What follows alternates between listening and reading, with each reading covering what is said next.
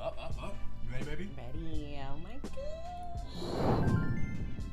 Oh my god. What up? Good morning. Good morning. Hello. Welcome to our Lore Utopia here in Baltimore. Hi, it's me, Sheba. Hey, this is my beautiful, amazing, sexy husband, Billy. He's checking the levels. the level. Making sure the audio's good. The levels.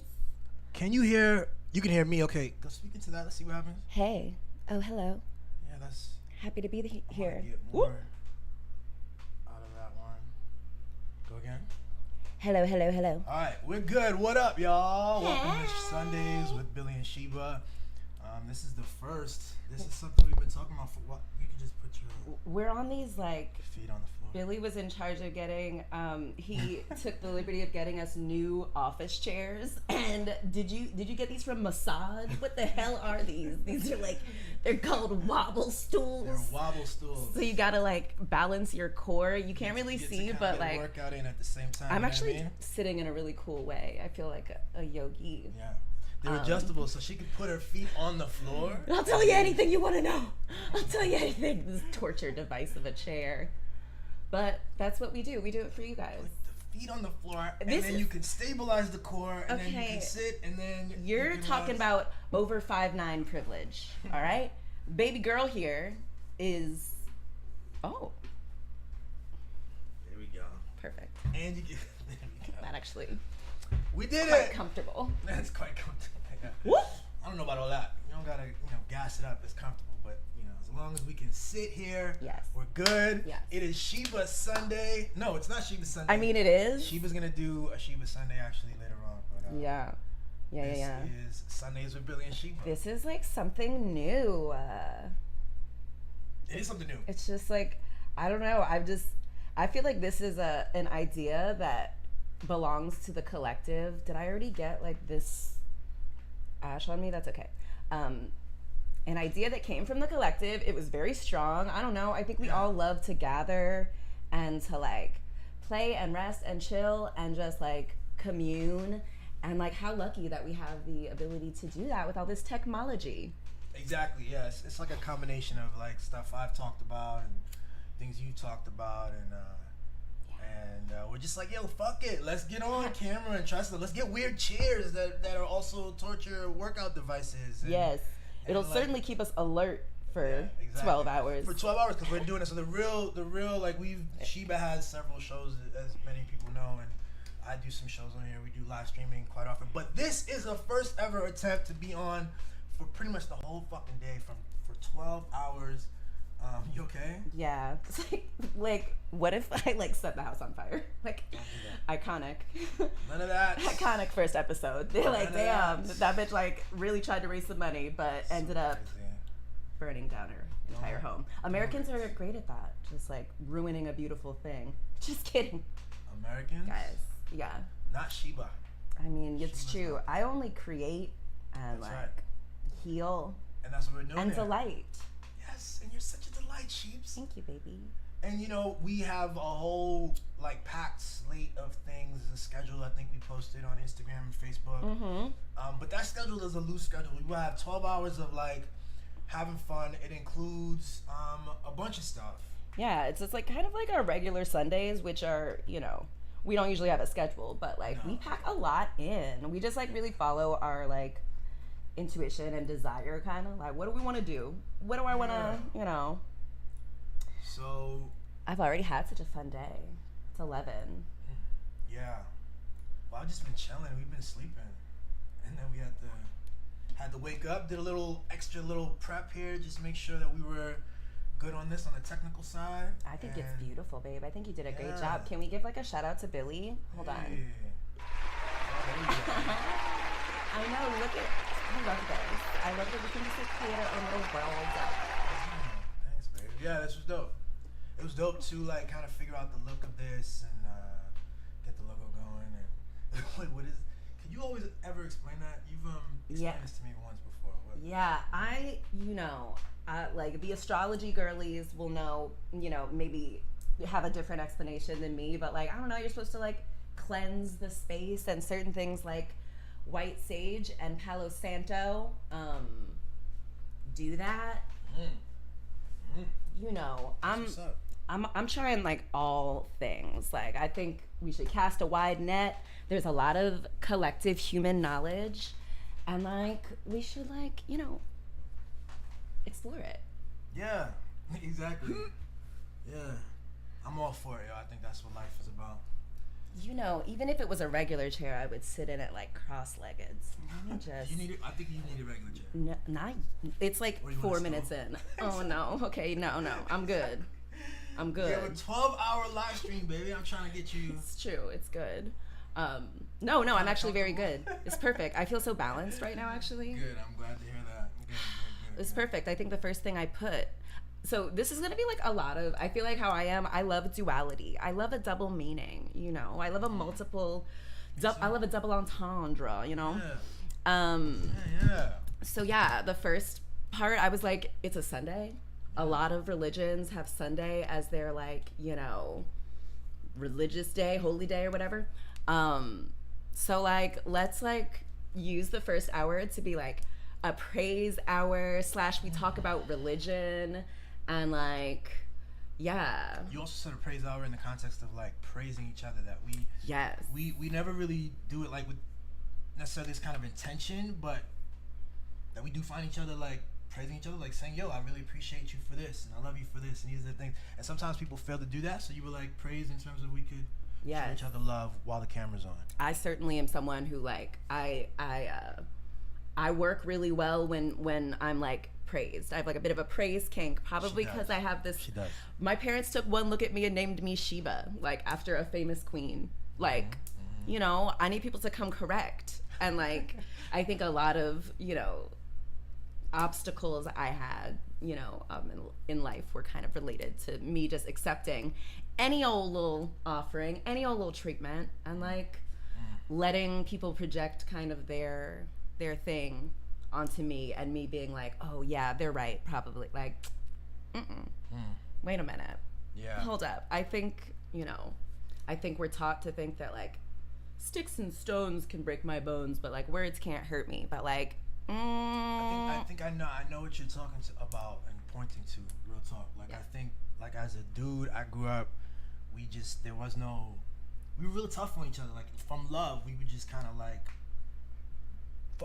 we would shit on each other. We would pick each other's worst trait, you know, physical trait, whatever that is, and make fun of each other. And that's kind of how we showed love, you know. And it was kind of a masculine thing. But I think there's something about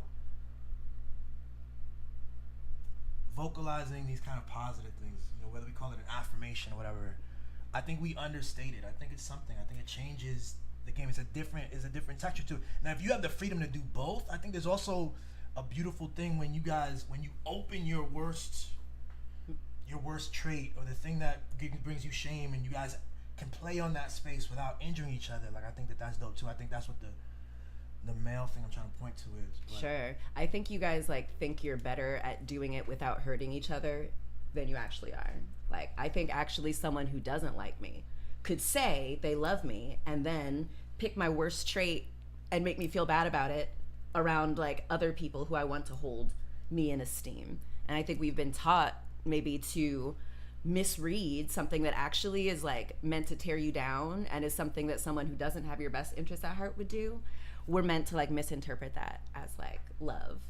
Because I'm like, if I like spoke to you like, you know, any old way. Yeah, your friends like speak to you, or if you spoke to me the way like some of your friends like think to speak to you, it would be like crazy. This would not be a fun thing to watch. I feel like. And to be clear, like it's not that, like especially now as we're older, I don't have friends who we do that. I feel like that was definitely a teenage into the 20s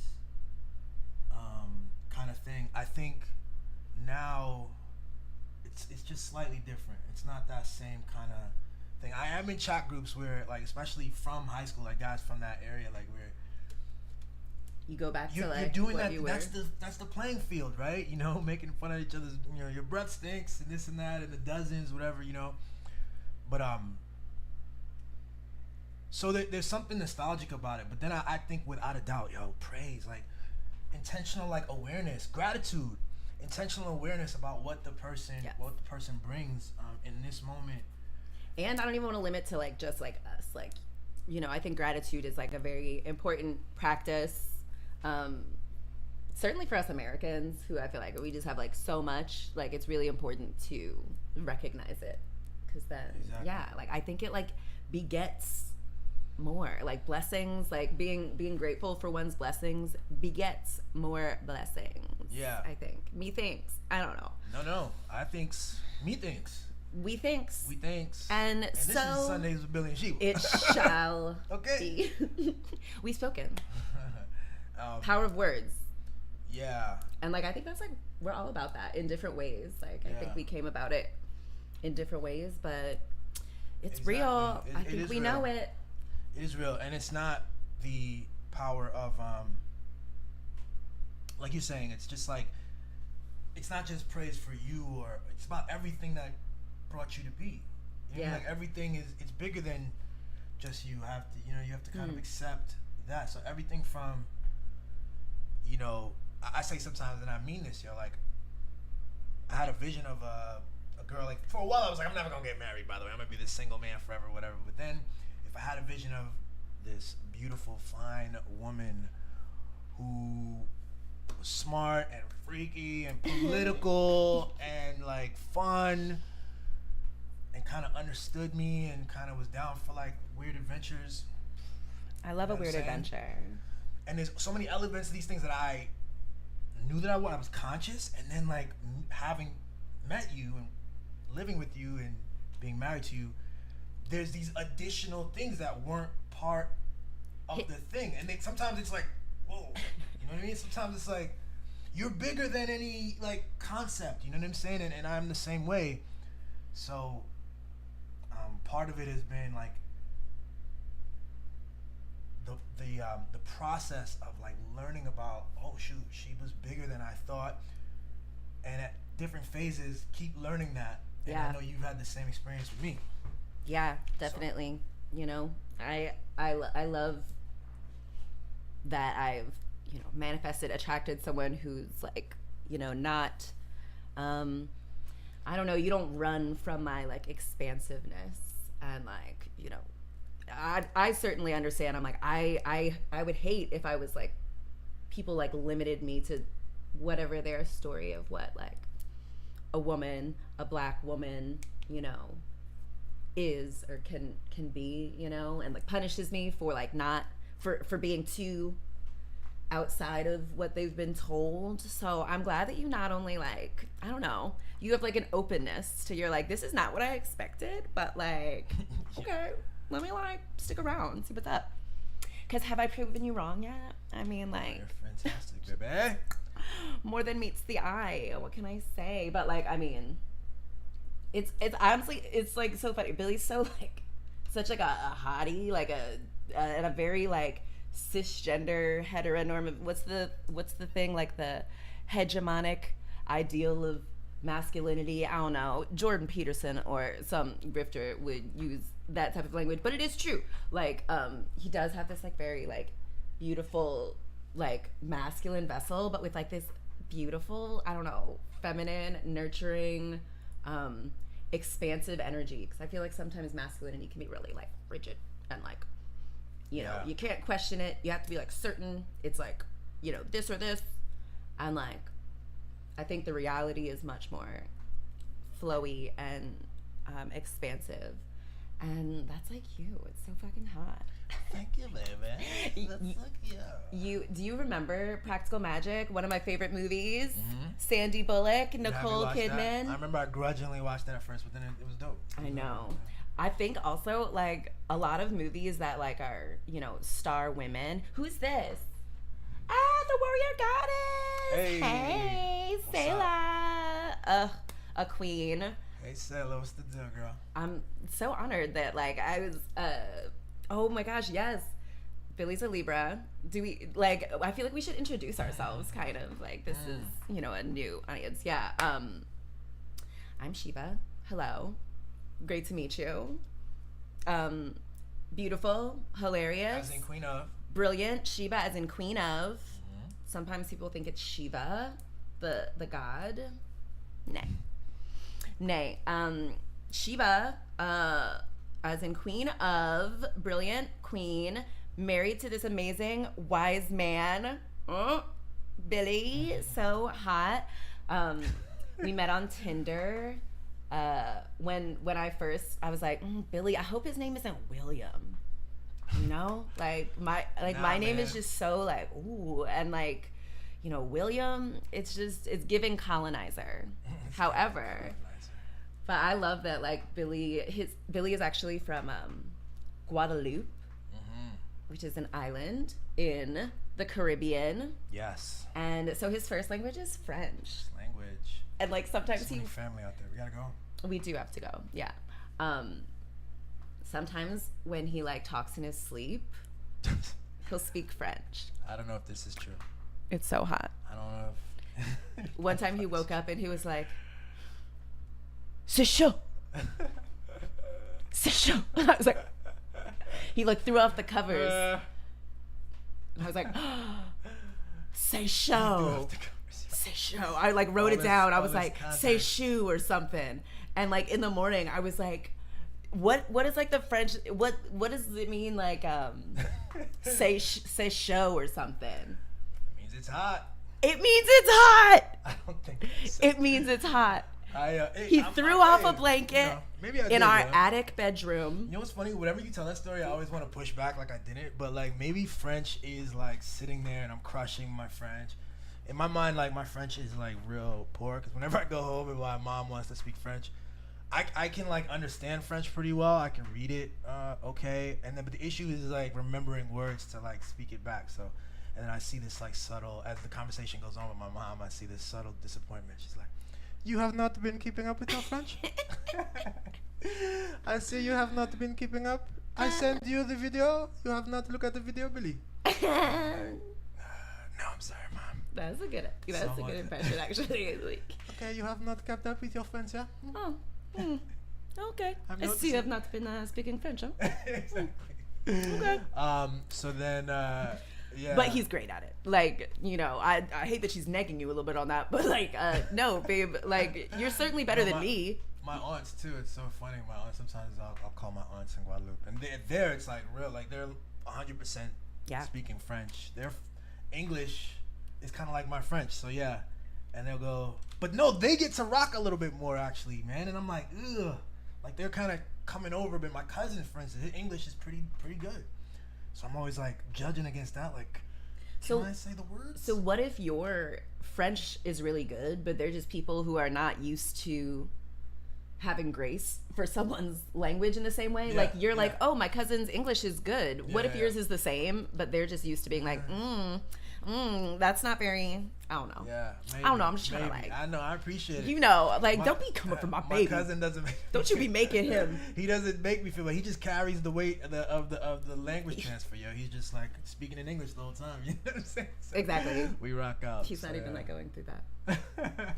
All this to say, don't run from your. You know, I loved realizing. That's one thing too that's really interesting. I like keep learning new things about you and like making new connections and things, and I'm just like every time I'm just like, oh my god, it's so cool, so interesting. I'm so that's lucky. What the process has been with you too. Exactly. Being married to you is has been an interesting ride, yo. It's a crazy, beautiful, awesome ride. You are, as I said, this interesting mix that for a long time I didn't think was really possible, and I think who you are has been a dope mirror for me to see more about myself, and I think I wouldn't be who I am. We wouldn't be doing this particular episode, this concept, without you. And then I just love that. Like there's a mix here, right? I get to see your stuff and your spark and like try to support it, influence it with what I have, with what I bring to the table, and I feel like you do the same. And so really I feel like that's a rare thing too. Yeah. So I feel lucky about it. No, I feel you. I feel so freaking lucky. I was like, what? Like, because I feel like the ladies know, certainly the American ladies, like the men's, the pickings are slim. It's like all of my like the women friends I know are like such bad bitches. Like they're just like beautiful, like interesting, like decolonizing, like, you know, very like resourceful and like intrepid and just like, you know, creating something really beautiful out of like nothing, or out of just like, you know, what other people would see as like not much. Yeah, so they're just amazing. expansive. And then like they like crying over like the most regular dude whose like skill is kind of only in making this woman think her best bet is to like let him handle all of her gifts and bigness, how big she gets and how she uses it. And I just think it's so powerful to have like someone who's like amazing like you to, I don't know, mirror back something like beautiful rather than mirror back like my worst fears and anxieties or the stories I've been told about myself. Like, yeah. Thank you, baby. Which could have been a thing because, you know, like oftentimes they like, it's a thing we know that like we marry kind of our parents. That's like our first, you know, example of relationships, of relating. Yeah. So a lot of times, you know, we do that. But lucky for me, I've already been married once before. So I got to marry a guy who was more like my father. Hated it. It was terrible. You would say he was like your father?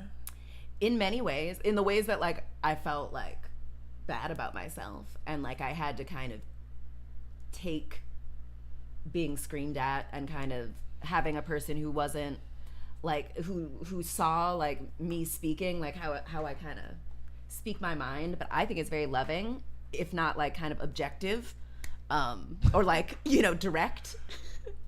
And if you're not ready for that, if you've told yourself a story that like a woman isn't supposed to do that, or like for my father, like a girl isn't supposed to do that, then you're like, what I say is gonna filter through it and like seem like insubordination or like an attack or like getting too big for your britches kind of thing. You go hard on men, and like I'm not here to defend anyone, but I do think that your experience is real, and you know the way you share it is real. And I could just say, like, there's no defense I'm trying to make, but that like, yeah, these definitions are powerful. You still in this? Yeah. There's no reason to attempt to do this. Like, this chair is not meant for that. But I mean, not with that attitude. It's not. Here we go. Okay. All right. That's some supreme. Now this is like elite balance here. You got this. It is. I love it. Truly. I love it. It's really admirable. Yeah.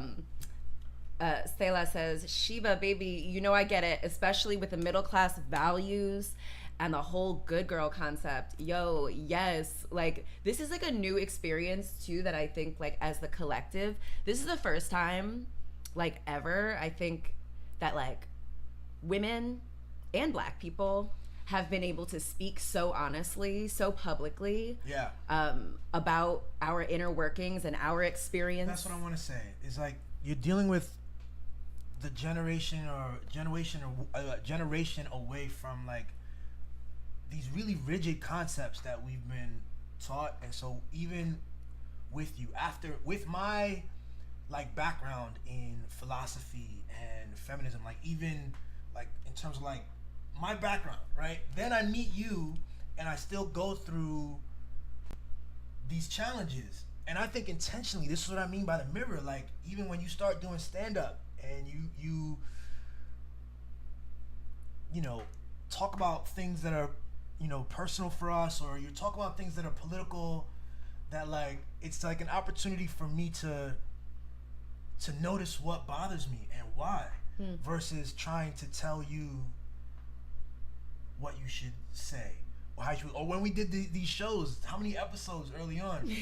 And I told you every time because we have great communication, so anytime you do certain episodes, and certain episodes were just like feel weird to me, and I would want to talk to you about it, and it will, in the process of the challenge of talking about, one of the beautiful things was noticing like if you weren't who you were, if we didn't have this platform, you wouldn't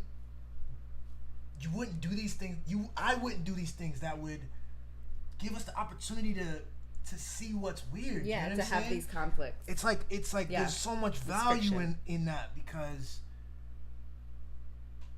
that's just, I don't know, it's just a feature of this. And that's part of why I think today doing it for 12 hours is a newer challenge. Really getting freer, just to keep the camera on and see what happens. We're already almost a half hour in, so only 24 more of these. 24 more. Great. Half hour. This was easy. That's all it is. And it's perfect because I feel like we've gone on like a bunch of tangents from like the things, so we could like, this is so perfect. We have like literally, I think of it as like, it's like generations of language and storytelling and feeling and I don't know, just kikiing, like coming through us. Yeah. And like 12 hours is honestly, when you think of it that way, nothing. Like we have so much to say. We collectively have so much to bring forth. So many like, you know, using conflict to like get us forward. It's great. And yeah, I want to like make sure I won't forget to come back to, but like, yes, like something about being like Black and raised like middle class, and like, you know, the respectability politics that come with that, and this kind of like this system of relating and interacting with the world, which was given to us by, you know, white people. Like I think a lot of our parents were trying to be like, okay, let's show these white people we can be just as, you know, educated, just as hardworking, just as successful, and we can. I think we've shown that, but like, you know, at what cost kind of has come. Like we've told ourselves subtly these stories that like we're, you know, in order to be successful, we'll have to play their game and model ourselves after them, and like our value system should be the same. When like what everything from the value system to the aesthetic, right? That's how you see, you know, colonized African countries where the judges are wearing the white, you know, wigs. Oh my gosh! In everything from our idea of what is a clean and professional, you know, look, and the suit. Yes.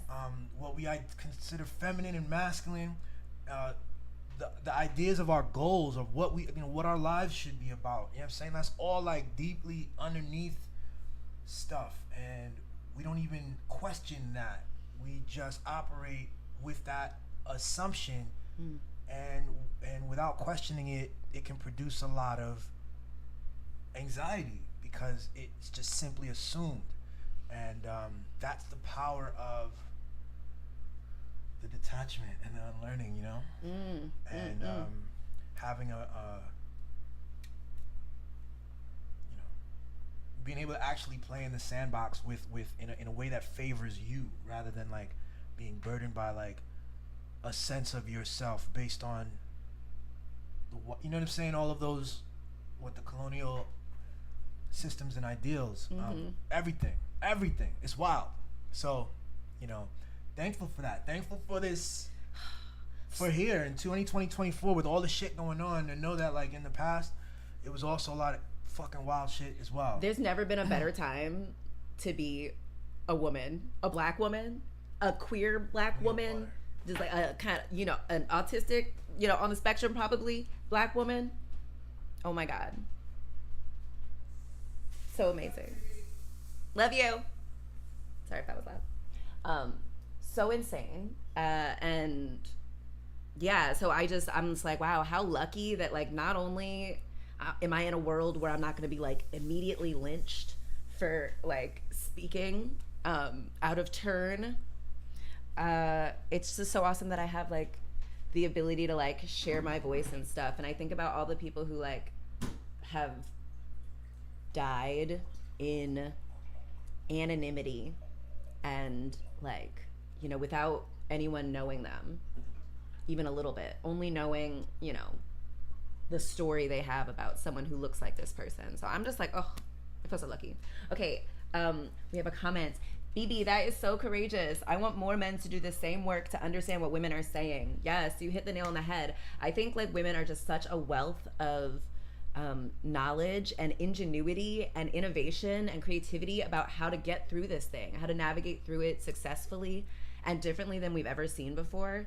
So it's just going to be so freaking important for men to like unlearn that women are supposed to be following men. We're supposed to be just like helping the guys, you know, do whatever the guys want to do. I'm sorry, y'all. I just don't think men These are. kind of narratives are so debilitating, because then you're just assuming, like, I've had, that humility to really be a partner instead of thinking that I should, like, for instance, even in this whole process, like getting freer talking about politics. For me, there was some serious red lines as I was, you know, when I left my career in politics and in journalism. I'm out here on camera. We need to be mindful of a certain image. You know, we want to be real and honest, but let's also be careful because blah, blah, blah, blah. That's prudent. That's smart. That's everything that I know. That's everything that I've been taught. And your creativity, like, we would have these conversations, but then you had your own stuff. This is your own stuff. And I was so excited that I had the opportunity to, like, provide you with something that I knew you would get excited to, like, jump into, that is yours. And so you just challenge all of that stuff. You would challenge all of it in your own way and make it, and it was just like, oh, she's her. That's also available. Nothing happened. That's also available to us. And, like, you know, what is it that's making me weird? You know what I'm saying? Like, that changes the game. Because then I find that it's related to, like, something that, you know, my mom said, or something that one of my colleagues said, somebody I worked with who is in those areas. I'm in a different place, you know, and we doing something different. So yeah, and like what we're taught, what these systems teach us is prudent and smart, is actually just in service of this status quo system that keeps, like, a couple, mostly white, overwhelmingly dudes, like, in power and extracting all of the value and labor from us, and, you know, creating this world where, like, a large population is still enslaved, both here and all over the world, where people's, like, houses are being, you know, carpet bombed, and, like, they're just forced to, like, live on the street. And, like, I'm just like, what? It's crazy. It's crazy to me to think that, like, I would be, you know, born into, like, this time period in this vessel with this technology. I would find this person with his background and all the things that he is, and, like, I'm supposed to just do what my mom thought to do, or do what, like, our parents thought to do what, like, society, like, tells me to do. You hoes don't know. What y'all know about that? So funny. I love that, like, this is also how our Sundays go. We, like, set kind of some intentions. Yeah.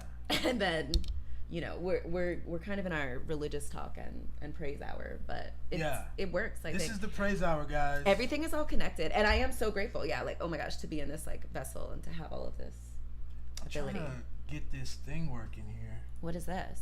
Oh yeah, so we're also, like, we're on Twitch, by the way, as well, guys. Yeah, do you guys have Twitch? I've never really used Twitch before, but, you know, I think we use that because it has a lot of, like, features that you guys can, like, donate more directly into.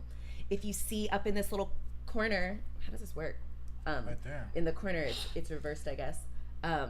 We have, if you're on a PC, like a desktop computer, we have this GoFundMe, which is where all of any tips, any offerings you would like, please scan this, or, can we put their thingy in the chat too, if you're on your phone? If you're on YouTube, if you're watching this on YouTube, it is pinned in the chat. Let me go to that real quick. This is gonna create some weird, this is on, it's actually, we're on Sheba's YouTube, actually, right? Sheba Biba. Yes. I'm really proud of us for, like, you know, for doing this, like, thingy, new thing in the chat. If you're on your phone. Oh, that's how it looks? Oh, it looks great. YouTube, if you're watching this on YouTube, it is. Okay. Meta. Let me see if I can turn the volume up. Okay. Pinned. Boom. Okay, so yeah, on YouTube it's right there. Oh, I see the GoFundMe. Ibrahim Tolin and Asma. Shout out to Asma, Rajila. I feel like I'm a little self-conscious about my Arabic accent. In the same way I'm self-conscious about my French accent. I don't know what it is, but like it just feels very I say it in a very American way. Which is like based on like I know Spanish well, and I feel like I want to pronounce their last name Rajila, but I'm pretty sure that's not it.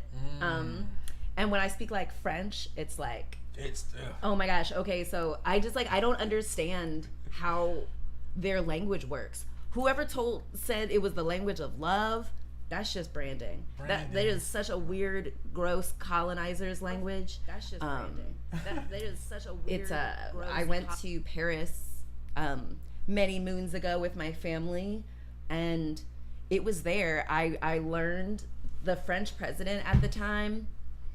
I learned his name is pronounced François Hollande. I thought that man's name was Francois Hollandes.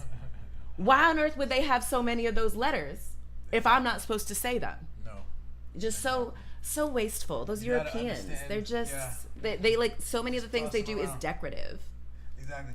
I think the whole language of love thing. It's girl. What they know about love? Flow into each other. That's the only thing they got. I mean, you know what it is? It's compared to German. You know what I mean? That's sure. But it's like, you know, maybe Europeans could be like, maybe the language of love is not a European one. There we go. Of course. You know, like all these things are framed by, you know, motherfuckers who's framing things. You know. Yeah. So. Yeah.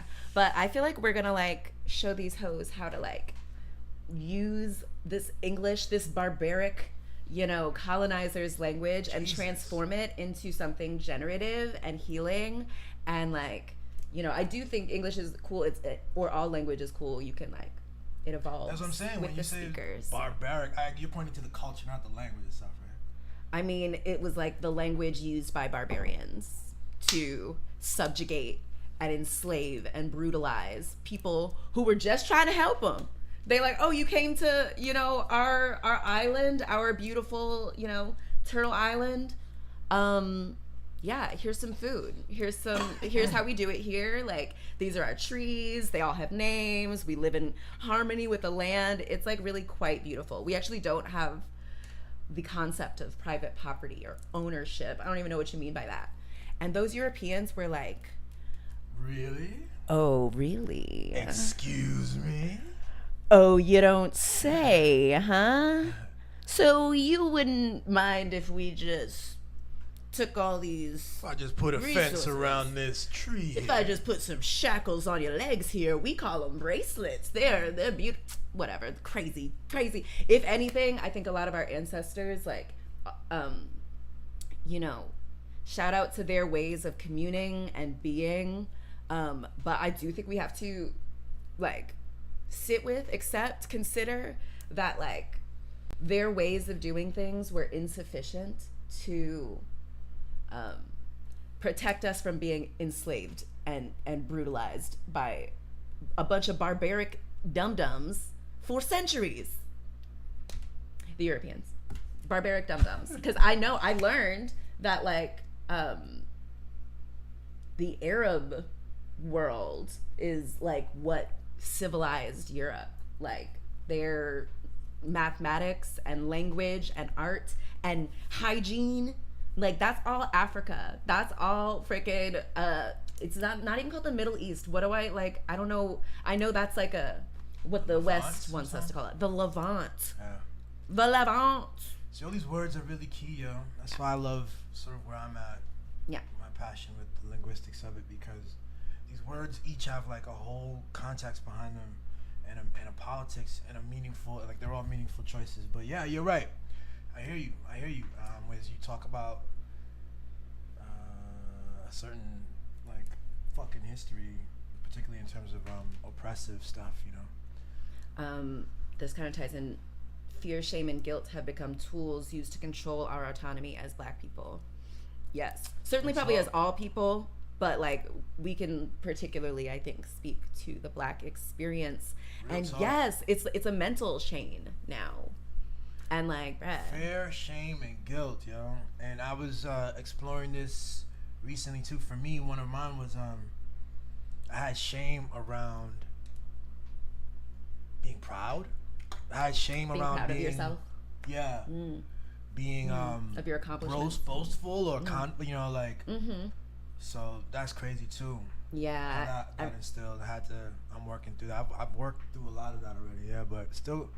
It's always a process, you know? Yeah. It's so cool to have, like, someone like you as a mirror to, like, see you, like, what makes you uncomfortable. And a lot of it is just, like, you know, you'll say it's boastful or talking about yourself, but it's just, like, literally objective statements of, like, what you've accomplished, of who you are, like, how people perceive you.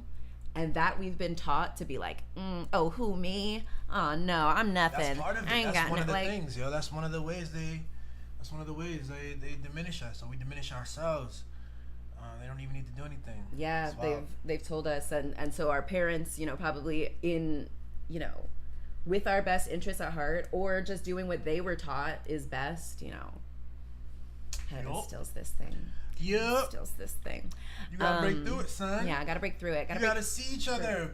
We gotta, like, that's why I think too, like, that's why I think what we were saying from the beginning of this hour, even the words we use, the way we if we positively reinforce each other, right? And we're not lying, but we are leaning into each other's best traits. We are elevating each other. And what's the other word we use? Affirming each other. Yeah. Yeah. It works in the opposite way. It's the opposite thing. It literally is the thing. Like we don't realize how we actually do internalize these stories, even if it's in a playful setting, even if we're saying it to ourselves. Yes. Yes. If someone like mirrors back to me like my insecurity or something, like, you know, it confirms it. I'm like, oh, of course, I knew it. In a powerful way. I knew it. I did have a, you know, I don't know. Lack of awareness. In my head, I was about to say, I do have like a big head, and then I was thinking like, I was like, oh no, I hope that didn't trigger Billy, because I know people have made fun of your head is perfectly shaped. Thank you. It's not. It's like, but you have such a huge brain. I have a huge brain. Yes. A huge, sexy brain. That was my line growing up. Actually, that's what my mom used to say. You have a big brain. My brain is big. It is. Gotta have a lot of space. Thanks, babe. So funny. Yeah. Okay. So, what were you gonna say? No. Yeah. Just you know, affirmations. Yes. Praise hour. Absolutely love it. What? So for me, like, religion. I like, we weren't religious until I don't know if we were ever religious, but we weren't a religion until I was in 5th grade. And our parents, they were like, all right, we're going to become Roman Catholic. And I was like, crazy. What? Well, it's not crazy. It's just... I mean, it's pretty crazy. And I understood that there were religions. I understood that, like, a lot of black people in America were Baptist. Right.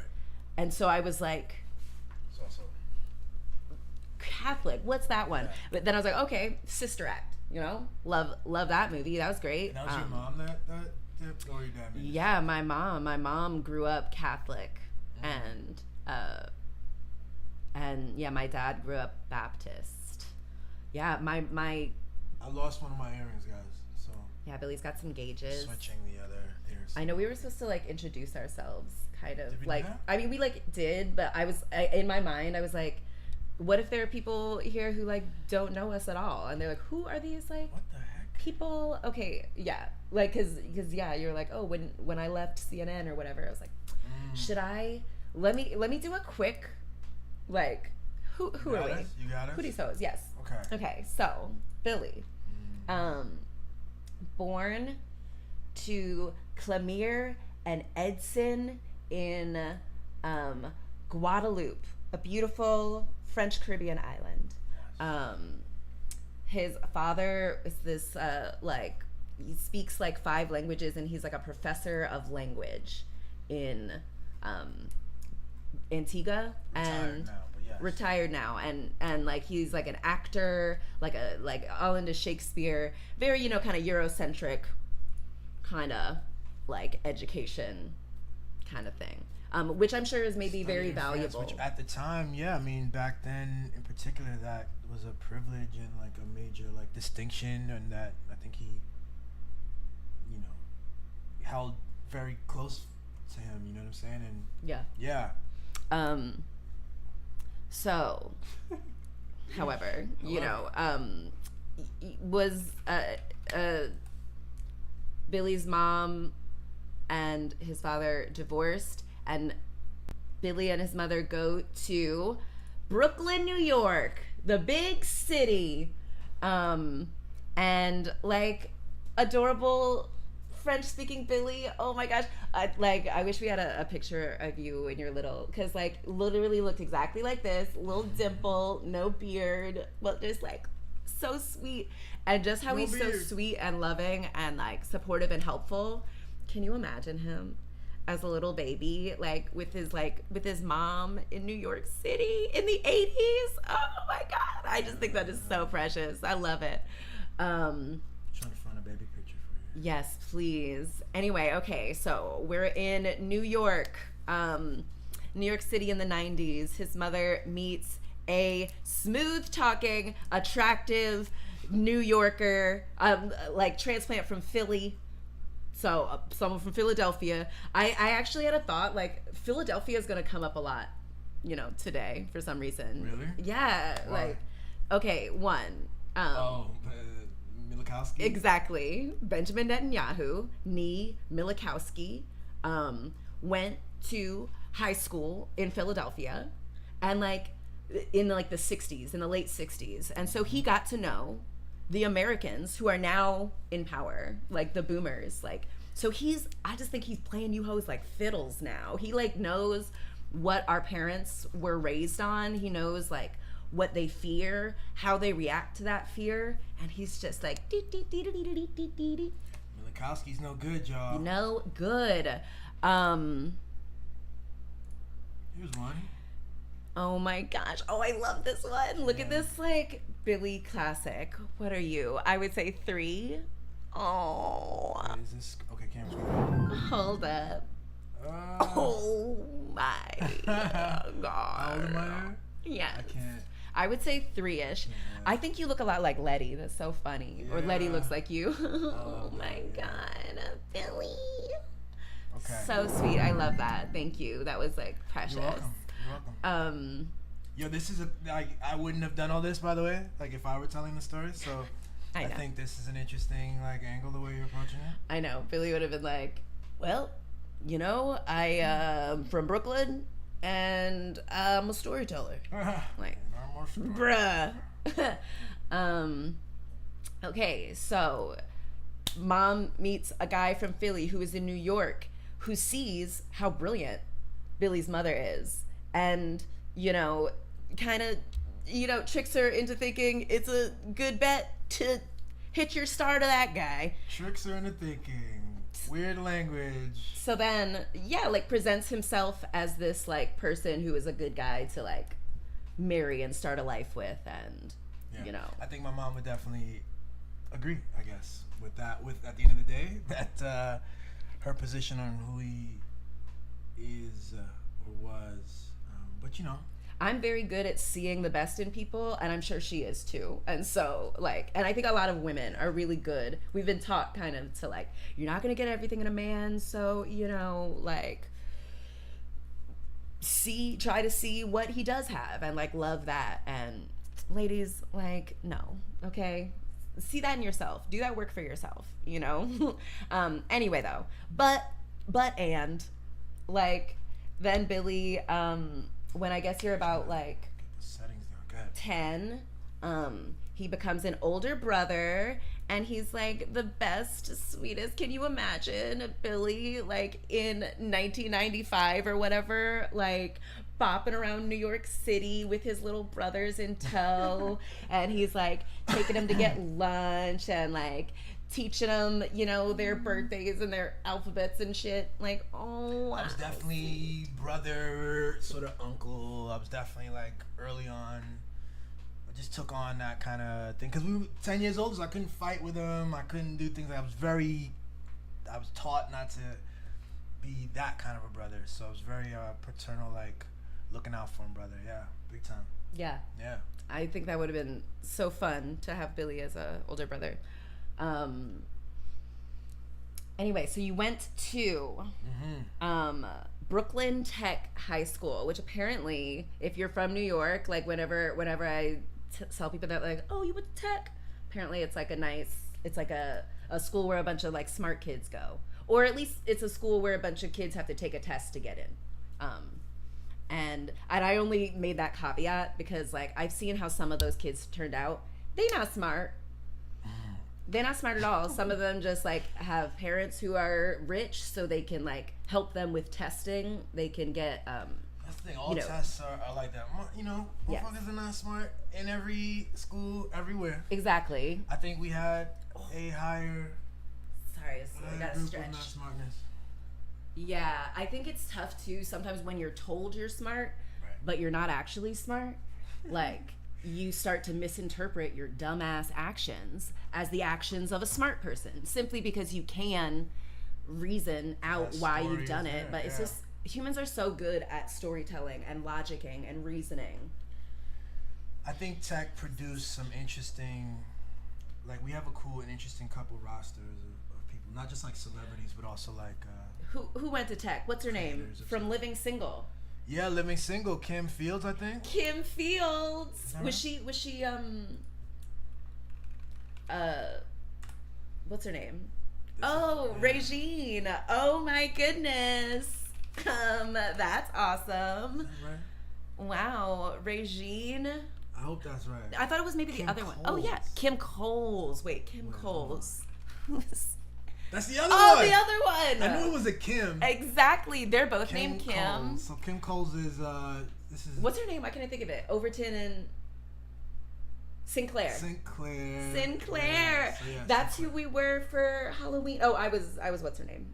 But you were Overton. Yeah, you were Max. Wow. I was Overton. Maybe next year. Yeah. We'll do Sinclair. But yeah, wow. We should have known. I don't know, like. Okay, at least 2 really dope people came from Brooklyn Tech. The rest of you hoes... Several others. Several others. I just have like a pretty high standard now. Billy's just like raised my standard for what a cool person is. So yeah. Anyway, goes to Brooklyn Tech. He is so cute and sweet. It's been really cool to see like we've done a couple of posts about like what's the thing that you like remember about Billy, you know, no matter where you met him. And like a lot of people, even the people from like elementary school, high school, college are like, I don't know, you made them feel safe and comfortable. And they didn't even have like a specific thing, but they're like, I was late to class one day and you were late too, and we just like walked to school together and it was so fun. And it's really cool how a lot of like women and queer people and like, you know, non-traditionally, non-European, you know, standard attractive people feel really safe and like loved and seen by you, which is really cool. Because I think like I don't know, someone who's like so hot and so masculine and cis het, we would allow you to be like a bad guy.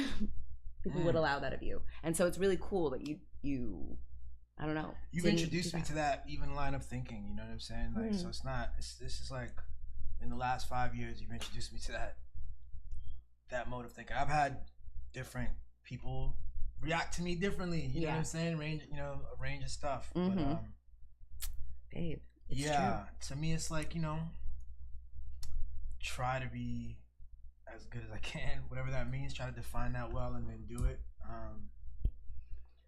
Even before I could articulate that, you know, to try to like, and to me, try to stay out of, I had like this thing where I didn't want to have any enemies. I felt like there was a lot of wild fighting around me in my youth, and people had weird beefs, and I was, you know, so.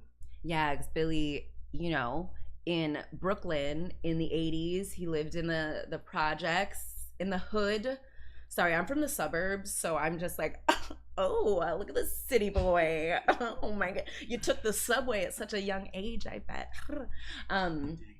I just think that's so cool. Yeah, Sheba loves New York City subways. She gets weird about it, actually. Like, it's just so, dancing, like... swinging around the poles. Sit your ass down, please. When we're alone and life is making you lonely, you can always go downtown. Like, it's New York City. It's like, even if you know nothing about, like, America, like, I think you have this, like, we assume, like, New York City is the capital. And, like, it is. I certainly got a lot of my understanding of, like, I don't know, the world or, like, going out on your own is, like, from movies and media I saw about New York City. So, love that. Anyway, so Billy is, you know, 10-ish, like, to teens, navigating the mean streets of Brooklyn, New York City. Oh my God. Jesus. Keeping his brother safe, being so cute. He joins the football team because he's like, I gotta get the fuck out of here though. Holy crap, people are crazy. And he becomes the freaking captain of his high school team. Mm-hmm. You know, he's like very, you seem like you have like a great energy. You hustle. You're very encouraging. Mm-hmm. You're very like great work ethic. So I think it's probably a really good teammate. Yes, for sure. Then he goes to Stony Brook College, which is in New York, in Long Island, I think. No, I know it is. And he is on a football scholarship.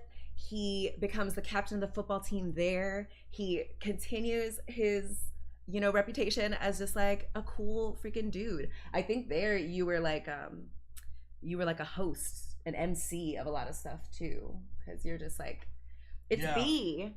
Yeah, it's funny. They used to do all kinds of stuff. There was fraternity shows and parties, and there were other like fashion shows and creative things.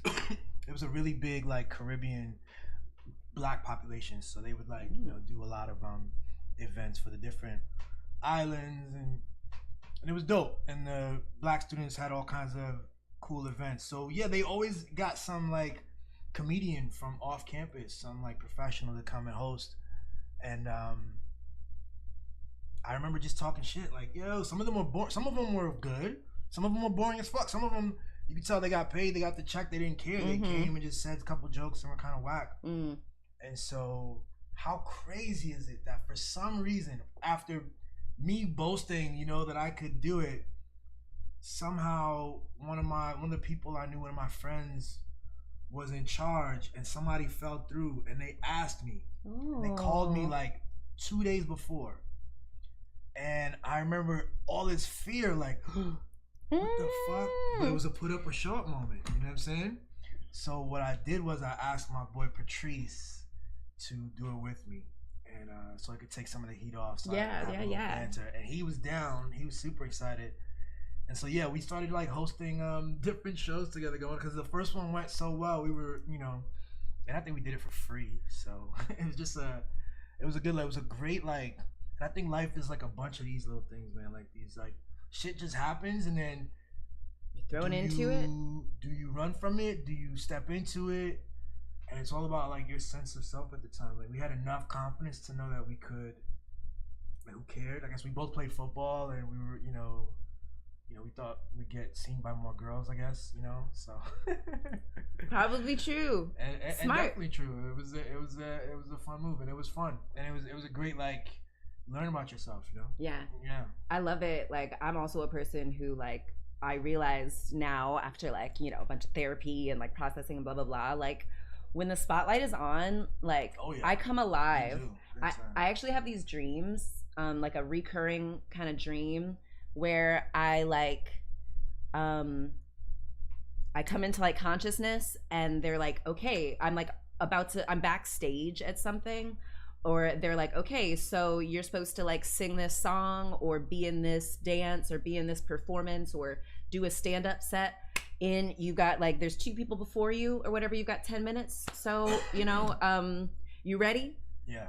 And I'm always like, okay, And so then I like spend the next 10 minutes, you know, trying to figure out what's the song I'm gonna do, I didn't prepare shit. So like, let me see what I'm supposed to be doing, what they expect me to do, and, you know, figure out how I can fake my way through it. But I realized, you know, never in these dreams am I ever like, oh, I'm not ready, I can't do it. You do it. Every time I'm like, yeah, I'm like, all right, this is what we're doing, I'm doing it. Yeah. And I figure it out. And like, I think that's very much, you know, how my life is too. Like a lot of things I'm kind of like, let me just do it. And I do it, and it, you know, turns out great. You know, I find myself, I'm like, oh shit, I'm so resourceful, and my body's got me, you know. Like even if my brain is like can logic like, no, you're not ready, they're gonna hate it, it's gonna be bad, like don't do it, it's gonna be bad for you. My body is like, I got this. And like sometimes I'm just like, what did I even say? Did I say something? And people are like, that was brilliant.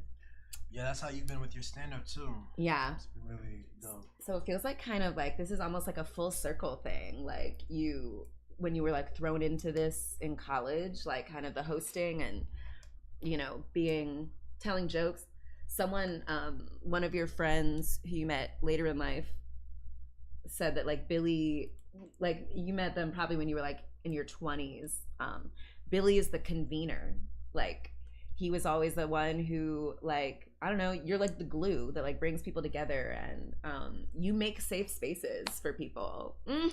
Be it your brothers, be it your dumb like football friends, be it your, and I'm just kidding, but also, you know, if that motivates you, they're also like very, y'all said y'all are used to being talked to gruffly, so okay. Anyway, but yeah, everyone just like feels safe around you. I think that's such a powerful skill, and that's something that's kind of like underrated. We're not really taught to think of that as like masculine, but I think it's so sexy. Thank you, baby. It's fantastic. Wow, I love that.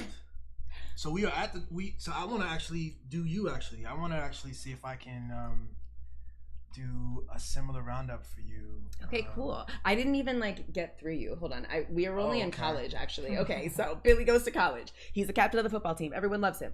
But he's still in New York. Then he gets you know, there's this thing to be a staffer for this congressman in DC. And Patrice, that dude who apparently did the stand up with you, was like, hey, you should try out for that. You should apply for that. And Billy was kind of like, but he kept on him. And Billy applies. Billy gets it. He goes to DC. Doesn't know a soul. I think that's so brave. As a suburban person who's been in Maryland all my life, I'm just like, that's so cool. Who's this? Banu. Hi. Banu, what's up? Yeah, and okay, so he's in DC being so cute and like in his early 20s, and you know, has to buy a suit. And, you know, be in this, like, DC crowd and stuff. And he's working on the Hill. Two suits. 7 days in a week. No, I think it was 3 suits, actually. But, you have to mix and match, figure them out. You know what I mean? I love that. And I bet that was probably really endearing, especially on the Hill. It's just a bunch of people who are, like, such tryhards and are so, like, you know, just kind of inauthentic. It's, like, so refreshing to see someone who's just kind of like themselves and like earnest. And what a lovely story my wife is weaving about me, which I love. Thank you. Which is so full of love and like, you know, love. Thank you, baby. What can I say?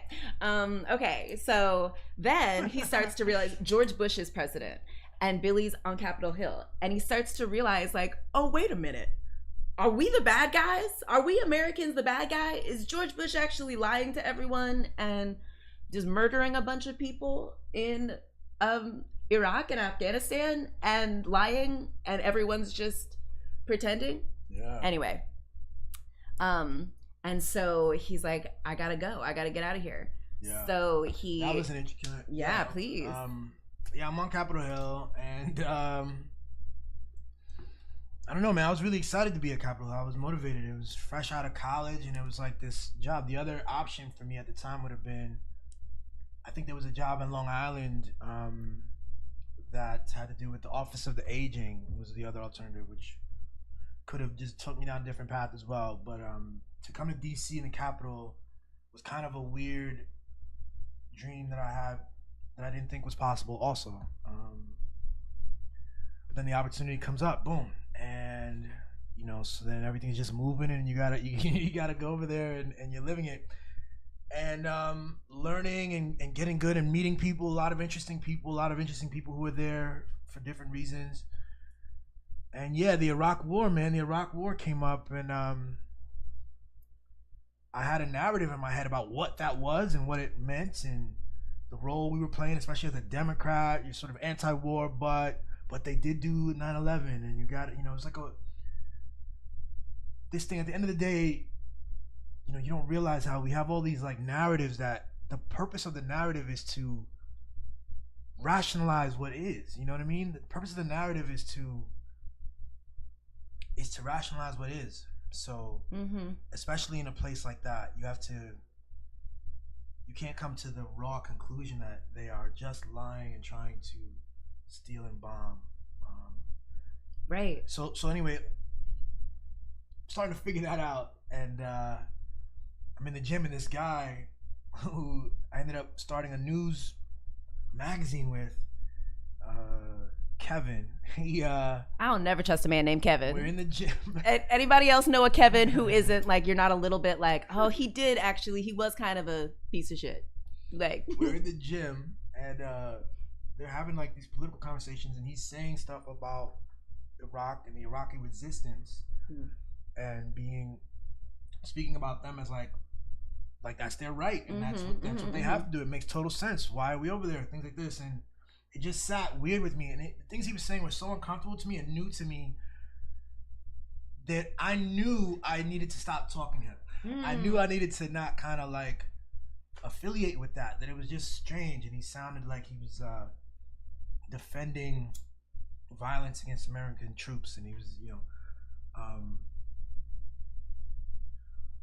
but it took a while to keep like something within me also would just kind of be interested in the conversation and like listening and being more and understanding that the entire underlying values and narrative that I was being given didn't properly lead you to the right conclusion, which is like, yo, why is the U.S. military over there? So had to take that seriously. It was a difficult process. Because I was on Capitol Hill. I was where I was supposed to be, right, quote unquote. Right. And these questions were pushing me away from that, you know. Yeah, I bet there's certain things like everyone, certainly like in the Black community, is like so proud of you. We're told that like this is where, you know, this is where it happens. This is where Black people can like shine. We're in these rooms with like where all this shit happens, and very brave to be like, oh my God, sorry. To be like, I don't think it's it. Yeah, just reading books and being open to an entire different discourse, being introduced to Noam Chomsky and Cornel West and so many other people, again, Bill Fletcher, labor discourse, labor history, Howard Zinn. So yeah, so it changed everything. So I left that and started. I was working at the gym. And then did you go to? Oh my God, I almost like. What if I fall and die? That just will be so iconic. Oh my God. She can put her feet on the floor. She could just put her feet on the floor, everyone. Don't you tell me what to do. I'm just kidding. Oh my gosh. Okay, so we have a message from Ibrahim Khalid, who is the Ibrahim of Ibrahim, Asma, and Tolene, who this is all for, honestly. Like, what's up, man? I owe them so much. Like, they really, you know, helped pull me into like, I don't know who I'm supposed to be. Like, this would not exist, I don't think, in this form so quickly in this time period, like without them. And so thank you. On the other hand, very sorry it had to take the carpet bombing of your community and, you know, displacing you a bunch of times and like, you know, giving you a really terrible experience of things in order for me to like, you know, I hate to think that like, you know, without other people having a really horrible existence, I wouldn't, you know, have thought of this. It's just, anyway. what Ibrahim said is, That's the hello, tension. my friends. You are the most beautiful couple in the world. I always wish you success. Thank you, Ibrahim. Thank Your you. Your family is beautiful. Yes. Thank you. Honestly, like, they remind me of us. Like, in the sense that they're just like, I don't know, a couple that loves themselves, that finds themselves in this like insane situation that I really don't think Americans can like fully grasp how crazy it is to like we don't know what it's like to be bombed. We certainly don't know what it's like to be bombed regularly, you know? And like that they have to just experience that and still like live like I would just hate like the idea of like my well-being kind of being linked to a bunch of like Americans hearing my story and understanding me. Oh my God, like that's a nightmare. That's the crazy thing, because at the end of the day, this thing doesn't continue without the diplomatic support, financial support, and the military support, the weaponry. Yeah. It's been reported in depth how important that is. And yeah, it's so, us. Like they have like bombs in their neighborhood that have like made in the USA. Like y'all. And if our system was as democratic as we intended it to be, we would have this thing ended already. This thing would be, the U.S. would be operating entirely differently on the international stage in the face of a genocide, you know? So crazy. And I'm just very glad to be able to help. It's interesting talking about religion. I saw this thing about, there was this nun who would like got arrested all of these times for protesting like nuclear like arms stuff, war, things like that, and she like refused to call it civil disobedience. She called it divine obedience. And I like love that idea, and I really, it like really resonates with me. I love the idea of kind of being a vessel like for the divine to work through. So like I'm not really religious in the sense. I don't know if I believe in like these formal gods that Christians and like that kind of monotheistic God. But I do love the idea of like, I wouldn't be so powerful. I wouldn't have this like the insights I have, the partner I have, like the ideas that I have, if I wasn't supposed to use it to like, I don't know, for God to work through me and to like help people. And I just feel like I'm very good at like attracting wealth and safety and positive attention to myself. So like, let me do that for the collective. Let me use that power to help other people be seen and to have wealth pour into them and to have safety shelter them and stuff. So like, put like donate to the link in the chat. Yes. And yeah, because like I saw like, that streamer guy, what's his name? Mr. Beast. Do y'all know of him? I don't really know. Like he's this, I saw like a video of him every once in a while. He's kind of just a white guy with a bunch of money who like gives it to strangers, kind of, right? Started off with no money. There's videos of him like trying to figure out what to do and looking down in the dumps, and then he made a video where he said to himself, in 10 years I'm gonna change the game. Something's really interesting how it actually, that story. And then so now somehow he finagled very brilliantly like giving people cash awards for stuff. So he had a video that would go viral. He would get maybe $10,000, and then he would find a way to stage an event where he would give away $8,000, and then you have footage of people receiving $8,000, and then that looped and looped and looped, and to the point where he's literally giving away $1 million or creating this massive. Yes. The cost of the event plus the thing, he was able to do it, and he's still making. And it's just like, it's really interesting, but it also blurs this interesting line, right? Because it's like, what is he?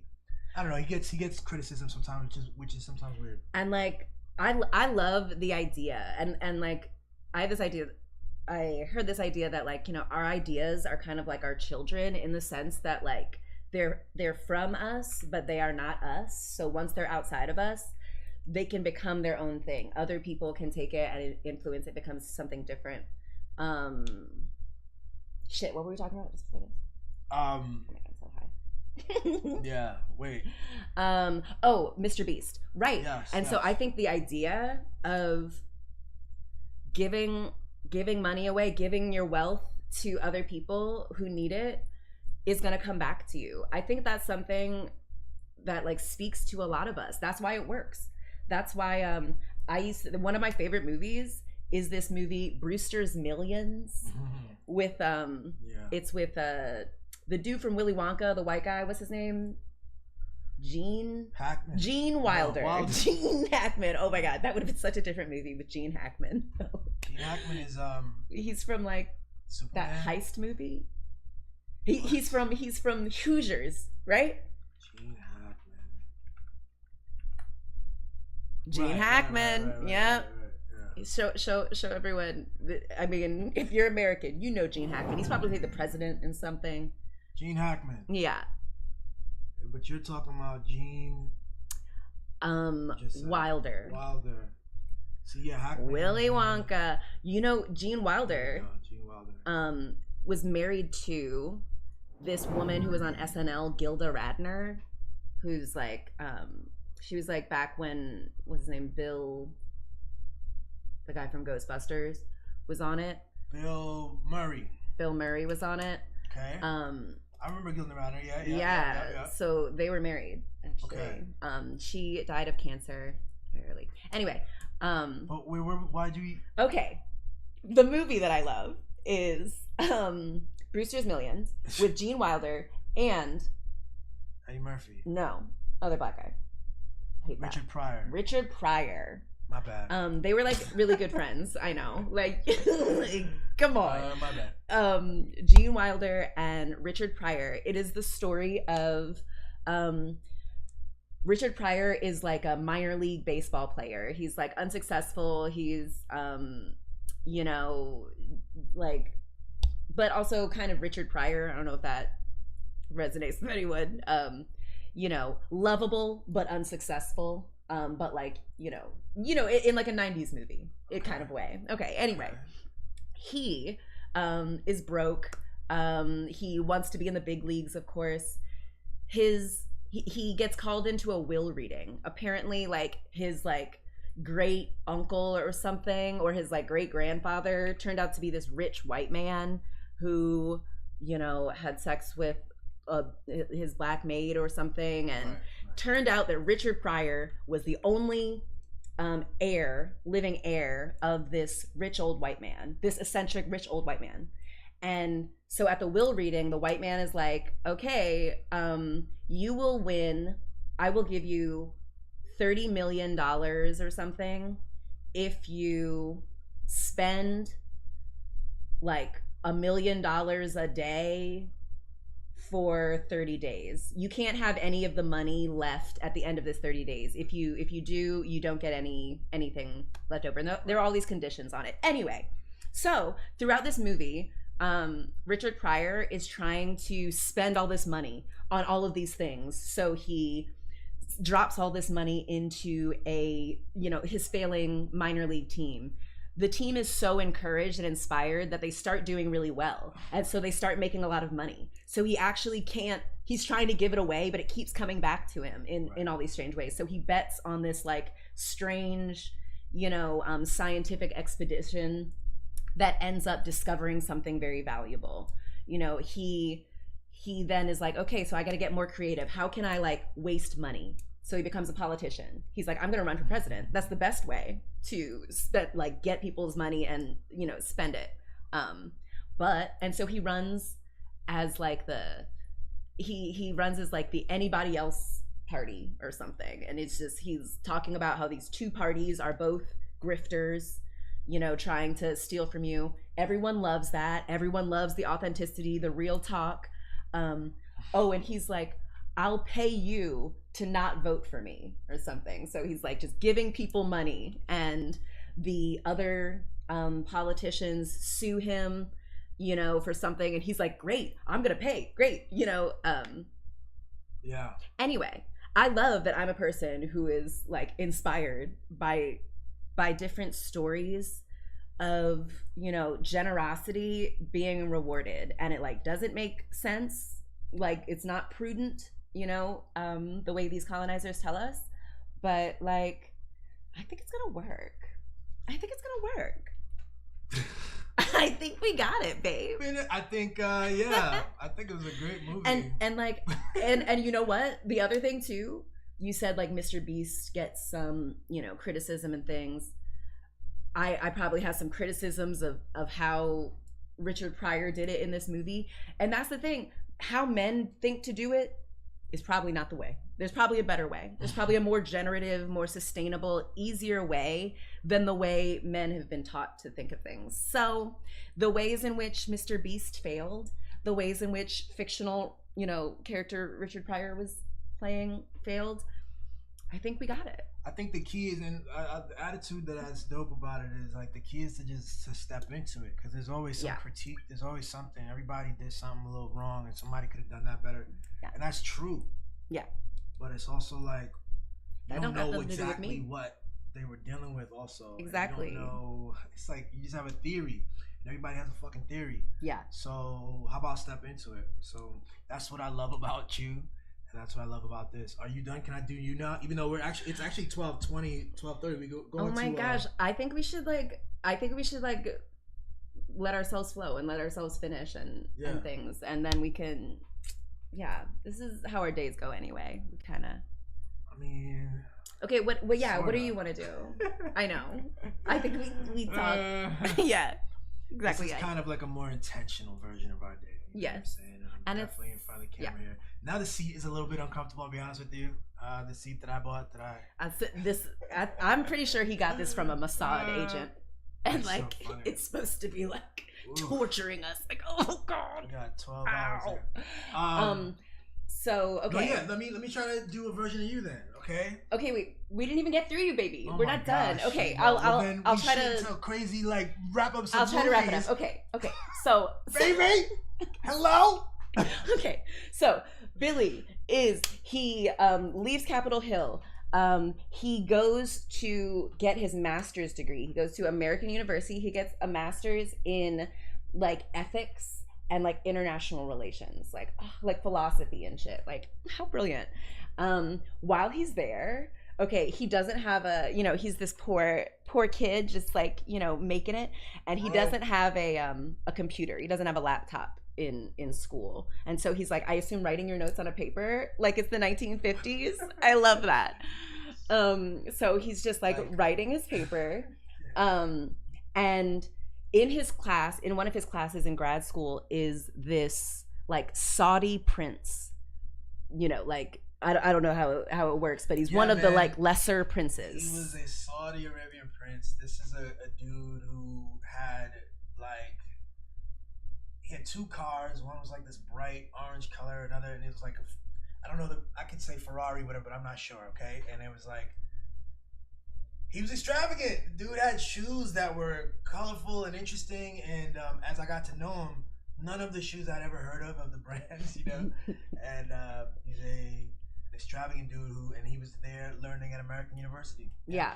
So, you know, of course, he loves Billy, and one day, Billy comes to class, and this Saudi prince is like, I got you a present. He has bought Billy a laptop. Yeah. And, you know, and he's just like, it's nothing. You know, we'll just go to a laptop. It was my birthday. It was his birthday. And so it was nuts because it was only a month into class. I'm October 5th is my birthday. So yeah, we hadn't really exchanged that much conversation at that point. But we had said, what's up? You know what I'm saying? Stuff like that. And then by then he got a laptop for my birthday, and like as soon as I walked in, kind of gave it to me, and it was really like, I was like, what is this? It's like, it's a laptop. Yes, it's a laptop. Happy birthday. And I was like, what are you talking about? You know, and just gave me a laptop. I love that. And you know what? I can relate to only knowing you for 30 days and being like, oh, that man is special. Like, I want to treat that man right. I don't know why, but like that, I want to make that boy's dreams come true. So I get it. I think after this guy like invited you to this like weird ass like No, it was Saudi it was a ritzy, prince party. It was a ritzy party at this like very exclusive club, like Georgetown. And it was this whole underground thing, and there was a lot of women there, and women who were there for different reasons. But also they were like older white women, yeah, prostitutes. Sure, yeah. Women working in prostitution. Yeah. But I'm trying not to, you know what I'm saying? Let's just keep moving. I know you're trying to like not because you're so humble. You know what's funny? When I asked Billy, I'm like, wait, you know a Saudi prince who a month knowing you gave you a laptop? Like, can we send him this, thing? And Billy's like, I don't know. I don't even remember the guy's name. Yeah, I'm sure he doesn't, you know what I'm saying, remember. I am pretty sure he remembers his cool black friend Billy. He probably never stops telling the story of how like, oh, and my friend Billy from America came and did this like cool. Babe, look so humble, so sweet. Highly doubt that. Anyway, that's just like, I think a beautiful anecdote to show like what a cool person he is. Anyway, okay, so gets his degree, starts this company that starts a media company, slept on with this, not cool dude, Kevin. Billy, of course, does all of the work. It's kind of like an activist thing. They put out all of these articles about, different, anti-imperial activist things. And media critique and social critique. And it really tried to, there was already like small burgeoning kind of internet news media deal. Yeah. Each separate and like, publishing stuff, very, bare bones budget, but dedicated people.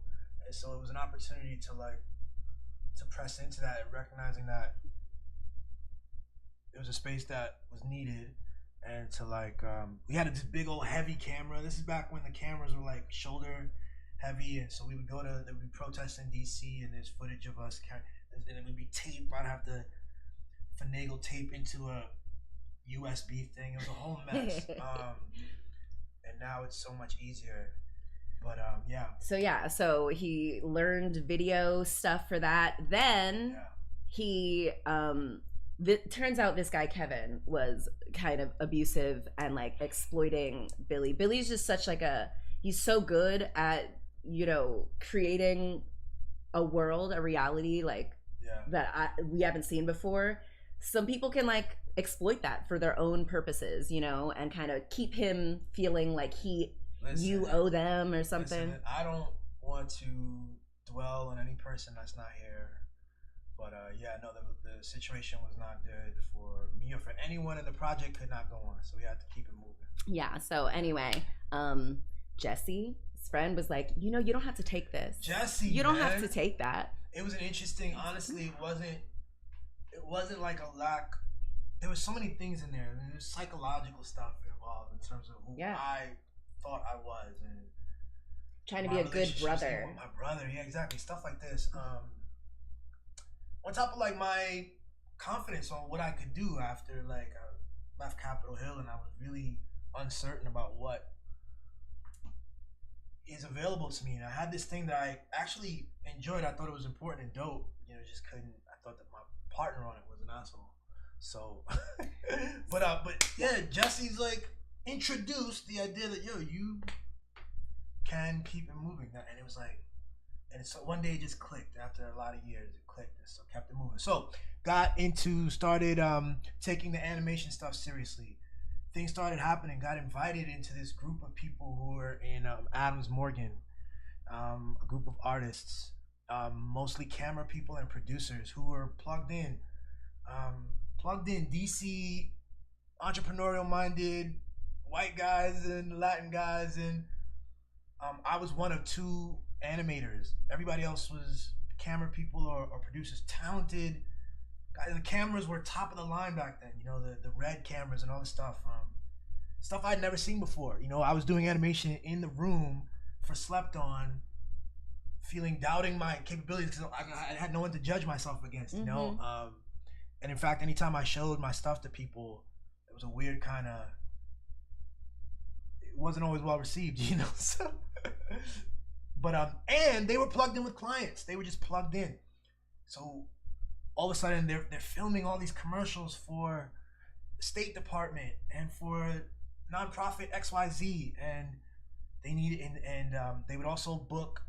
This company needed an animation. It's like they had some statistics, and they wanted to visually represent the statistics in a 15-second ad. And could you make the graph come up and do something cool? And so I had like 3 years of this kind of like where I was, I went from having all demand. I'm sorry, let me rephrase. All supply, no demand. Like, yo, check me out. Everybody's like, what? What you do? What is that? Are you doing animation? What? And then all of a sudden, I'm in this group, a privileged group. We were paying rent to keep the place together. Each of us had we rented our table and access to the amenities and stuff, and we could make however much we wanted. We just had to pay our monthly thing. It was like a barbershop kind of what I think the arrangement is there. Like, I can make as much as I want, just pay my monthly thing, and just plugged in. So the grind on having to meet those expectations, because I was constantly in demand with this group of people, and I sat next to a guy named Fabian Tejada, and he might be watching this. Fabian Tejada. He's just a talented dude who was an animator from he worked in New York for some time. He was an animator for like these big agencies, and he did some of the animation that you see in that show Mad Men, that opener where the dude is falling, the iconic joint. So he has award-winning animation under his belt. He can do anything you ask him to do. He can, he would just close his eyes, and then he knew how to master After Effects to handle that. So I get insanely lucky that I get pulled in by Ryder Hosk, by the way. Ryder pulled me into this group as he was a cameraman and he was figuring out his thing. Ryder actually has now gone on to do some interesting things. He's still doing dope stuff. And I'm sitting next to this guy who's a trained professional, like award-winning animator, while also being compelled to like do projects. A lot of them I wasn't prepared to do, let's say. I didn't necessarily know exactly how to do that. So I was constantly like, oh, learn. Go to Fabian. Fabian was cool as fuck. He recognized that I was novice and didn't make me feel silly about it. You know what I'm saying? He was like, yeah, ask me questions. And I also put the work in, man. I would sleep in that place. You know what I'm saying? Especially when I first left, literally was like, I had to get out of the apartment and lived in there for the first 2 months until my lease was up with the person. But then after that, just like had my own stuff, was doing well, and was just like, that was a mindset for me of like, I gotta grind, I gotta take advantage of every opportunity. I really, if anything that came across my desk, I was saying yes to. So it was rough. It was no weekends, whatever, no vacation, no stuff. But you're figuring it out as an entrepreneur. Then comes across my desk, somebody says, "Yo, CNN is looking for an editor, and particularly an editor who can do animation." And I'm like, okay, and with my critique of cable news that was already prevalent, like it was already there for me, but it was just like, it was a crazy opportunity. By now I had this website and I had all these logos that I had worked with. I worked with like dozens of really well-known companies, or you know what I'm saying? So so I'm like, oh, let's see what CNN's talking about. Let's go in there. So I do the interview. I really did not expect to get it, man. I didn't wear a tie. I wanted to just go and kind of just, so that kind of relaxed me too, Yeah. So I do the interview and I'm relaxed about it, and I'm, showing what I can do. And then they say, okay, well, let's have a trial period. And it was just a shocking thing that I end up being like a full-time editor at CNN, doing like this weekend cartoon thing with Jake Tapper in particular, and specifically. So yeah, this is going. Yeah. So he's at CNN. He didn't know if he had the skills. He kind of like they were like, oh, do you know how to do this program? And he was like, yep.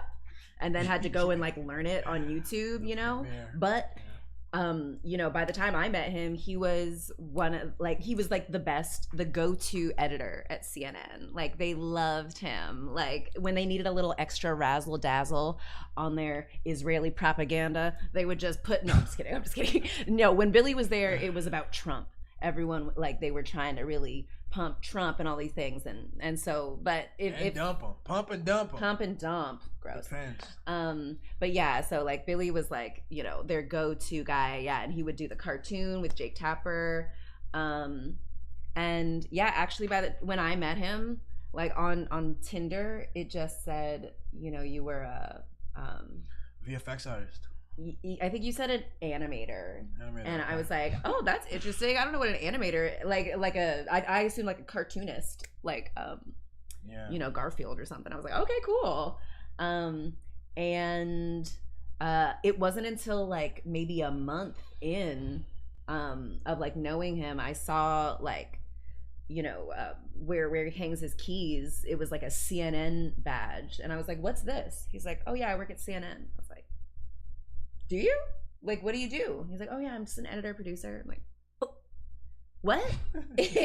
That's so cool. I love that you're so like chill about it, and that's so you. I love that.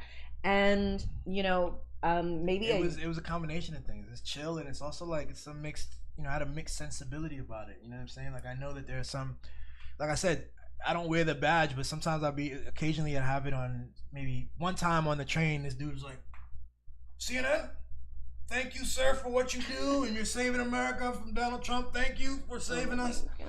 But also, like, people, you know, people scream, people don't, you know, I think rightly have a critique of it, and, you know, and Trump popularized fake news. So I was like, generally, I'm like, this is not my identity, you know what I'm saying? So I love that I didn't have to, you know, I never want to lean on that anyway. I love that about you. That's so cool. Okay. Yes, okay. So I think, can I get a drink of water? Okay, actually, yeah, I want to get us a drink of water, but also I'll get you a drink of water. Can I have a La Croix? Can I? You want me to grab it? Yes, could you? All right.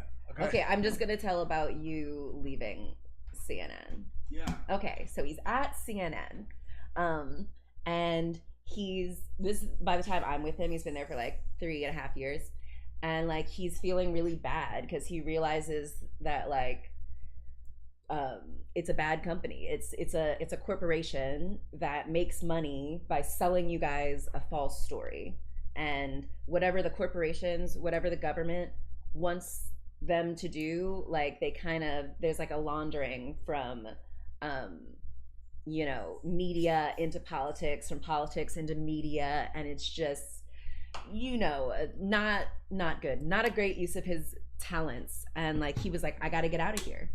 And so yeah, he quits.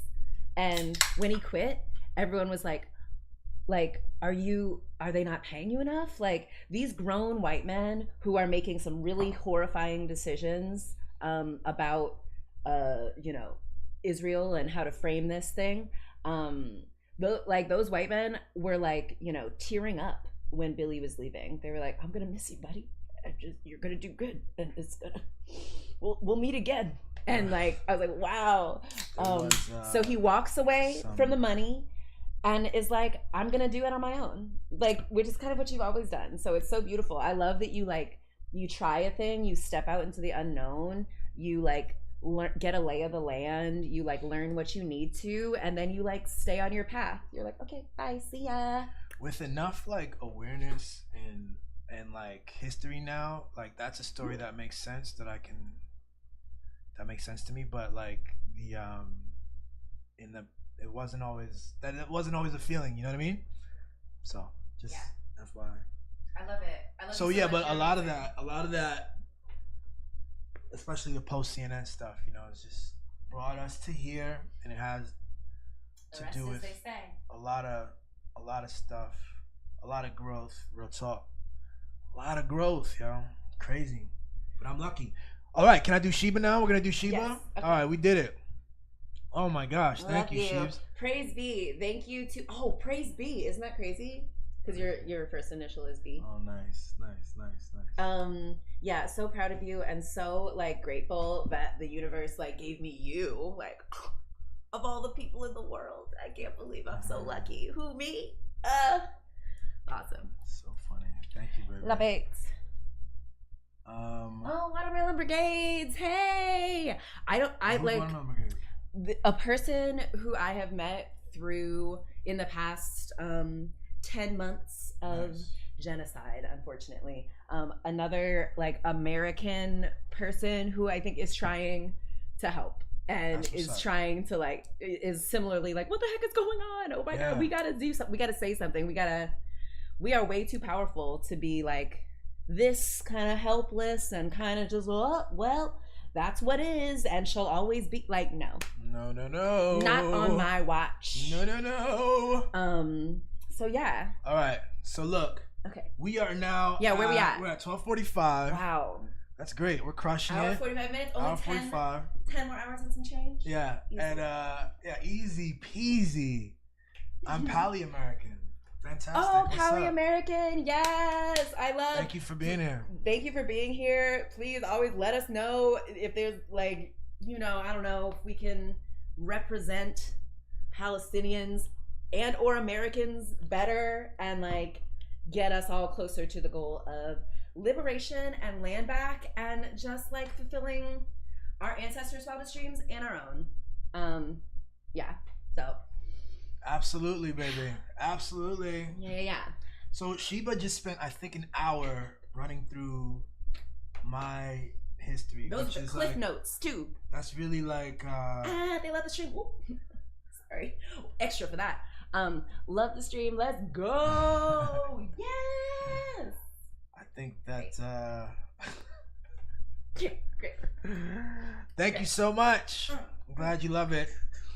This is just the sitting down talking part. There's way more happening, okay? We're just, we're getting into it. Starting it up. We're just getting into it. Letting it be what it wants to be. But now I feel a lot of pressure because Sheba gave me such an amazing,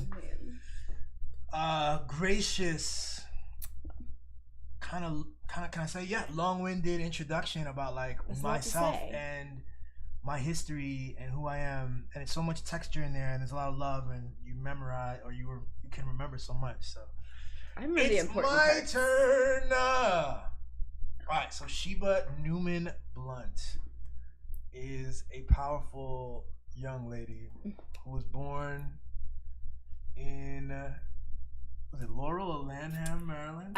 In Silver Spring, Maryland. Right off the bat. Not far from where Harriet Tubman was born. Not far from where Dave Chappelle was born. Oh, hello. Okay. Silver Spring, Maryland. To a lovely family of supportive and independent and powerful Black people. And your father was a military man and married to your mom for how many years? Like 35. 35 years, wow. When I met you, I don't want to jump too much, but when I met you, your father had just passed. But you and your father, I've learned, you and your father, your relationship with everyone is very complex, interesting and beautiful and complex. Your relationship with your mom is very beautiful, and with your father in particular, you talk about a childhood that was kind of mixed, where you see him as being kind of aggressive towards you in some instances, and some of the way you talk about your father is different for me. Like, it kind of shocks my system, but that's just how you try to use the most direct language, I think, sometimes. Yeah, I know we're supposed to like, have all of this like respect for our parents, and that looks like kind of not holding them accountable, like kind of forgiving their sins and having like a kind of romanticized memory of them.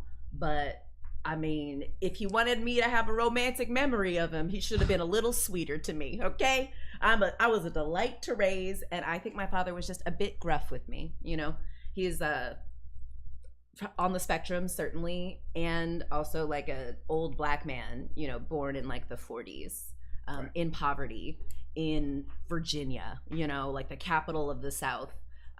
And so had a lot of trauma, and he was also not like a typical man, a boy of that age. Like he was you know, really into music and comic books and reading, rather than like sports and like being a ruffian or whatever. I don't know what the fuck people did back then, but a ruffian, guys. A ruffian, you know. My dad was in the 40s, born in the 40s, so he used like a lot of like old timey lingo, like don't be jiving me. Like, what the hell does that mean, Father? I wish I had met him. He definitely has like yeah, he would have loved you. Aesthetically, he got that mustache, you know. He's got that, what's the OJs, like from the OJs or something. He reminds me of that.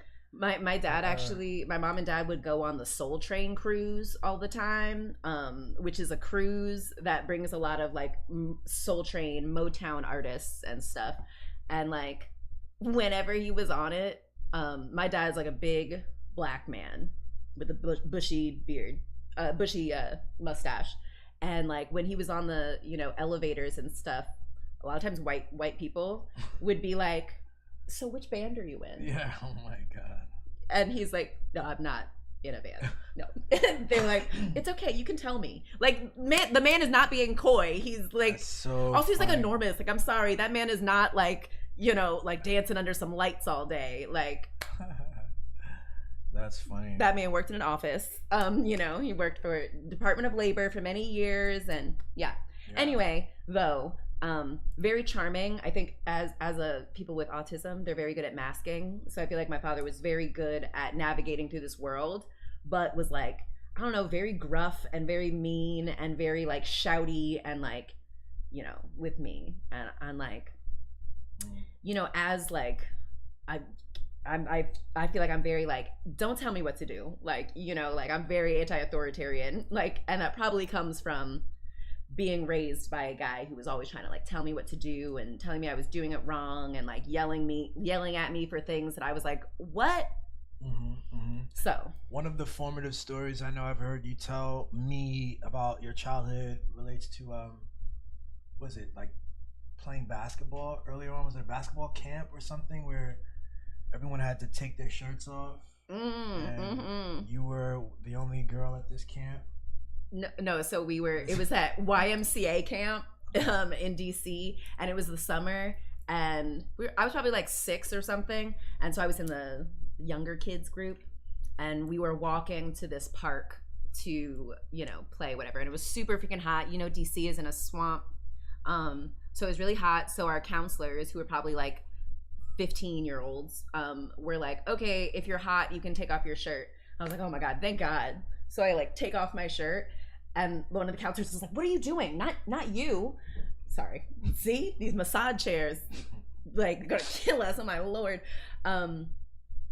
Yeah, they were like, what are you doing? Like, you can't take your shirt off. And I was like, why? And they were like, cause you're a girl and you have breasts.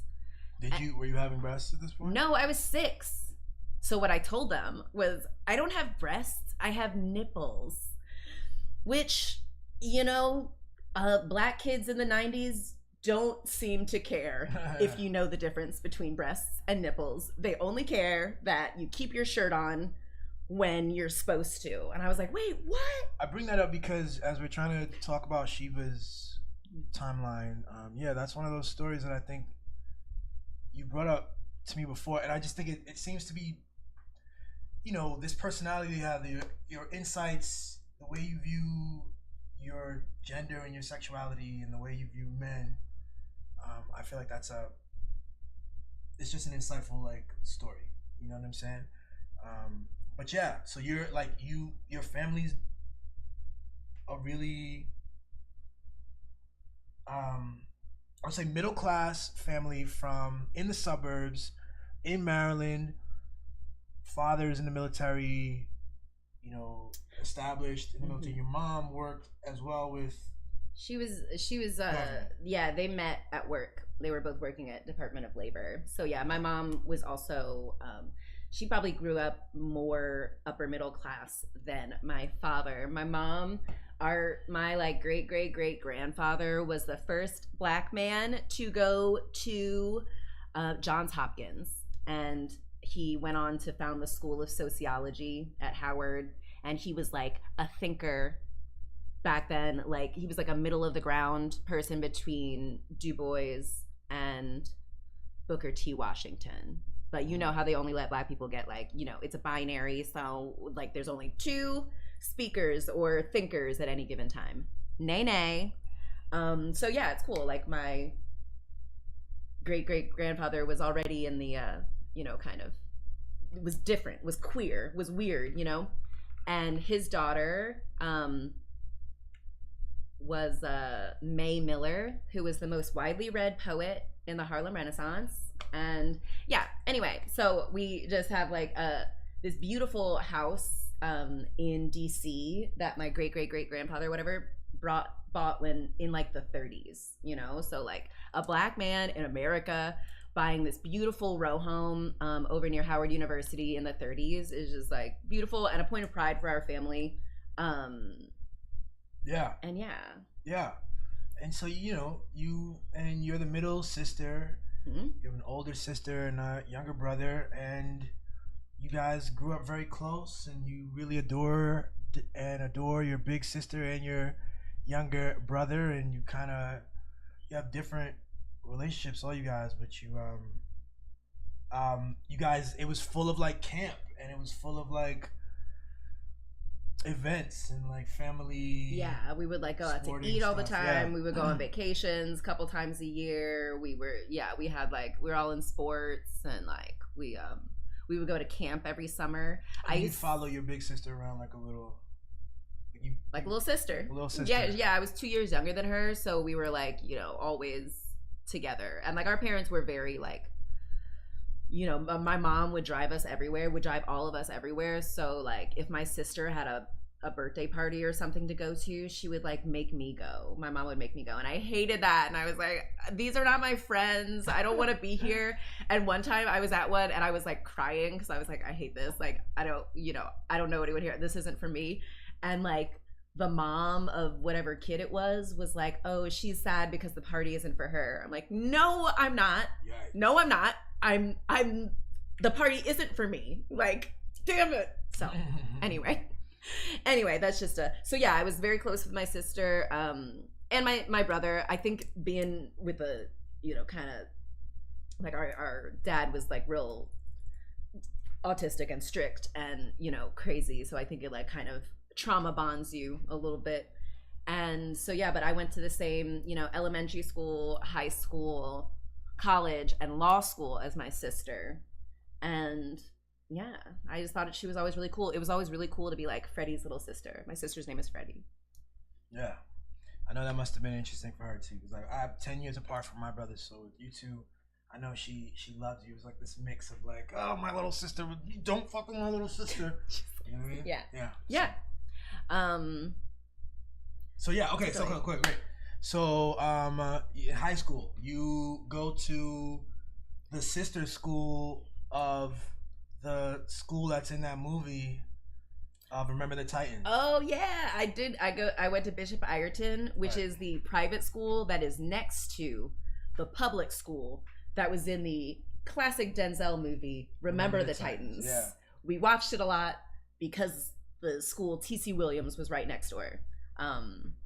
Yeah, story of like racism, kind of overcoming segregation and racism in order to be a team, an underdog story. Americans, we love an underdog story. We love a like rags to riches, a like David and Goliath, yeah, like a Cinderella story. We love that stuff. And so, you know, Remember the Titans was one of those. Interesting enough though, the black guy that was in it, like the main character, Julius, I read that like he, you know, after he grew up and stuff, he was like a janitor at T.C. Williams, which, not to say there's anything inherently wrong with being a janitor. It's like very noble and honorable, of course, to you know, make a clean, safe space for us.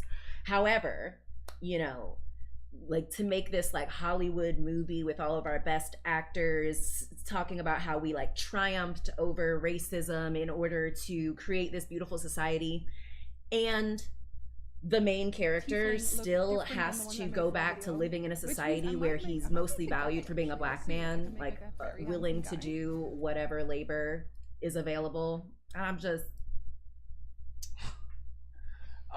that's art and life. Anyway. That's art and life, right? Yes. The movie ends at the end of this heartwarming thing, and it tells you exactly what gives you the feeling it wants you to feel, and then you have the reality of like what happens after. Yeah. What real? You know what I'm saying? And Yeah, it's like this shit is complex. Shit is complex. Dave Grohl also went to my high school. Dave Grohl went to your high school. He is the drummer for Dave Nirvana. Grohl? Exactly. Yeah, he was the drummer for Nirvana, and also he's the head of the Foo Fighters. The Foo Fighters. She knows that. I know it. I'm just trying to act nonchalant, but yeah. So those are my claim to fame from high school. Yeah. So after high school. Catholic school, by the way. Catholic high school? Mm-hmm. You wore a uniform? I did. I was adorable. You follow your sister's footsteps and go to Goucher College out here in Maryland. Goucher used to be the sister school to Johns Hopkins when they were both single sex. And in like 1987 or something, Goucher went co-ed. So by the time I got there, it was like, 75% female. So. And you played basketball in high school. I played basketball and I ran track. And in college? No, in college I just ran track. Okay. Yeah. I was like, honestly, the basketball coach was really mean. And I was like, I don't want to be all that. I don't want to run suicides. I don't want to do all that. Especially like when we're not even like a good basketball team and they spend all of the money kind of on the men's basketball team. Nah, it just wasn't me. Even like on the track team, I was like, whenever they tried to like make me run for warm-ups, I was like, yeah, sounds like it's not your just if anyone tells me what to do, I'm like, why? Like, hold on, I went to track practice and they told me to run. I'm like, what is this, chattel slavery? Excuse me, no. I was like, I'm not doing this. I'm out of here. It's like, okay, coach. If I was your coach, you're like, wait. Did you know why you showed up? Did you know what's on the door? I show up to the meets. I break the records without even trying, and then I go back and smoke weed. Okay. Nice. Okay. That's an interesting thing because I was like a super straight edge up until I don't know. I'd smoke probably a couple times a year in my 20s, and then into my 30s. Yeah, I smoked a lot more too, actually. Yeah. So that's so interesting how that happens and why. I know for me, I was just afraid of. I thought everything was gonna kill me. I was avoiding all kinds of stuff. Yeah.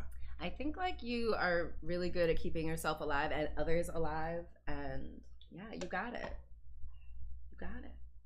It's been wonderful having it, yo. All right, so you play basketball.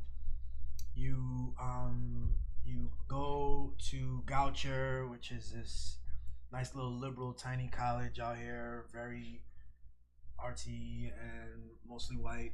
Yes. Mostly women. Bill Nye's wife went to Goucher College. The Gophers. Sure. Home of the Gophers, by the way. In my class was this guy who made the game Cards Against Humanity. Hello. He also had some pretty credible accusations of sexual assault. Not great. So, not great. I want to give you a full story of that, but you hate to see it. Yeah, you hate to see it. Like leave it to a man to fumble a bag. Like, my God. Buildings, we know that there's a respawn. I'm trying to work on a couple things as we do it. But go ahead. Okay. So you're at Goucher. Yeah, and so I'm like one of the few black people, again, like I was in high school.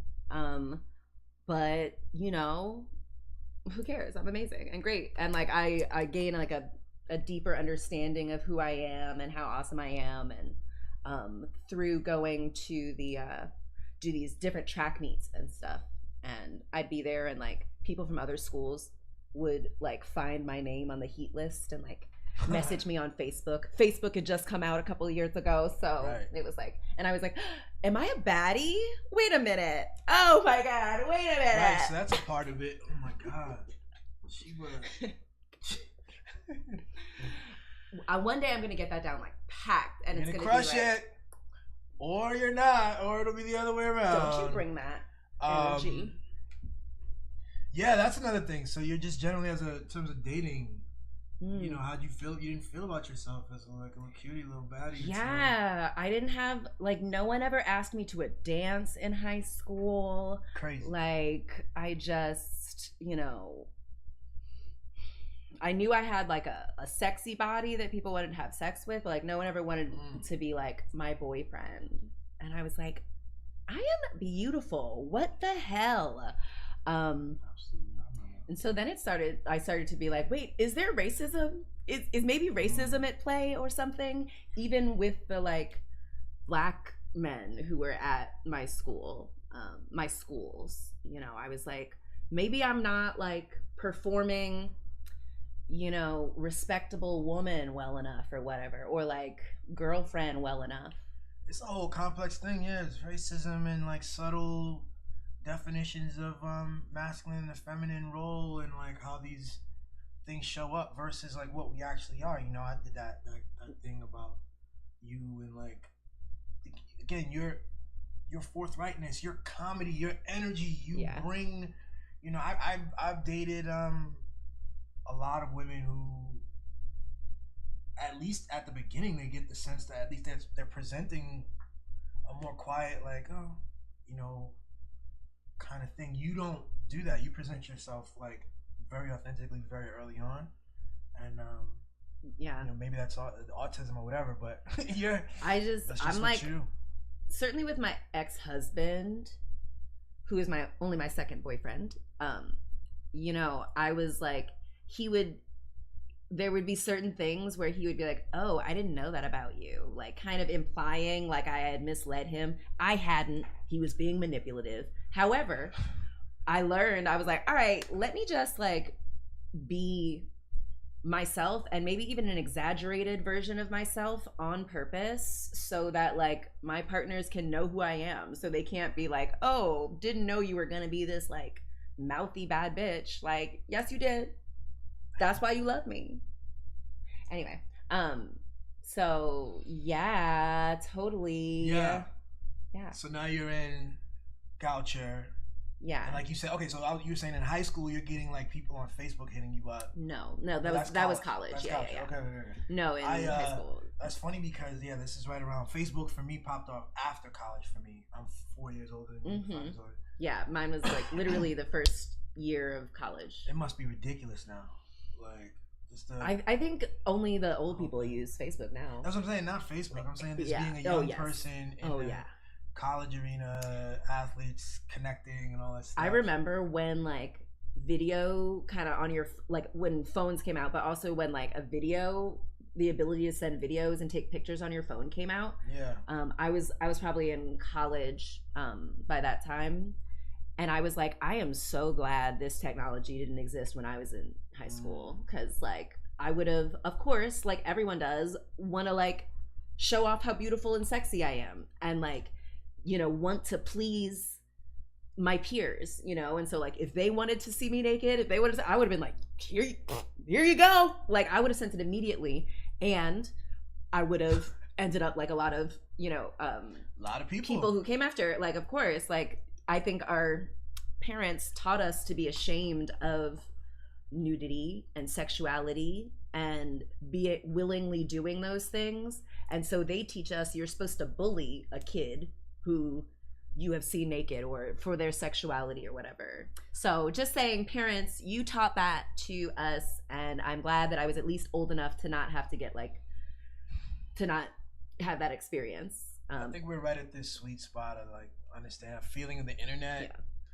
Yeah. We have a sense of a pre-internet. Yeah. And a little bit of like the decorum and the privacy that place had. I mean, that's gone now. It's just completely a wrap, you know. But I also like part of like what goes into this and my presentation is like, I think we're taught to be afraid and to be ashamed of like drawing attention to ourselves and wanting attention, and, you know, talking about ourselves, talking about the icky versions of ourselves, even talking about the things we're proud of. Like we're supposed to be like humble and to, you know, play it close to the vest and to like not, I don't know. What if all that's like not true? What if I'm supposed to do the opposite? Like, I found that when I don't know, when I speak more, when people know me, when people can see me, I'm safer.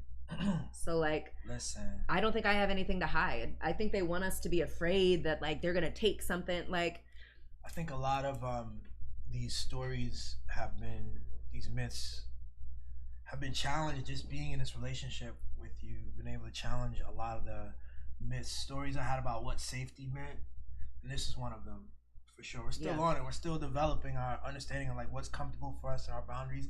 This whole thing is part of that. This 12-hour episode of like, you know, we're just being freer and seeing what feels good and what feels right.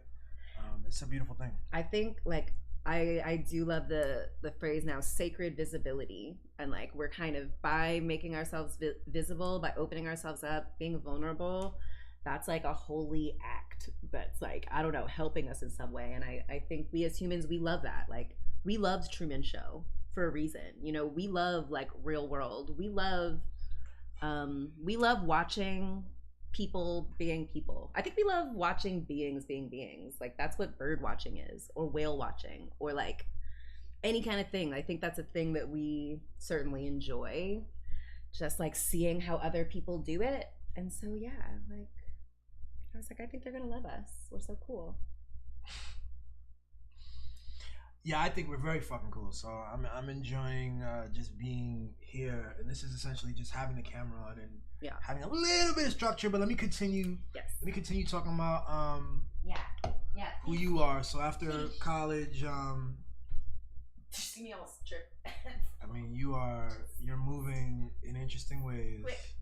Be careful out there, baby. One-on-one. So you're a Goucher. And then you graduate Goucher and begin law school that same year, right out, right? And your law school, you're going to UMD. Yeah, University of Maryland. Which is, and so the law school is kind of in the city in Baltimore. Yeah, the University of Maryland Law School is in Baltimore, and I wanted to go to school in Baltimore. I like fell in love with the city. And yeah, I wanted to go to law school because in college I was a psychology major. I love how like the brain works. I love thinking about how this works and how other people work. And but when I graduated, I didn't want to like I didn't want to like be a psychologist. I didn't think I wanted to like go through that work. I didn't want to like narrow my focus. And so I learned about like law school. I was like, oh shit, the law is like involved in a lot of stuff. I saw this John Adams miniseries, and like in it, it's like during the Revolutionary War, and he defends this like a British person. Oh, like I think like a black man who got blamed for something like some British people did, and they were gonna like tar and feather him. And John Adams like defended him, and he's like, everyone, you know, is entitled to a defense or something. It was something like very rousing, and I was like, I love that. And it's interesting, I actually always loved like Law and Order. Like even though I know now it's propaganda, like I grew up loving like the idea of being able to like, I don't know, just make a compelling argument and like stop bad guys. Grew up on fucking Legally Blonde. I love the idea of being able to like, you know, people underestimate you based on how you look, and then like being like, actually I'm brilliant and my unique knowledge like is gonna save the day. Yeah, babe, you are brilliant, and you do have a really natural gift for gab and for argumentation. I do. Which is great for your husband. I learned to argue from an autistic black man, so I'm good at it. I'm very good at it. I'm very good at it. Total sense for you to go to law school. Yeah, I was like, well, I know how to make an argument. I know how to make a persuasive, compelling argument. So yeah, anyway, so yeah, went to law school. Yeah, went to law school in Baltimore. My other option was like to go to Catholic University, and I was like, I don't think so. I think the Catholics got it wrong, so no. Catholic University, cool. So UMD law school, and landed an opportunity at where you are now. So which is... went to law school. Oh, but this whole time, you're in law school. You were not with your husband. You're married. No, after actually, in law school, I got my first boyfriend, this white guy named Fulton, who nice guy, but just I'm so expansive and like dynamic, and if you're not in a place where you like feel good about yourself, like I might be not what you need. It might be too intense. You might feel like less than, and like I ain't trying to babysit nobody. So it's just, anyway. You're intense, baby. I am. I'm like, I have a lot of passion, and if you're not that, it's gonna be tough. She was intense, y'all. Yeah, but I think I'm intense. Intense, so it works out. And loving though, like, cause that's what I'm saying. The intensity doesn't, you have to like expand where we're applying that word and how. But you are. I'm kind of like full speed with the things that I care about, and I lose sleep over things that I care about, and I really try to conform the world around the things that I care about. Try to conform myself around the things I care about. So you're the same way, and you're not like, you don't have any shame about the things you love and the things you want to care about. And I don't say I necessarily don't have shame, but like I don't let it stop me now from like how, like, I always think like how unfortunate it would have been if, like, when I met you, if I was like trying to like play it cool and like be like, I don't care as much about him as I think I do, like, you might have mirrored that, lack of like that casualness, and maybe would have been more attracted to someone who was like, no, I'm in it, I want to be it. Like, so I was like, well, at that time, so I guess I'm jumping ahead, but like, in law school, dating my white boyfriend, 2 years into that, about like, I graduated law school. I think I had passed the bar. Oh yeah, I had passed the bar, passed it in one, because I'm brilliant. Like, what? Like, it's hard. And then I got pregnant, actually, and I had an abortion because it was obviously like, because I told my boyfriend, my white boyfriend with a full head of hair, I was like, I told my white boyfriend with a full head of hair that I was pregnant, and my friend worked at Planned Parenthood, so it was like gonna be, I could apply for this grant, so it wouldn't be as expensive to get an abortion. And my ex was like, he didn't have any money to contribute to it, and like I was like, it's fine, I was gonna figure it out. And my roommate at the time, this woman Yejin, was like, he didn't have $5, he didn't have $25 to devote to that. I was like, you know what, that is kind of true. Like, if I hadn't decided to have an abortion, like, do I deserve someone who doesn't have $25 freaking dollars to like do something that will really help our lives be better, So anyway, broke up with him after that. Then like maybe like 6 months later, maybe a couple months late, a month or two after I break up, I meet my now ex-husband. He was my friend from law school's weed dealer, and he like sold weed to like, exactly, suburban girl. I was like, oh, he was an Asian man. I don't know if this makes sense to any Asian people, but he was a Bay Area Asian. Sometimes when I say that to Asian people, they're like, oh, okay, I know exactly what you mean. I'm like, what? Oh yeah, exactly. Absolutely. Like, a lot of the Asian people thought he was Chinese, if that means anything. He was Filipino. It means nothing to me. It means nothing to me, but I got the sense from being in it that like, I think Filipinos are kind of the black people of the Asian community, maybe. Maybe there are many different Asian communities that feel that way, but trust me, I was like, but I could tell when they were like, is he Chinese? And I was like, no, he's Filipino. And they're like, oh, like it felt colorist, in the same way. Like, are you mixed or something? I think we do in the black community, kind of. Okay. Anyway, so yeah, he ended up being the third least successful Asian drug dealer in all of Baltimore City. So snaps for that. And yeah, but like I thought he was like, when I first met him, compared to my first boyfriend, I thought he was really like, it was so like he was in school for like getting a master's in business and finance, and he was like taking care of his like girlfriend, I thought, and like and he was like selling weed. I was like, I love a book smart and a street smart kind of person who like, you know, navigates their way from like the West Coast to like the East Coast. I'm just like, that's so cool. I loved the idea of like a first gen immigrant, you know? These are all the dreams of like a suburban middle class Black woman, you know, American Black woman. I was just like, oh my gosh, so like such a bad boy. Anyway, married him after 6 months, which, you know, I got like a summer intensive course in relationships, and I got to see a lot of like myself and my upbringing and, you know, unlearning some things. I went to therapy for the first time and stuff. And anyway, I ended up realizing like, oh snap, I am able to like take care of myself and a grown, fully able-bodied adult man. I'm gonna be fine.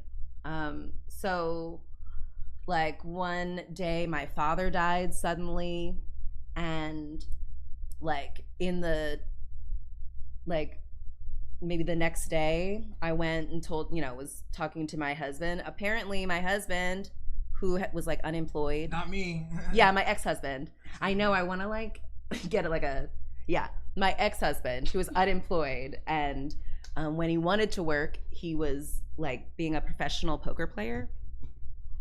So on the day my father died, my ex-husband tells me that he lost all of his money playing poker.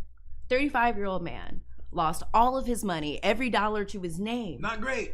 Playing poker.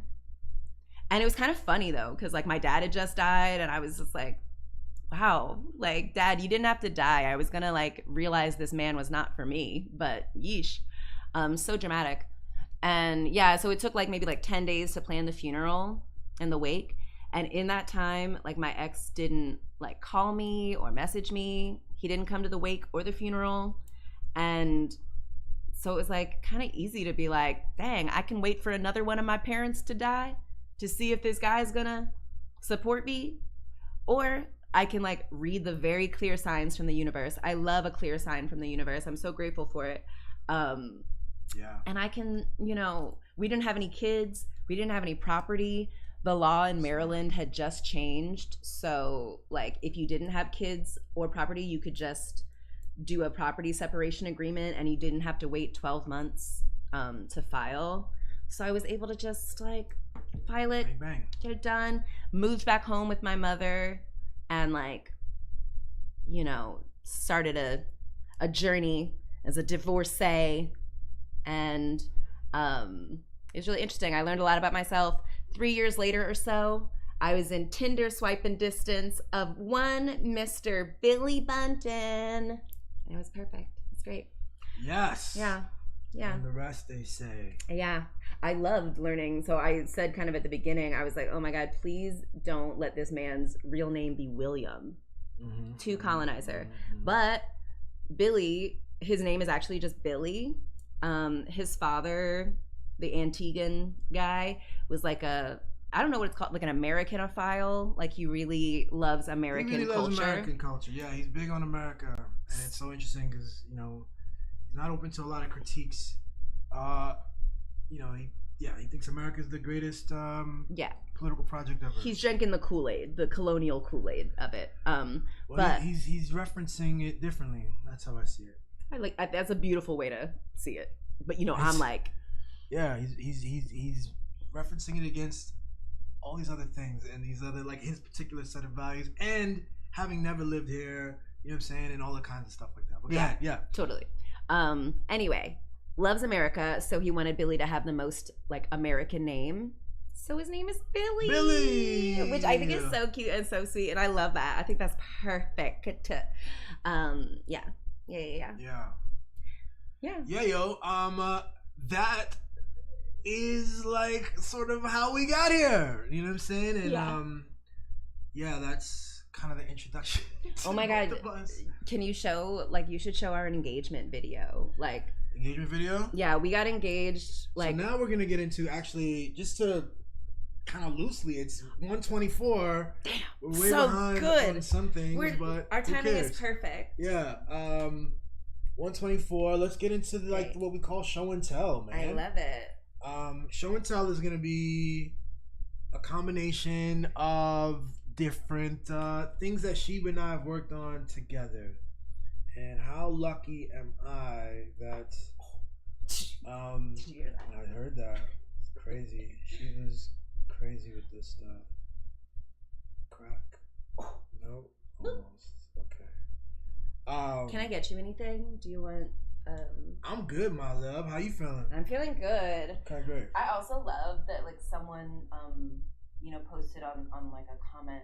They were like, wow, you go for like 12 hours? Like, that's like, yeah, kind of implying that this is like work or grueling. And then I think of like my ancestors who were like forced into enslavement, or even, Ibrahim and Asba and the Palestinians who like have to, in order to like get water, they gotta like go on this arduous freaking, bomb and bullet filled journey to just fill up some freaking tanks of water to not die of dehydration. Like, so if I have to for 12 hours in my like climate controlled house with my like amazing favorite person, like just getting to be myself, like it's no coal mine, Yeah, yo. We out here. We out here. And we're already in hour 3 or whatever. We just chilling. We're gonna take some breaks. So we're gonna do whatever we need to do. Yeah. But actually, let's do this. I will do screen capture, screen capture, cues. Oh, we lost us on this one. Let's see. Cam and screen capture. Here we go. All right, how about this one? So yeah, this is the video that when I was leaving, I got. When he was leaving CNN. You want to set it up? I gotta use the restroom. Okay, yeah. All right, and then just hit play whenever. I'll be back. Okay, so when we met, it was like March of 2019, and like a year later, COVID hit, and we kind of had to decide whether or not we would like move in together a little bit faster than we otherwise would, or what. And we did. Anyway, it was awesome. A year later, a year into that amazing year of quarantine, Billy had been wanting to leave CNN, and so he also had he wanted to marry me. He was like, "You're so amazing," and he wanted to marry me. He knows I'm also not big on being surprised on big decisions like marriage. Like, whenever I see people like proposing to someone on a jumbotron or like in a big thing, I'm like, that's so rude to like put that kind of peer pressure on somebody like that. Anyway, so a year into quarantine, he sends me this. He's like, "Can I show you this thing?" And I thought it was maybe I don't know, like a farewell thing that like the people at CNN put together for him. But it was actually this. Hold up. We have some breaking news for you now from one of our very own here at CNN. Our editor, Billy, has a message for his girlfriend of nearly 2 years. Sheba, Billy is deeply in love with you. He thinks you're just his kind of crazy, and he's about to ask you to be with him for the rest of your lives. By now, he should probably be down on a knee, So, like, this is what he showed me, and then he spliced it together with, we showed it to our family, and so we like put our family's reaction together in this. It's so cute. Okay. Also, just to note, this motherfucker, this Zionist piece of shit, this fucking like psychopath, oh my God, Billy was sitting next to him for like, you know, lots of time at work, and like, I can't believe. I hope he feels. It's very disappointing the way CNN is handling the last 9 months, and the way that Jake Tapper has been reporting things, and the emphasis and the focus and the language, and I don't understand how it happens. I don't understand how they get to do it every day. Yeah. But it definitely, I'm like, wow, okay, if this motherfucker can like say some Goebbels level, you know, genocide, apologia, and propaganda, we're gonna be fine. Like, there's nothing we could say that could, you know, stain us and create as much harm as what Jake Tapper has done. However, I do want to keep us focused on some of his best work, which you are seeing right now. Billy, take it away. Holy shit.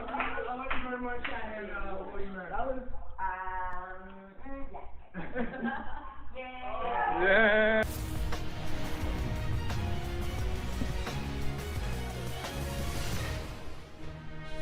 This is CNN Breaking News. Breaking news happening now. We're following some major breaking new developments right now, and it's just the latest in a series of landmark life moments for one of our very own editor-producers here at CNN, Billy and his beautiful wife-to-be, Sheba.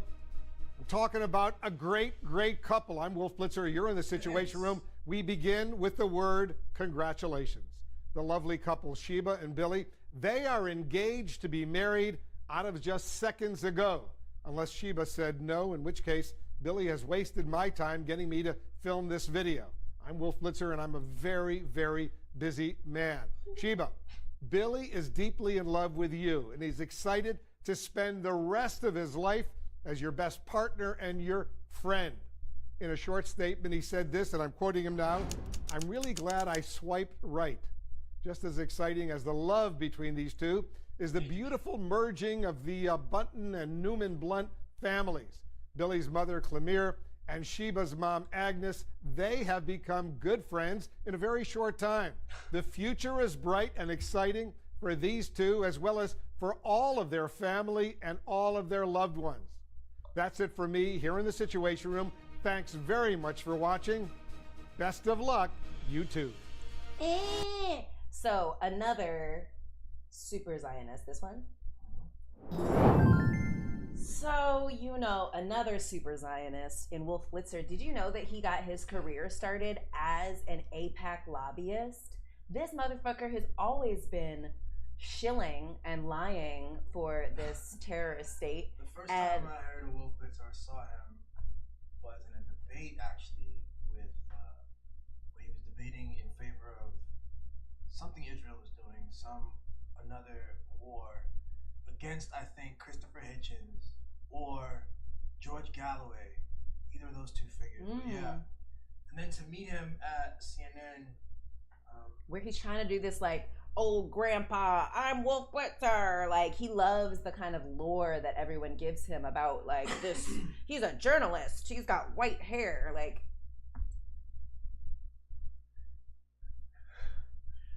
yeah, in terms of my definition of journalism, which isn't like people's definition of journalism in the current state is loose and empty. It simply means being employed by a company. Yeah. And so that means it allows everybody to do something much less than what they're supposed to be doing. Yeah. So there's that with Wolf Blitzer, and yeah, his whole background was, you know, involved with AIPAC and the whole deal. And there's actually a period in the early parts of this where I saw him on air, and I could tell felt like he was going through it, like in terms of like his awareness of like the difference between what he has to say and what's actually going on.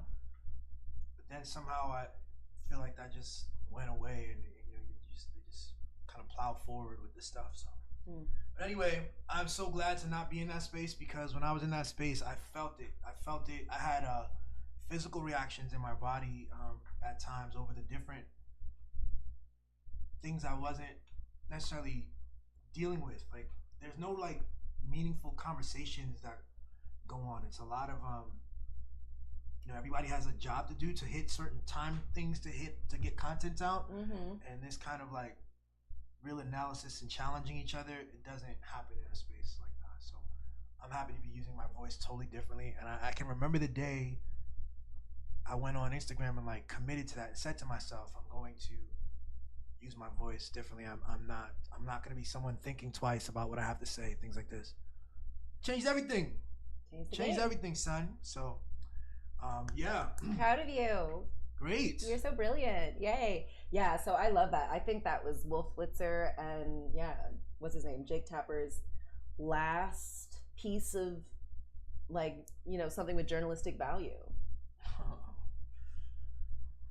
Yeah. Yeah. Okay. They suck. Yeah. Also, I realize now, I didn't even realize it at the time. I went to one, like a CNN, they have a Christmas party, a holiday party. And I went with Billy. It was at like a that fancy bowling place with like drinks and stuff. And I met Jake Tapper, and he's like, "Hey, how you doing?" I told him where I worked, which I work for, a disability government administration that gives disability benefits. And he was like, "Oh yeah, like I bet is it just a bunch of people, trying to get money for being obese?" I was like, his answer, I remember that. It threw me off. I'm so pleasant. I'm so good at like bantering and giving, but I'm not great when someone's like mean. When someone's like, I don't know, being like, whatever ableist, classist, racist, like I struggle to kind of give it back. Like I struggle to like, so I'm like, but I didn't, certainly back then I wasn't as good at doing that. So I didn't realize until later. I was like, that was a weird thing to say, actually, Jake Tapper. So I should have known then. But anyway, it's just how, it's the language that we're all comfortable with. You see, that's what I think talking to people is, right? No one's describing the world in an accuracy. They're just telling you the story they've heard of it. And we're all susceptible to that, even people who everyone thinks is really interesting or smart or whatever. Yeah, we all have that. Yeah, totally. I think it's interesting too to see the stories that people tell that they think are going to resonate.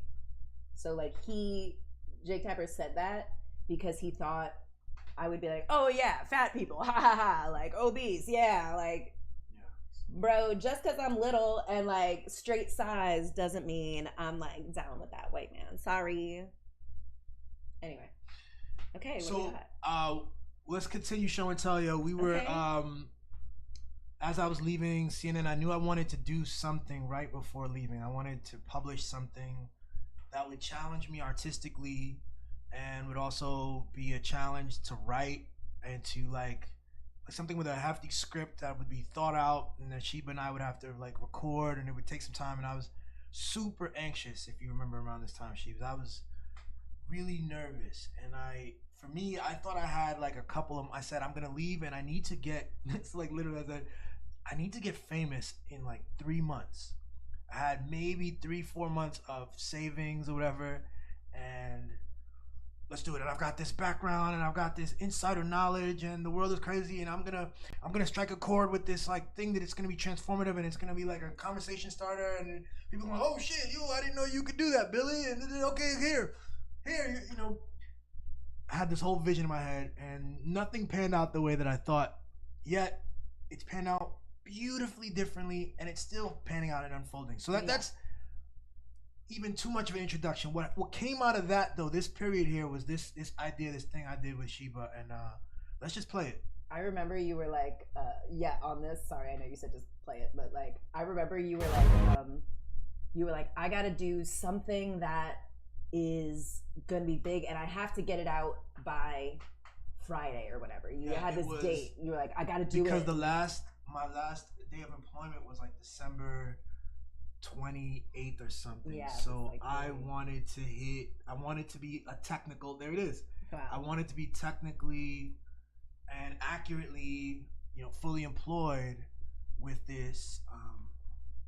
And so he was like, presentation with the statement. So he was trying to figure out what message he wanted to tell, what story, and he was like going through all these things, and like, you know, he was like, and he was like, a lot is riding on this. I gotta get it right. It's gotta be good, and I have to get it done by this date. And I was like, why? I remember you introduced the idea, because I have so much of a history of that kind of like, I set a date, I put a lot on myself for it, and then you hit it. You know, you do what you have to do. So that's just how I thought. And the energy for me at the time was so rough. Like, I was having trouble sleeping. I was nervous about everything. I just had no sense of what the future would be. So, you know, that just created a whole bunch of tension, you know. But I think it produced something great, but it also came with a lot of weight that I didn't have to necessarily do. So without further ado, here we go. And play. As I've been saying, there is no greater patriot than President Donald J. Trump, and with his latest spate of pardons, he has finally succeeded in draining the swamp. Let's kick off this press briefing with some ground rules. First things first, no, I will not open it up for questions. You. Billy, what are you talking about? We've been here for like an hour. Isn't this the end of the press briefing? Are you incapable of telling a basic truth? No, just like President Trump, I never tell lies. Especially from this hallowed podium in front of the American people. I proudly represent this White House with full honesty. You, in the back. Right, well, let's try a simple one, yes? Haley, what color is the shirt you're wearing? Green. Oh my god. Seriously? Wow. Next question. You. Haley, can you confirm whether President Trump has started packing up his bags at this point? Because my sources are telling me that he about to lose his job. Ah, okay, so that one is in the binder. The president won the last election. He's not going anywhere. Hashtag McEnany burn. Oh my god, Haley, are you okay? Okay, no, this is fine. Yeah, everything's fine. I'm sure this is just another half-baked liberal. Oh, my word, that was unbearable. Words. What do they even mean anymore? First, let me say you're welcome, Earth people, or however you identify. That woman is insufferable, am I right? I mean... Oh yeah, she's terrible. Yeah, that's somebody said. I bloody hate that woman. But you didn't have to kill her. What? No one has died here, friend. I am Haley McEnany. That woman is merely a shell, a costume, a fraud. So you're... Wait, so Haley McEnany is an alien? To you, I may look like an alien, but I am as human as any of you. Yes, my skin is green, and my eyes go north-south ways on my face, but that is because I am from the future. All humans look like this in my time. Ever since the Great War, we've evolved to be squishy, with weird mouths, covered by a mask-like membrane. See that? I was gonna ask about that, honestly. Just don't ask how we go to the bathroom. Trust me, you don't want to know. Okay. But we can avoid this war by manipulating the Hydron Cortex and stepping through space-time. Careful now. This is just a cartoon, and this plot's getting a little too ridiculous. What is this, a Christopher Nolan movie? Okay, I get it. Just know this.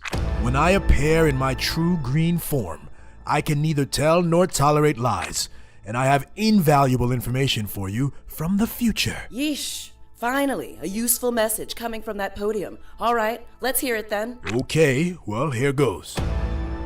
We now know that the overwhelming majority of your leaders are both inept and corrupt.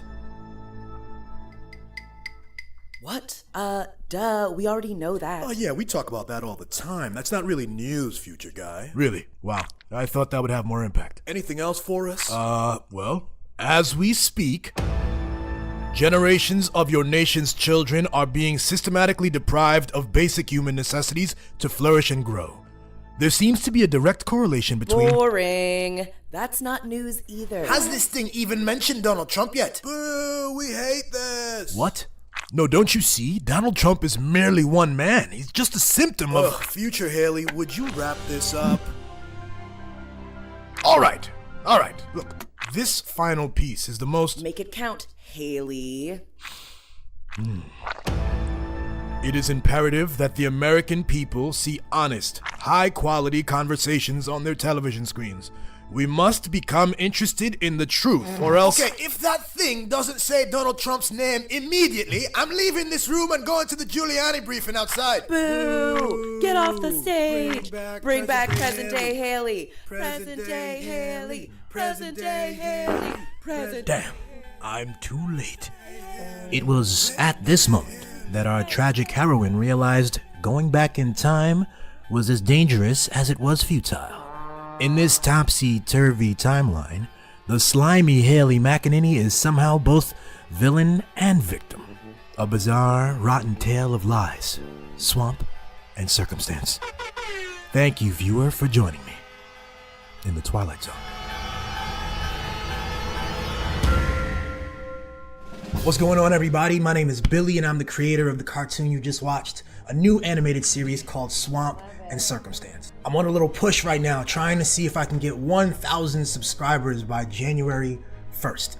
If you found that cartoon to be interesting or fun, and want to see more, please leave it a like, subscribe to my channel, and if you can, share it with some friends. I would really appreciate that. Do it, babe. Like, you gotta, like, if you don't believe it, like, no one else will. And, like, you kind of, like, we set the limit for what's possible. So, like, if you were just, like, if you had 200 and you were like, I just want to get 250 followers, like, Right. Yeah. you know, maybe you would have gotten, like, 1 or 2. It bumped. It was a big bump from, I think I had 200 and it bumped to, like, almost 500 at the time. Doubled it. And so Excellent. I think since then we've gotten to maybe 600. I love it. We have quality over quantity. That's right. Of followers. That is correct. You know, like, Dang it. Exactly. I love it. Yeah, we've done so much. Since Well then. done. Thank you, That's man. so brave, and I'm so proud of us. Like, that was clever, because I know it went through a lot of iterations before it became what it was. Yeah. And I love it. I loved getting to do, like, voice acting and stuff for it. I felt very honored. I think there's nothing more loving than someone, like, involving you in, like, a creative process. I guess, be it, you know, having a child or, like, an art project. Like, bringing anything from, like, inside and bringing it to this realm is, like, so beautiful and, like, loving. So I was like, Exactly, I think so. Especially when art, to me, is thinking of it as like a process itself. It is just a process. It's like whatever comes, but like just like being free from like requirements on what it should be, and being free from judgment, and just letting it rock. So very much like, you know, a relationship with anything, you know. You know, you want to keep it free from judgment. Let it be what it's gonna be. Like, give it what it needs to grow, and very impressed. I love my, like, Kaylee McEnany accent too. I channeled.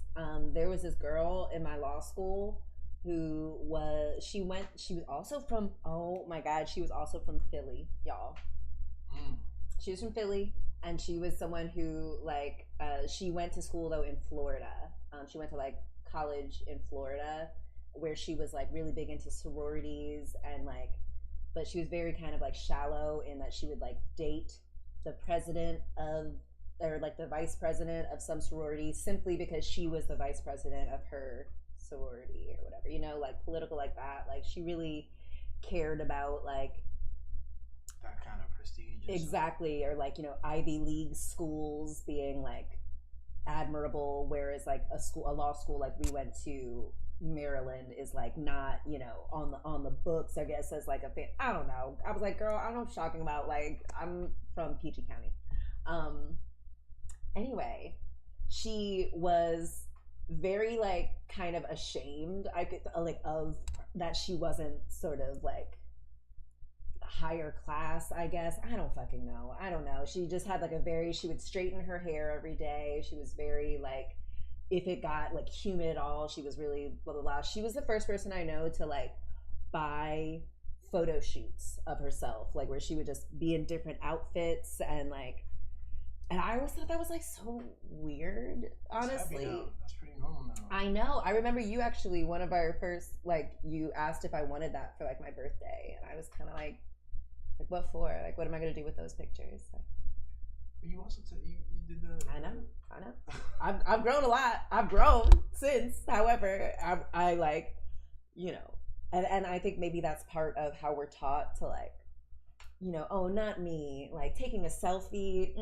No, I'm not thirsty. Like, if I'm honest, I am. I love people looking at me and approving of me, you know, assessing me well. So anyway, this girl, she was like kind of like ashamed of like herself. And so I know someone from Florida, which is where Kaylee McEnany, is that her name?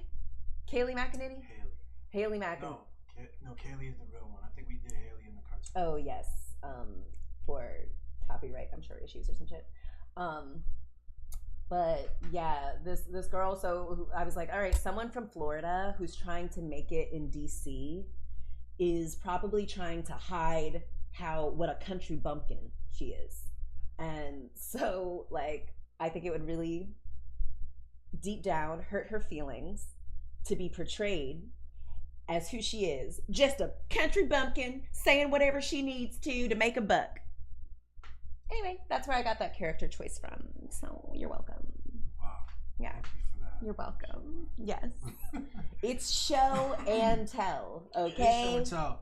It is show and tell. I don't have anything for my voice. My voice was just... You did great. I like that we got to hear some of your British accent. Like, oh yeah. I like to play with the British accent a bit sometimes. It's quite good.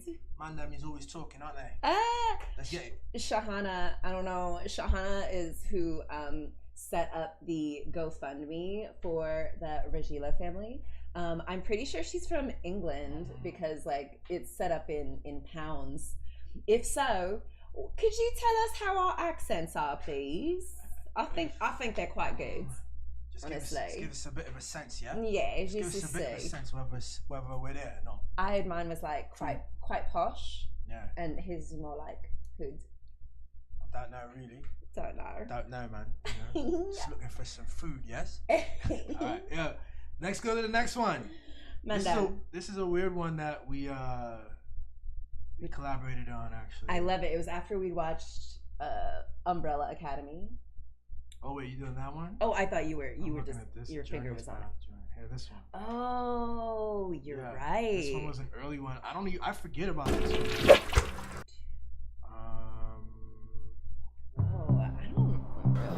It's a dog-eat-dog world out there. Sometimes in life, there's no better teacher than a little pain. And I had to learn the hard way. 1 second. Bad timing, bestie.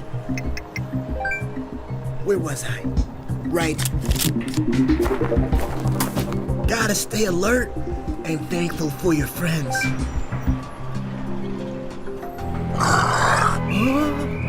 What is this, 4th period? 10th graders, yes, of course. A perfect time to test my child-safe, however very aggressive dodgeball cannons. It's dodgeball time, people, let's go! What do you got? Oh, this doesn't look good. Let's see what you got. Dodgeballs in life, coming at ya. Ah! Wait, am I dreaming?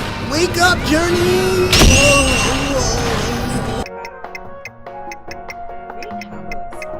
Help me, please.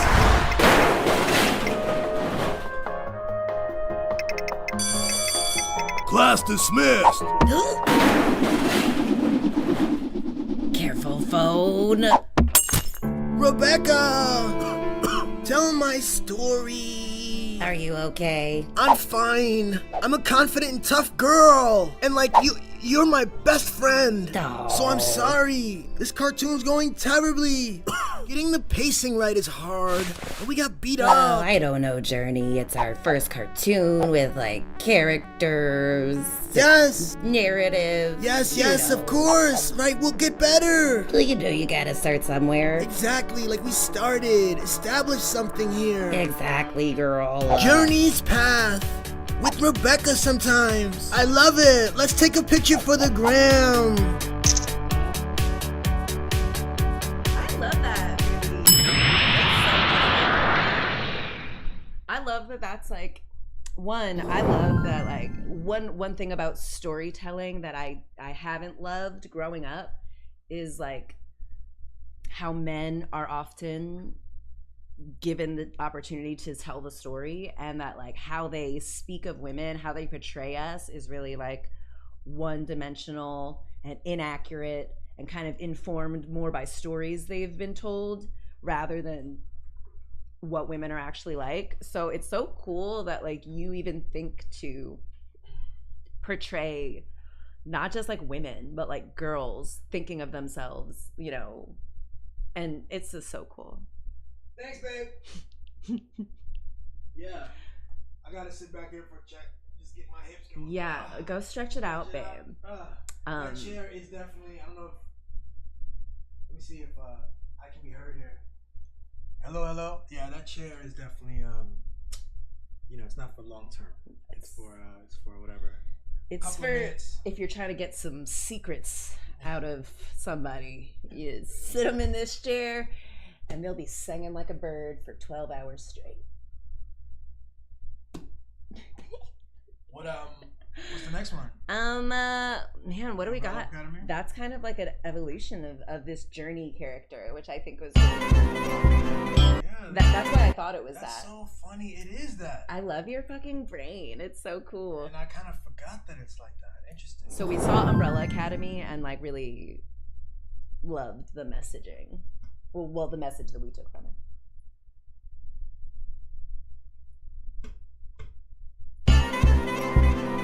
Hey, Vanya. How about some yogurt? You know you want some yogurt. Pretty cool yogurt, yeah. Number 7. Schnarr.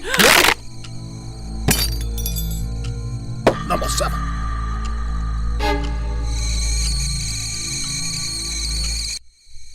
Hey, Vanya. Look, just eat the yogurt and then we can... Ouch. Number 7. Hi, Vanya. So I was thinking... And Schnarr.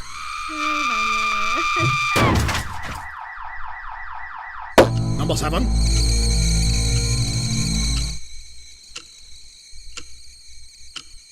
Look, Vanya, I don't really care if you don't eat your yogurt, but what you're not gonna do is kill me over this. I promise you that, okay? So you do your thing. I'll be over here doing me.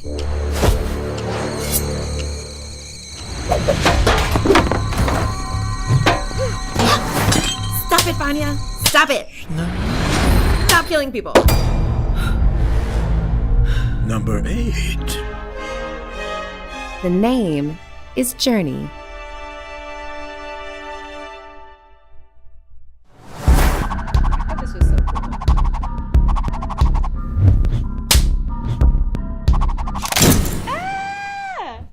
And like the context on this is, yeah, I mean, again, coming out of like the place I was employed at and trying to figure out what to do, and I knew I wanted to kind of lean into animation and tell stories, you know, what stories to tell. And I had all kinds of fears about things I could say, about how I could talk about my employer, my past employer, and the people in there. And I didn't want to burn stuff, but I wanted to say something. I had to, yo. It was crazy. It was a very painful feeling, frankly, because I had to figure out who I was, and do I tell like little cutesy things and try to avoid politics altogether. Anytime I would try to talk about politics, it felt to me like, how do you not talk about the media part of politics? Mm-hmm. You have to talk about that. So yeah. So then I just then we watched the show, the Umbrella Academy, and it just hit me that correlation about like that the white guy and you know, how he used all the kids against each other and against all of his enemies, and he was very manipulative, and I just tried to like put a story in there through that. And also I was just feeling dark too, you know. I was testing myself on the like putting images of like killing those women at the top, and You were doing a thing like when you first got started, like the punchline of your things sometimes were like killing women, and I was like, is this maybe a red flag that I should note? But I get it. It's a very American kind of thing. But that's actually interesting. I didn't realize that's an interesting context that you gave to it. I know that, yeah, I was certainly really moved by Umbrella Academy. Similarly, I feel like it was, yeah, this like, it's very like American story, I feel like, or maybe colonial story. Like this old white man, you know, sees these children from like who have these special powers, and this white man takes them in, you know, said like for their own good, and then puts these children to work, forces these children to labor to solve adult problems. And sorry, this is kind of a spoiler alert if you haven't seen Umbrella Academy, but Elliot Page's character Vanya is like, you know, when we first start the show, she's the only one who doesn't have a power, and so she's like really depressed. She takes these like meds, and she's like second chair in an orchestra, but she's just always been really like and she anyway, it turns out she actually had like the most powerful power that this white man couldn't figure out how to control. So rather than do that, he forced one of the other kids whose power was like she could get anyone to like do anything that she says. They believe her. So he tricked her. He tricked the girl into believing she was powerless. Yeah, so like what an interesting I don't know, yeah. I didn't read the graphic novel, which was, you know, the original joint, but that was a very interesting thing. It's like the most, he was a manipulative dude the whole time, but then you learn at the end that twist is the ultimate manipulation. You know what I'm saying? That she would be there stuck feeling, wondering why she's a part of this team. She was trapped by her own thing. Exactly. All he had to do was tell her that she was ordinary. And so feeling different and weird is just looped in with her ordinariness. Like she's unique in how unspecial and powerless she is. Like, oh, what a she believed it. Exactly. And like, how many of us believe that? Because some adult told us like they don't know how to use our power, our skill, our uniqueness. Yeah. So it's bad. We should be ashamed. We're in the way. And our best bet is to just like pop some pills and, you know, keep your head down. And anyway, turned out she was the most, you know, powerful one. I love how you took it, and you were like, while she was still a child, you had like another child be like, right? Was Journey supposed to be a child or like a teen? Yeah, I love it. Kind of ageless Nanny McVie. I wanted Journey to. My inspiration with her was Calvin and Hobbes, and I wanted her to be a younger girl, but she imagines herself in all kinds of situations where she's different ages, and it doesn't matter. We can play with that. She's a heavy imaginative kind of girl. So I love that. Yeah, can relate to being a heavy imaginative girl. So honestly, it was really interesting too. So I was like, yo, like I felt honored to like voice this character that like obviously is doing such a cool, I don't know, thing. Thank you. So deep. Great analysis. Yo, like I'm just so like honored, and like that we happen to live in this time where like, I don't know, we can do this play. We can like take what stories we want from the stories we've heard and like reimagine them into a more generative thing that we can use. Like, hell yes. We can do whatever we want as long as we open our minds to it. Yeah. And step into it. Yeah. So that's been dope. What happened next, yo? So yeah, just trying to think of weird things to create, and trying to, you know, even here, like I literally had I'm still trying to avoid politics, I think, here, and I'm still just trying to be a little bit more silly and step into different things, and so this came out. You know what was interesting too about this? This is when you were like first kind of growing a beard. and you were self-conscious about your beard. I was definitely that too. I grew all that. I threw all of it in there. I love it. Hello, my internet friends. We are back again for this week's episode of Beard vs. Beard. Our first contestant is a bestubbled Adonis serving Mr. T on Casual Friday realness, and I'm living for it. Contestant number 2 is a hirsute hottie giving me autumnal Lion King fantasies all year round. This next contestant also has a beard. Ooh, and a mustachioed cutie. Contestant number 4. I have a question. Yes, contestant number 3. You know that's a dummy with a fake mustache, right? And remember, today's winner gets a full year supply of yogurt from our sponsor, Pretty Cool Yogurt. It's pretty damn cool. Last chance to vote.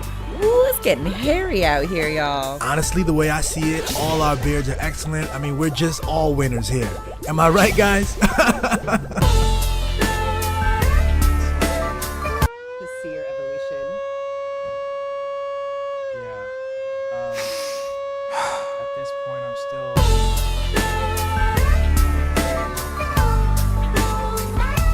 Felt very safe to not be a big, I don't know, open, like, look at me kind of person. So even in this character, I set myself up to be kind of a dumpy weirdo as compared to the two guys.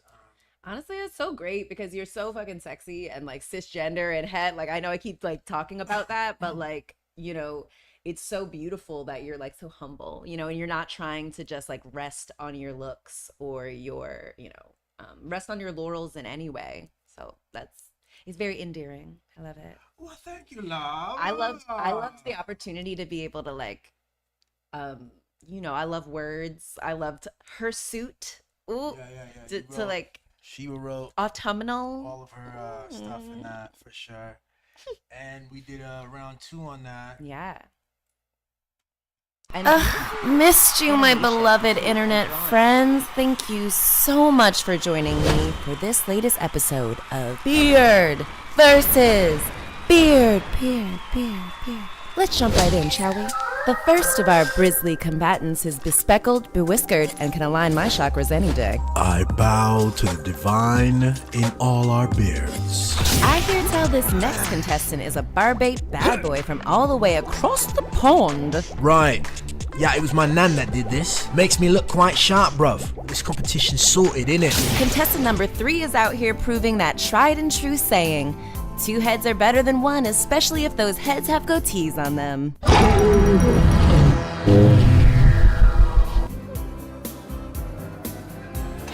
Okay, I see contestant number 4 has a familiar face and a greatly stepped up beard game. So, what the fuck was that? Hey, watch your language, buddy. This is still a family show. Anyway, now's the time to vote. I wouldn't be surprised if we find ourselves braided up into a 3-way tie. Bushy bow. Shaggy sugar daddy. I got beard puns for days.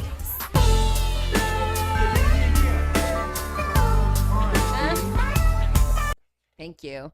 You're so good at like, I don't know, you give me like freedom and structure and it just like really works well with my process. Yeah.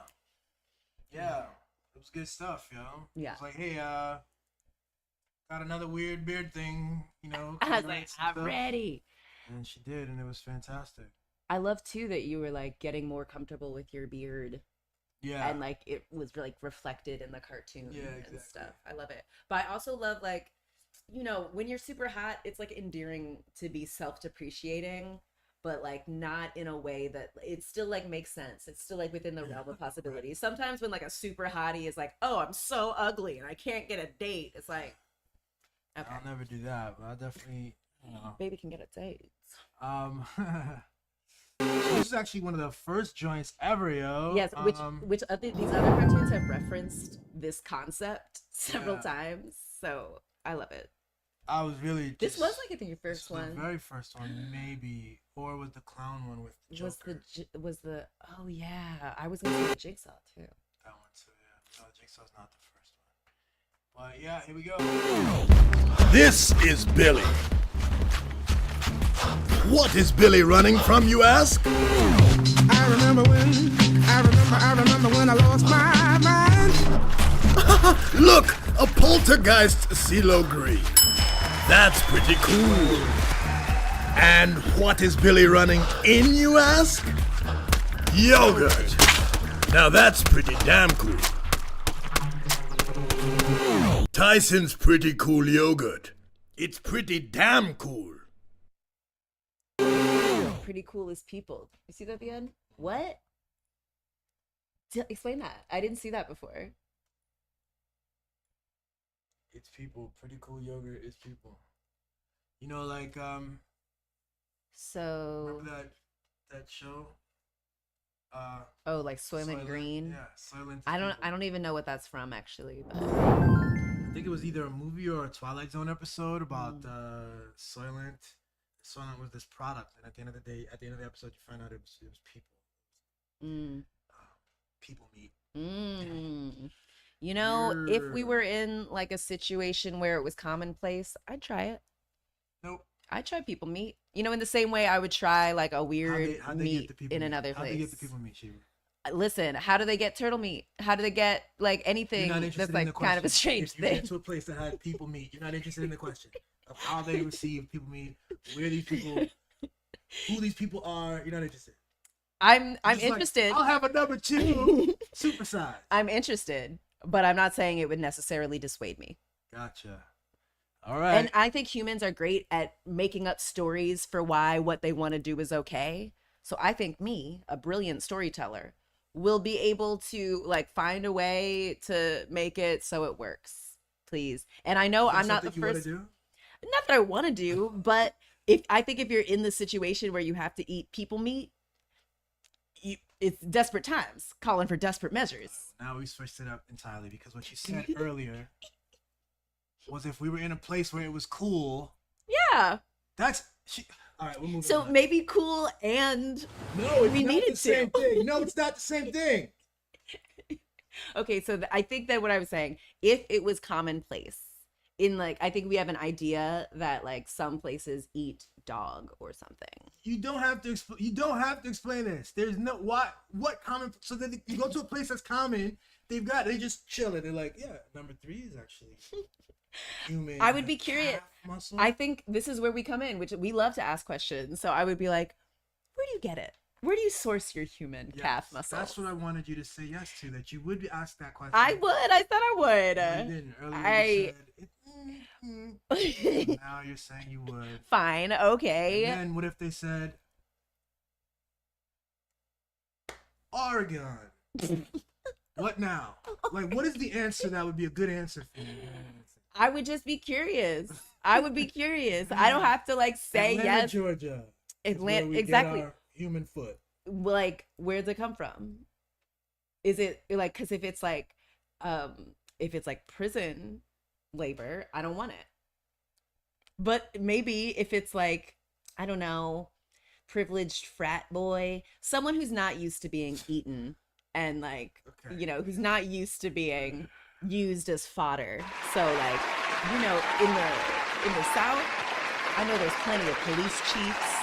That anyone who's like on the board of these cop cities, you're telling me like people from Atlanta who I would be okay with sourcing human meat from. Like, yes, gotcha. Whoever is trying to organize these cop cities. Of course, it would be that guy whose foot is missing and ends up on this plate. It would be those people. That's the world I dream of, where like, yeah, the bad guys who get punished and have bad lives are the wealthy assholes who got us into this freaking situation in the first place. Lovely. So, speaking of weird eating the rich. That's like what we talk about. See, everybody wants to eat the rich until it comes down to the specifics of how we eat them. I don't have any desire or need to. I would eat them like Scrapple. Lots of other things. Just slice it up. Y'all got Scrapple in other places? In the Scrapple, yeah, I can do Scrapple. Barely. It's good. I can barely do Scrapple. It's not terrible. You introduced me to the joint. I thought it was terrible. Whenever I see it, it's just like gray. It's gray. for some reason. But anyway, I can fuck with it. Scrapple's good. A little bit. It is gray. But this was also a period. This is now, we're right around the same time. I gave myself a really strict cartoon deadline where I would do a cartoon every week. And so this is in that period. Was it every week or every day? You were like really pushing it out. Okay. Week. And every Friday. So every Monday, I think. So yeah, this is right around the time when we're learning about masks and we're learning about COVID and very stressful. Here we go. I'm still working. You were still at CNN. Yeah.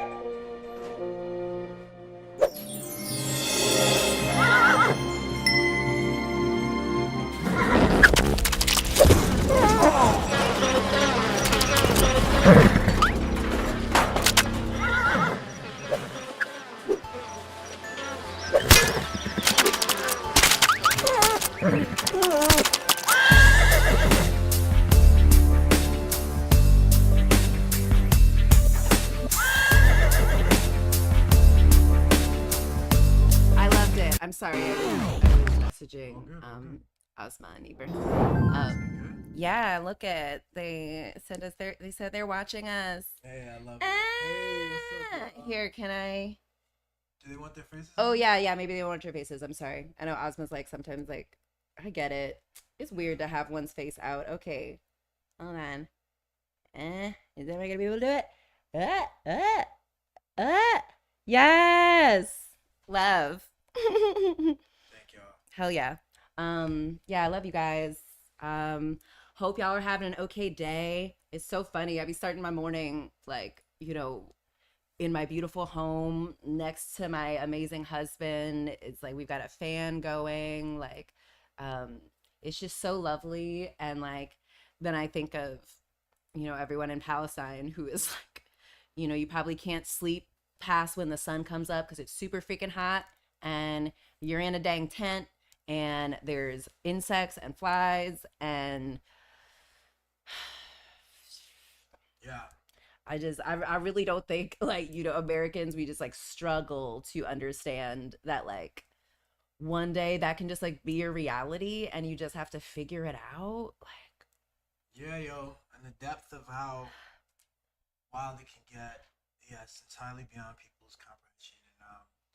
They don't take it, I don't think, seriously enough to do what's necessary in the moment. You know what I mean? Yeah. To speak truth and speak reality and step into the better stuff. Baby, here's what I want to do. Yeah. I think we should keep. It's 2:17 right now. I say we go up until 2:30. Okay. Where we do the nap guided meditation. Oh yeah, hell yeah, absolutely. You know, what is the? Let's keep going. Let's go to 2:30. Yeah. What's the next one we should do on this? I think, I used to love The Last Dragon. This is one of my favorite ones. Sure. This is a movie that a lot of Black men love. Because it's amazing. I can't make it through the first 10 minutes. I think it's kind of boring. Is it a musical? It's a musical drama done by Berry Gordy, music legend. So, and acted with, what's her name in there?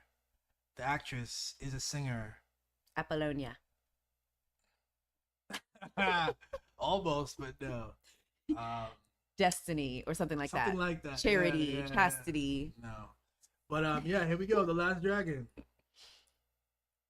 I'm looking for a Bruce Leroy. Where is he? He's in the front row.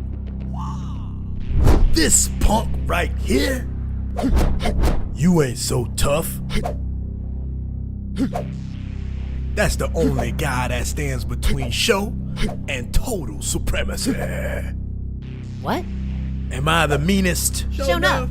Am I the prettiest? Show enough. Show enough? Am I a caricature of undue aggression and ego? Show enough. Hey, why don't you just leave? What? Why don't I knock you out right after I finish with this little boy right here?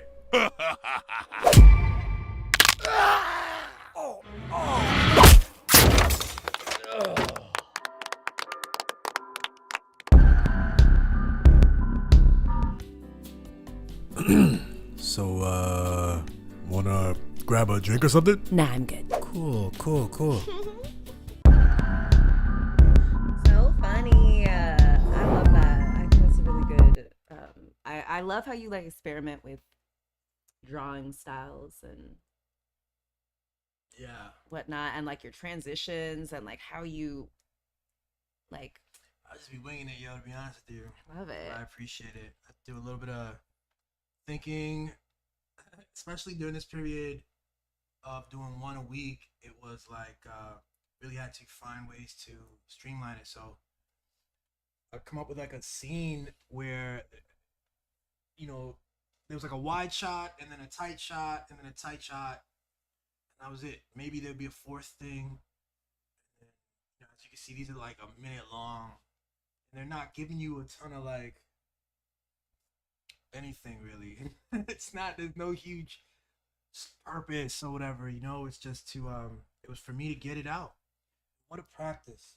I'm so grateful that I have been through the difficult stuff prior to that with like learning animation through Fabian and that thing I described earlier, or even through CNN and the timing and understanding the speed and pacing and writing, and also just my intuition on these things, and then letting go and not feeling like this isn't good, this is bad, I can't let it out. You know, some of these things I let it out even when it wasn't feeling great. You know, I think that's a really cool thing about you. You're good at like not getting caught up in perfectionism and just being like, this is good enough, and releasing it. And sometimes you'll like, certainly on your writing, sometimes you'll make some updates and things, and like I think that's perfect. I think that like white supremacy, colonialism teaches us to like we've got one chance, we got to get it, and it's got to be perfect, otherwise we're never gonna another and like that's made up.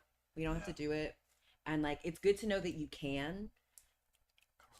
It's good to know that you can like push stuff out on a tight schedule if you need to. Yeah. But like you don't have to. You don't have to make that your practice. A lot of the relaxing comes from you, and that's so valuable. But I feel like it's truly only valuable because I have the other background. Mm-hmm. Yeah. You know what I mean? Like totally. Sometimes you gotta do the thing, and I'm glad I have that. Yeah. And I'm also now glad that I know I can relax, and I don't have like I'm constantly I still struggle with this feeling like I have stuff to do and I should be doing more. So, but yeah, I think it's new levels when you can just kind of let it rock. Thank you, my love. Yeah. What do we got? A couple more? Yeah, definitely. The mask. Let's do your like music too. That's like a good. Oh, the mask one is so funny. Okay. Oh yeah, you're right. You're right. Okay, yeah. Yeah, I like the mask one. The mask one. Okay, true story. So recently I'm driving home.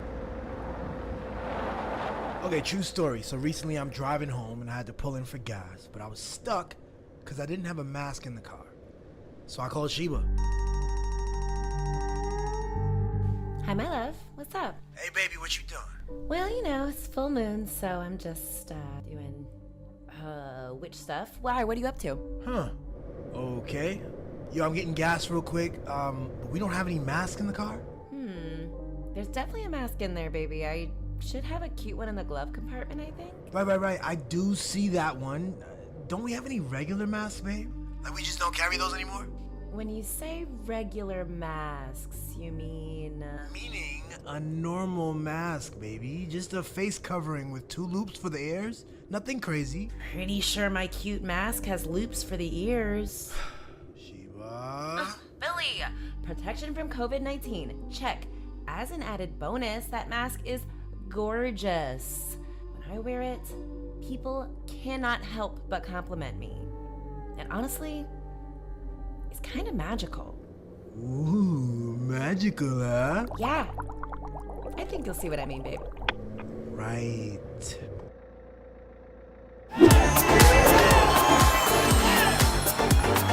Nice mask, young man. Immediately, okay. Thank you. All right, we're gonna make this quick, in and out. Oh, $1. How y'all doing? Wow. Okay, I see you with that cute ass mask. Thank you. It's my wife. She's crazy. Next! Hey, I just wanted to say that I think your mask is gorgeous. Girl, thank you. You seem like a really interesting person. I agree. I was honestly about to say the same thing. Ooh, fabulous, honey. Come have a drink with us. Wow, Sheba was right. This mask is magical. Next! How can I help you, sir?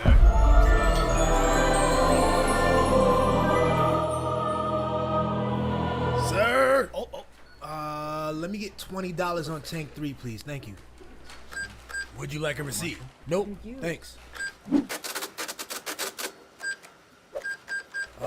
don't have anything to say about my mask? What about it? Not my style, frankly. Look, I'm a magical talking mushroom. We like to keep it simple. But fuck it, I think it's pretty and it works for you, buddy. Next!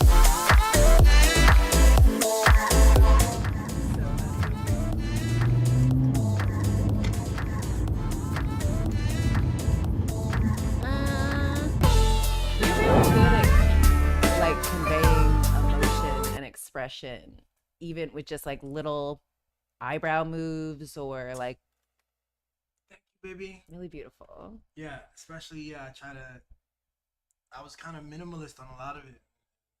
So happy a lot of it turned out the way it did. Yeah, you're a very good storyteller. So I feel like you like even like with your little subtle like face movements, and what you do with the sound design and like, which is interesting because those are things that you're not even super comfortable with, that you're just learning on the fly. And like, you're good, kid. You're good. Let's do Jigsaw real quick. Okay, yeah. We got 4 minutes. Probably Jigsaw, and then we'll wrap on this. Sure. Let's do the other stuff. Nap time. All right, here we go. Jigsaw. No, this is not Jigsaw.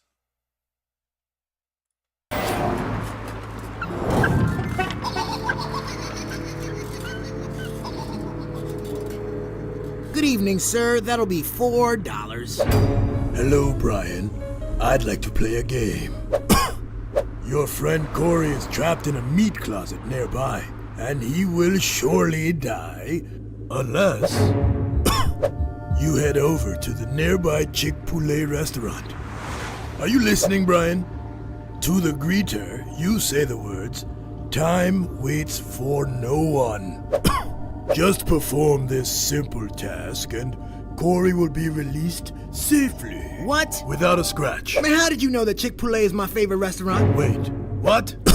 Your friend Corey is in trouble, man. And let's get a move on, bro. This has all been really well timed out. Once you meet the greeter, then she triggers several steps after that. It's really quite elaborate and very clever. Like what's gonna happen? Well, come on. You know, I really would rather not get into all the details. Sir! Look, our current situation is an ongoing murder labyrinth involving explosives and a creepy tricycling puppet. I really can't say much more than that. Sir, please pay your toll and go.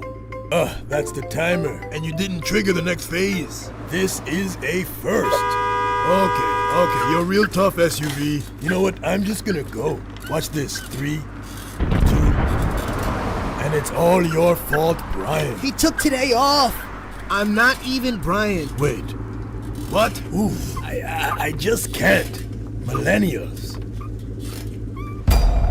You're so silly.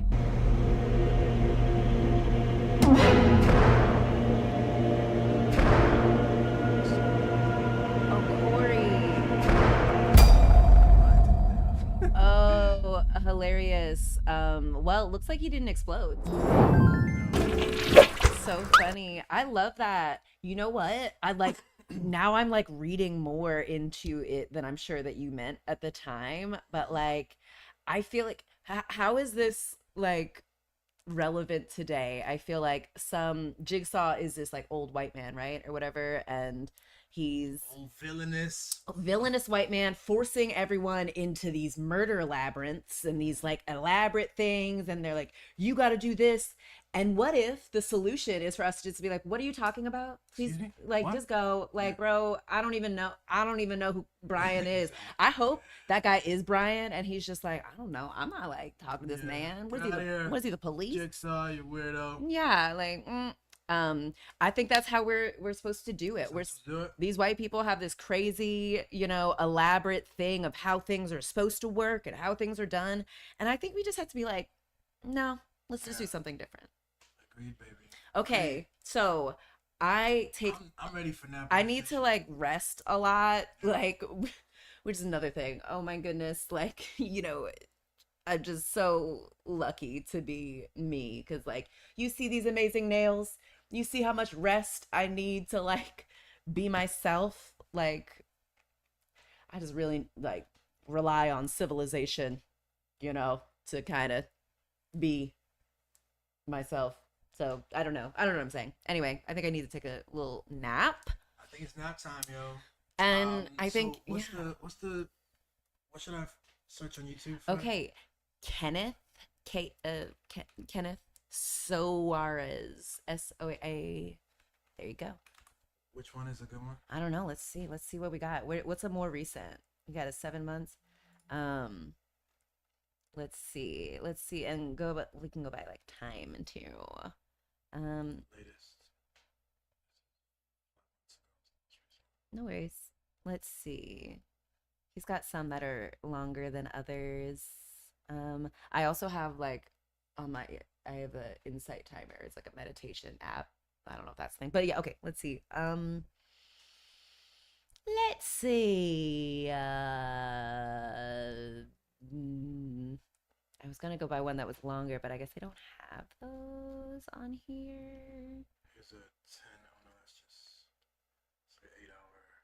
Yeah, can you go up again? Maybe you can just do let's see a playlist of his. There we go. And we'll just what's the one with the oh, is this him? Okay, maybe like what's this 21? Yeah, what's that? What's all that? Ultimate Guided Meditation playlist or I Am Affirmations playlist. Let's see. I think this will be nice. So yeah, I don't know why, but this like, I hate listening to a man, certainly a white man, but something about like this guy's stuff just like spoke to me a couple of years ago, and I like how he says his name. He's like Scandinavian or something, but his name is Kenneth, but he pronounces it Kenneth. Thank you for choosing to connect. So let's put this white man to work while we take a nap. Yeah. Please enjoy this. You can even put, yeah, it's like a beautiful. That you are here now. There we go. There are intense energies surrounding humanity now.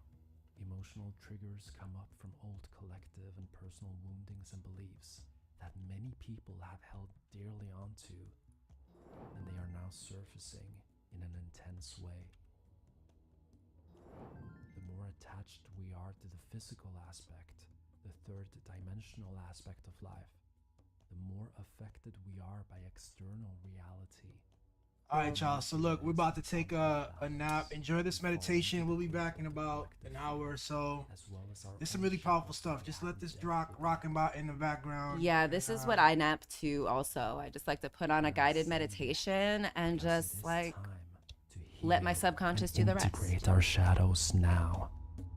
Allow me to remind you that we are infinite beings. As a soul in a human body, you have an innate ability to connect and align with your higher self. And from that alignment, make decisions, take action, grounded in love, wisdom, and truth.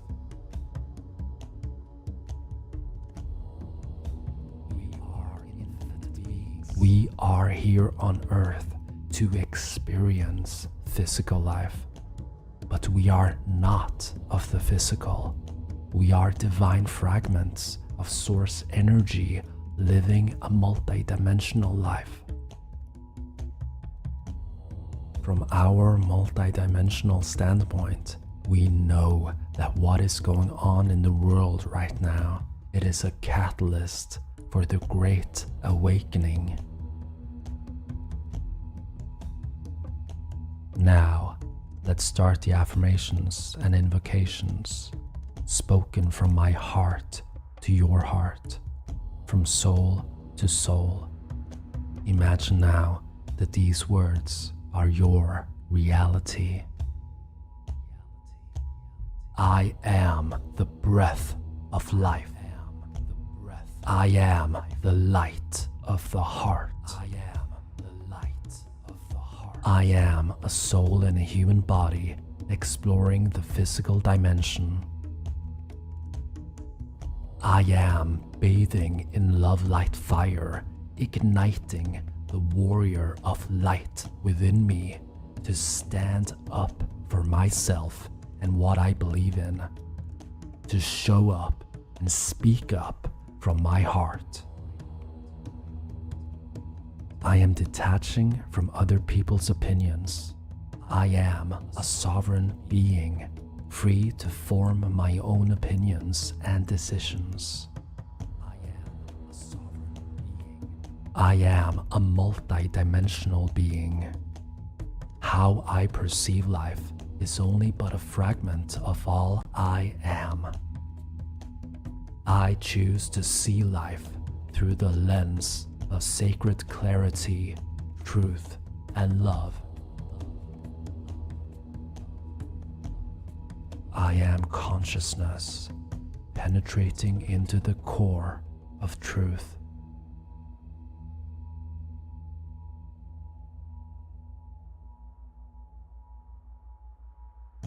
The voice of fear is a master in disguising itself as the voice to follow. It is very convincing. I have given it power by closing my heart. Fear doesn't have my long-term well-being in interest.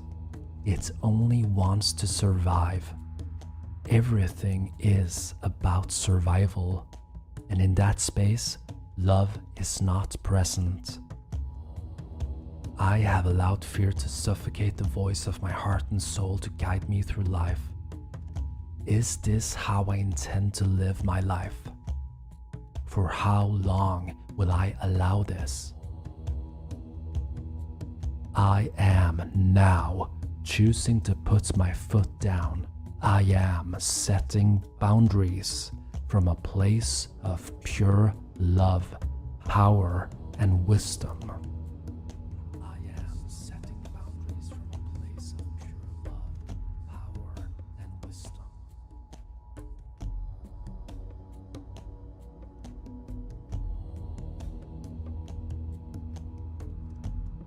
I am standing in the eye of the storm, observing life with a discerning mind and heart. Willingness to evolve and expand is the key to deep peace, inner power, and wisdom in challenging times. I am willing to evolve and expand. I am a conduit for divine justice, divine order, and divine light. I am grounded like a mountain. I am making choices grounded in love. I am making decisions aligned with my highest path. I don't wait for solutions. I create solutions. I co-create solutions. I am a sovereign being. Only I have dominion over my body and my life. I listen to my body. I trust in the vast intelligence and wisdom of my body, the temple of my soul.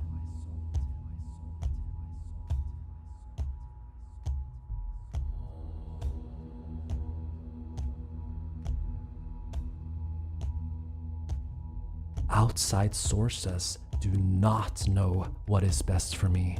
If I believe that without checking in with my body and my inner guidance first, then I am responding out of fear, not from a place of alignment. I listen to outside sources with discernment and heart.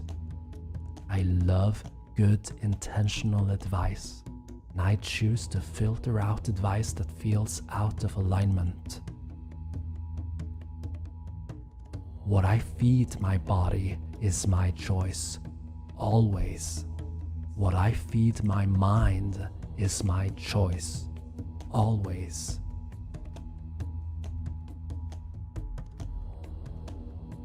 I am standing strong, bold, and aligned in the flame of freedom. I am standing strong, bold, and aligned in my sovereign light.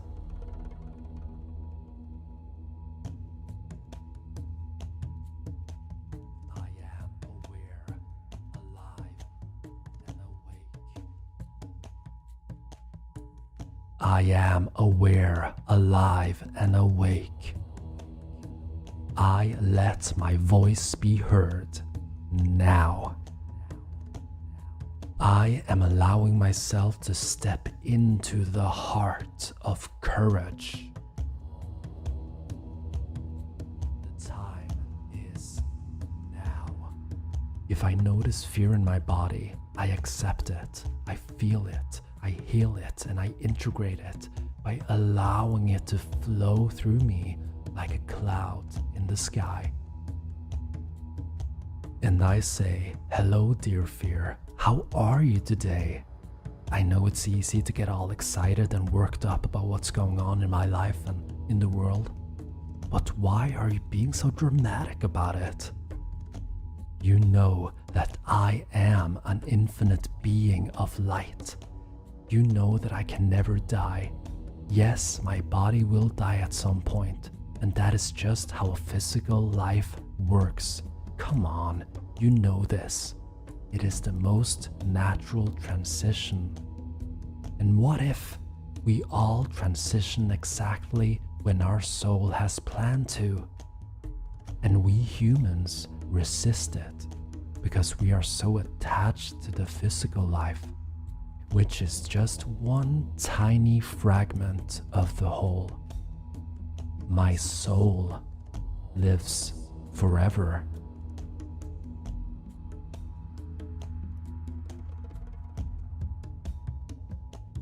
And fear, you know what? I am on to you. With my discerning mind and open heart, you are exposing yourself. You are a product of deep programming from outside sources and from my perception of my own life experiences. And you have never asked me for permission to have these programs embedded in my subconscious mind. You are sneaky indeed. I now invoke pure love light wisdom to shine its light on you, shining so strong and so mighty that you have no chance of hiding the real truth from me. I see you, and I choose to release you from my body, my subconscious mind, and my thought patterns in a pace that is in harmony with my soul's purpose and destiny. And I am moving into a sacred space of trust and knowing. I let go. I trust now.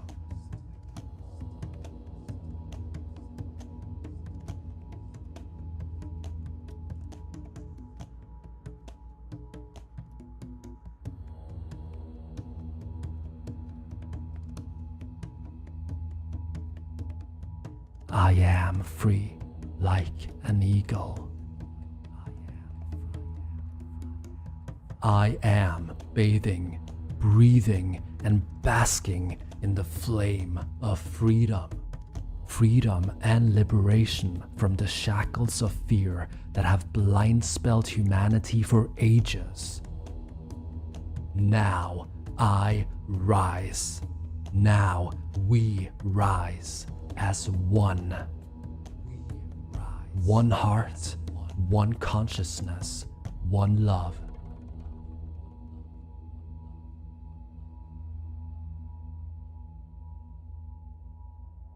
I am advancing to a higher level of consciousness now.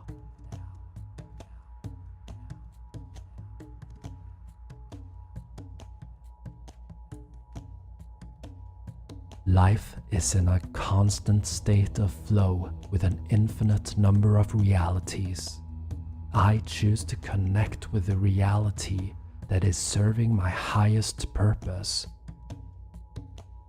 Gratitude is a choice. Feeling safe is a choice. It comes from within. I am a divine embodiment of love in human form. I am grounded in illuminating love light fire. I am pure awareness observing my thoughts. I am pure awareness observing life. I am standing guard at the gates of awareness.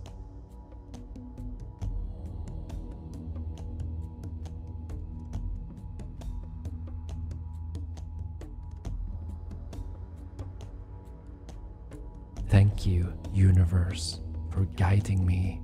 I love you. I thank you.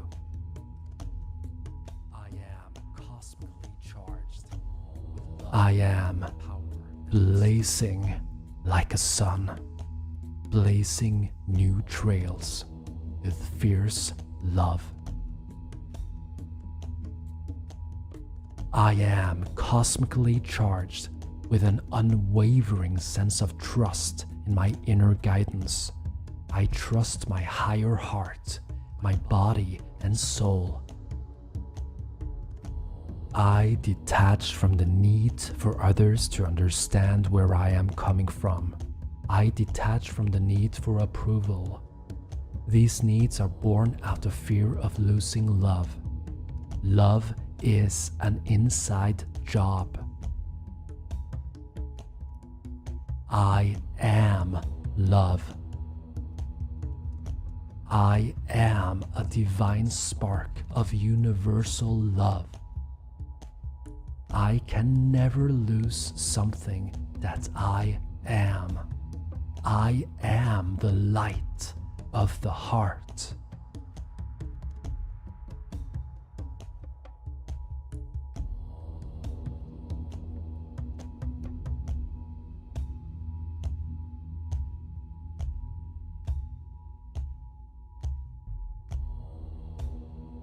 I am safe. I am sealed in love light fire. The time is now to focus my energy, my light, my being into embodying and co-creating the golden age on Earth.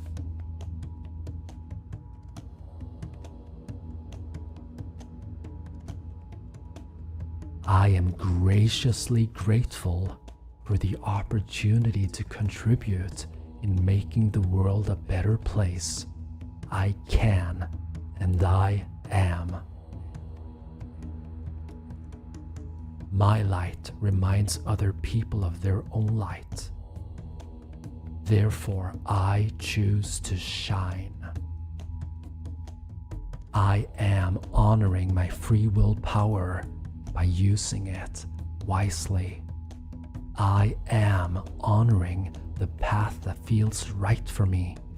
I trust the divine in me.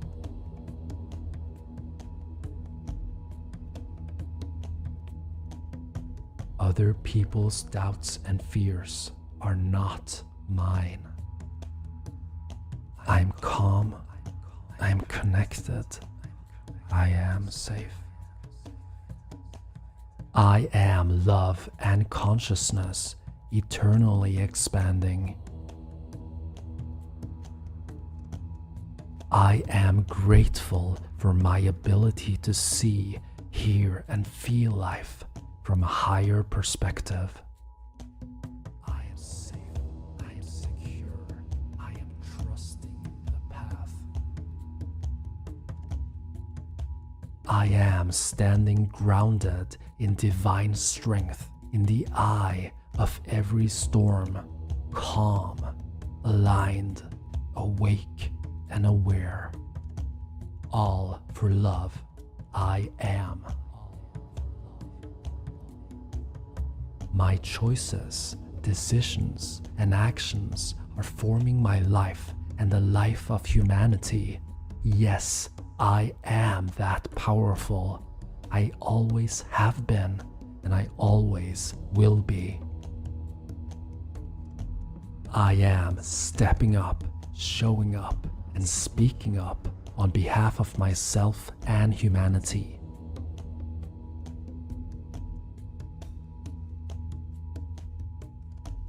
I choose to follow love.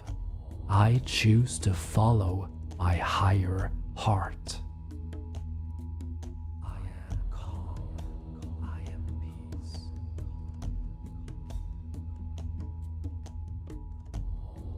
I am wielding my sword of love light fire, severing distortions, illusions, and untruths that have kept me blindfolded without me even knowing about it.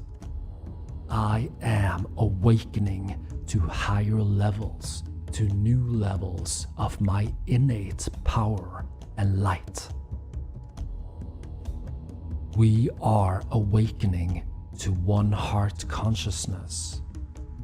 It is happening all around me now.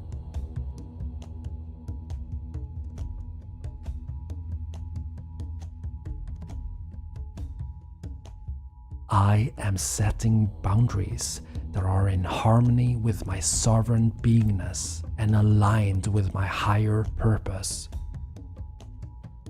I stand my ground. I stand guard at the gates of awareness and empowered boundary setting.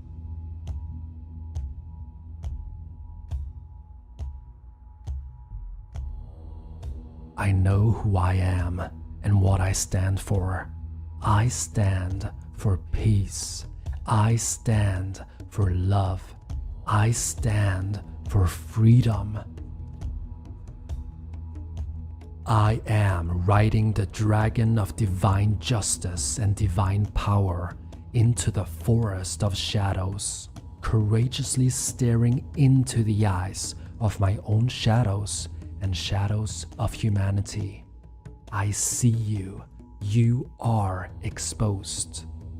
I am unwavering in my knowing that I am an infinite being of love. I am eternal light.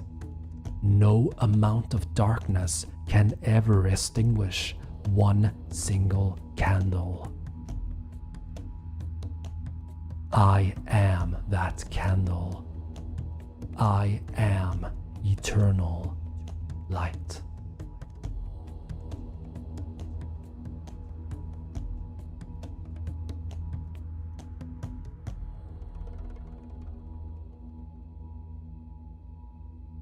I am here to co-create the new earth, and with my lion heart, I roar to the universe.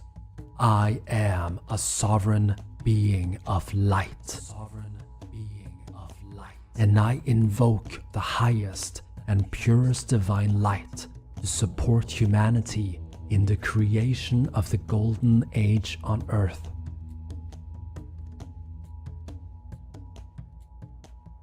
I am in alignment with my heart and soul, and I am choosing to hold a template for a world of peace, love, justice, liberation, compassion, freedom and abundance for all sentient beings. The time is now.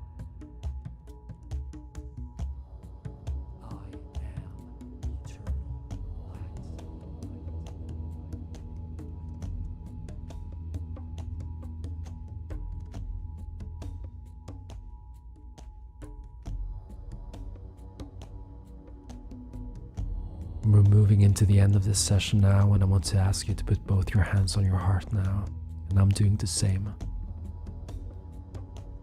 And while I'm holding my heart, I'm just feeling so much love and gratitude for the opportunity to connect with you. And I hope you feel that love, because that love is pure, it is genuine, it is from the light. And we are here to ignite light in each other. I see the light in you. Shine it bright, dear soul.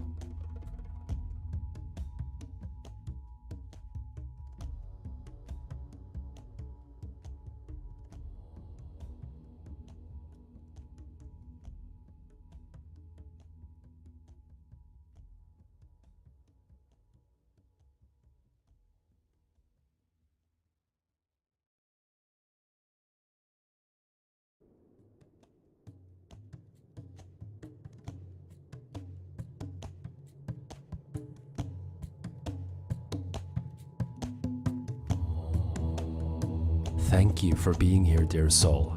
It's Kenneth here. I'm truly honored, privileged, and grateful for the opportunity to serve and connect with you now in this present moment. Thank you for allowing me to be your guide now. I wonder if you can breathe a little bit deeper and fuller now, inhaling through your nose and exhaling through your mouth.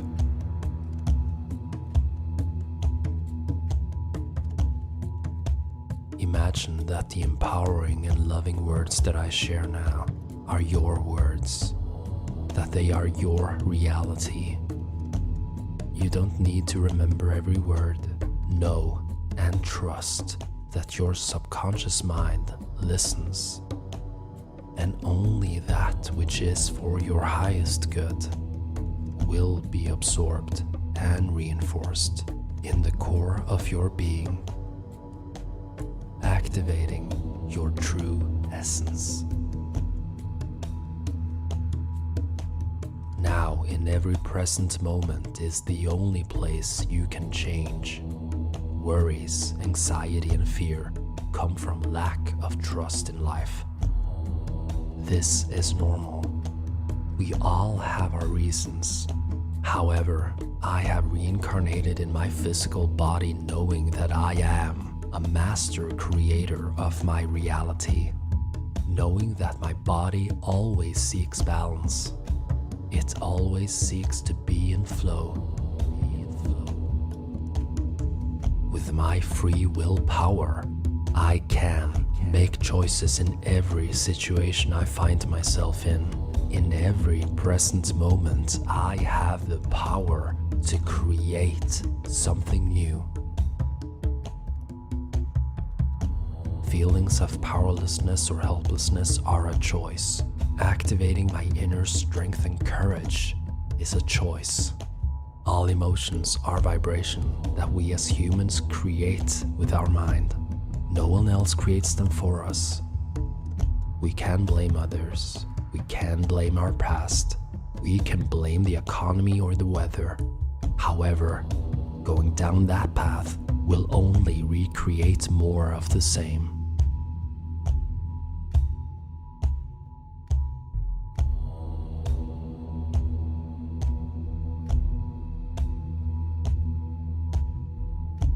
What I choose is up to me. How I feel is purely up to me. All that I experience happens for me for the higher good. Life will only give me peace when I create peace within first.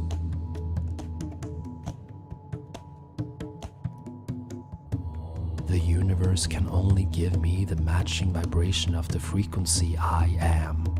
The vibration I am emitting most of the time during my days, weeks, months, and years. That is my overall vibration. My overall vibration creates my reality. The mastery of emotions starts with accepting this truth. Emotions are safe. All emotions are teachers. Emotions are safe, no matter how intense the positive or negative end of the scale. It's just energy. When I allow myself to stay with them, listening, speaking, acknowledging, accepting them, then I will start to unwrap the transformative potential of learning and healing that they hold. It all comes down to willingness. I am willing to be vulnerable and face my emotions. When I allow myself to fully penetrate each emotion and fully feel them, see them, hear them, show them compassion, then my body will discharge and heal that energy, leaving learning, love, and wisdom in its wake.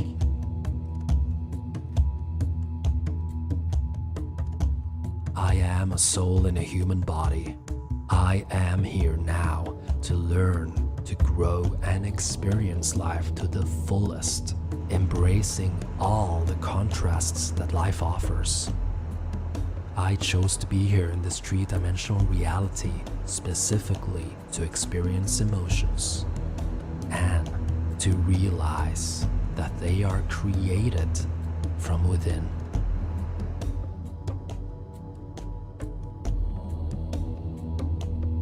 It is time now to create a new chapter in the book of my life. The chapter where I let go of the illusion, the idea that I need to control. The need to control is a vibrational energy that resonates with fear and anxiety. The more I try to control, the more I am stuck in the quicksand of low vibrational emotions. Trust is reaching out to me. Faith is reaching out to me. Love is reaching out to me.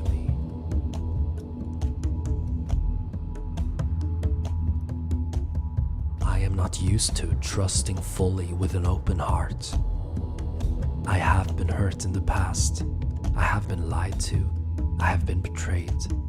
This has caused me to close my heart, to protect myself. And that's okay. I just wanted to be safe, but this comes with a price. I can only love fully with an open heart. I can only feel joy fully with an open heart. I can only trust the universe, life, and myself fully with an open heart.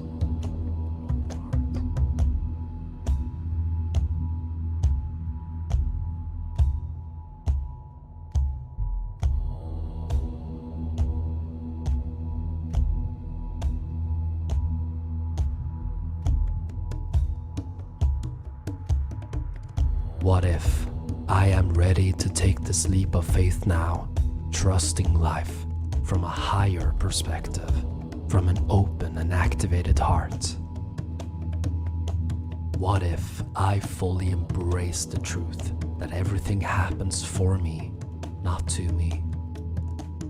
Everything happens for me. All challenges are here as opportunities for learning, healing, and expansion. All challenges are here for my highest good. All challenges are co-created for the highest good of all souls involved. Is my purpose in life to live with fear and anxiety until my last breath, Or is my purpose to use these emotions as my companions for healing and awakening? They are my best friends because they tell me the truth like it is. They don't tell me what I want to hear. They tell me what I need to hear. The truth. That I am holding on to thoughts, beliefs, and events from the past that are ready to be healed and released. How I am going to transform and heal them. That is my choice. This is up to me.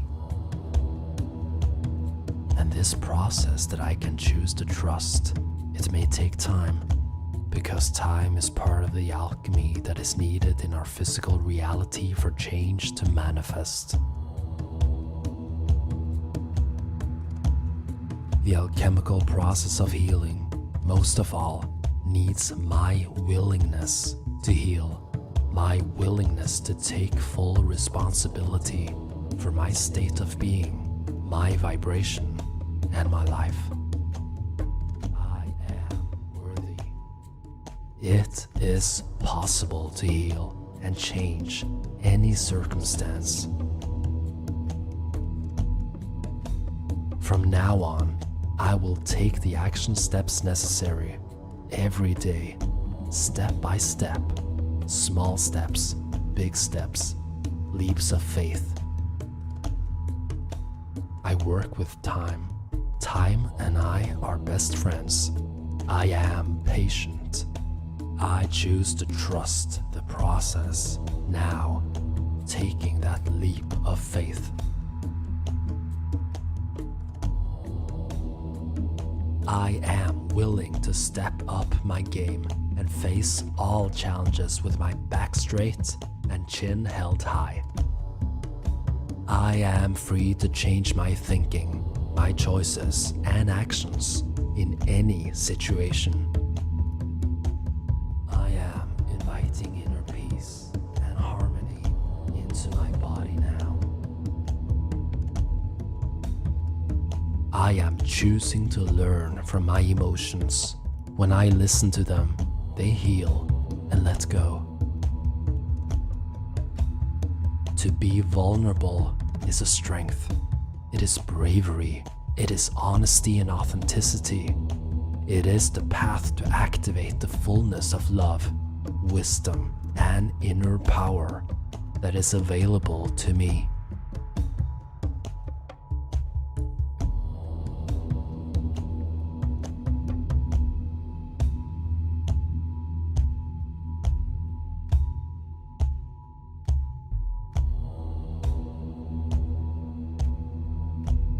I am setting healthy boundaries now. Enough is enough. My energy, my health, and my well-being is my first priority from now on. I am balancing the scale of giving and receiving. I am more than good enough. End of story. I am kind, loving, and patient with myself. I am pure love and consciousness in a human body. I choose to honor, love, and respect my human self. I'm learning new things about myself every day. I love to learn. I use and infuse my energy on taking care of my body, my mind, and my spirit. My body is the home of my soul. I am raising my standards and creating rituals that support my well-being now.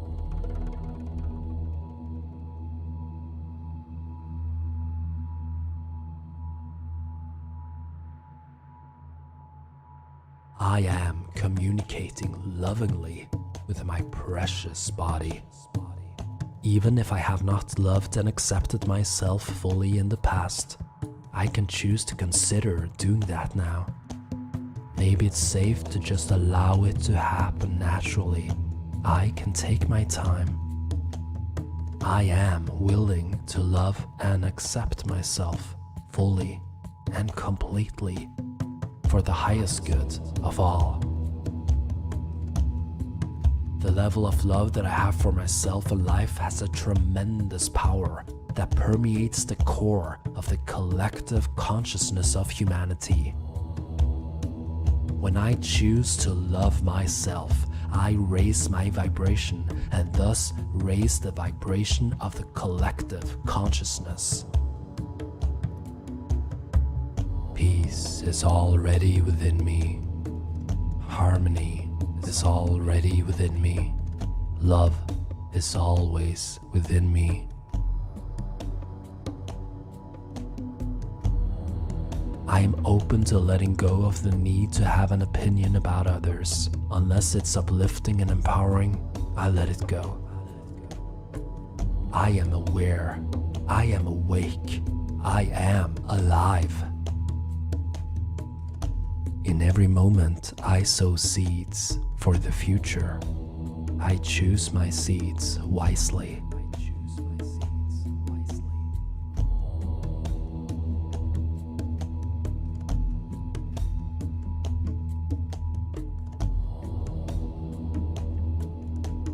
I am activating and opening up doors to new realities.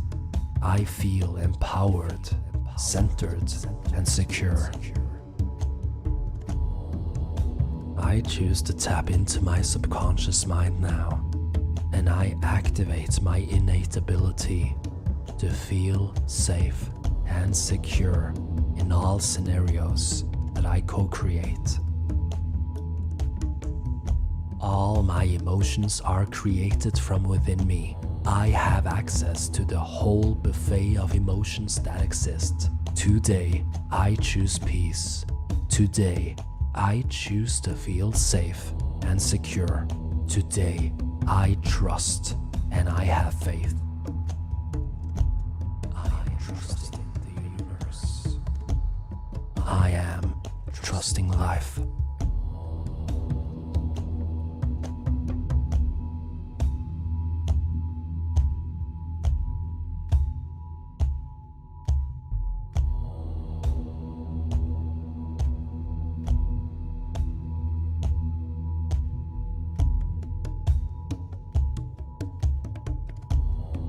I am free to let go, heal, and move on.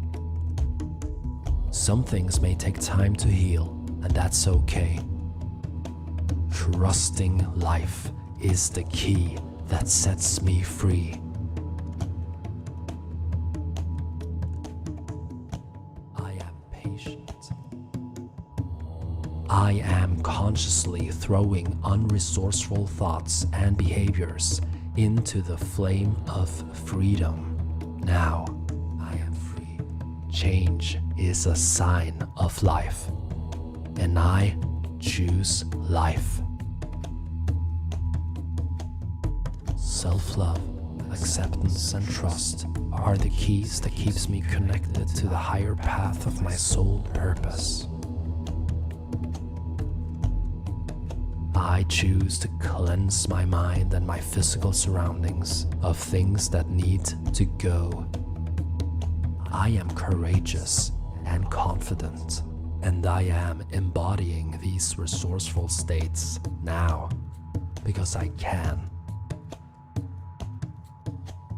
I am grateful for my freedom to set boundaries.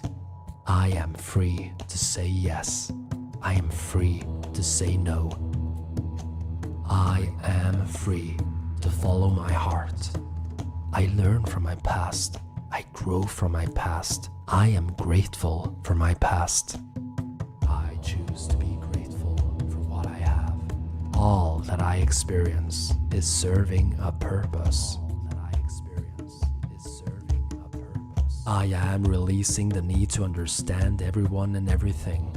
I choose peace instead. Their opinions are not my business. Their choices are not my business. That doesn't mean that I have to like it or think it's okay. It just means that I accept reality as it is. I cannot control anyone but myself.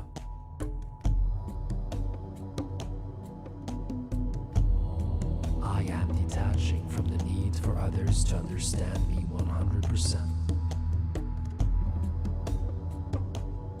My human self wants to control life. Trying to control is the opposite of having control. I am optimistic and focused on the future I intend to create. I am focusing on the things that I prefer to happen.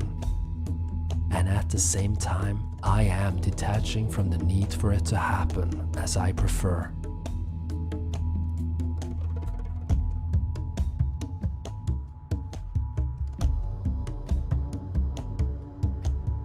I choose to embody trust. I am embodying trust.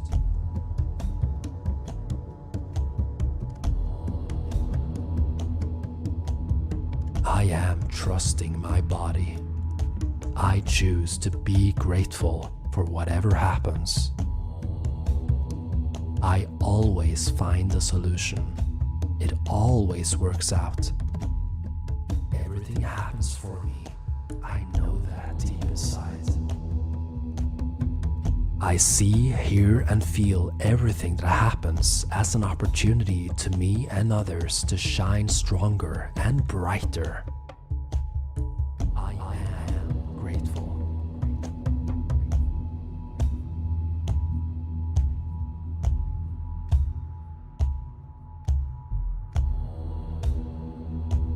Universal love and wisdom are soaring through my veins and my consciousness at all times. When I am in the present moment, I am the full embodiment of love, power, and wisdom in action. I have a place in this world. I am important to this planet. Divine light circulates within me and through me.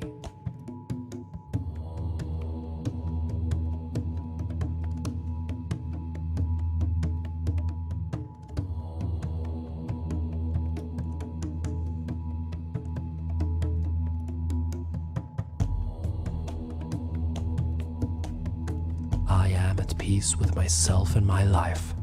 I am the creator of my now and all the nows to come. I trust in this now. I am grateful for this now and all the nows to come. I am worthy. I am deserving. I am love. All this or something better is happening now in multiple realities for the highest good of every soul involved.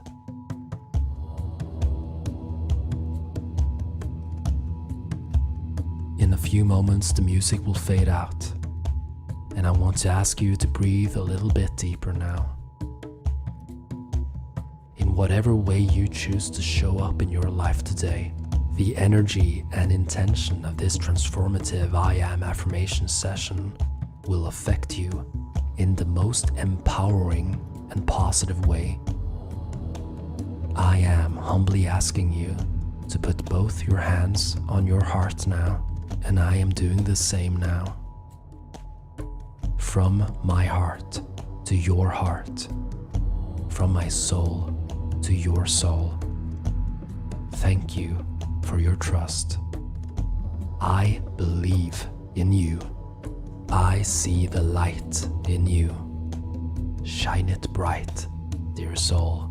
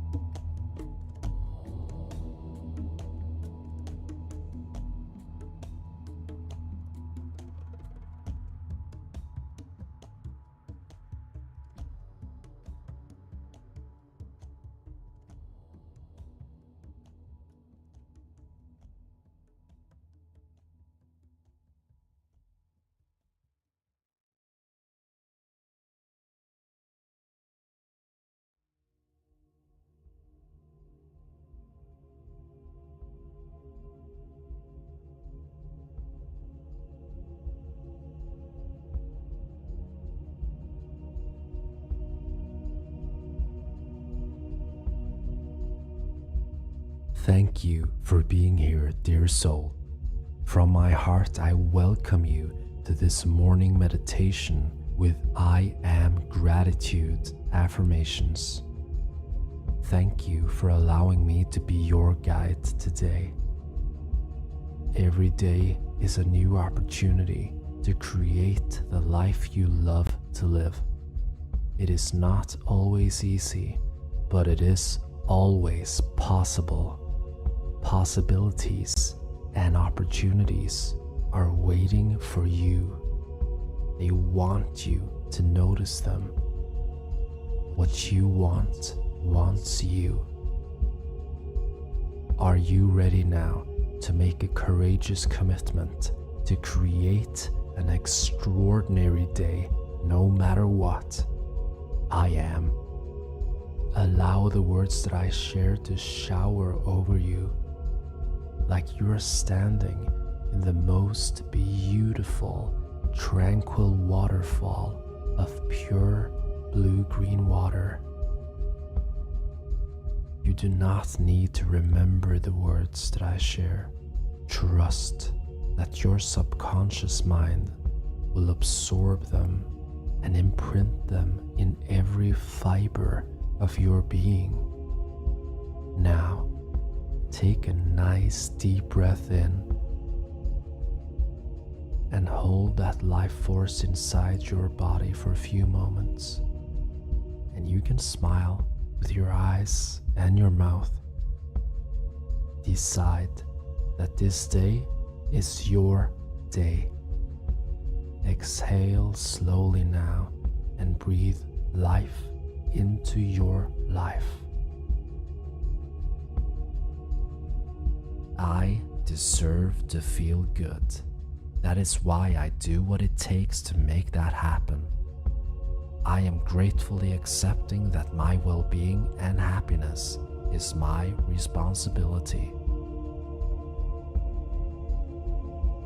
Gratitude is the ultimate vibration for attracting more to be grateful for.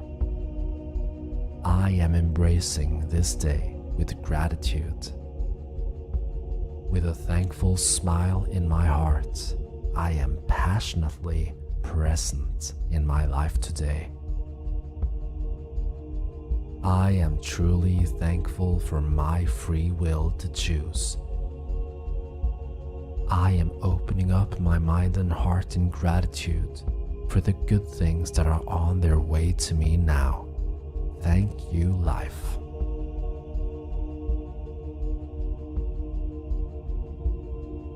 I am aligning with my soul, and I allow my light to shine bright from my heart today. I am awakening to the greatness within me. Thank you, universe, for all the resources, potential, and wisdom that flows through me.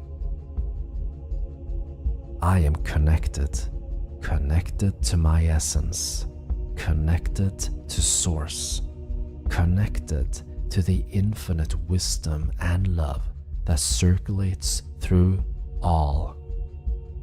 My awareness is constantly expanding, and I am grateful for this journey in my awesome human body. I am so happy and grateful for the freedom I have to be myself. I courageously choose to be authentic and honest. I am truly grateful for this journey of self-discovery.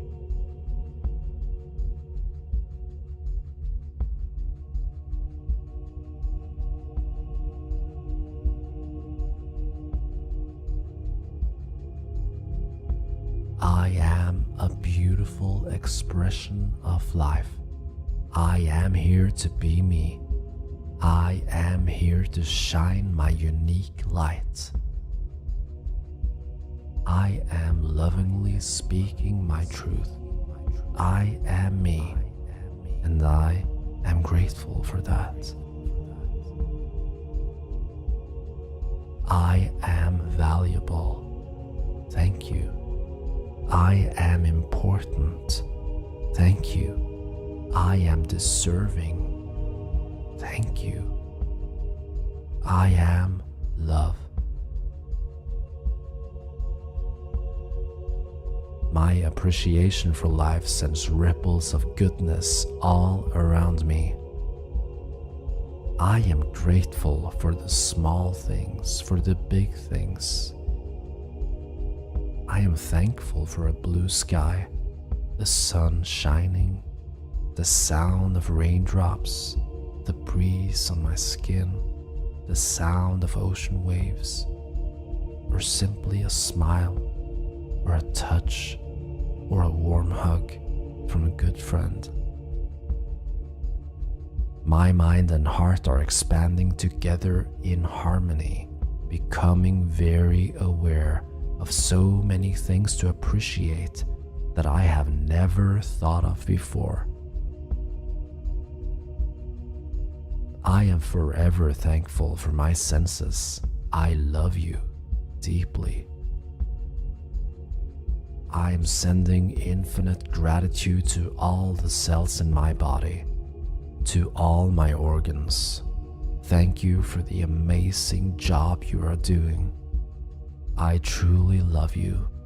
I thank you. I gratefully and graciously accept all the things that I manifest in my life. I am grateful for the lessons life teaches me. I love to learn and grow.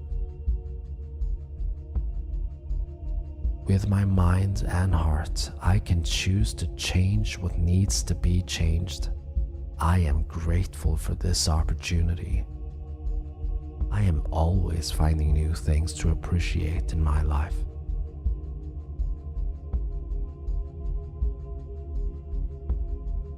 I am choosing to be happy and grateful for this moment right now. Old beliefs and emotions that I have carried from the past that does not serve me no more. With peace in my heart, I allow them to let go. I set you free. I thank you.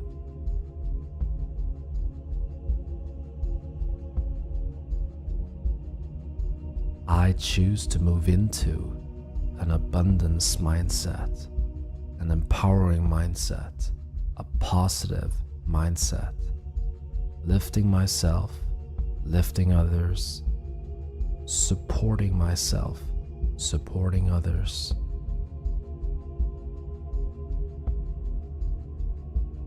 Thank you for peace. Thank you for harmony. Thank you for love. Thank you for passion. Thank you for expansion.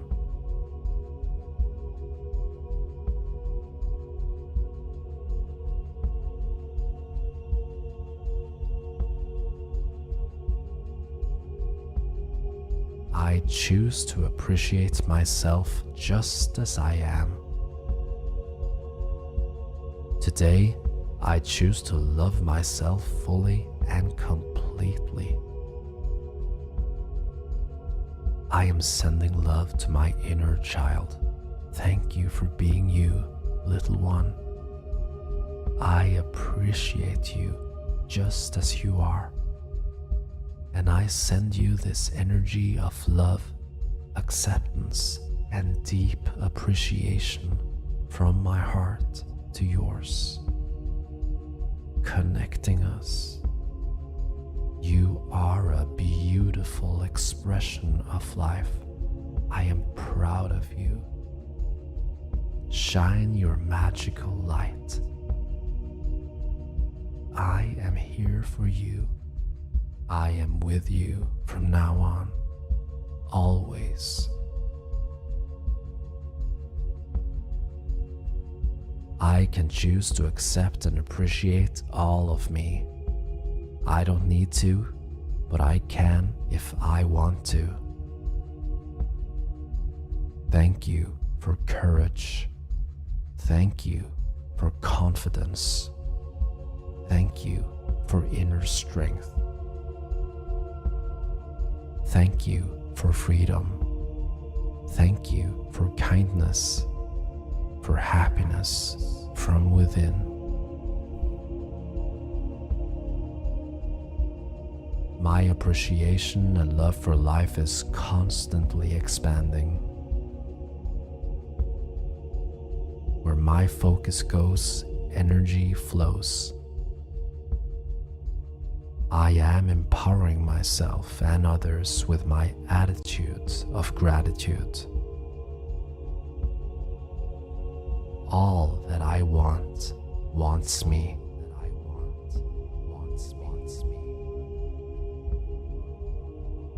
Good things come to me because I am grateful. High vibration is my reality. The universe loves gratitude. Thank you, universe. I am so thankful for the freedom to nourish myself with thoughts of abundant and radiant health. I am now gratefully allowing every cell in my body to replenish, repair, and work in harmony. Thank you. I am joyously grateful for my talent in recognizing solutions and opportunities. My life is full of so many things to be grateful for. I am graciously welcoming an increasingly higher dose of life force to fill up my entire being. Thank you, universe. I choose to recognize and send gratitude and love to all aspects of my essence. My physical body, I thank you. I love you. My emotional body, I thank you. I love you. My mental body, I thank you. I love you. My spiritual body, I thank you and I love you.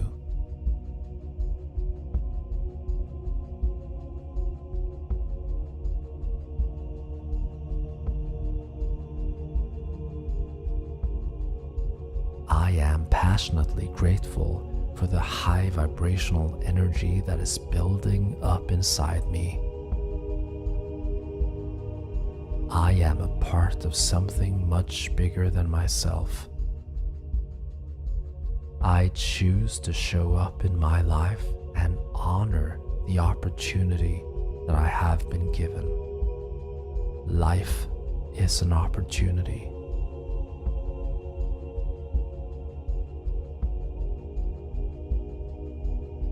I am pure life force in a human body. I am life. I am flexible to changes happening in my life. The more accepting I am of change, the easier it feels. Change is a natural aspect of life. It is a sign of life, and I choose life. I am here on this planet to experience and awaken.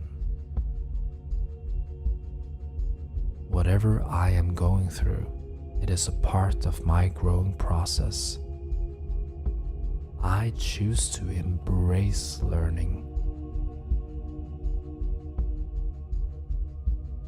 I fill my heart with gratitude, and I am opening up to receiving and creating what I truly want in my life. I am abundance. I am peace. I am courage.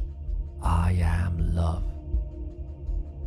I am gratitude.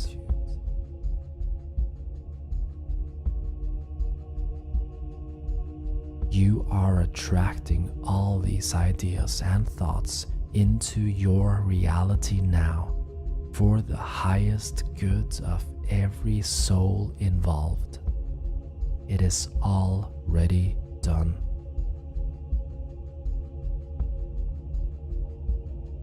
In a few moments, the music will fade out, and I want to ask you to breathe a bit deeper now and allow these seeds of truth to sink deep into your subconscious mind.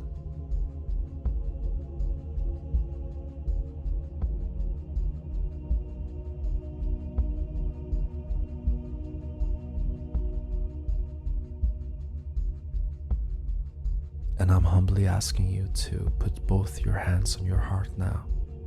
And I am doing the same now. From my heart to your heart, from my soul to your soul, I thank you for your trust. I believe in you. I see the light in you.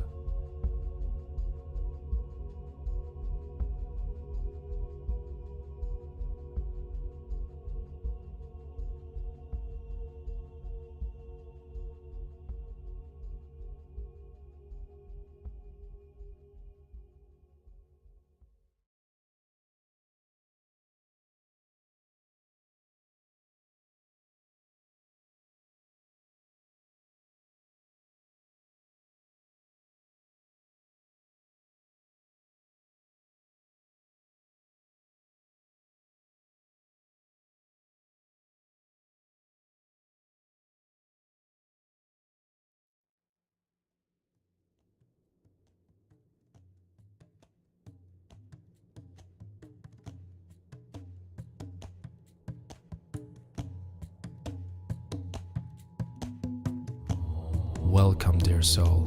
It's Kenneth here. I am honored, privileged, and grateful that you chose me as your guide today.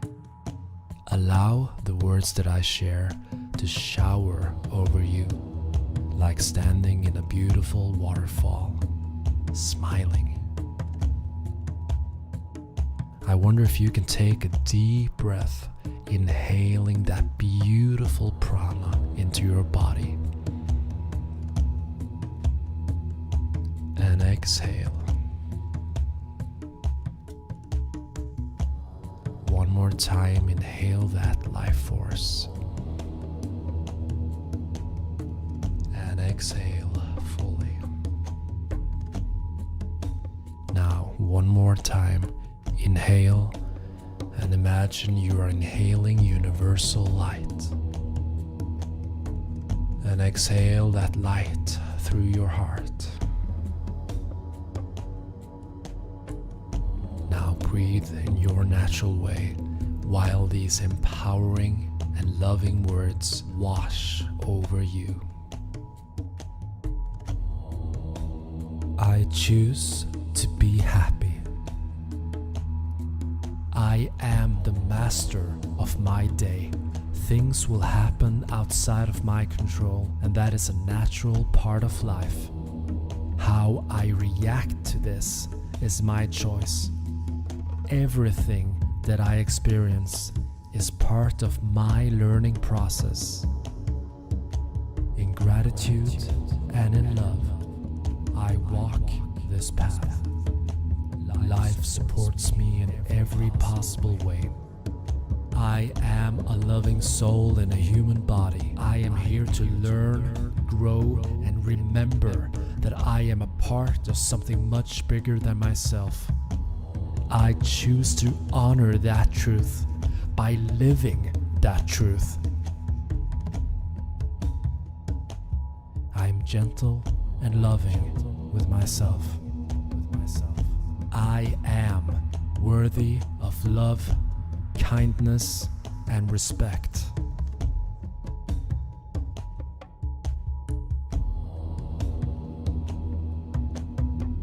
I'm radiating love. I am allowing abundance to flow freely through me. All that I seek seeks me. All that I seek is already within me.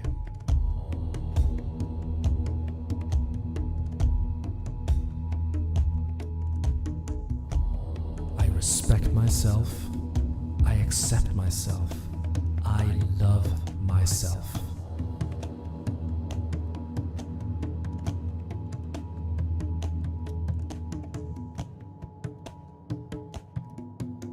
I chose to be on Mother Earth at this time of history to make a positive difference in this world, and I choose to show up in my life and honor this opportunity that I have been given.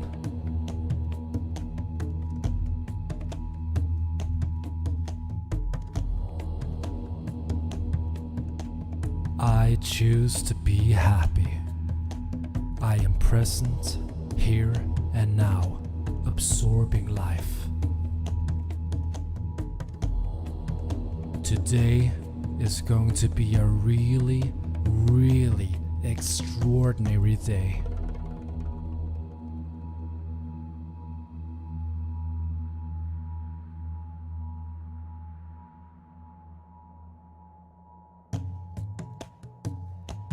I am grateful for the sense of well-being that fills my consciousness every day. I am always finding new things to appreciate in my life. My mind and my heart are best friends. I am flowing easily with new experiences. I am aligned with my inner power. This is my life. With free will, I can choose. I choose to do the things that makes me happy. I am a beam of joy. I am an important part of the universe. I am at home in my body. I am at home in the universe. I am honoring myself. Therefore, I do more of what gives me joy. And I spread joy.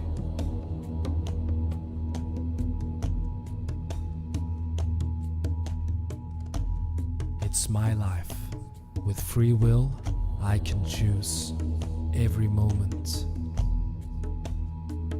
I am attracting love, tolerance, and acceptance. In gratitude and in love, I walk this path. Life supports me in every possible way. Love, tolerance, and acceptance. Today, I am sowing seeds for tomorrow. I choose my seeds with care.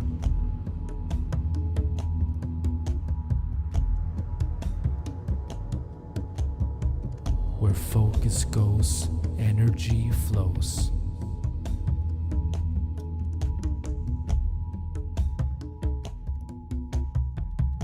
I deserve love, and it circulates in abundance all around me.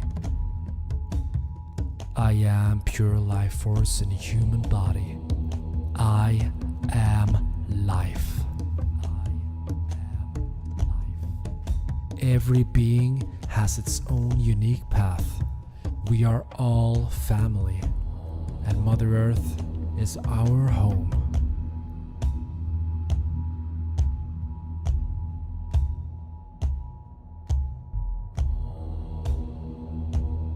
I am flexible to changes happening in my life.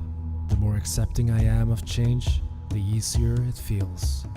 Because change is a natural aspect of life. It is a sign of life, and I choose life.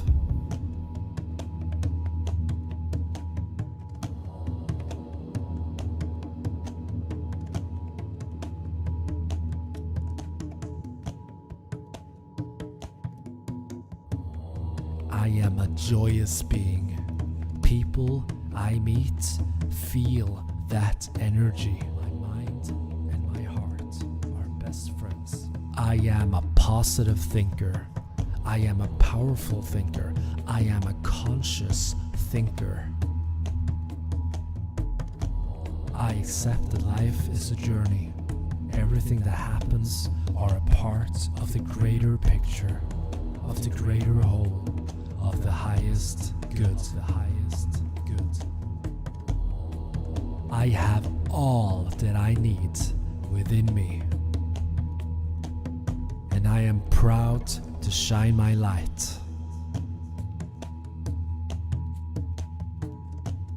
I accept who I am. I am one with the power that created me.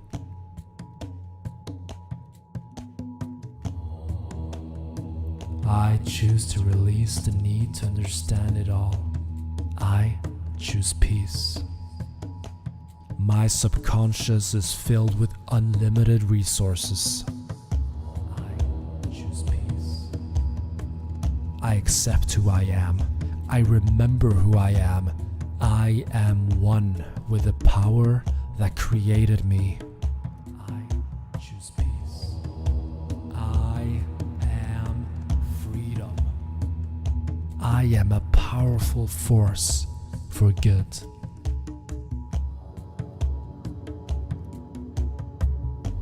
I am taking full responsibility for all of my decisions.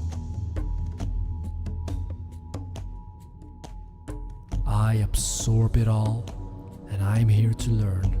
I'm here to grow, and I'm here to do the best that I can. I am passionate about living. My appreciation and love for life is constantly expanding. I choose to love and honor every cell in my beautiful body.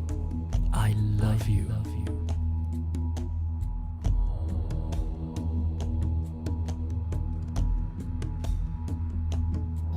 I am passionate. Hello, we are back. Whoa. Did you enjoy the soothing sounds of Kenneth? Ooh. Is that working? Kenneth.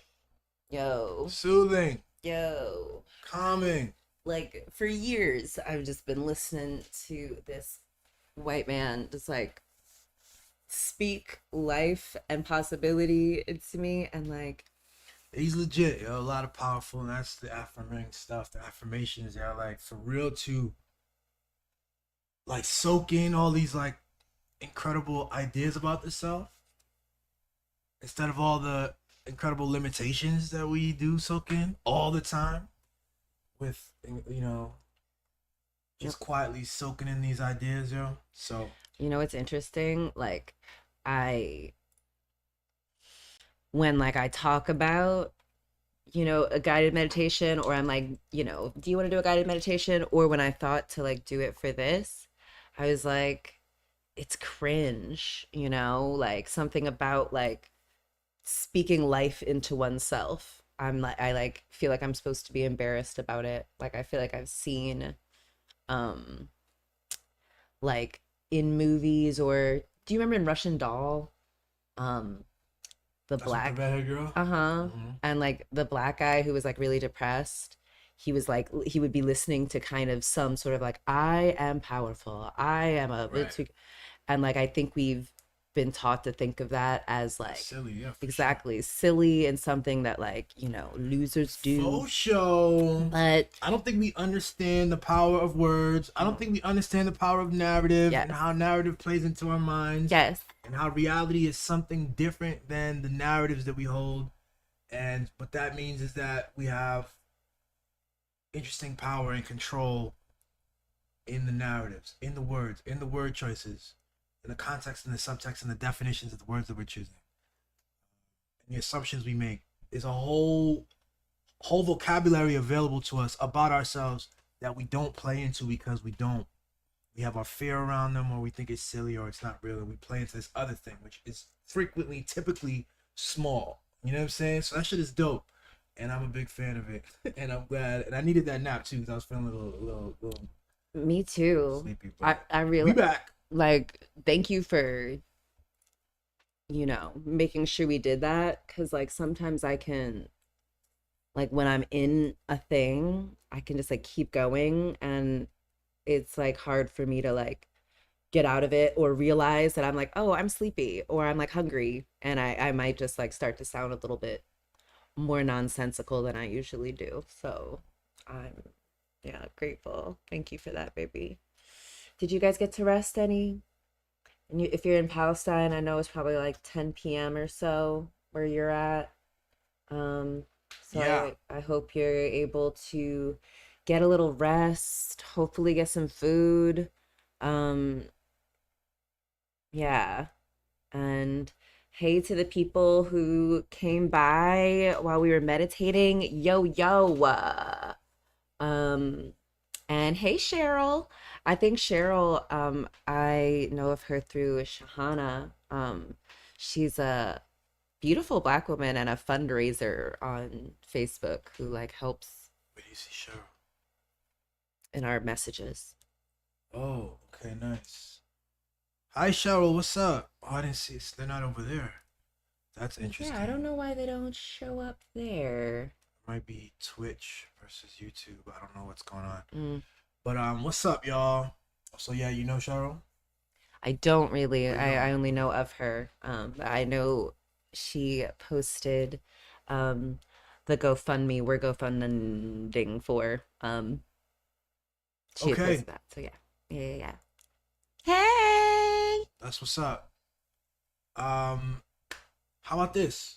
Let's go to the next part of what we're doing, yo. Okay, yeah, we're like, I don't even want to say behind schedule because our timing is perfect and we are right on time. And so like, yeah, what do we want to do now? Oh, we can do, collab cam in the other room. I can hear it actually. Yes, baby. How about you go over there? The sound is good. And we'll start Tell me how it looks. the collab cam. We're doing karaoke in the collab cam where Sheba's in the other room. Let's see how she's doing. Hey, Sheba. Oh, there we go. Okay, it was frozen a bit, but you're back. Hold on. Let me make sure your collab cam is... Say something? Why can't I hear you?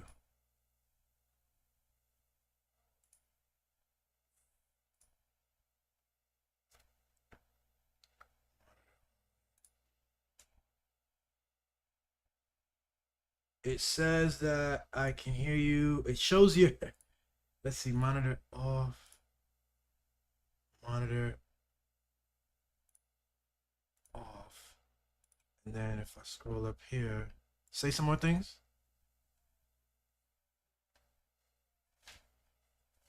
Yeah, no, you're not coming through. So, wonderful technical stuff. Great.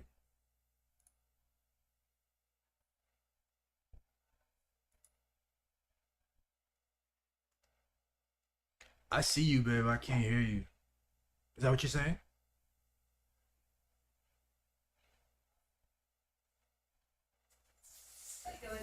Yeah. If you can hear me. No. So I can hear you loud and clear out there. And so I saw like it was as if your camera was off. I mean, I could see you, but it said like it had a line through the eye. So Interesting. yeah, you know what I mean? All right, let me go and try it myself. I'll be right back. Okay, I'll just be being a cutie here.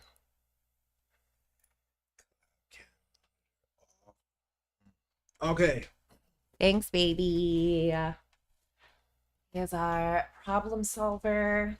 I myself am a person who is like solutions oriented, as is Billy. And it's just like so amazing to be with a person like that. And I know a lot of people know that, like, because he's very, even when like he's very good at like, oh, I see you, you look so cute. He's very good at like doing the difficult kind of mundane things that a lot of people neglect but are very grateful that someone has done. I'm like, he's that someone. And yeah, so let's see what he's doing. Okay, the camera is off now. Now it's on. Can't hear you, but you look so cute. Oh, now, oh, yeah. Can't hear you.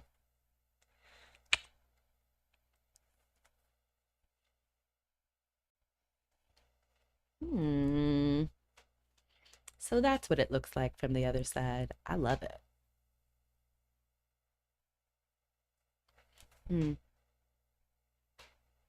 So that's cool. So hey, good to see you. Welcome back, everyone. If you're coming back, I hope you got to rest. I hope you got to meditate. Hope you got to just center yourself a little bit. And we're just gonna keep, going about our day, doing our thing.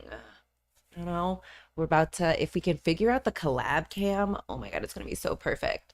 Yeah, that's just gonna open us up to like a lot, to just like showing you guys more of like what we can do, like what our typical kind of day looks like, and yeah, what we envision. I really do like envision this being a space where like we can gather and we can, share our thoughts, where we can grieve, where we can commiserate. And like I certainly know in America, a lot of us have the Sunday scaries. I feel like this will be a good way to combat that together.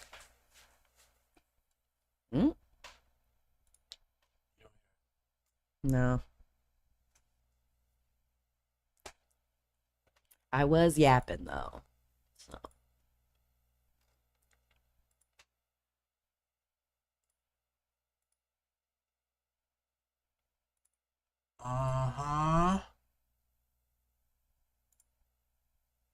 Properties. Monitor off. This is how the magic happens, folks. Isn't it cool that Billy like knows how to do all this stuff and that he just like taught himself? It's great because what? I think he called me, but I couldn't hear it on this. So trying to gotta get on these massage chairs again. Here we go. Here we are. Yeah. I can't hear you, babe. And I'm not, collab cam, it's not moving. Yeah, the collab cam, it's not even like, it doesn't pick up as if you're.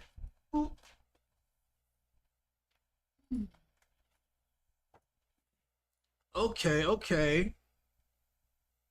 Wonderful. We got it. Yeah. This should work. Collab cam.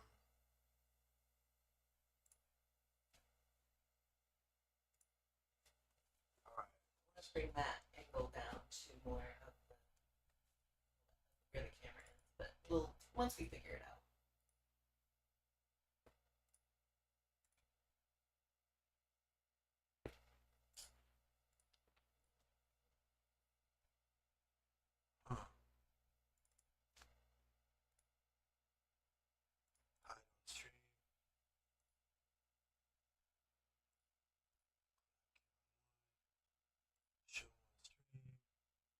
Close. Oh man. Why is this not showing cam full screen? Transition. Collab. Cam. Transition. Collab cam. Billy.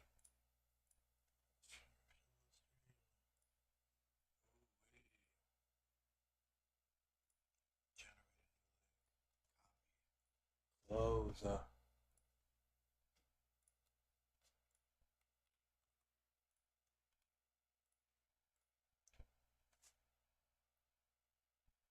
Okay.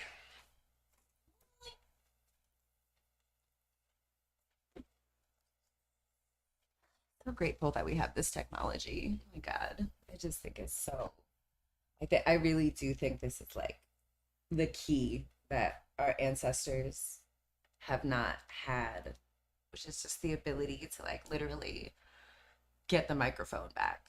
And these, you know, colonizers, they've had the microphone. They've had control of the narrative, control of the story, control of our stories. And we don't have to do that anymore. And then they like tricked us into thinking like the best use of our stories is to help them, is to give them credit. We ain't got to do that, baby. Is that the thunderstorm? You know, Billy has some theories about thunderstorms. I think it's real. I don't know. We don't know what's going on, you know, in this experience of things. Oh, no, I can't hear you, babe. Oh, wait. No, I think I'm hearing you from, I think I'm hearing you in the other room. Maybe we just have to turn our thing up. Should I see if I can, I don't know if that'll work.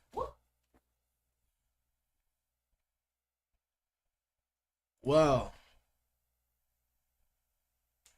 Ooh. Cause should we see if the collab cam works for like, what's his face? One second. What? Works for what's his face? What are you saying? Eric. But I guess Now on my phone.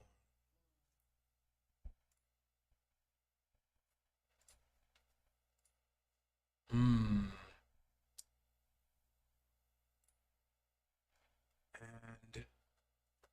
keep going, babe.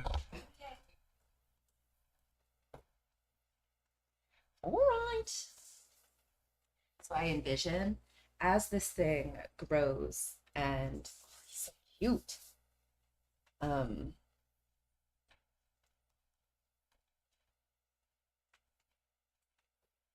thing. It shows that it's there. So should we see if it's like, if you can hear it on the YouTube? Yeah. Well, let's see.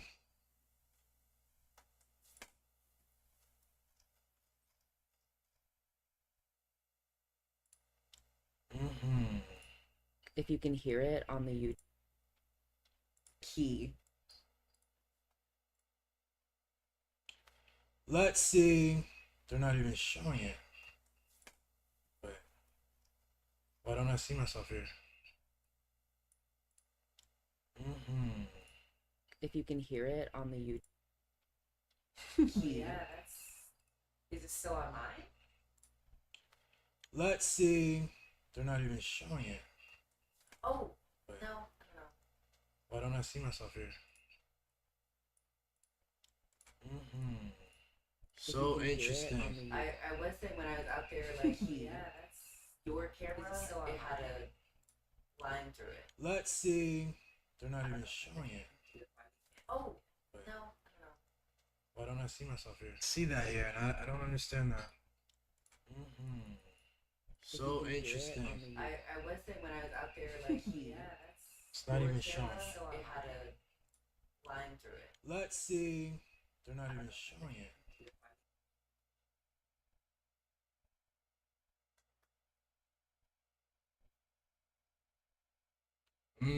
So the only way I would ever like fix this, babe, is to restart the whole thing, which means getting off air. So I don't think, like in the past, I would restart the whole deal. So what I'm gonna do is leave. Oh, no. It's raining. A big thunderstorm just started where we are. What's the weather like for y'all? Where y'all coming from? Where you at? Anyone who happens to be on at the moment. Would love to hear from you. Would love to kiki. Let's see. Yeah, I love the idea of like inviting people into our home, but like from a distance. From a distance, the hills seem blue. What is that from? Wings? I don't know. Ooh, this is kind of annoying. No. Well, we can move on. Yeah. Well, you know, I think the universe wants us to be adaptable and be on our toes. And maybe they're like, you know, yeah, I don't know. Gotta be on your toes. Yeah. Alright, so if I go live. You know, I think the universe wants us to be adaptable and be on our toes. And maybe they're like, you know, yeah, I don't know. Gotta be on your toes. That is so weird. Yeah. Yeah, what we're seeing. Oh, there I am. Alright, so if I go live. You know, I think the universe wants us to be adaptable and be. It caught it. Yeah, I know. I don't know what's happening. I think it's working. All right, how about this? Let's go live. Here, you go in the other room. Okay. That is so weird. Yeah, what we're seeing. Oh, there I am. All right, so talk.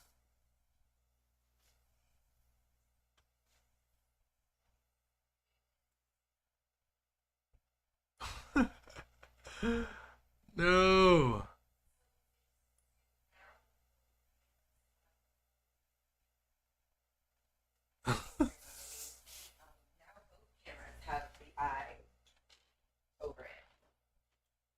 So you can see me, but you can't hear me.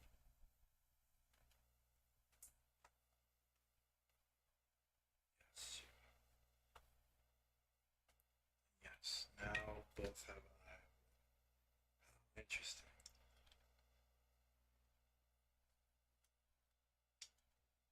Oh, la, la, la, la. Okay. All right. Ooh, I look so pretty from this angle too.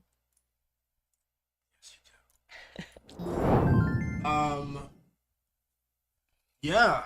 Hey, no collab cam today. You know, I'll be honest, we do spend a lot of our time in this office anyway, so it's not that different. Yeah. We're gonna do some karaoke out there. I mean, I guess we could do it in here. Yeah, we could actually. Yeah.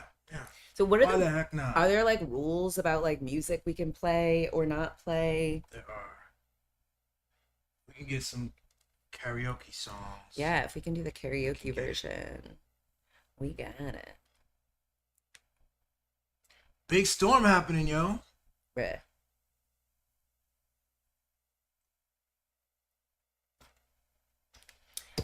Yeah, what's your theory on storms? Stuff is changing. Stuff is happening. We don't understand. Especially electricity, man. Thunder and lightning and energy, power being transmuted from one place in time to the next. I don't know. But the world is or that area, and of course every area gets their stuff, so it's just What do you mean every area gets their stuff? Well, the storm's not happening all over the world, so I mean wherever the storm is happening, there's something happening. The storm isn't the only thing. I mean everything is one big thing all the time, so whatever I use to describe this is just going to be woefully inadequate for what actually is.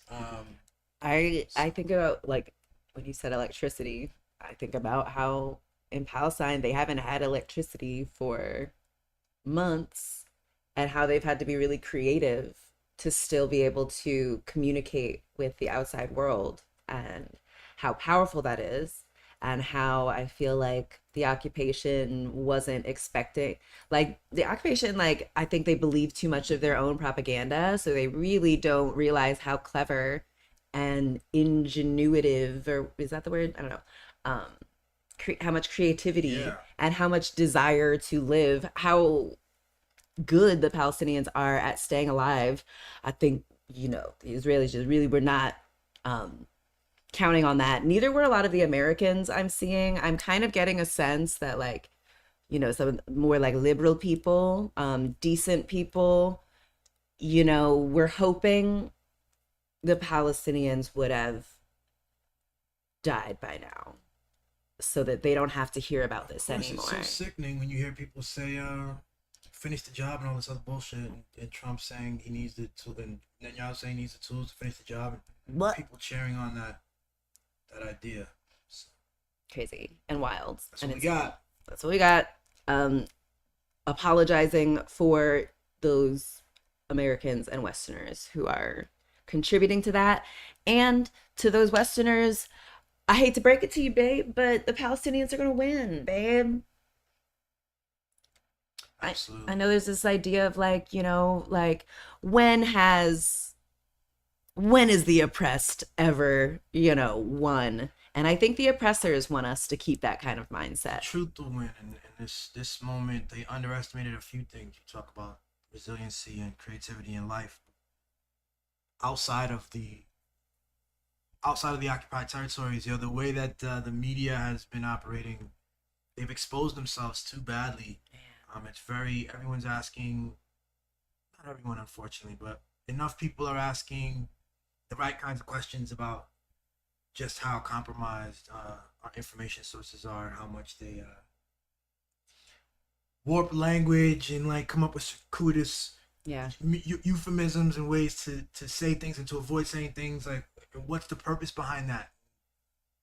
And what are we receiving all of the time? So yeah, yo, it's wild that this is like what you wanted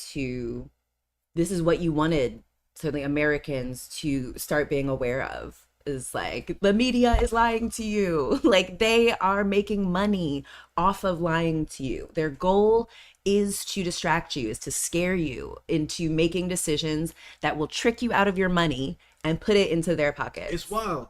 And I think the right-wing media is in particular this. The right-wing media is just capitalism media. It's capitalism in the journalism space. It's just guys going, well, how can we squeeze advertising dollars out of the attention that we can get? So the point then is to just get attention. How to get attention?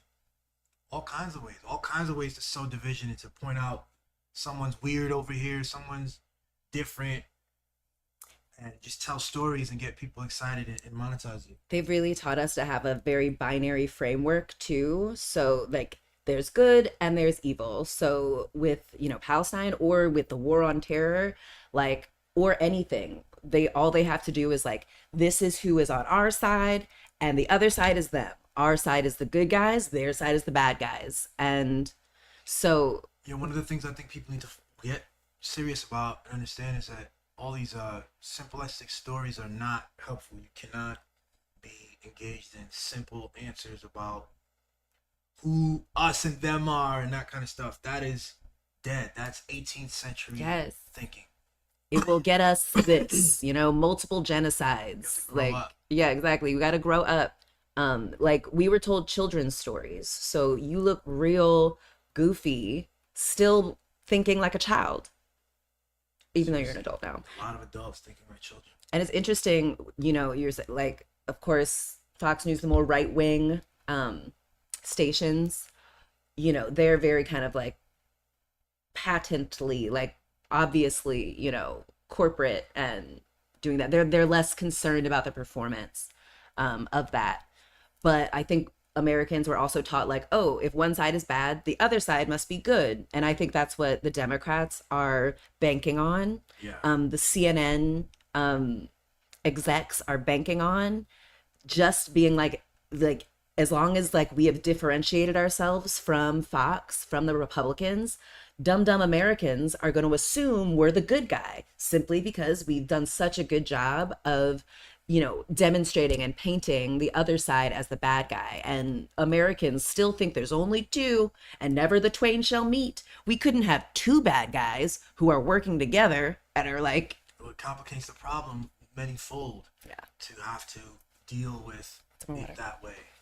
So everybody wants to pretend. Everybody wants easier answers. And yes, in the political space, the Democrats only have to be just a little bit better than these terrible fascist racists in the Republican Party. In the media space, CNN, MSNBC, they don't even have to be a little bit better. They use the same tactics, but towards different audience. Mm-hmm. They use different words. So now they are talking about right wingers and like people in the Rust Belt, white people, and they difference. You know, the media people will pretend that they're not part of the thing, so they're talking about the establishment and blah blah blah. But yeah, they're the establishment. And Fox News talks about the establishment. It's all language appropriation. Exactly. And taking moral high grounds that they don't really occupy. Exactly. Just performing as if they have this. It really is. We didn't really watch much of The Boys, but I think it really is, you know, we like America, we're great at this image of we are the good guy and we are protecting things. And like, that's just a really great way to like disguise a bunch of bad guys, you know, and for the bad guys to be able to do a lot of bad things by just being like, we're the good guys. So the things we have to do might not be pretty, but they are in service of the good. And like, they're just like lying. Yeah, and I found they've even like, it's lying, and some of these people really believe these narratives, these frameworks about what the world is. You know, there's these zero-sum game concepts and philosophies about what the world is, which require empire and bases, and it requires preemptive violence, and it requires certain sort of legal distinctions that manifest in harm, because the idea is you can't, you're always watchful that, yes, I'm killing this person or beating them down or enslaving them, but if I didn't do that, they would do that to me. That is a mental framework, and it's a faulty one yeah. that has literally never been the case. Like, they're just projecting their own bad actions, the bad actions of their parents, their grandparents, onto other people who don't have anything to do with that. It's really wild. It's really wild, and this is the 2024 version of it. We read a lot about antebellum South. Can you imagine? Stuff. It's the same stuff. It's the same inability to see, you know, the monstrosity of a system. Depending on where you are in it, find interesting ways to defend it. Yeah. You know? Yeah. So, we are keeping it a buck out here. So crazy. I want to clarify, you know, when you see us smoking, I just want to clarify, because it's still a class, whatever, you know, controlled substances cannabis would be. We would not do that. These are obviously hand-rolled cigarettes with tobacco. Right. So, exactly. Yeah. In case our CIA agent is, you know, wondering. That's what's going on, Rick. Bet you his name is Rick. Rick, you can do better for yourself also. All this brilliance, all this patience. I know we're giving you a good show, but, you know, like, you can do better. Like, I want to see you making this world a better place. I'm speaking to our FBI CIA agent, by the way. It's so funny. The tangents go to levels of tangents where then you're like, wait, what are we doing here? Who's Rick again? For half hour? I know. I hope the FBI or CIA agent named Rick, who is assigned to us, is like, how the fuck did she know my name? Right. I know you better than you know yourself, Rick. Right.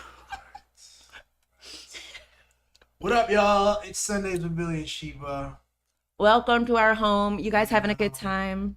You guys have been perfect guests, by the way. Like, I think only, maybe this is kind of a lot of times actually, twice in the 3 years we've been here, I've kicked people out who were not acting correctly. So, you know, I have a very low tolerance for acting wild up in my space. So like, Yeah.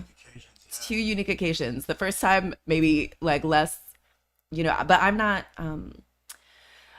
not judging myself for anything I've done, actually. I'm so proud of myself and how I've navigated through this. So like, get it, girl. So proud. But thank you guys for being so cool and for, like exploring this with us. I always loved the idea of like those salons they used to have, like if you were like a writer, artist and things, and you would just go to someone's house and you would like think and dream. And I'm pretty sure that's how Mary Shelley wrote Frankenstein. Like her and like her husband and some other writers, they were like, all right, write a scary story. And of course, the woman is like, let me tell you a horrifying tale of man's hubris and, fear of their own power and their power being turned against them. Yeah. That's kind of the plot of Frankenstein.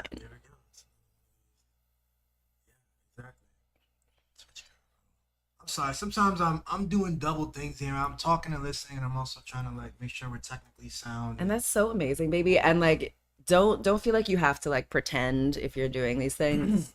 I am good at yapping for the both of us. It's true. What a blessing. What a blessing. What a blessing to have a man who like thinks it's a blessing. Like all the wisdom I have. He's not like overwhelmed by it or like blah by it. Or if he is, he's hiding it in a way that I very much appreciate.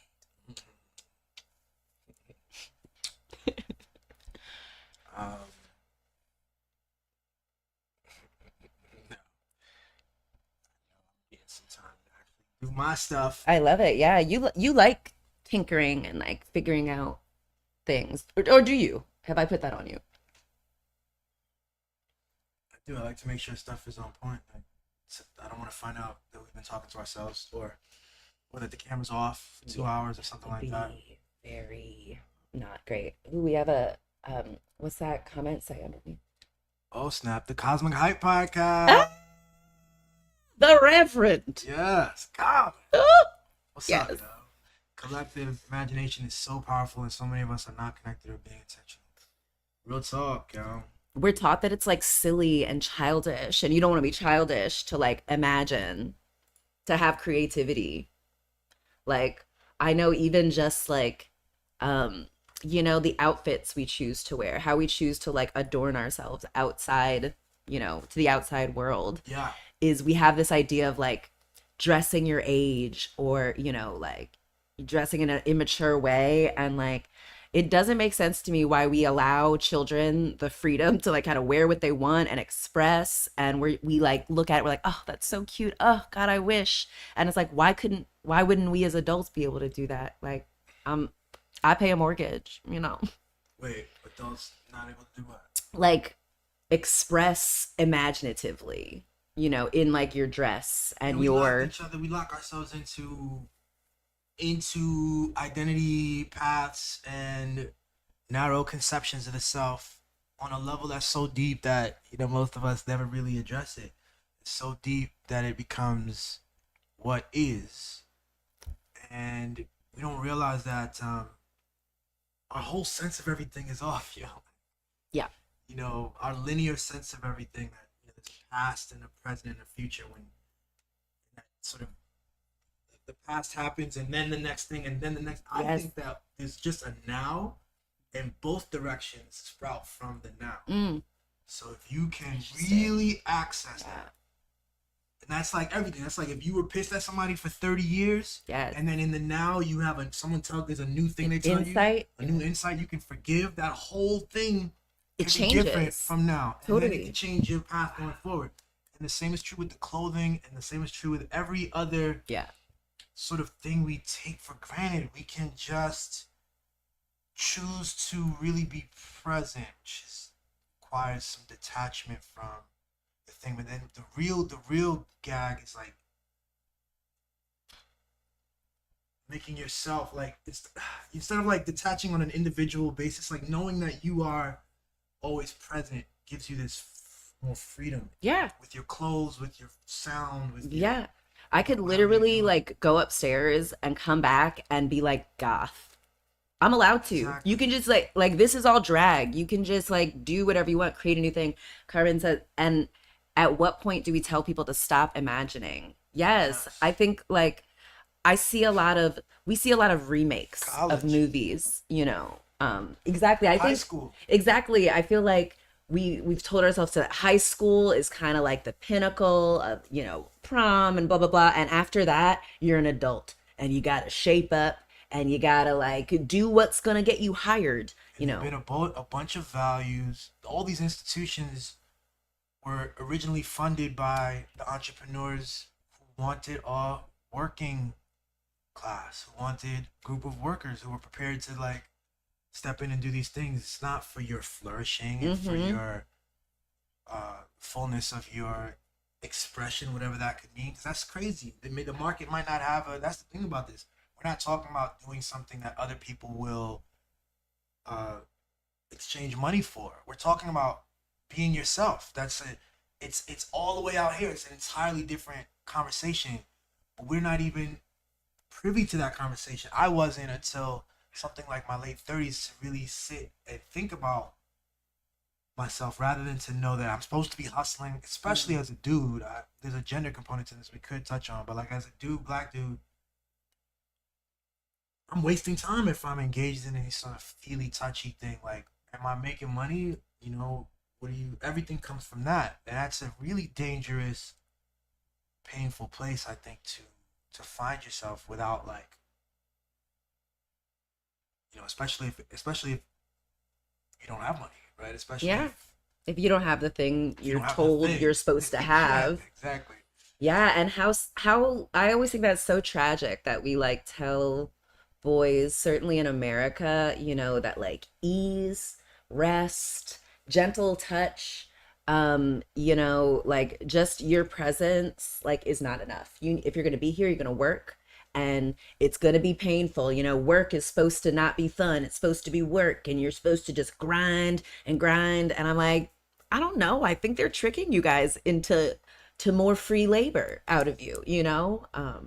Without a doubt. And grinding you. Like even I think, you know, we both, you know, struggled with napping and resting and like making that as a part of our flourishing.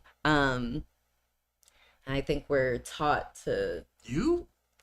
I mean, not now, but I was, you know, at a place where back in the day, I think right before I met you, I remember I was like napping during my work day, and like my friend had come in and I like jolted awake and was like pretending that I wasn't like napping, and she's like, yo, it's cool. Like whatever, and I'm like, dang, I don't have just one example of that. That's like my entire adult life. That happened yesterday, I think. Trying to make sure I'm on point, not just for presentation too. Like in the darkness, with nobody else watching. Like, yeah, like I'm doubly hard on myself because I knew I would let myself. I had years of letting that go, and then I developed this really hardcore way of checking myself to make sure I always got up on time, did the things. Yeah, you know, it's really good track record on it, but it hurts. It's not a game. Like that comes with a. Yeah. You're telling yourself some stories. Yeah. You know. I think it's like maybe not sustainable. I think it's something you can do, and it's good to know that you can do it when you need to. But I don't think you're supposed to always be in this like production mode. Like a car, you know, that's constantly running is going to break down quicker than it otherwise would. So like if we even think of ourselves as machines, like how come they are more entitled to rest than humans, you know?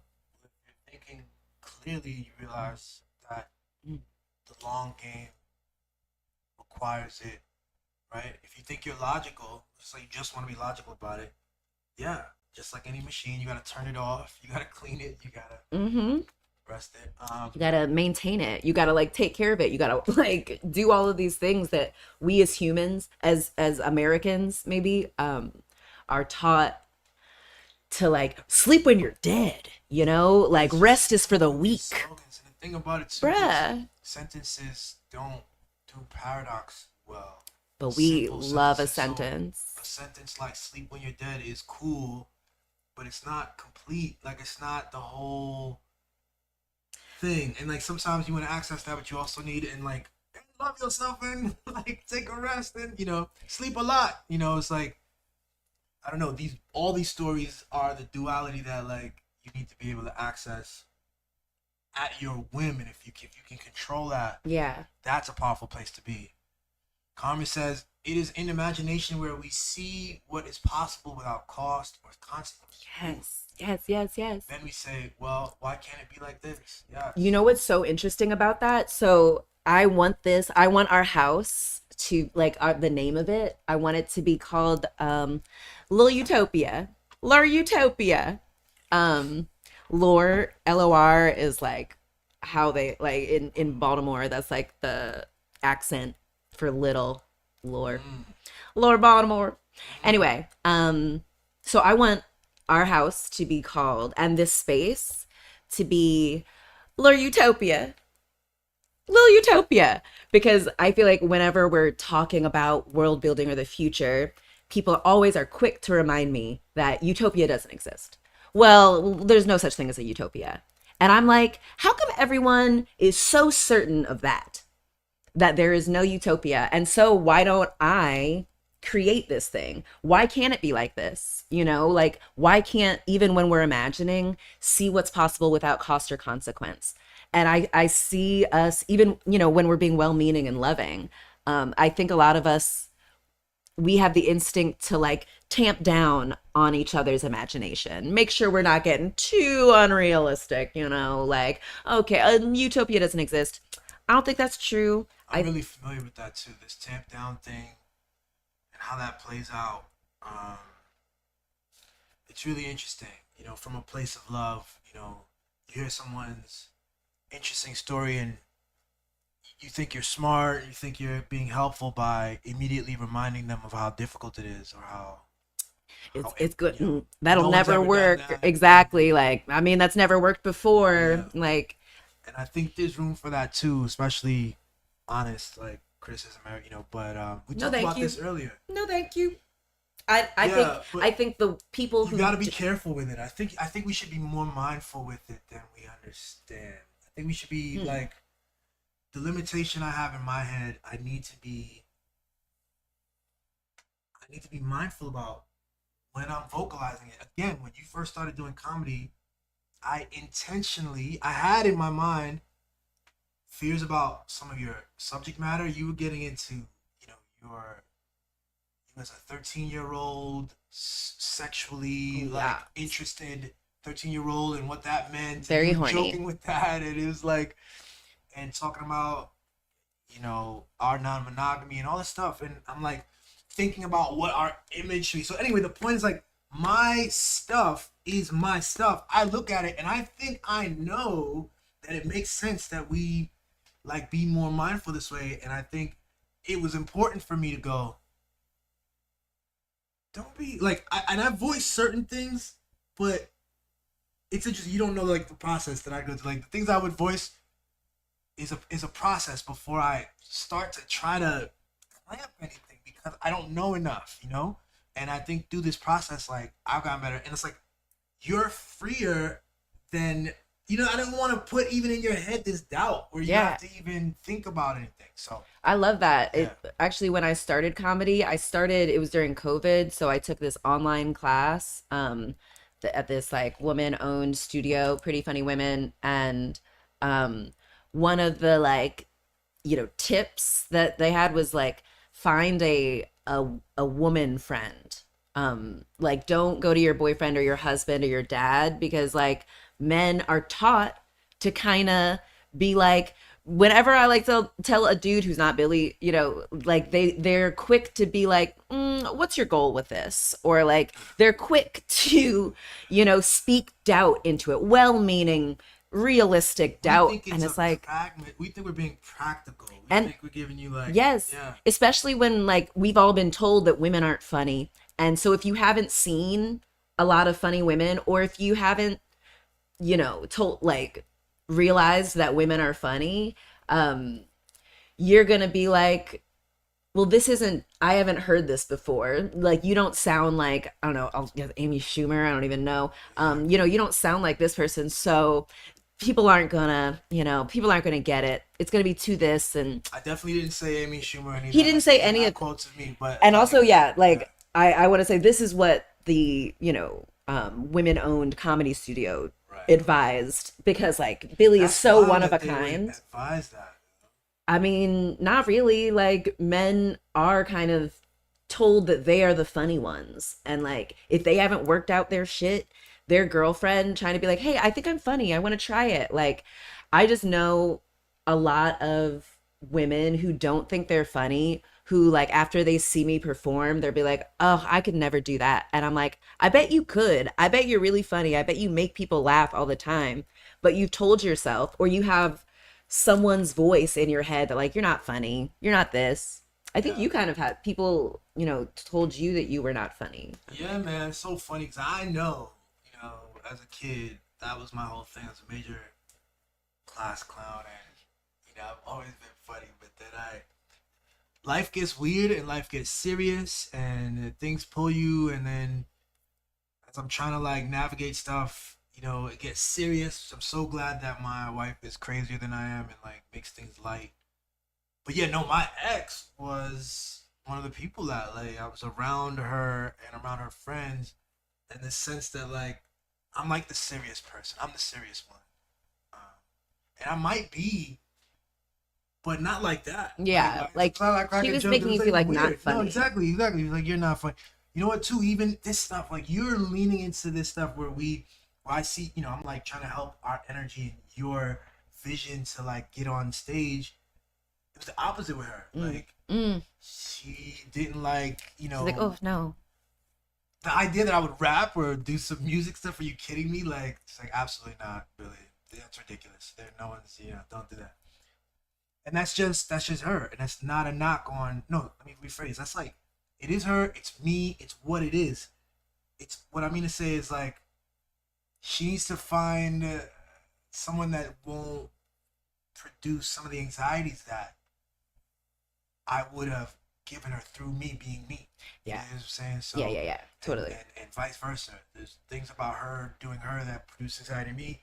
It's not a good look. It's not where it needs to be. That's just kind of where it is without any judgment on that. I think it definitely didn't feel good. Internally, I felt like something was right. It's an entirely different feeling. Yeah. Indescribable. I feel like you're such like a loving person too. Like when you see someone is uncomfortable with something, you're happy to kind of contort yourself how you need to like make this person comfortable. You like recognize that everyone's on their journey and you're not trying to rush them, and you're like, okay, I can and less and less of that these days. Exactly. Totally. No, me too. Grown ass man. And my damn 40s now. So funny.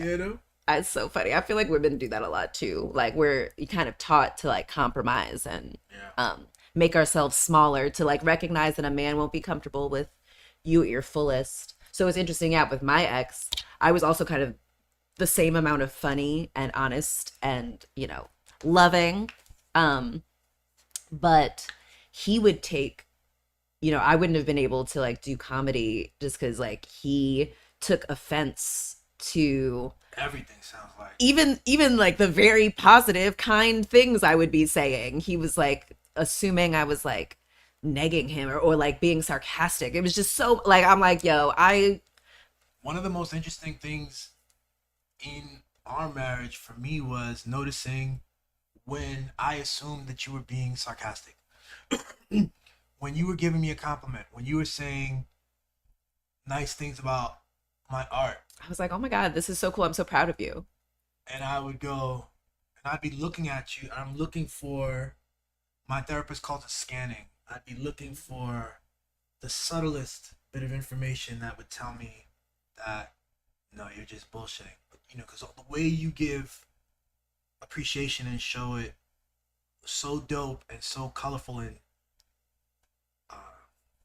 speaking of which, speaking into people, Reverend, they also do that. Exactly. The fantastic. Reverend is great at using words to speak life into people. And I also have a compliment for them that I've been working on. I just, new moon, like way. this is a thing. Like I was focusing on this, but yes, it's coming. Time is made up, but it's going to be great. But yes, that got me thinking about. Anyway, but yeah. I didn't receive it well. I received it poorly. And I was like, what's that about? And that's just me, man. That's my issues with a previous girlfriend or something. Yeah. Family and subtext and like who gives compliments like that, and I don't, what I'm saying, it's weird.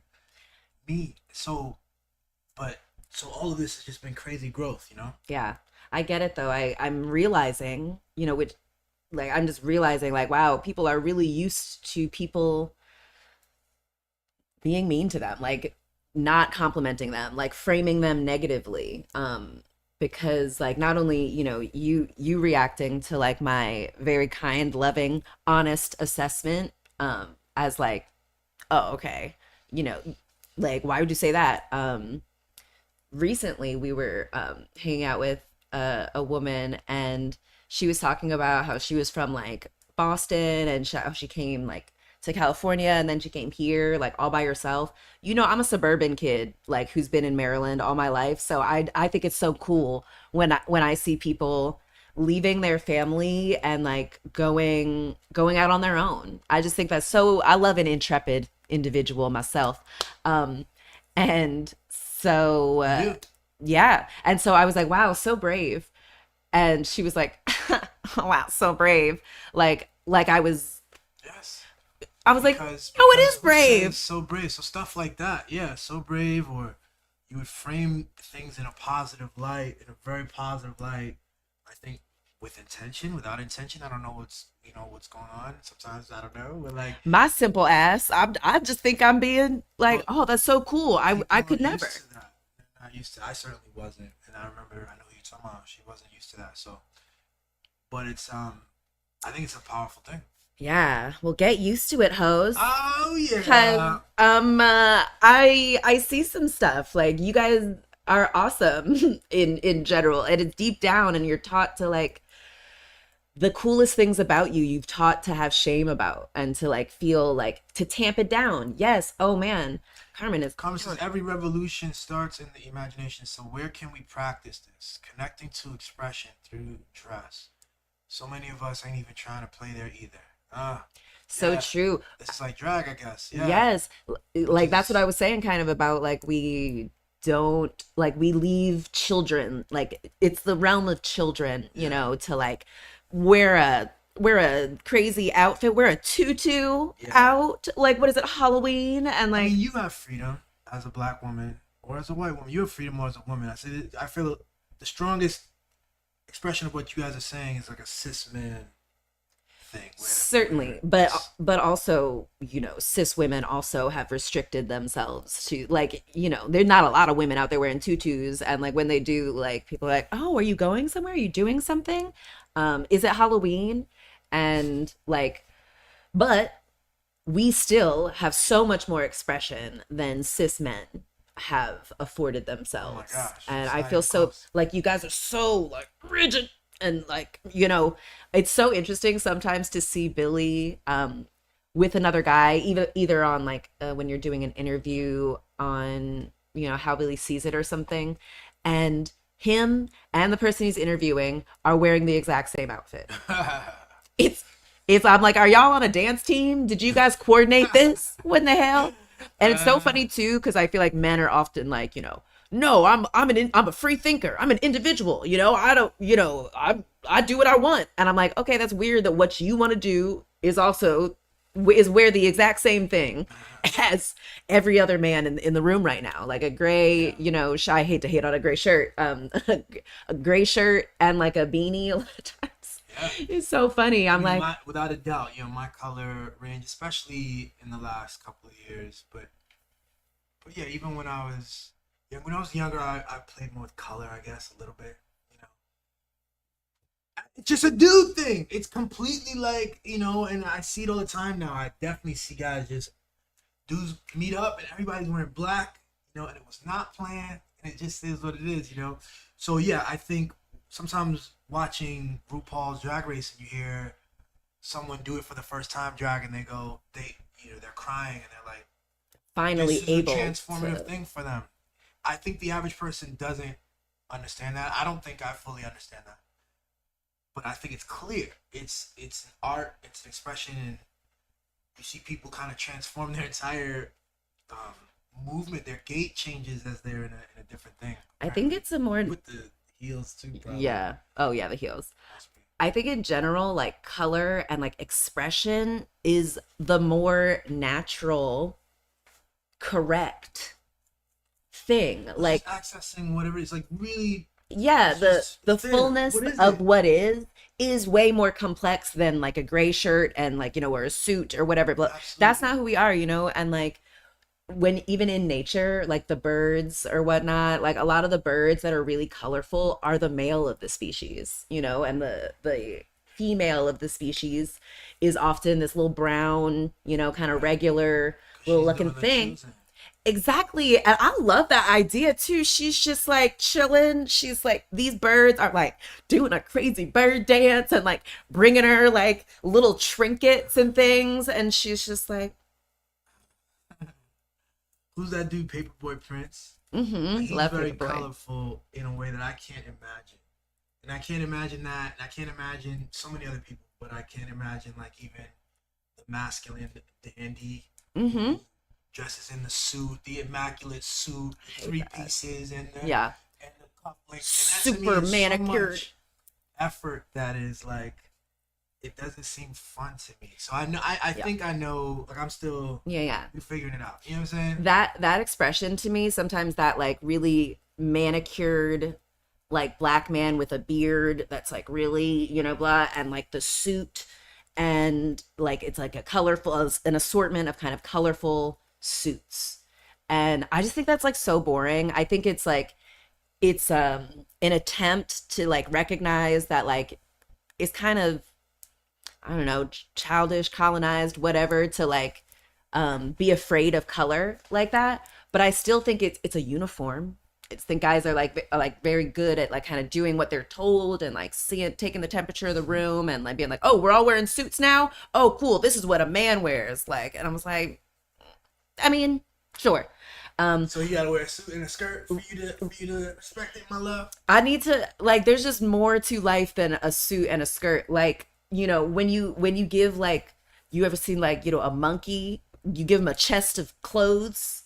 They put on, you know, a policeman's hat and a leather jacket and a tutu and a little striped shirt, and they put on a bunch of lipstick. They understand it. Like, this is made up. We're supposed to be naked. You know, we're supposed to be naked. I love storytelling because now in this story, we're supposed to strive to be like the monkey in this story. Like what the monkeys are doing it right. In another story, that same monkey, he put on the lipstick and then he took some poop out of his butt. And then he threw it at the camera. And then we leave that part out because, of course, we shouldn't do that part. I would rather us be throwing shit at the camera than bombing a bunch of people. I don't see any monkeys doing that. Like, okay, like wear whatever you fucking want, throw whatever you fucking want, except a bunch of bombs. And like humans are really good at that. We're really good at taking our outfits so seriously and like killing people for not covering their titties appropriately. And like, it's just no other species struggles this much with just being their species. They're just like, okay, I'm a monkey. We've got these opposable thumbs. We don't have to use it to create complex murder weapons for the other. Not too much reason. We're not. That's the problem. We're too much thought. Freedom to ask why. I don't even want to like judge it in the sense like we have too much. What we have it. We have this great ability to create, and we've been taught to use it to solve why we're so bad and not enough, and figure out a way to dress and costume yourself in a way that will hide how bad you really are. I was like, y'all. With the ability to tell stories and to hold on to stories and to rationalize things, phenomena, that comes with a lot of freedom. at the heights of it, I think it's what we were talking about. It's like telling ourselves such a crazy, bold, we can fun create story anything. that anything's possible. But at the lows of it, you're just validating things because you don't want to challenge, you don't want to. We use our creativity to maintain what is, and you receive stuff, and you just take exactly those stories on. So I think this is a whole map of experience that we don't even have an appropriate map of. We don't have appropriate language of. So we say words like energy, and we talk about frequency, and we talk about, people talk quantum stuff. There's a little bit of like quantum physics stuff and some spirituality. Some acknowledgement of like, stuff that we can't perceive with our senses just yet. I think identity is in there. I think language is in there. I think narrative language is in there. Yeah. Because I think everything, all the images get translated into words somehow. The image of a white Jesus gets translated into words. The image of a king. It's about stories. It's not just images. Maybe it gets translated into feelings, actually, and then humans do like the extra step of like putting a story, giving it language. Because I bet like like the image of Jesus or something strikes probably a lot of different things in a lot of different people, and they might not necessarily be able to put language to it. Certainly when we've been taught not to put language to our feelings, we've been taught to like judge them and be like, oh no, I'm feeling that way, that's bad, let me crush it, let me fight that feeling. And like, I don't know, I think our feelings exist to keep us alive, to help us in the same way our gut biomes exist to keep us alive without like our full understanding of them or how they work. But like, I think that's how our emotions are, and we've just been taught to think of them completely different. Yeah, especially men, I would say, don't get to access the feelings, and so you end up getting a warped story. You end up really privileging this idea of what is. You kind of think that it's logical, which brings back that pragmatist thing, which is why men will sort of, which is why men do cool too. I have male friends, but I do enjoy feminine energy. I spend most of my time around feminine energy. There's something like creative about it, like bountiful, and nurturing and loving, like nurturing and loving. I know we want to like kind of have some kind of like respect for like the men are trying to be intimate with each other by this performance of like making fun of the thing that you're ashamed of. Like that's kind of you do it with love, but like I don't know, if I had a bunch of like women friends like pointing out all the things that I'm self-conscious of, or that I told them that I was self-conscious of, and them making fun of it all the time, I would actually feel really bad and not good. And I wonder if men are feeling that on like a very deep level that they can't even like articulate. Like actually you've been being negged all your life by people who say they care about you. These are the people who care about you, treat you. I think this is a without a real rites of passage kind of deal. I feel like just generally there's a loose sense as a dude. This is what you go through. It's like I'm talking so loosely. I don't know what it's like to be a suburban white guy somewhere. I don't know what it's like to, what I'm saying, from Massachusetts, but I know in Brooklyn, like your capacity to play a sport, to be tough, to we rib each other. But dudes have different things, and especially I've seen even adults like adult male fraternity also includes this. You know what I'm saying? Like I said, I think we overhyped this one thing and exploded it to be the whole thing. So yeah, the idea that you and I can engage on a space that makes you uncomfortable. This is what am I trying to say? That we can address something. We're not hiding anything. Yeah, you're fat. You're fat. So we say you're fat, but First, and we look at women who, you know, you would never use that word in that way, and we think that you guys are engaged in a hiding. See, you guys have superficial relationships. You don't talk about things. That's not what's happening. You know what I'm saying? Exactly. It's not what happening. Which is so it's a texture of what's happening, you know? And men be so self-centered and projecting all of their shit onto women so they see our way of speaking, not realizing we've all been taught to like minimize and like not take seriously women's communication. Probably so a bunch of bad dudes could get away with being bad and women wouldn't be believed. But you know, we're taught to like not take it seriously and not understand it, and like if men don't understand something, it must not be valid.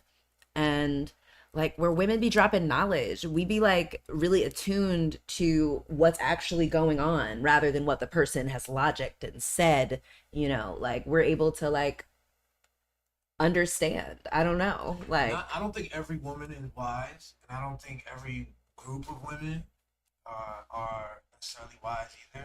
But I think we're wiser than that. Probably I think the numbers are greater, and that's just straight up. And it's partly because I don't think because of that feeling area that we tamp down as men in some of these arenas that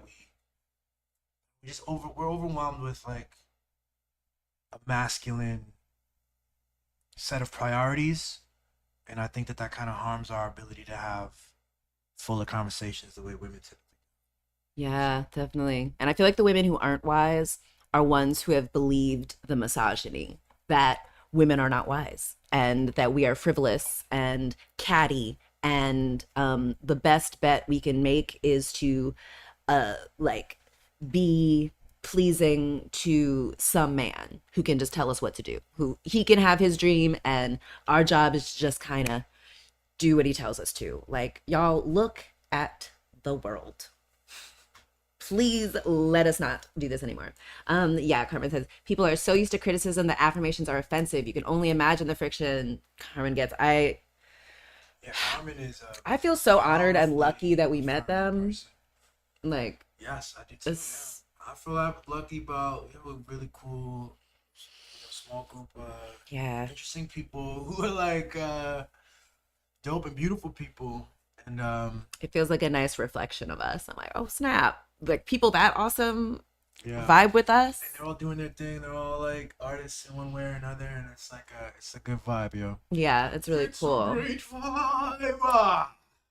Yo, baby. Yeah, it's about to be 5 o'clock. Yes. How about this? Let me get into some Overwatch, yo. I love it. Okay, right, cool. And you want to get ready for Sheba Sunday after Overwatch? Is that how you want to do it? Let's see. What did we even say? Where's my phone at? Bing, bing, bam, bam, bam, bam, bam. Might be in the other room. So, yo, what I'm going to do now is I'm going to get this video game that I love a lot. I can't believe I play this video game, man. It's so funny, man, when I started being independent again. I just had this game sitting there and I wouldn't play it for like 2 years. And then, you remember when you were like, one time I played it and you were like, oh my God, Billy's playing Overwatch. Like, I told myself that if I was, any time I can't play Overwatch. So I wasn't playing. I didn't want to play games, period. I was always trying to chase a client. Yeah. You're very like work driven. So then this was like just a subtle statement by you where you were saying, it's okay to enjoy. It's okay things. to enjoy this. Yeah, you can just have a fun time. Because I think similarly too, like I'd only play it for like two games, and I stopped. You know what I mean? Because I didn't want to overdo it. And I should be. The mind is wild, yo. The mind is wild.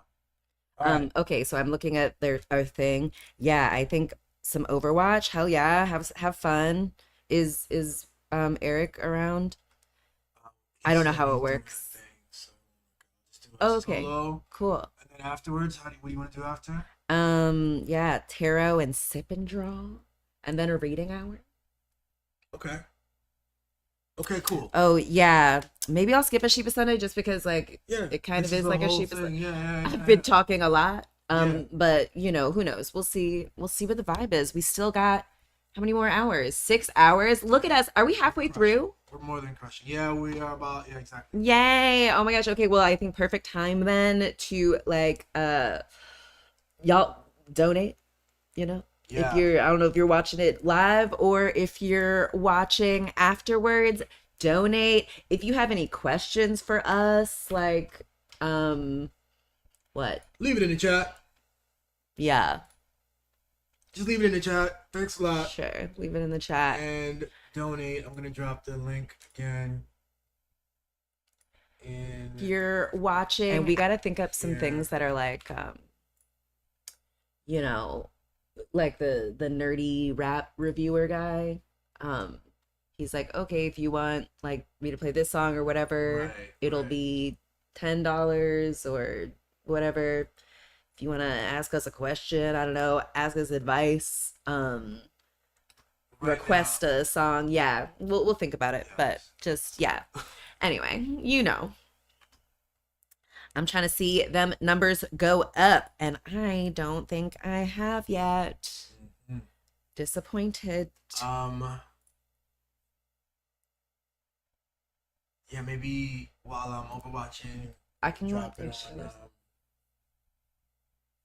drop the link again on social media or something. Sure. Yeah.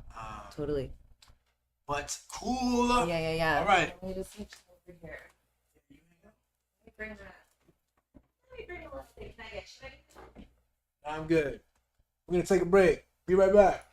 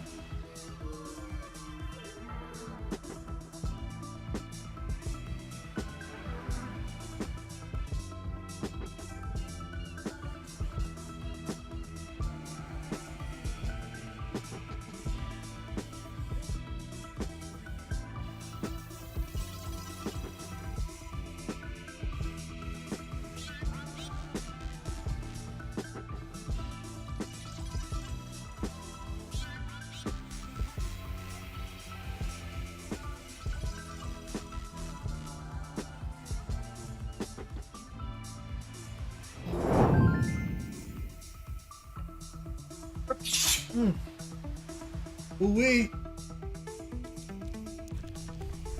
What up, y'all?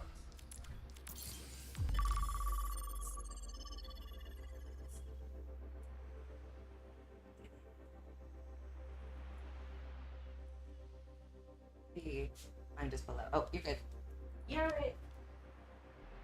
Sorry, I didn't know that. I didn't know what. Okay, love you. Love it.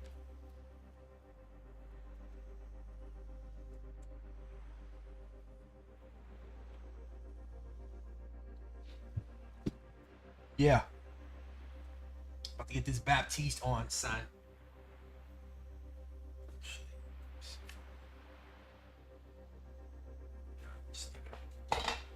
Just leave it.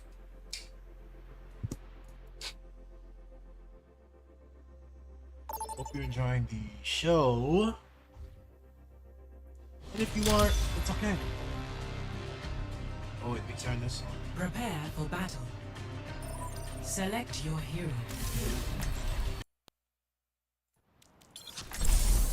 Alright. Hola.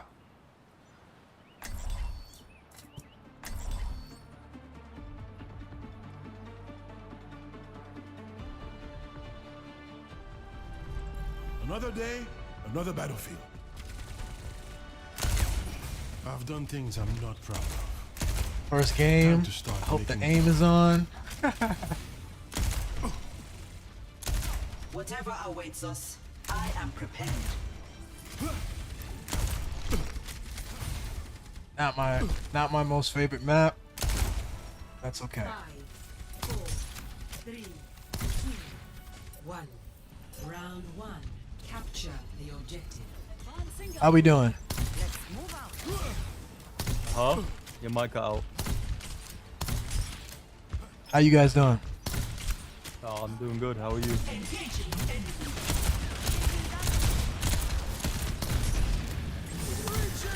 The bar is low on me. Oh no. No way. Thank you. Oh my god. I'm gonna go wrap around back. To open up with that, not great. Alright. Team is carrying. Hey, Dad. I'll take it. I'm gonna walk on the Moira, help her honor. On point. Over here. Here with the Q. When I do get copy, I will be. Never mind, I thought I had a decent time, but they're running bull. I was gonna copy their bull, but fucking stuck on bull. Hostile marked. I'm looking at them, May. May in the back line. Well, May wrapping around right. My bad. Over here. Oh man, what is this? Wall. Keep an eye out. Ball is throwing. Thank you. May on the right side. May and Moira. May no ice block. May no ice block. There's Moira on me. Come here if you want some healing. No bait. I've got copy, so I will be copying Imperial Moira. So I can keep and support up. Enemy here.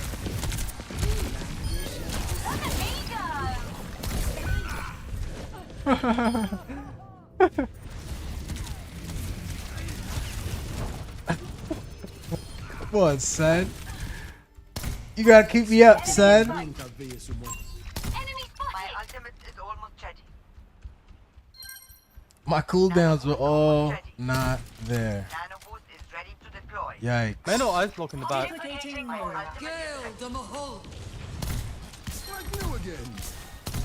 Nanoboost is ready. My ultimate is fully charged. Get in there. My ultimate is ready. Nanoboost administered. What is happening? Watch out for that enemy. This guy. Get rid of him. Come to me. Oh, I can't help our tank. Ooh, boy. You got somebody. Why is their tank throwing ya? Score. Probably deranking an account. Ridiculous. Hey, I mean, easy win for us. Yeah, I'll take it. I learned so much from observing you. Oh, likewise. Wait, in a good way, right? Right? I will take it. Copying me. Me?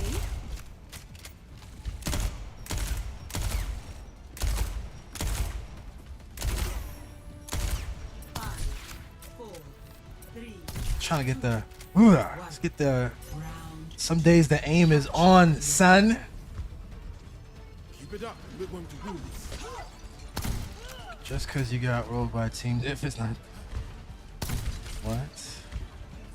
Now you see me? Now you don't. Moira has no fade.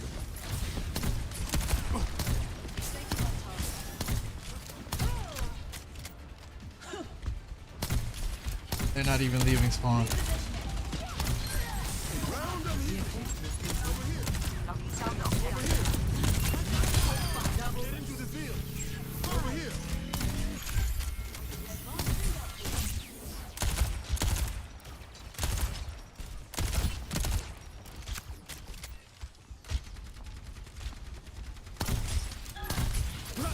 A little medicine goes a long way.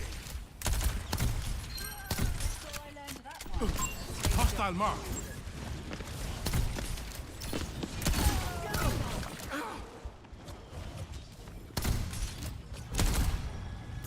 Over there. Functions at peak power. You're going to be fine. Thank you for the assistance. Why do you do that? I guess that's better.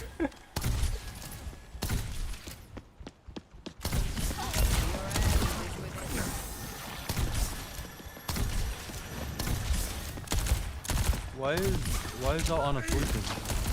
What's going on?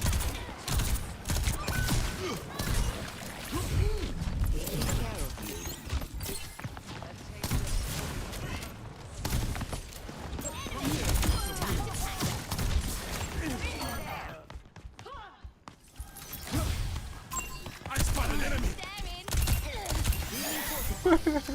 Brutal. I'm gonna let him live.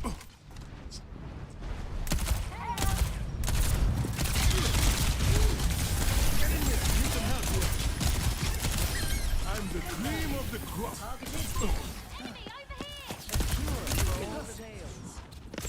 Duplication initiated.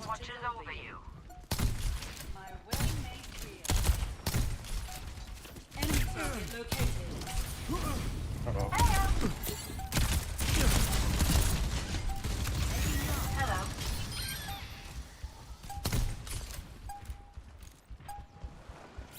Let them up. I'll take it. GG, I guess. GG. GG. Good luck in next. You too, bro. Play of the game.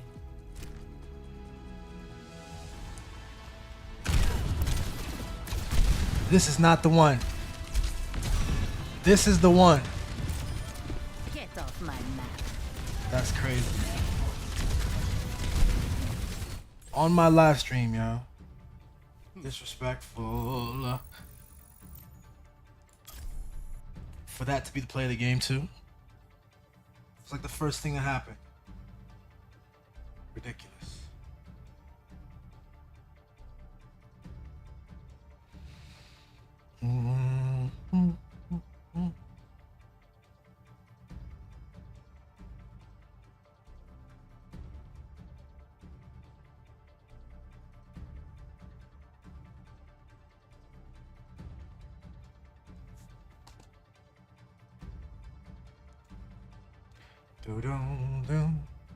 So yeah, we are at the 6-hour mark on the stream. Awesome.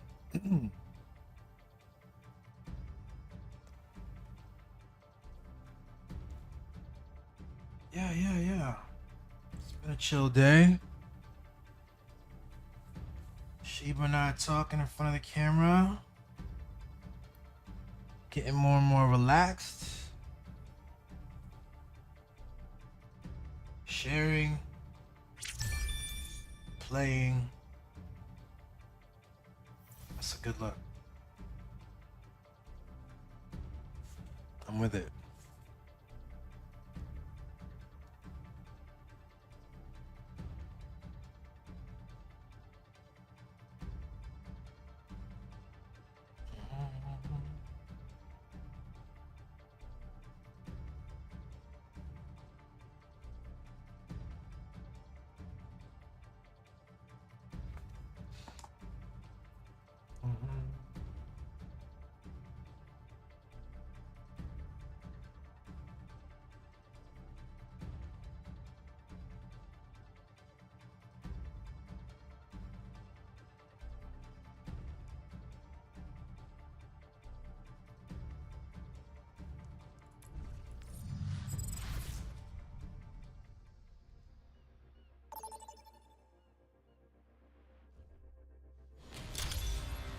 Here we go.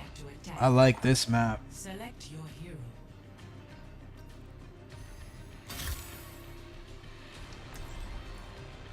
My cam a little smaller. Actually. That. Okay.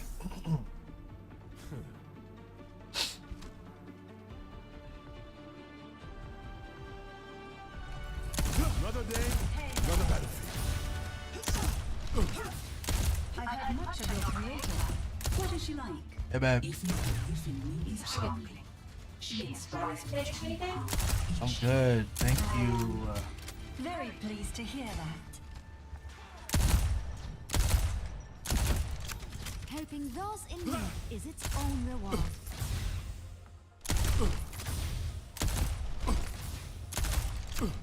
Systems online. Weapons ready. Hi. So sure. Hello. What up? What up? What up? 4, 3, 2, 1. What's up? Escort the payload.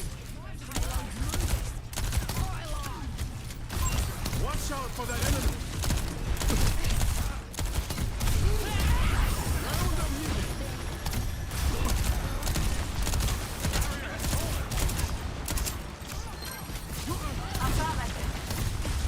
Get into the field. Enemy here. Someone has to do it, right? Hostile mark. Watch out for that enemy. I spotted enemy. Enemy here.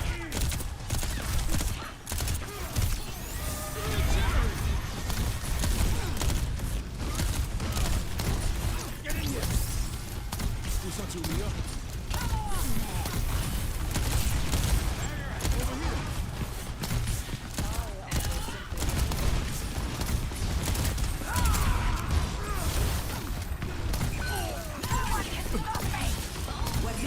Wow. Oh, thanks. Thanks a lot. No, that's no nothing. I spot an enemy. Stay near the mortality field. Watch out for that enemy. Everyone's getting better. Enemy here. Gale the Mahal. Duplicating Cassidy. Over here. Heroes never die. The payload has Here, they want some healing. Over there. Oh, thanks a lot. Don't know how bad. Stay alive for me. Over here. You'll be safe in here. A shot of One support. got the victim over here.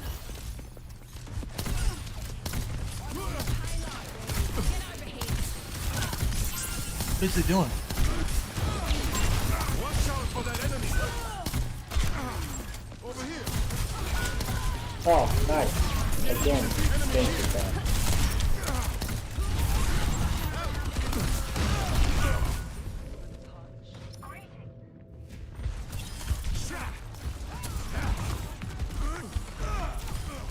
Taking flight.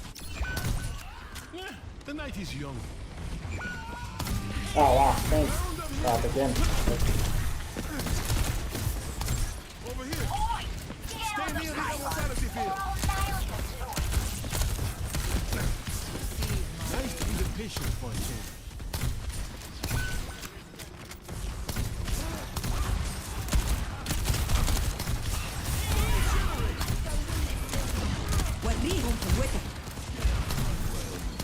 Someone has to survive.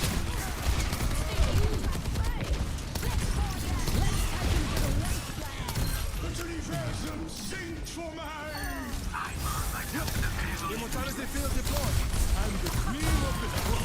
What a long time.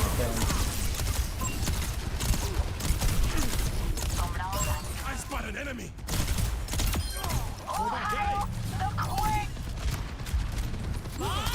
Do something! Let's get you all.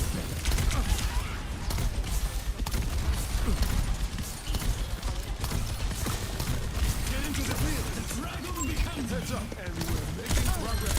I'm on fire. Oh boy. Surrender to my will. Enemy here. Fuck out of here. Watch out for that enemy. Ooh. Oh yeah. Oh yeah. Over here. That carries. had to attack there. The payload has reached the charge.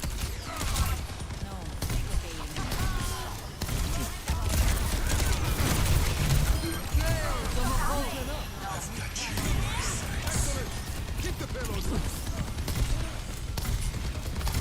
Didn't want to do that.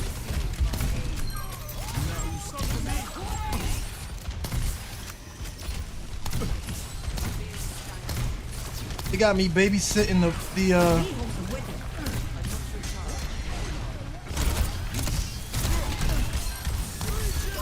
Hostile mark. me babysitting the payload. Woo!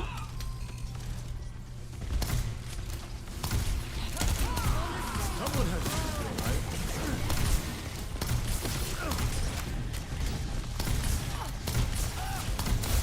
Big performance. Everyone's getting better. I spot an enemy.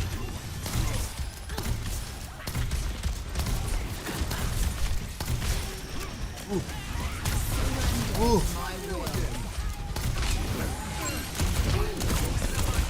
No way! I thought I had more time. EMP activated. Oh, that plays out differently if I just drop my I lamp. have to heal right now. The payload is approaching its destination. You're going to be fine. Come on now. Come on now. Hostile mark. Meteor strike. I spot an enemy. Over here. Your case is definitely urgent. Get him out of here. Get him out of here. Get him out of here. Watch out for that enemy.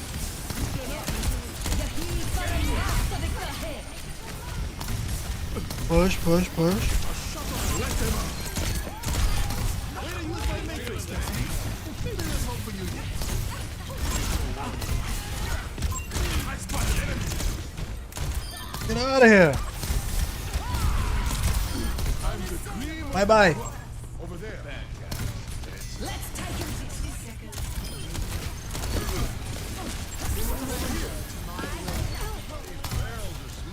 You'll be safe in here. Bye bye. Do something! Score. Okay. Okay. Who's gonna say it? Who's gonna say it? Kinda easy. Got some sticky parts there, but we made it.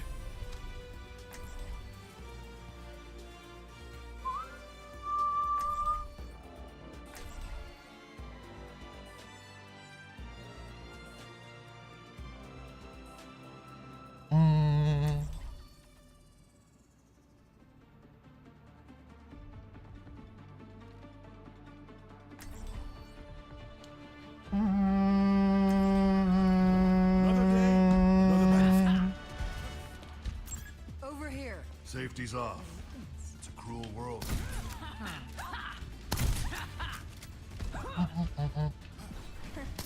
Ready to heal some wounds? Physical or emotional?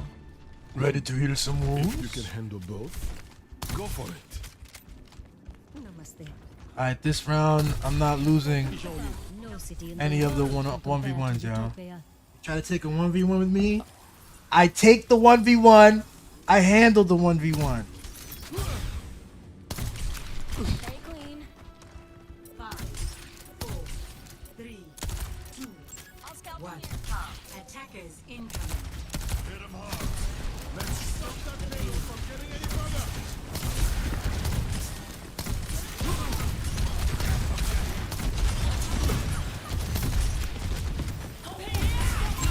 Watch out for that enemy. Bye bye.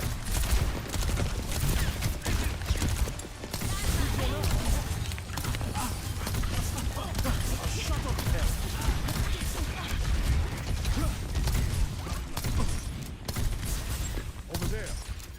Over there.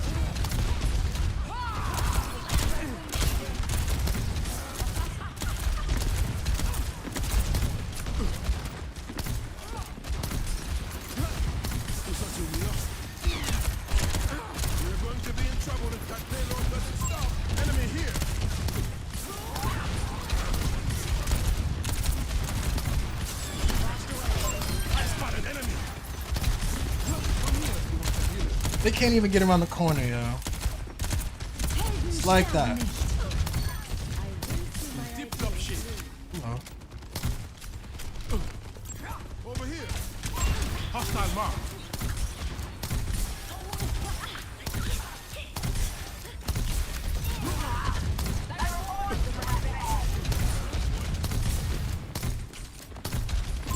Enemy here. You are completely healed. The payload shouldn't be moved. Right? I spot an enemy. Stay alive for me. Let's stop that payload. Watch out for that enemy. Their tank is like really bad.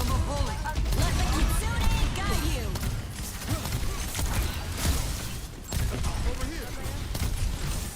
I could never. Damn, I had to reload.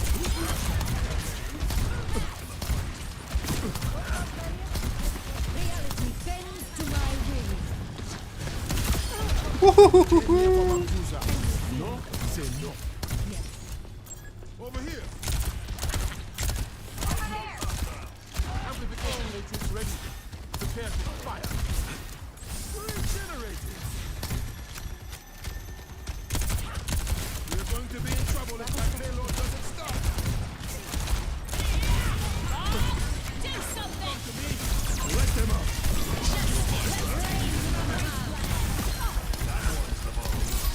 Big performance. Now you see me. Woo, handled that like a pro. Nicely done. That was awesome.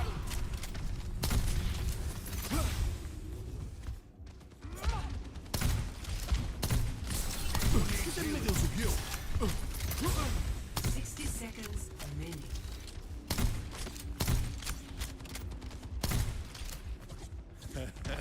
Thank you, Baptiste. Oh, let's stop that payload from getting any further. Over here. Round up here. Protecting. Over here. You dipped up shit. Come get me. 30 seconds remaining. Defend until the end. Over there. I spot an enemy.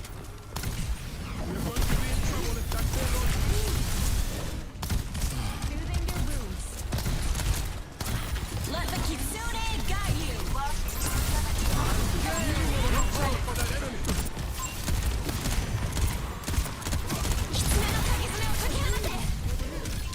Immortality field down. Wow. Okay. This picked up. Hostile mark. Let them up. Victory. Enemy here. You knew too much. Someone has to keep you alive. That's insane. GG's. Oh, I kind of stuffed it up, didn't we? Play of the game.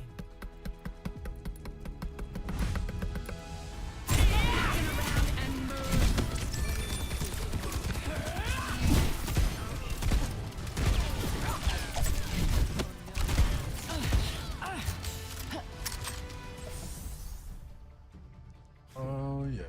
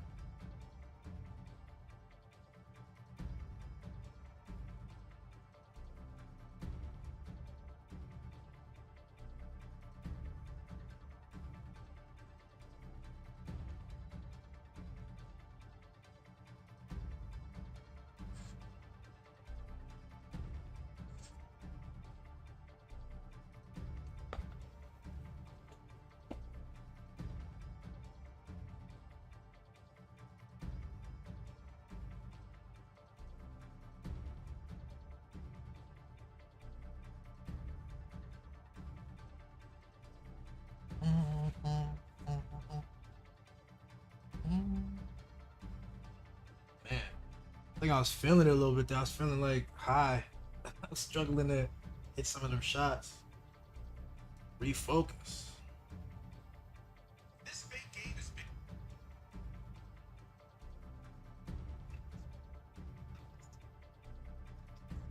Look at this child. What has he done? You think it's funny?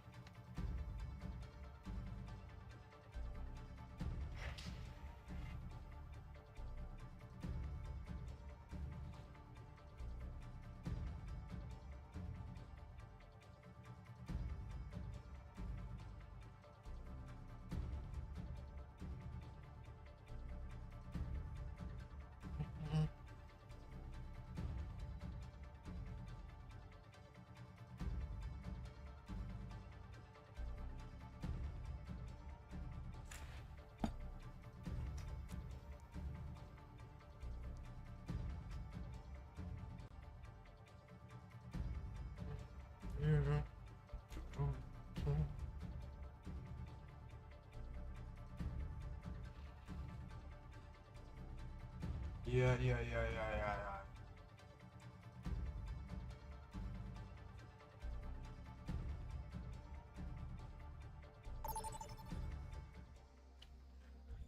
2-0, by the way.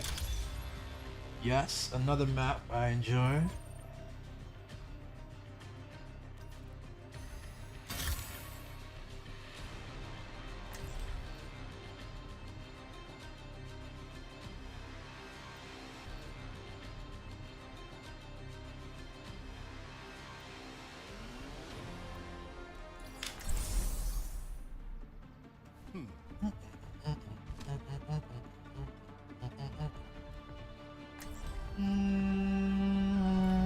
Another day, another battlefield. Baptiste, was it? How did a mercenary like yourself come by such advanced technologies? Oh, I just make use of what I find lying around. Hey! Hello. Now that is funny. Been a while.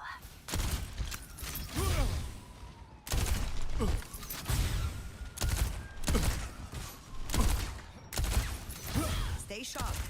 It's harder to keep you alive when you're distracted. 5, 4, 3, 2, 1. Attackers incoming. Let's get it. Let's get it. Objective A. There is much to do.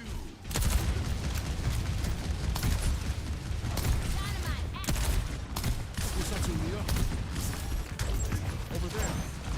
Barrier initialized. Watch out for that enemy. Get in here. Over here. Trying to get him out. I spot an enemy. Someone has enemy here. Come to me. Over here.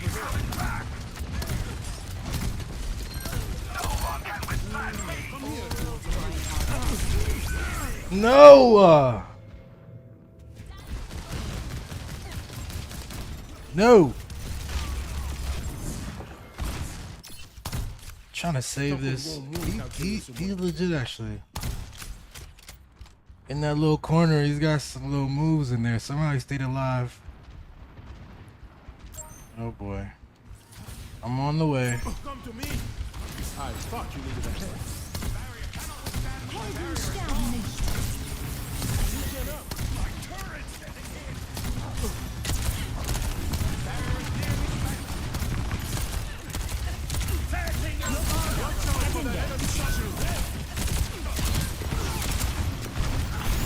Hostile mark.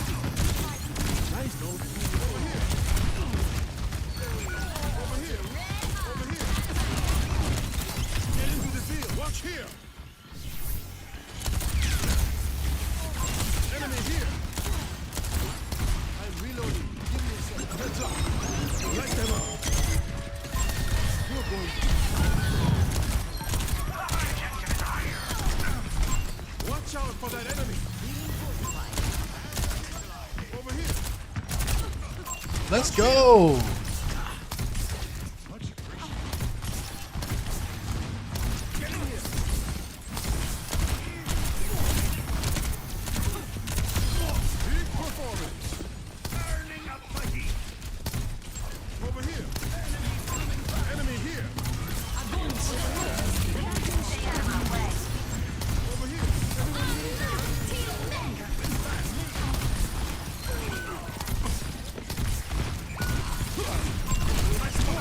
Ooh.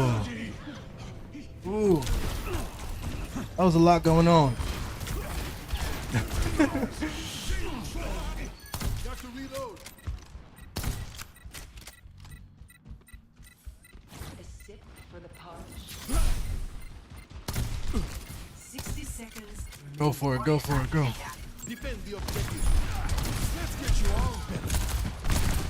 Setting out the rifle. Immortality field deployed.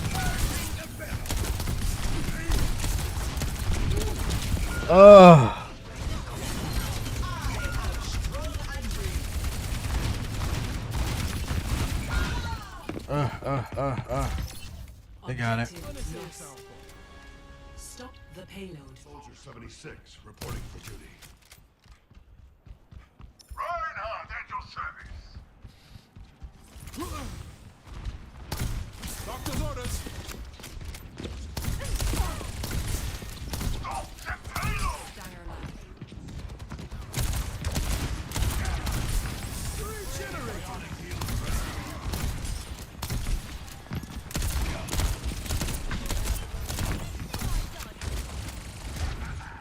Someone has to be alive.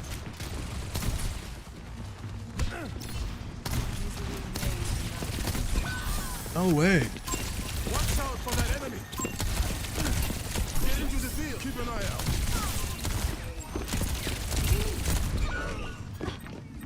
What?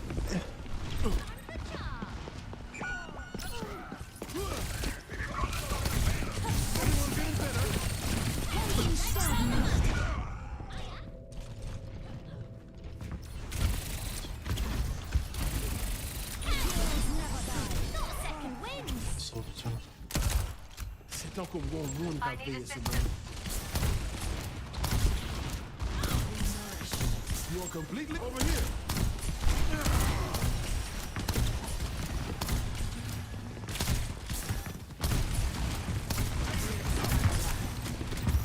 Let them out. Over here. I spotted enemy. Hostile mark.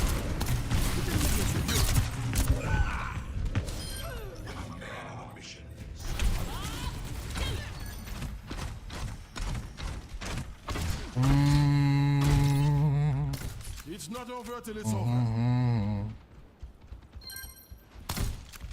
60 seconds remaining.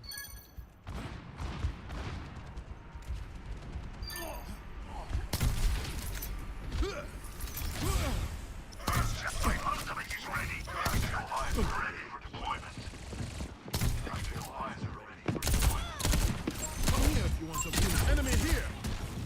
A taste of poison.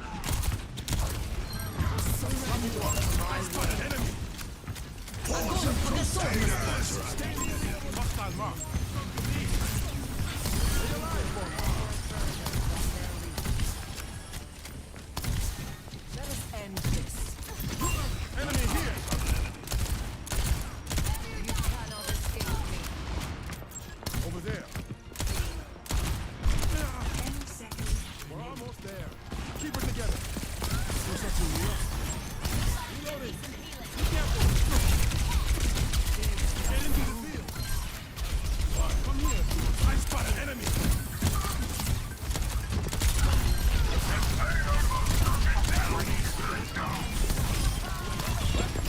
Hostile mark. Your case is definitely urgent over there.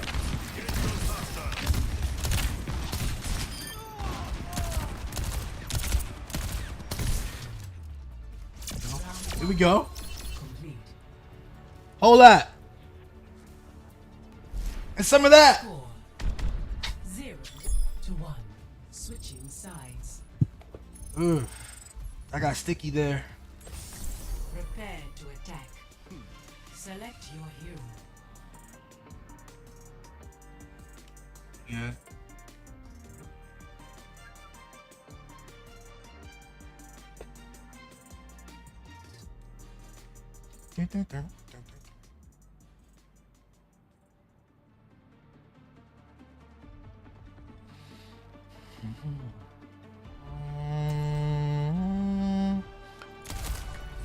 Another day, another battlefield. These New Yorkers could stand to learn some manners. A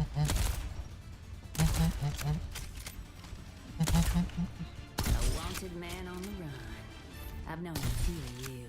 I'm only guilty of stealing hearts.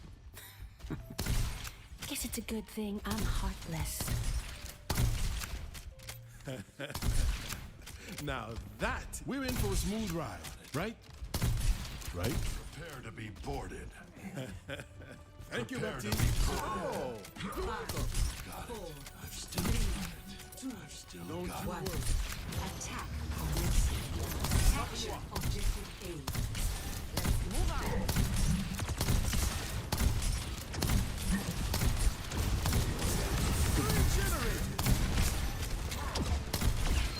Tactical termination. Immortality field deployed. Hostile mark. I've got you. I spot an enemy.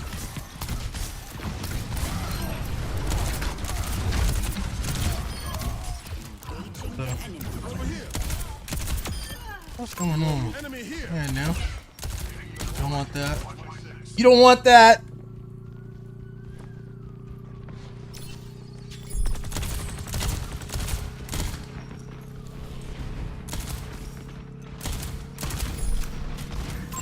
Watch out for that enemy.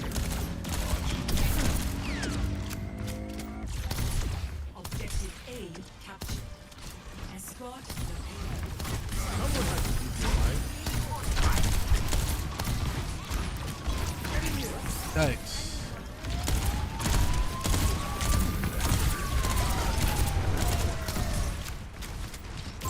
I spot an enemy and we're making progress.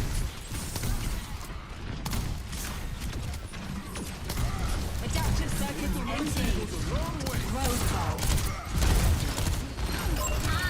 Don't wake him up. Who woke him up?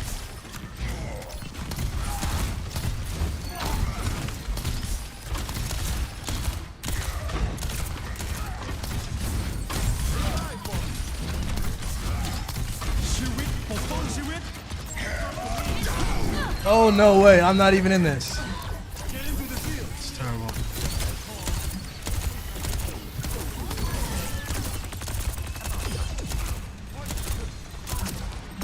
Hostile mark.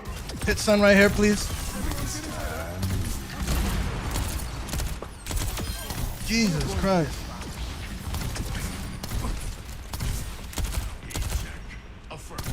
Hello.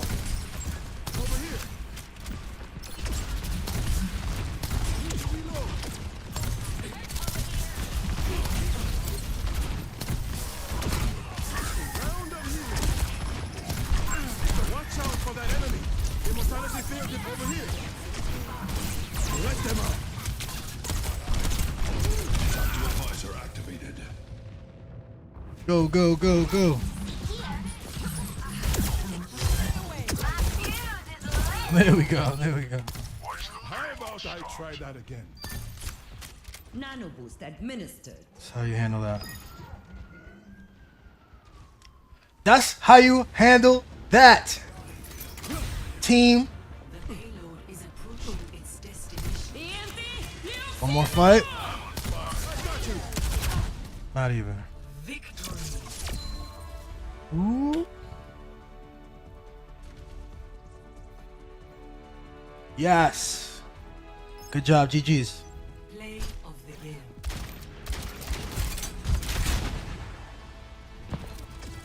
Eat shit. Rex Sinatra says eat shit. Jesus.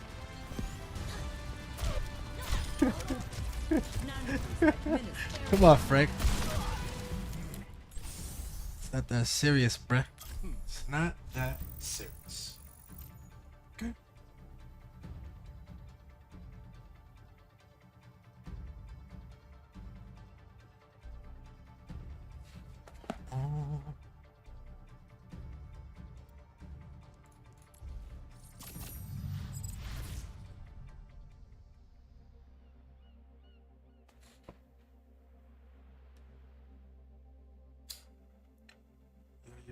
Yeah.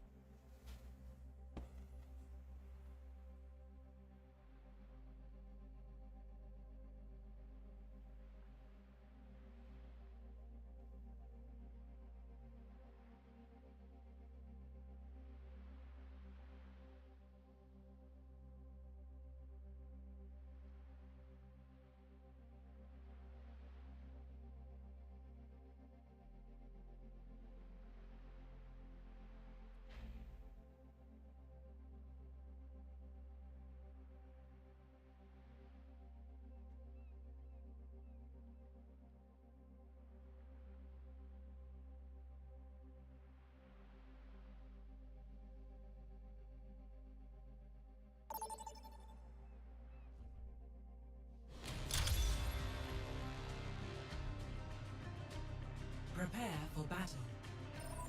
Select your hero. No. Get back.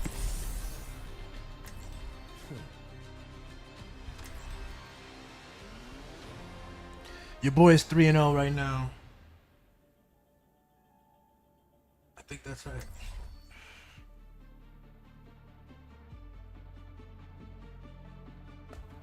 Dun, dun, dun, dun, dun, dun, dun.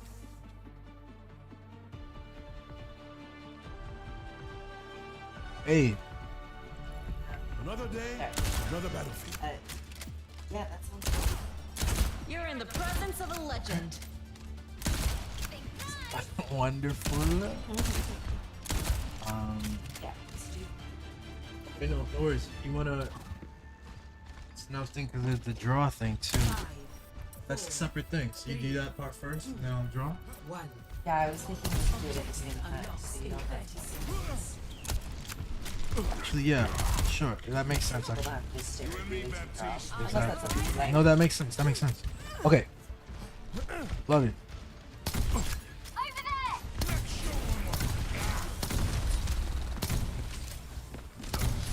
They have a song, bro.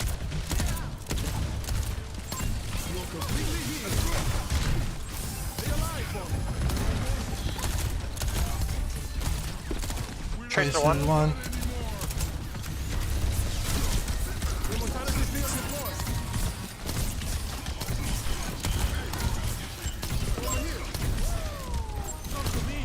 Come back. Do him low. I'm dead. Some from the left here, somewhere. Hostile mark. I don't know what the fuck Come you're on, doing. son. We not playing out here. Push, push, push, push. On a half. On a really low. Doom low as well. Moira really low as well. Ooh, get the Moira for Christ. Here we go. Moira dead. Good shit. Doom here. I think they've all given up. That's so fucked. Why would they leave, bro? I don't know. They were I was looking for them, and then I shot them, and they just weren't moving. So I don't know.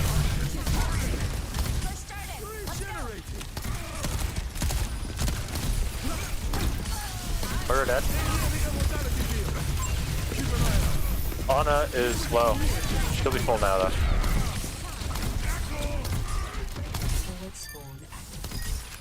Ooh, wait. That was a 5v4 now? That's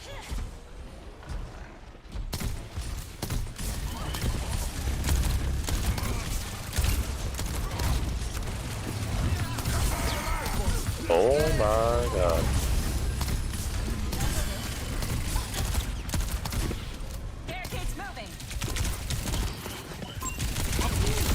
Moira, Tracer's fine. no way.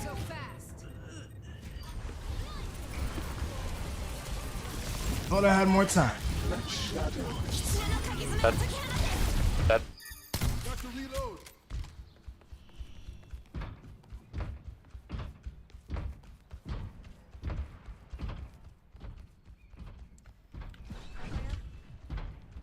Thank you. Come to me. Oh, he's back.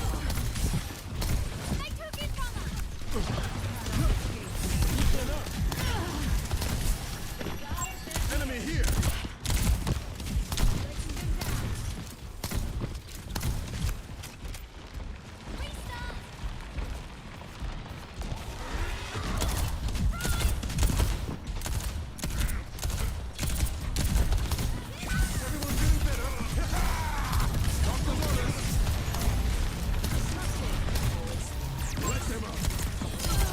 Someone's dead. Let's keep shooting. Over here. Number one.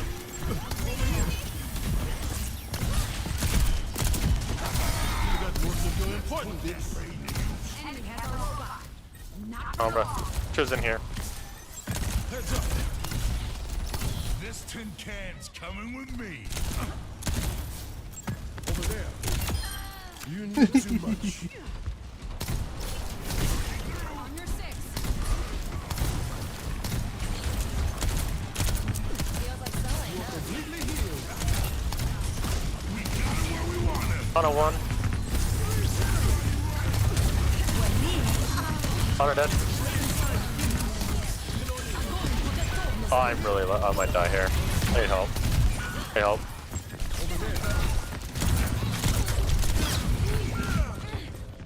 Did I do that early? I think I dropped my lamp a little too early there. That's me dying, you know what I'm saying? I think it's all good, and then zoom, they just, the health evaporates. I've almost got ult as well. You can overclock and tune it. Yeah, good idea. Oh, that's fine. Excavation initiation.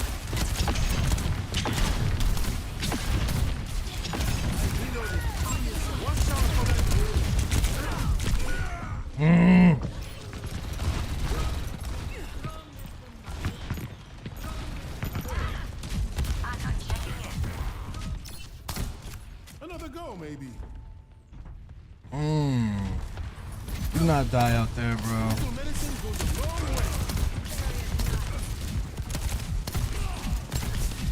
What is happening here?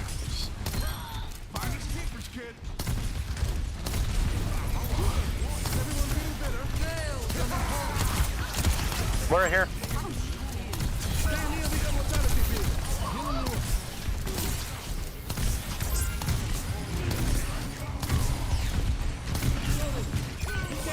Shit.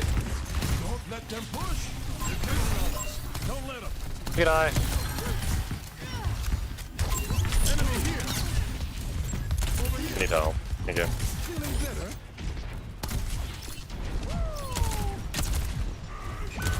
Why? Copy that. Yeah, I'm gonna ult and then go far just so that we can not lose this shit. No, we touch my shit. Hostile mark. My goodness. My goodness. How are we losing this? My heart's still beating. So We got that point.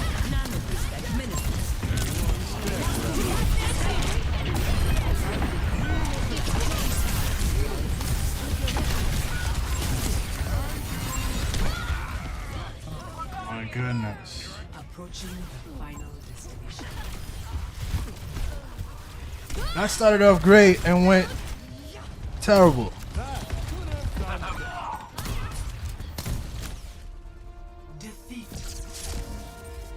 Wow.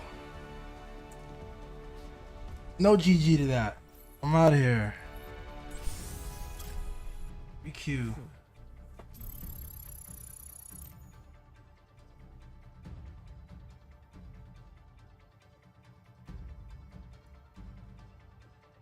That was ridiculous.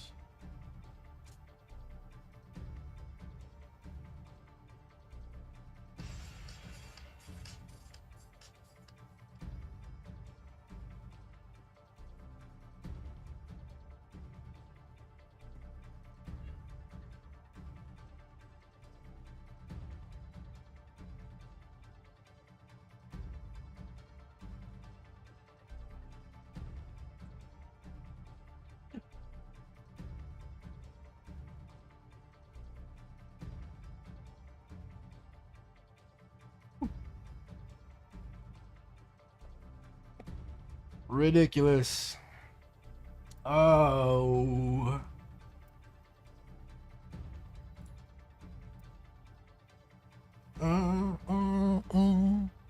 Alright, at 6. I think I'm gonna keep going till about 6:30, yo. Then we're gonna jump off to the next segment. But yeah, 3-1 right now. That was supposed to be 4-0 actually. I still can't place what happened there. There's some big fights that had to be won. I think, yeah, just weren't getting the firepower I know I could have had my lamp low. You never know with the lamp, yo. It's either too early or too late. You never know. Sometimes it's perfect.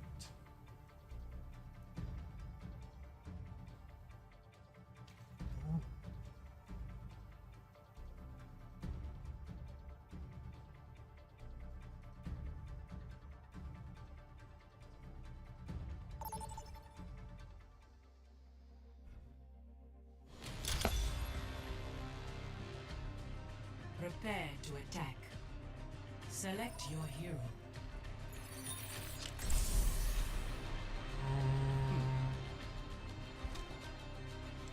I gotta change up the outfit now after that, yo. Nah, let's go Arctic Ops. No, it's not the one. Special Ops, here we go. All black. All black everything. You know what I mean? After that, I need a palette cleanser. All black everything here.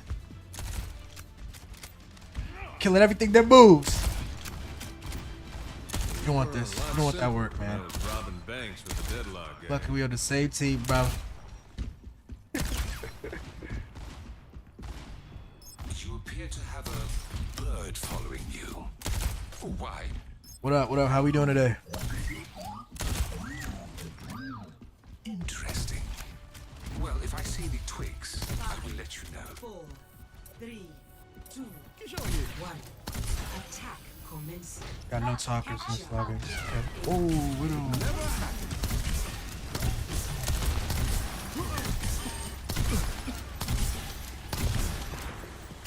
I spot an enemy.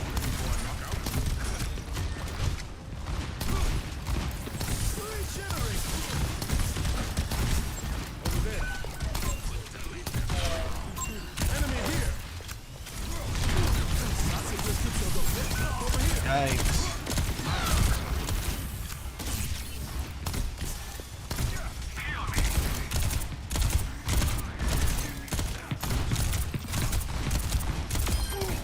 Yikes, I gotta do everything out here. Hostile mark. I got you. Get into the field. Enemy here. Stay inside the objective line. What's everyone else?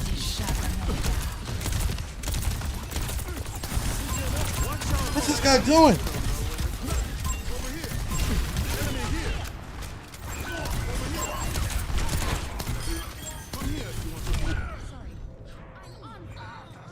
No way.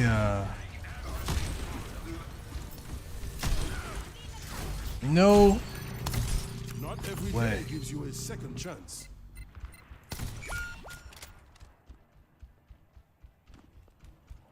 Amplification matrix ready. Watch for that sniper. I spot an enemy. Here we go. Here we go. Now we go. Now we go. How did I miss her?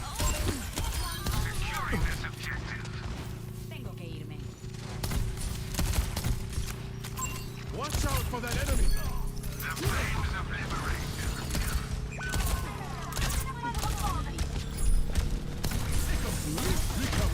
Meteor strike.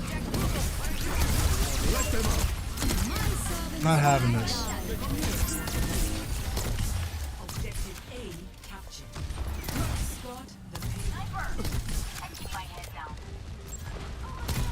Personne n'échappe à mon regard. Now you see me. Now you don't. Feeling better?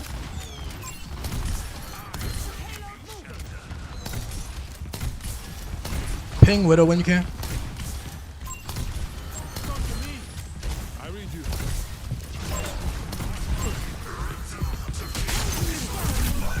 Wow. What is the...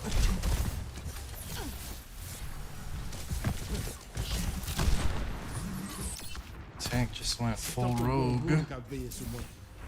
My turn. I appreciate it. Wow.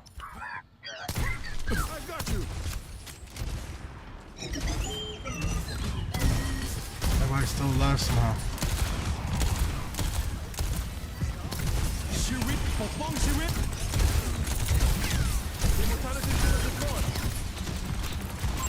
I spotted enemy. Personne n'échappe à mon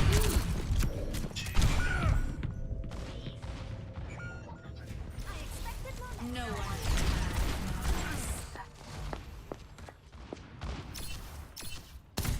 That wasn't my best shot.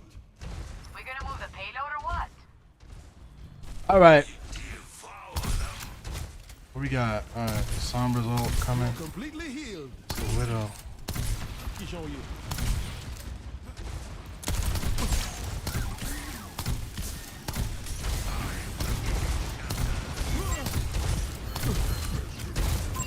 Enemy here. I could never happen. Stay inside the field.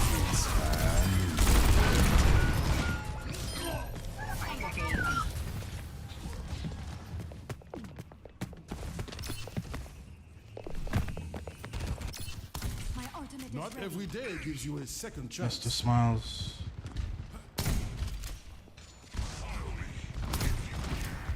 Get into the field.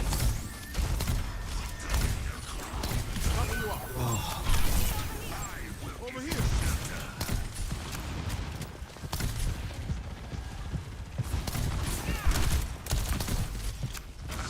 Come here if you want to play.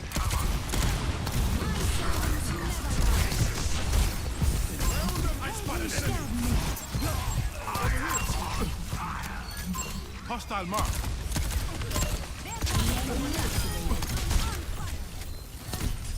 Okay, my goodness. 60 seconds remaining. The payload has reached the ready. Hostiles approach. You are completely healed.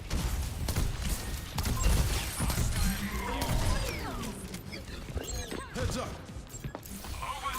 Enemy here. Get in here. Over here.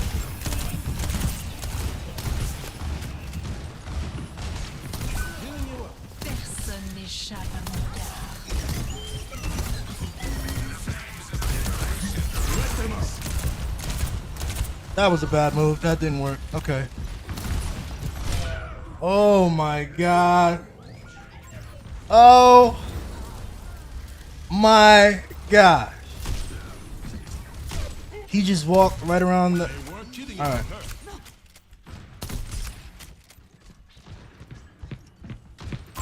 Hostile mark. Cancel. A little medicine goes a long way. Enemy contact. We can't move until the payload moves. Don't get shot out there, Bastion. Over there. Yikes.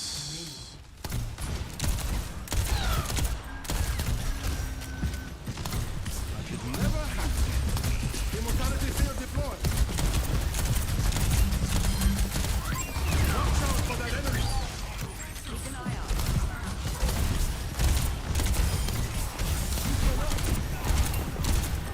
Oh my God. Enemy here. Here with the kill.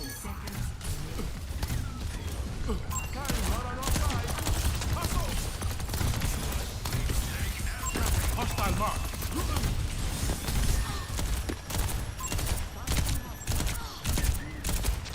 Oh my God.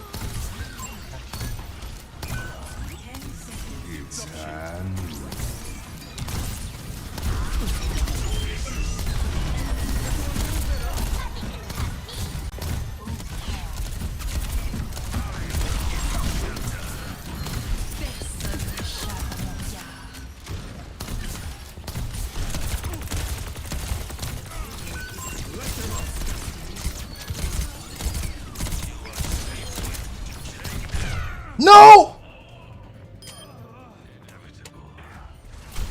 Are you kidding me? Getting. That was not an outplay. Oh god. Oh my gosh. We're outnumbered. I tried to place the window to get a couple of angles there. Score 2-0. Switching sides. Yeah.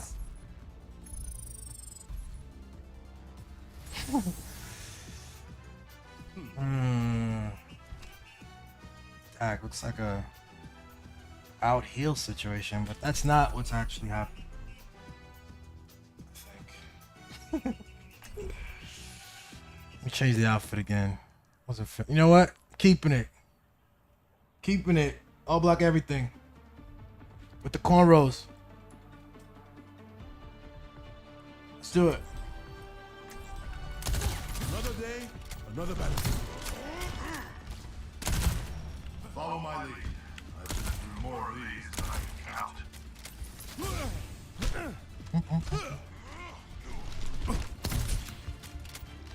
You sure you want me keeping you alive? I am a human after all. A helpful human would certainly be a welcome change of pace.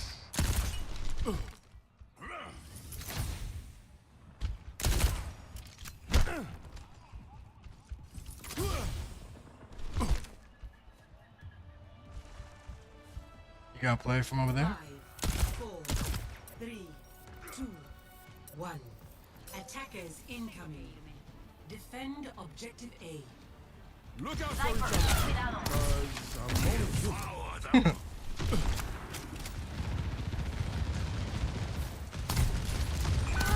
Shit. Over there.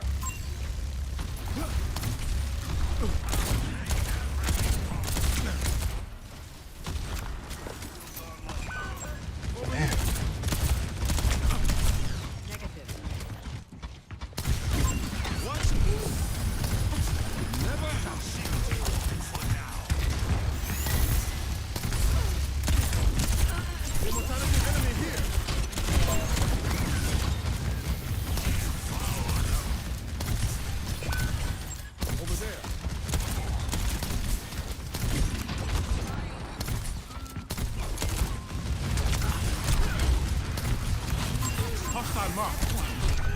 What? Where is she? Oh my god. Really? She's just shooting. This will cut the pain. Enemy in sight.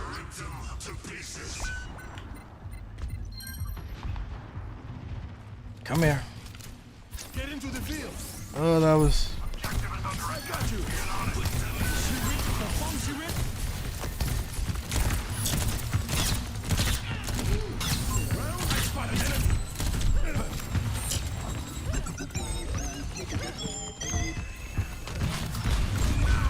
Wasted a lot of time chasing me. Oh. My enemy's attacking the objective.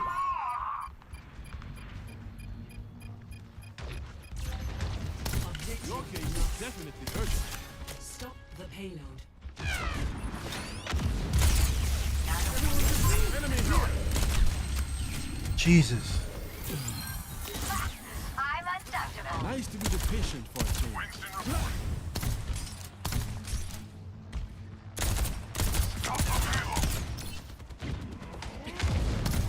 Now you see me? Now you don't.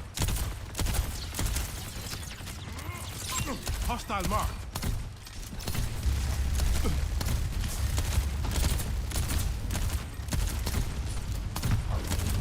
Огонь по готовности. Let them up. Get on the immortality field. Come to me. Over there. Watch out for that enemy. Eyes on the target. Over there. Stay alive for me. Over here. Stop it. Hostile mark.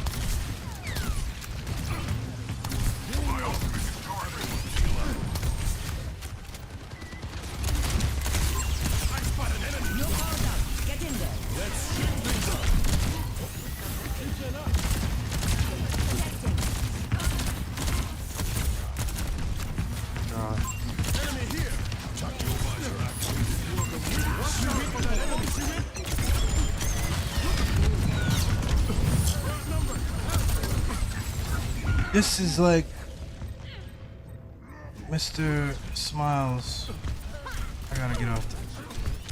Man, what did the healing do? Why is it like that? That's crazy. Get off this. Yes. At your side. Doctor's orders. You are safe with me. Everyone feeling better?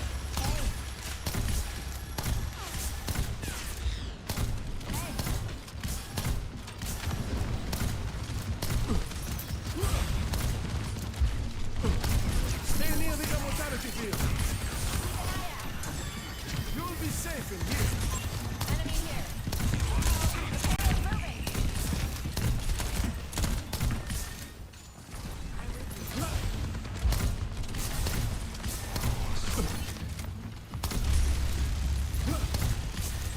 Regenerate. Little medicine goes a long way.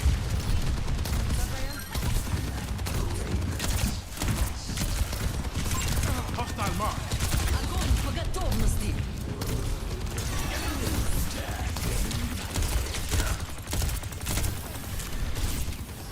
Round of healing. Reloading. Put them in the ground.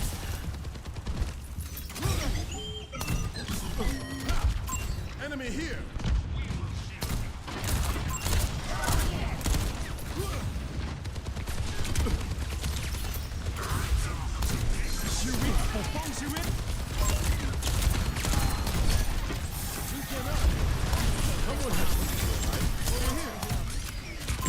Watch out for that enemy.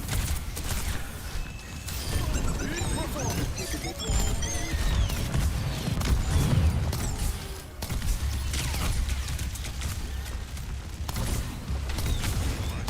My ultimate is ready. Get with this. Healing you up. Immortality field deployed. Will give you shelter. Hostile mark. Heads up. I'm the cream of the crop. You are completely healed.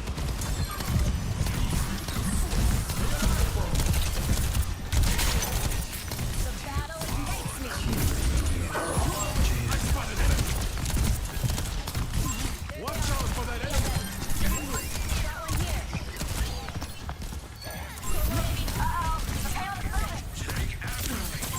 Hostile mark.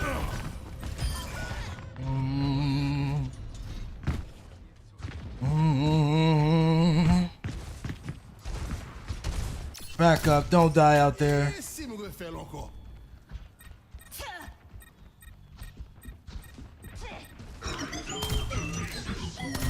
Get into the field. You're going to be fine. Over here.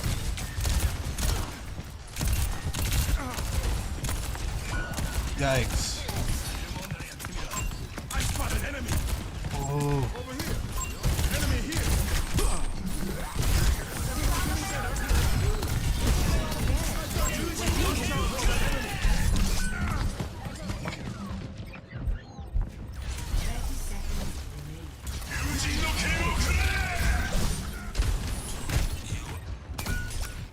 For goodness sake.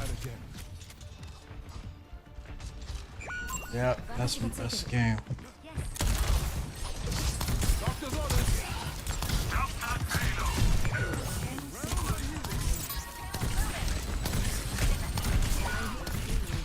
What? How did he die immediately? Near the immortality field. I have located the enemy.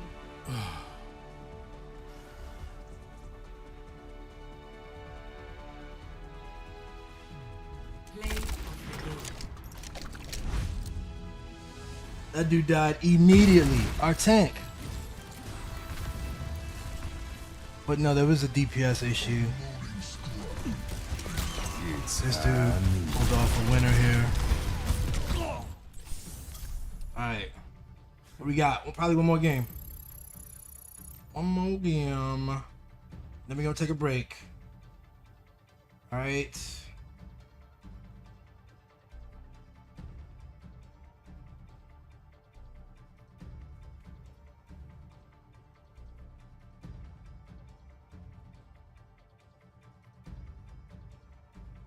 Then we're gonna take a break. These are the breaks.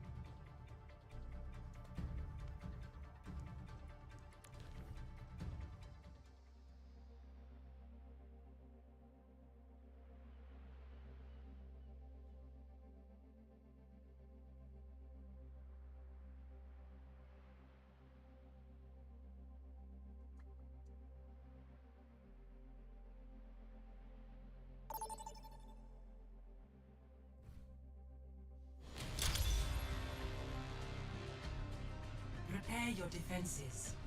All right, here we go. Ending this for the W.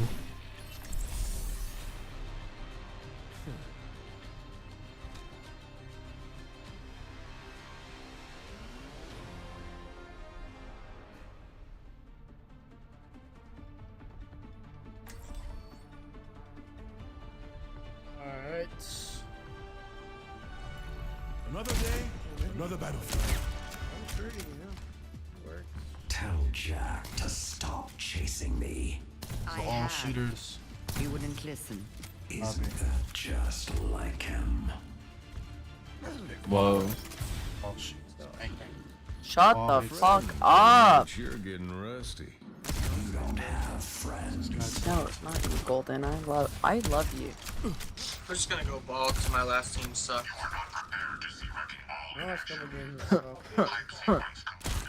I sweep Roadhog? I sweep Roadhog?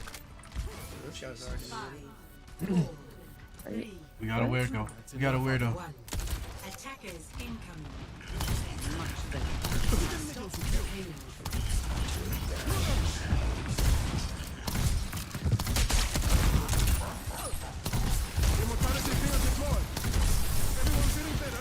Now you see me?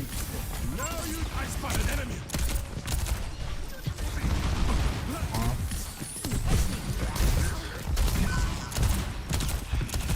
Let's get you all together.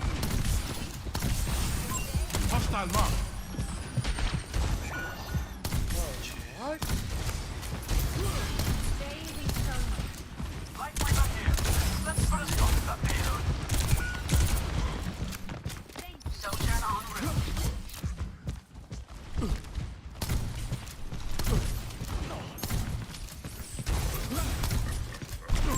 Watch out for that enemy. Come on. Over there. Come on. Come on. Stay alive. Enemy here.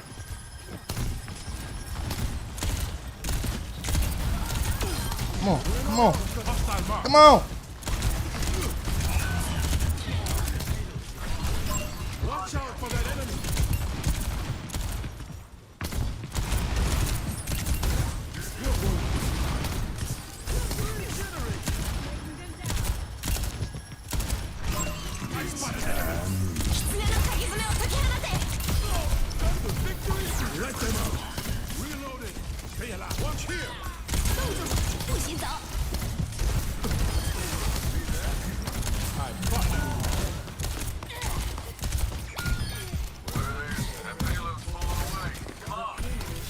Oh, that was crazy.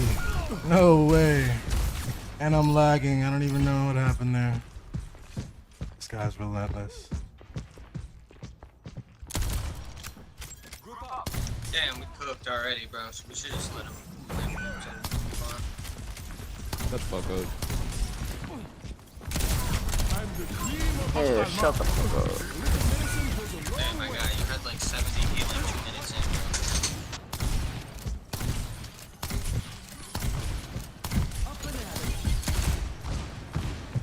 Roadhog is a menace.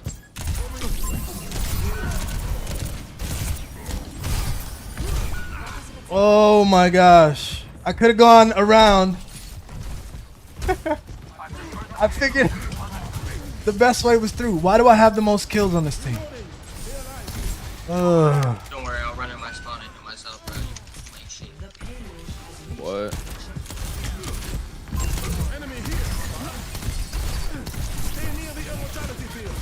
Oh gosh.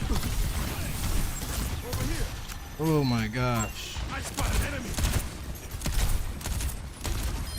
Hostile mark. Enemy here. Shut up. It's go time. Bro, why? Oh boy.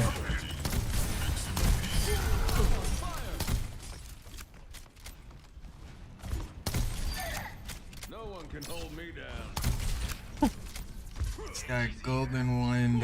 I am ready to raise the tree of life. Oh no. Vamos on.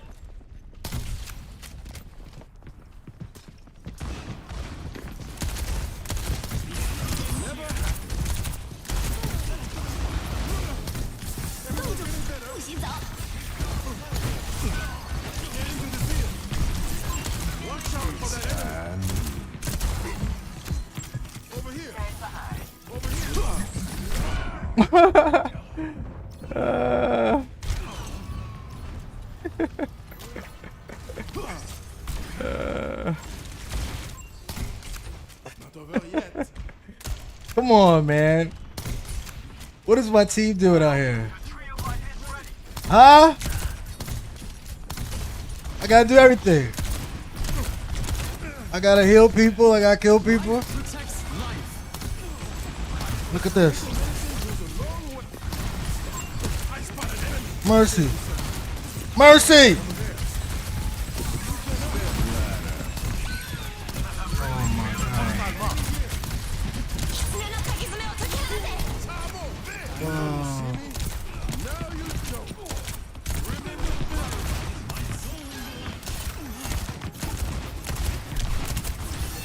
Thanks for the help. A shot of help. Yo, Lightweaver, you can hold that shit down. What are you saying? You can hold the button down. You don't just tap it. You can hold it. Yeah, but it's more efficient if you get it to 35 instead of 80 because it takes more time. You're being silly. Just relax. That's not true, bro. Okay? It is true. Look it up. It's true over time, but when you need burst healing, it doesn't. Yeah, exactly. When I'm trying to heal you, Oh my god. like you're being silly. Shut the fuck up, bro. No one cares. You're 2 and 6. No way, y'all Every day gives you a second chance. Bro, What? you're 2 and 6, bro. Shut the fuck Yeah, up. you're 2 and Fuck 6. Yeah, because I don't care. Bro, you're 7 and 6. You're I have the edgy. most healing. You're something. Bro, are you a guy or a girl, bro? Chill. Yeah, I think this guy. Bro, that's the easiest fucking insult that someone can go I'm- through. Are you a little bitch or no? I'm genuinely Like, curious. This guy's 2 and 6. you're genuine, bro. No, this dude's 7 and 6 as a fucking tank with Which is it? 7 elims versus the Roadhog with 17 and 2. Yeah, that's because you're healing, but... Yeah, that's how- because look at the healing. How are we There's gonna a healing ignore diff. this? Shut up, everybody, shut up. Listen, this man is 2 and 6 as a DPS. He's supposed to be doing damage. This is probably why we're losing. He has 2 elims. But keep going off, Big Mer. Bro, 2 and 6. What have you been doing? Absolutely. That's so not. bad. I'm the reason why we're losing. Honestly, everyone's doing so good. I'll Play just step play a hits game. Nah.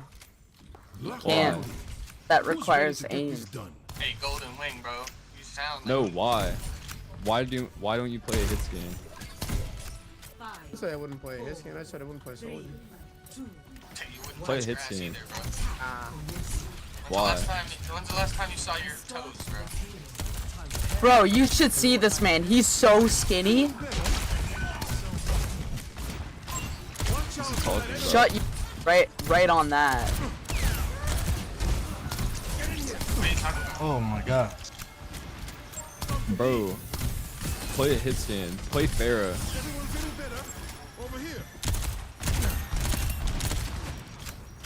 Do you know how to play a hits game? Yo, nigga, shut up, bro. Tank, you're done. Do you know how to play a hits game? Because you're going up way too far. No, it's because it's 4v5. Bro, this man negates like 3 people. It's like a 2v5. He's 3 and 7.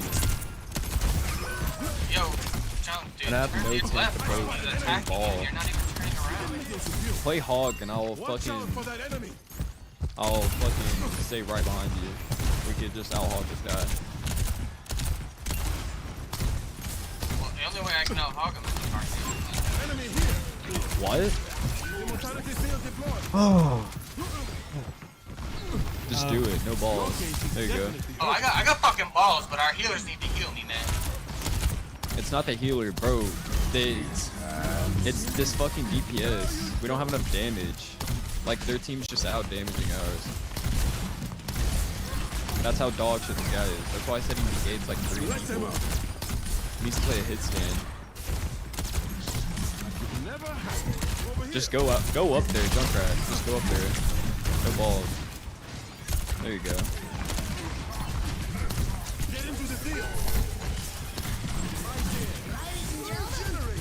Start your engines.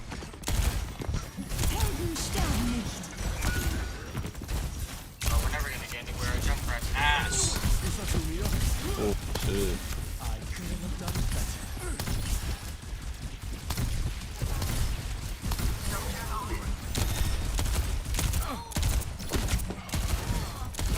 No! No! He can get out. He can get more heals in a tunnel than I can. Wow.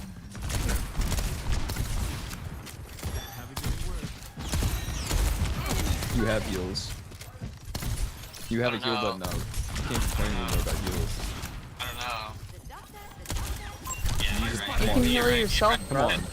For real. I'm being dead ass with you. Come on. Yeah, I have one. Go upstairs. Come on. Go upstairs. Oh my god, he's playing wrecking ball again. Well, yeah, I mean, I don't want to be responsible for my own healing, you know? If I don't make heals as hog, why would I play hog? Go upstairs. I don't fucking care. Go upstairs. Bro, shut the fuck up, bro. You a bitch. Bro, I'm trying to tell you what to do. All you're doing is bitching. Like I'm I'm trying trying to to tell help you you to win suck the your game. own dick, nigga. Shut the fuck up. How old are you? What is wrong? You're with so you? weak. Bunch of was kids cringe. on this line, huh? Kids, I'm fucking 4. You a they them, bro. Shut up. You haven't even told us yet. I'm not a they them. Well then fucking say it or I'm gonna Bro, call you. big nerd. What are you doing? You're just on the edge of the map now. Bro, I'm just waiting for the fucking game. I can't get you. I can't say you shit. All you said all this game, bro. Just die, bro? Come on. Maybe it's because our tank is going 8 and 8. Maybe it's because you won't identify yourself. Why do I need to what is this? What it is. Identify yourself immediately. What it Identify is. yourself. You must identify yourself. Such Provide grass, yo. Especially I think these, you're just confused, man. I think you're just really confused. Shut up, Big Mer, loser. Peace. Hey, big dirty. Hey, big fat ass nigga. Shut up. Idiot little kids. Hey, bro. you fat as fuck. Go touch some grass, man. I can hear it, that double chin flapping. Oh yeah. Hey, look down. Oh When's the last time yeah. you saw your dick? When's the last time you saw your dick, bro?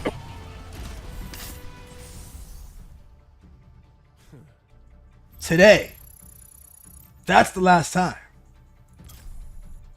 And that's the last game. And we out of here. Huh?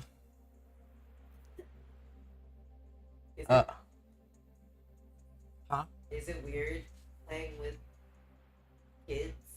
Like, Yeah, these kids are like ridiculous. Yeah, every now and again you just see like they're ridiculous.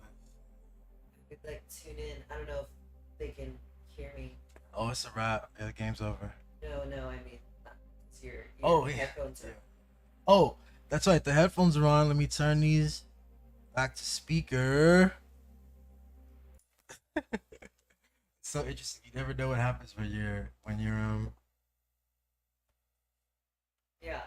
when you're live streaming.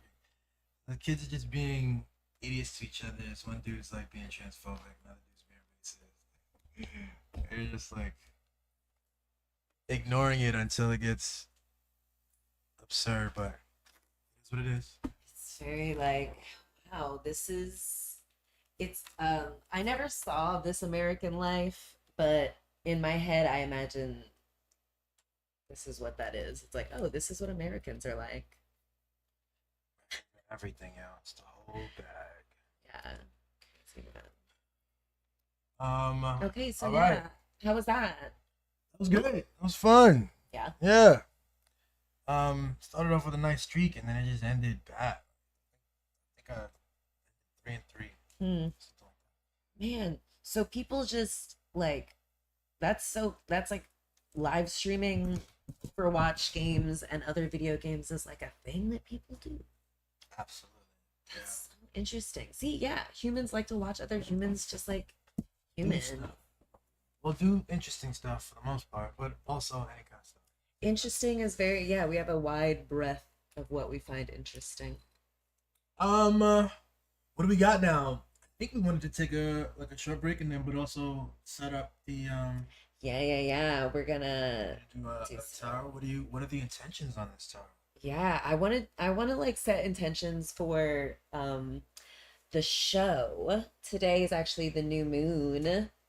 And so it's a really good one to set intentions for the coming year. And I'm brilliant and in tune with the universe, so I was like, let us definitely have our first episode, our first like experience on the new moon.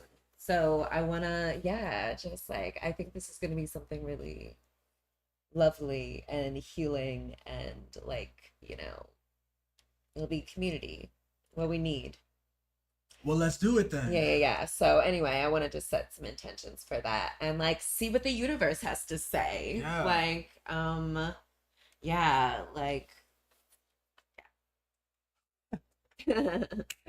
let's talk about that. And Billy, you can if you want to. Yeah. So like, right. So then I wanted to draw at the same time. So let's set up what I was thinking we could possibly do. Okay. Because I can just like sit over there if worst comes to worst, or sit right here, or whatever.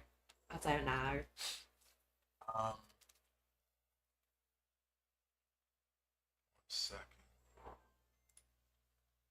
Take this. Go here. This down. You down. Take the live cam. Great. Now, let's take your phone. Whoop.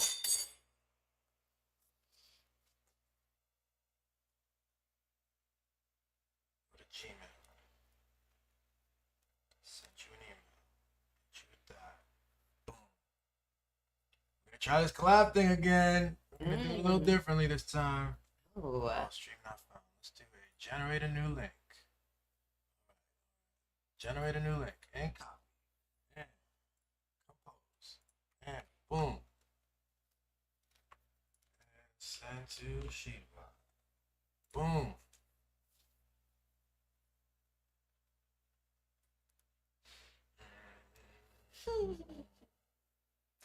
Love this.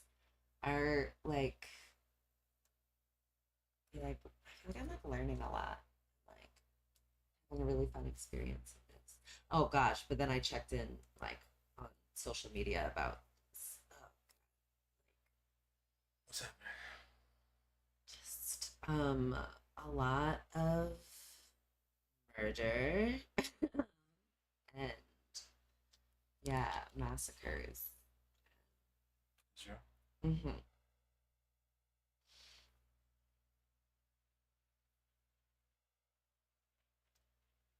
Okay. Right. Sheba. Watch it work now. Then we should do some karaoke too after.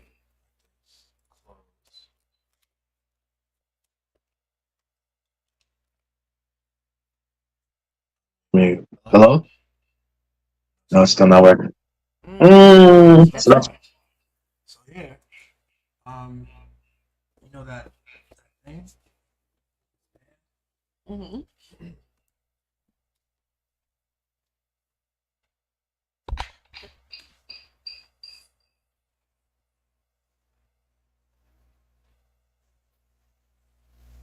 What'd you say?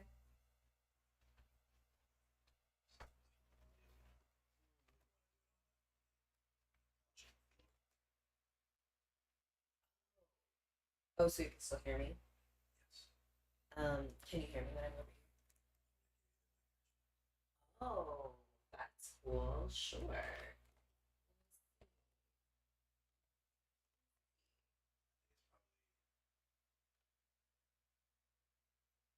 Try to do something where you can see the. Okay.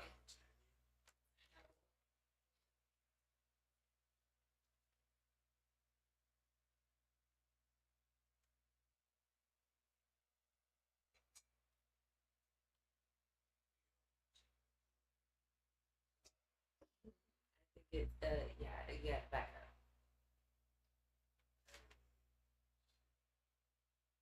Okay, back up. Yeah. And are you seeing the couch?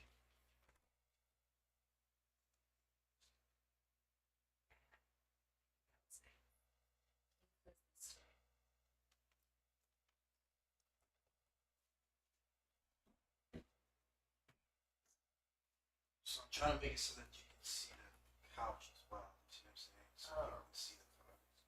That makes sense. That matters. That's so smart. Yeah, you're so brilliant. Oh yeah, that's so clever. Yeah, love it. Totally. Is that Yep.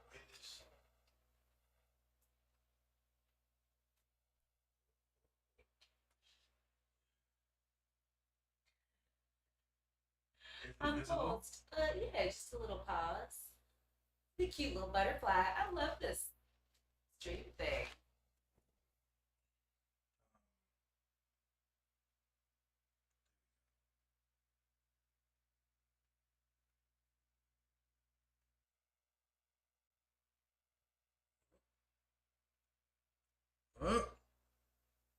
all right? Something like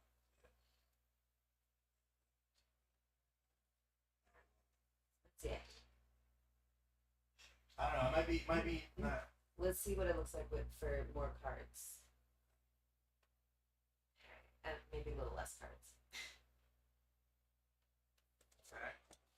And then it's still here.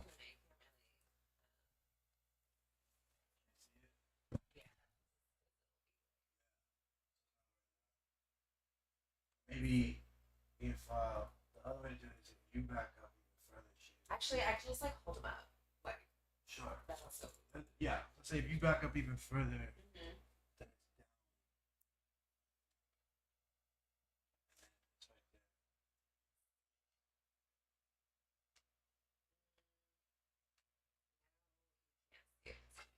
Oh, actually, wait a minute. Oh, I don't know if it's worth it, but. Okay. Yeah. Yeah. I love it. Okay, we're cooking. Yeah. Okay, so yeah. What are you gonna do?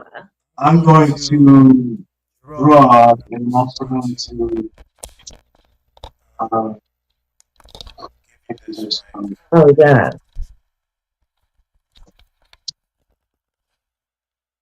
this isn't above. It won't be. It's gonna be music to their ears. Oh.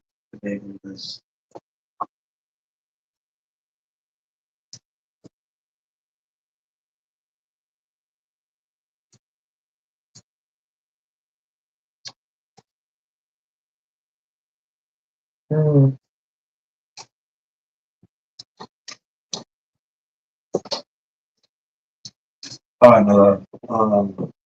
Say that's someone around you. Let's see. Like right there, it's probably gonna be stronger. Can you hear me? Hey. Okay. Talk. Okay. Okay. Cool. Okay. Perfect. Yeah. So I don't really. I'm not the best shuffler.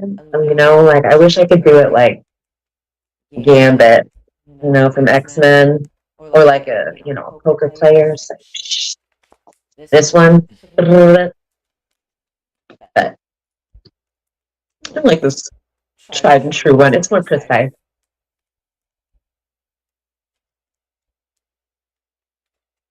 Mm. Yeah, I really want this to be like, I don't know, a space where people can feel like at home and like in community. And yeah, we keep each other safe, and like we're gonna be the ones who like save ourselves. So I don't know. I want this to be like a salon where people can like dream of like liberation with us, and yeah,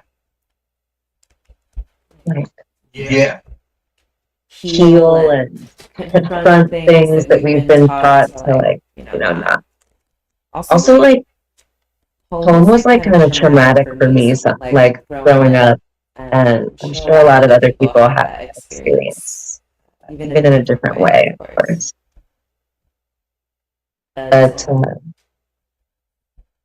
babe, should my mic be on over here on my phone? Mic on the phone.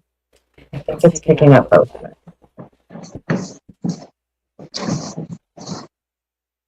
So you let this muted. Cool. Yeah. Okay. But it's still making the sound. That's okay. Yeah. No, I think it's good. Right? Perfect. I love it. But yeah, anyway, like, I know there's so much housing insecurity in all the ways, all these houselessness people, people experiencing houselessness, housing insecurity. Anyway.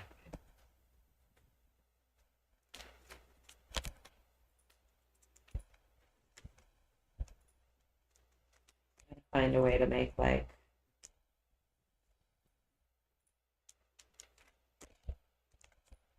home be wherever you are. Home be like an idea, like liberation, or resistance.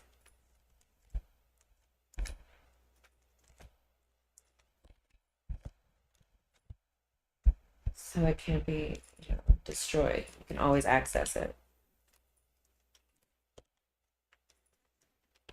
This is Tommy, by the way. This is the daughter, Beautiful She's so cute. an amazing smile. Oh my gosh, I have to show you guys, like, my nails are Tolene themed. Like, I have a couple of pictures of her, and it's just real cute. Like, these are each different like pieces of her, like, cute outfits that her mother so lovingly, you know, dresses her and adorns her. It's beautiful. Just like, wow. I freaking love their children. That's so beautiful. Yeah, so you're gonna draw Tolene. That's fun. Yeah. Love it. I'm gonna try to do like a playful, like a cartoon. I love it. Bring a little joy. Yeah, it's been cool to see, like, the different people trying to, like, cheer up the kids and the adults. I do really think laughter and joy is really healing. But it would really help if we stopped bombing everyone. That would probably make it much easier for everyone to enjoy this existence, this experience of life.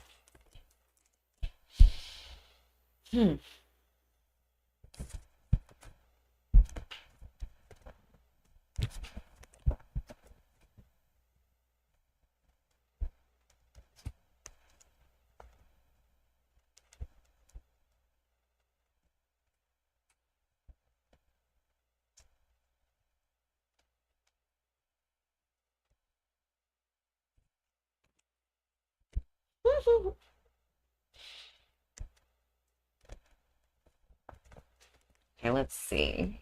Can I... Oh! The Sun. This is the Modern Witch Tarot deck. I just think it's really beautiful and well done.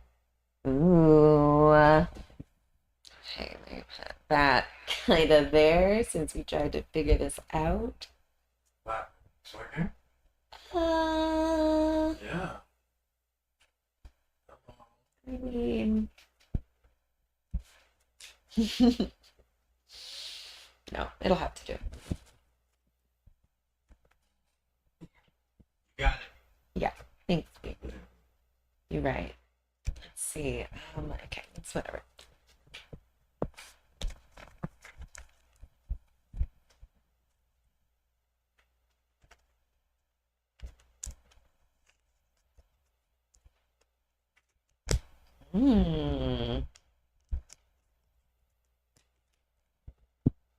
Ace of Cups, y'all. So, yeah.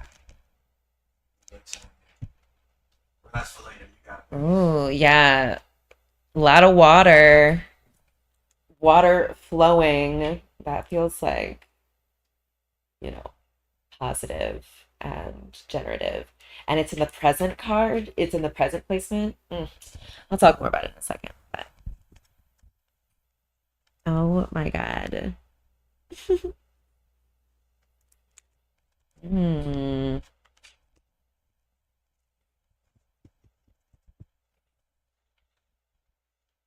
Queen of Wands reversed.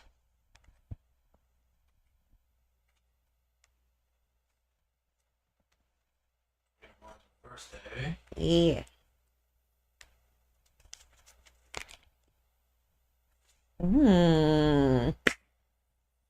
Okay. Oof. Was that? I'm sorry, was that quite unpleasant? Does it feel a little better in this British accent? Heart. King of Pentacles. Ooh. Reversed. Okay. These are lovely. I want, like, I'm gonna figure out how to like display that. Maybe I can just move. It's not working for you.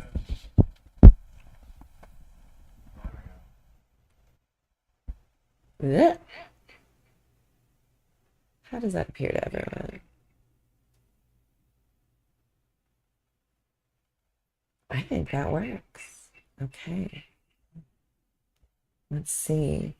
Oh no. But okay, so Struggling to hold it up, obviously, right? and you know, I actually like go online and like read like what these mean because I don't actually know. And it's all made up. So but like aren't these pretty cards first of all? Hold on, let me get a good like don't they just look like auspicious?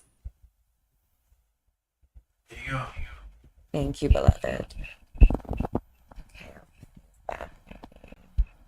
Yeah, these look so nice. Like the sun, that I know that one's a good one. I don't know the specifics. I don't know if I got an Ace of Cups before, but this looks very. I like it. I like the looks of it. It's a good vibe. Okay. Let's see.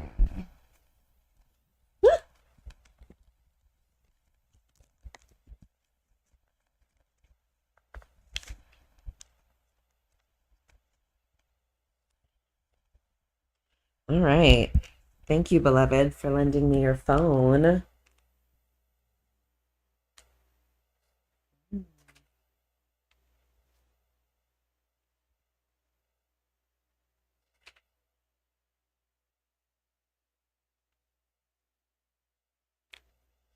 Is it like recording you doing that? Ooh, cool.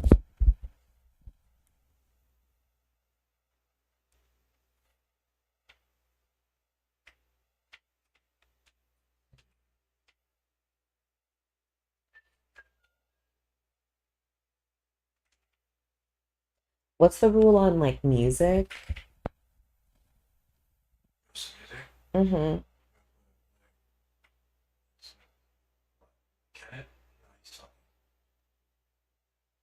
Like, is there a rule on it? You can't do. Yes, you can't do. They're gonna block any like songs that aren't radio. Stuff like this. Yeah. Stuff that's been registered by some. Can we do like lo-fi, like hip hop, neo soul, Sunday morning or evening?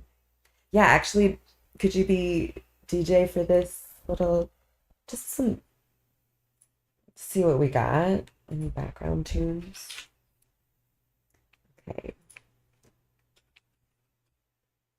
Unless it's a lot of stuff, a lot of sounds for everyone.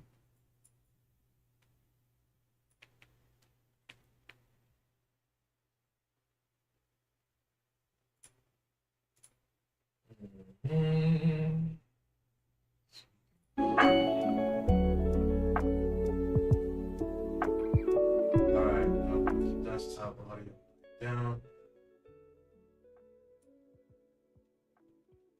I think that should do it. Top a little bit. Okay, hey. Yeah. How's it sounding? Cool. Okay, so y'all, man, this first one, the sun, it's gonna be good. Hold up. Just put all these back in the same direction.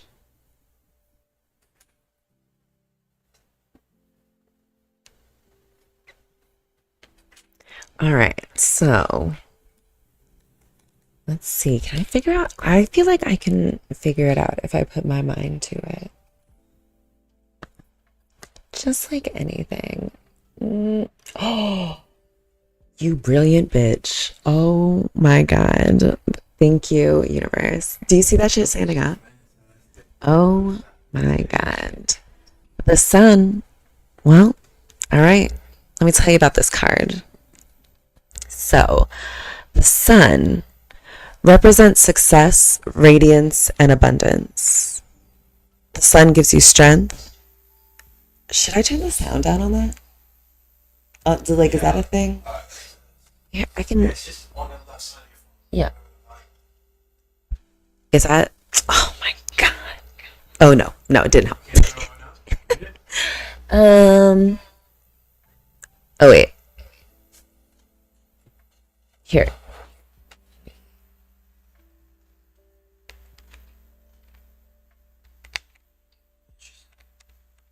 Hello?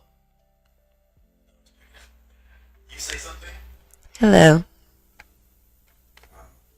So then, can't turn that. Being called on. Go ahead. Hey. Hello. Ooh. They won't let you take it all the way. They're thinking like, why would you Because we can't figure out how to work it otherwise. Whoever. So it's at the lowest volume setting. Okay. So should I like speak quieter? It's thinking right there. It's not really good. It's gonna Okay.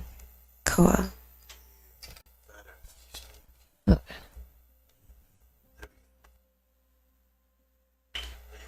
Oh no. Okay. Here we go. Here we are. We're back. And she's back. And she's back. Hey guys. I mean, we never left. Lucky for you. I think I can make it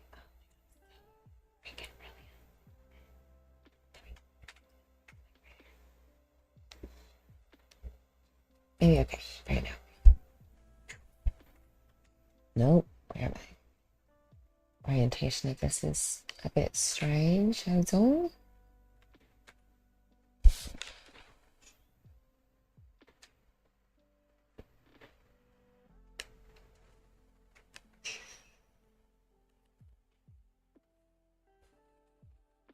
There we go.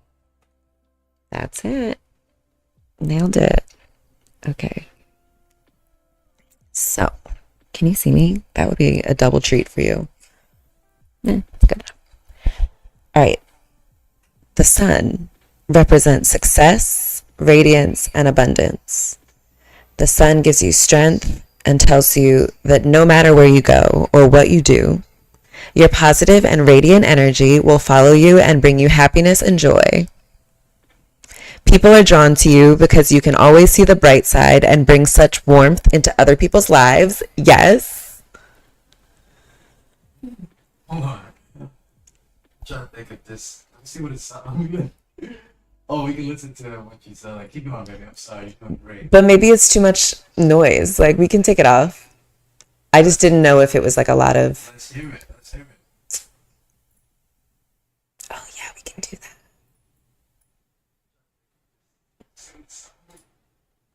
See what we got. He's pretty heavy on the piano. Do you see what she's saying? That's it playing, you know what I mean? Uh-huh. It's like The sun. Alright. Let me tell you about this card. So, the sun. Oh, yeah, you can't even tell. I would say you can speak more unless I can bring your volume. Okay. Cool. Do your thing. Alrighty, let's do it. Okay.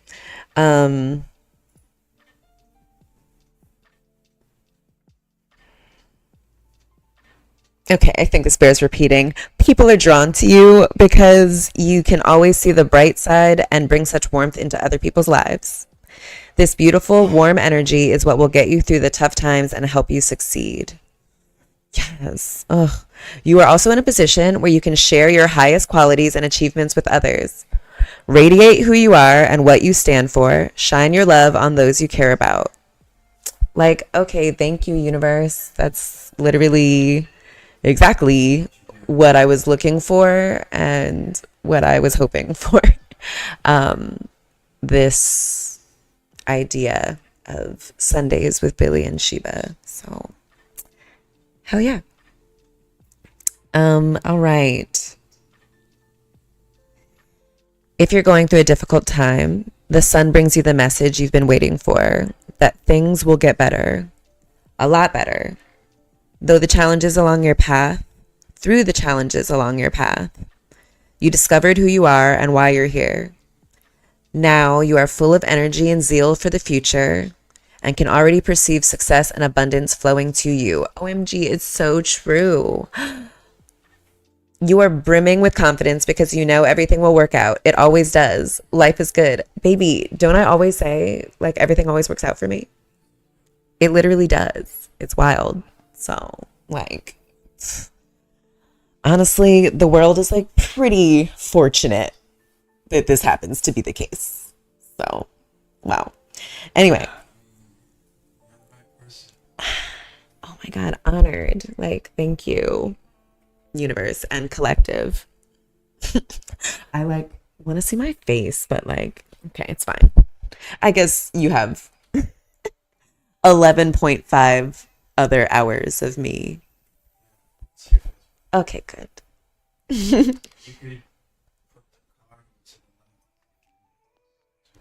Okay, let me see. Is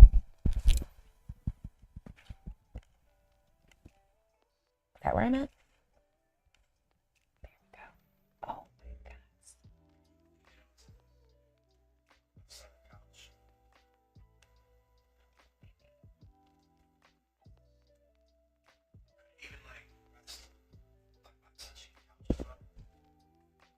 Rest by, oh, this couch part. Let's see. Oh, brilliant, beloved. Oh, actually, the card. Might be too far back.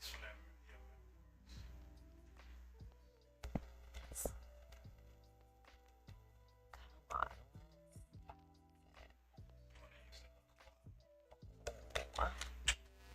Card. Oh, I love it. Well, I am going to put a card in front of it, but. What was I doing this for? Oh, right. That's right. I still kind of can't see myself, but that's okay.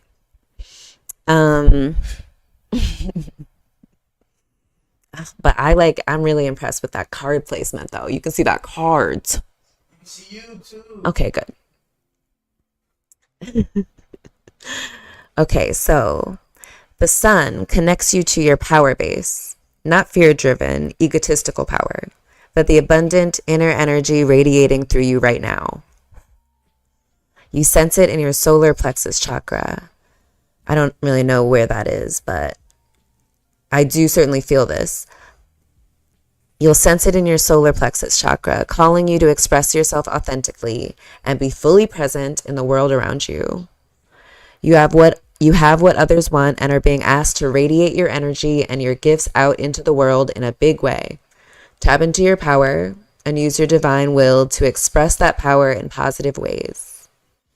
The sun is also an energetic card. It reflects a time where you can expect to experience an increase in physical energy, vitality, and general positivity. You are bursting with enthusiasm, invigorated, and enjoying a wonderful sense of good health.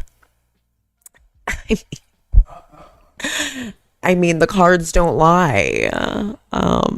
For me, I think that's very true. And yeah, absolutely. Wow. I love that for this experience. Sundays with Billy and Sheba. I think that's perfect. Love. Okay, let's see.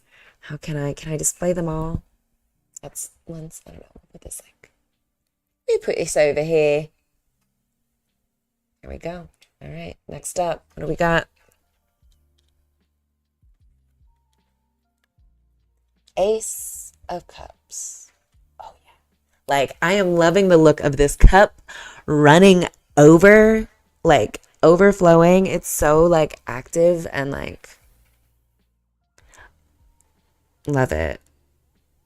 Ooh, some lily pads. Man, it's giving.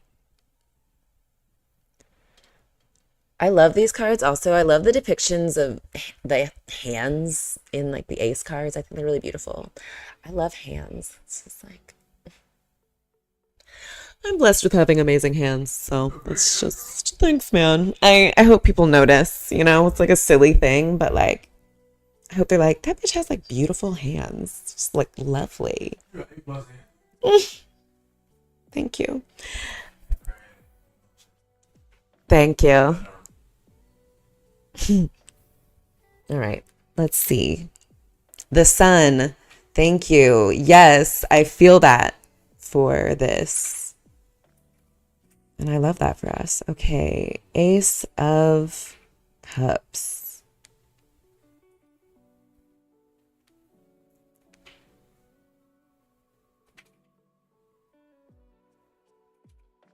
Whoop.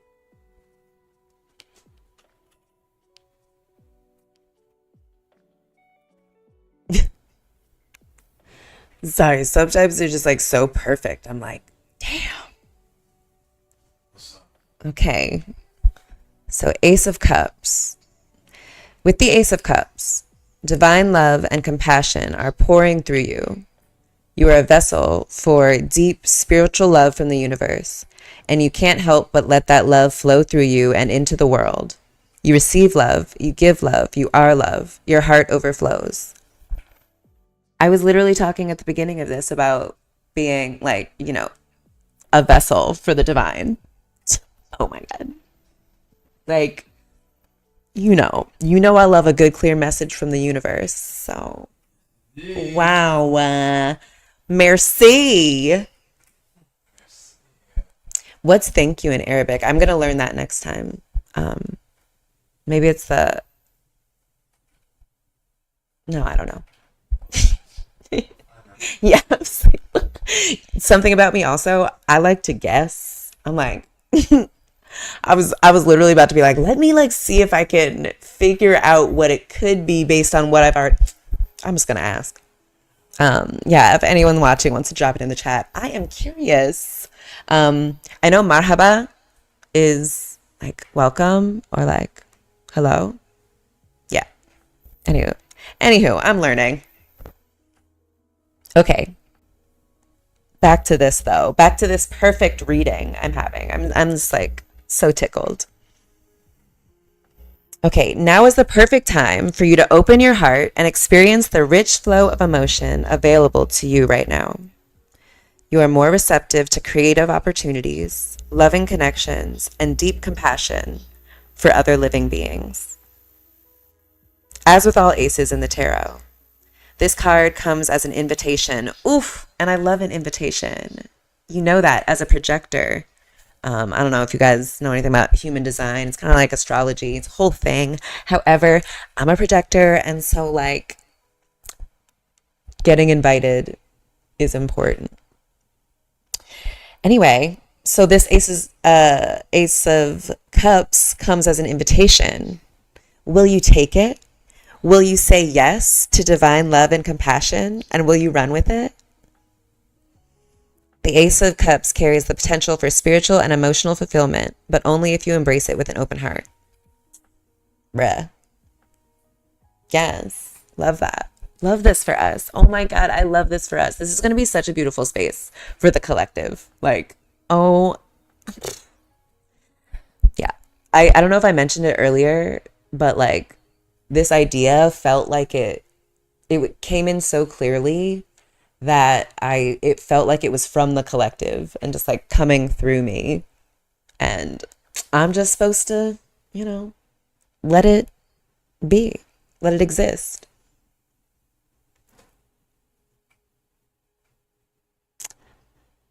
Okay.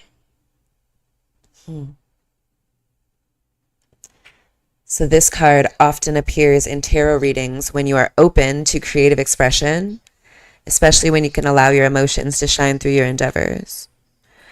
You may be inspired to start a new project, take an art class, or even engage in interpretive dance. Oddly specific, but I love it. They're trying to cast a wide net. At this point in your life, you are comfortable with who you are and happily express this part of yourself to others. You see fresh potential in allowing your creative juices to flow. Let your imagination and talent unfurl to new impossibilities. Ooh, unfurl? Yes. Hell yeah. The Ace of Cups often represents a new relationship, be it a friendship, a new family connection, or blossoming romance. Oof. I absolutely feel like this is a relationship, like with the collective and myself and you. Like, yeah. It is exciting, fluttery even, and you're so glad to have met someone with whom you can share a special connection.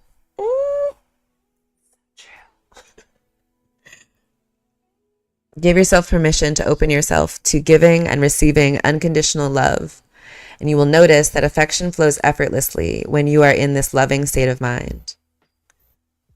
The water in the card reflects the flow of emotion, and thus, the Ace of Cups suggests that the enthusiasm you two generate will get you fired up about yourself and life. Like, what the heck?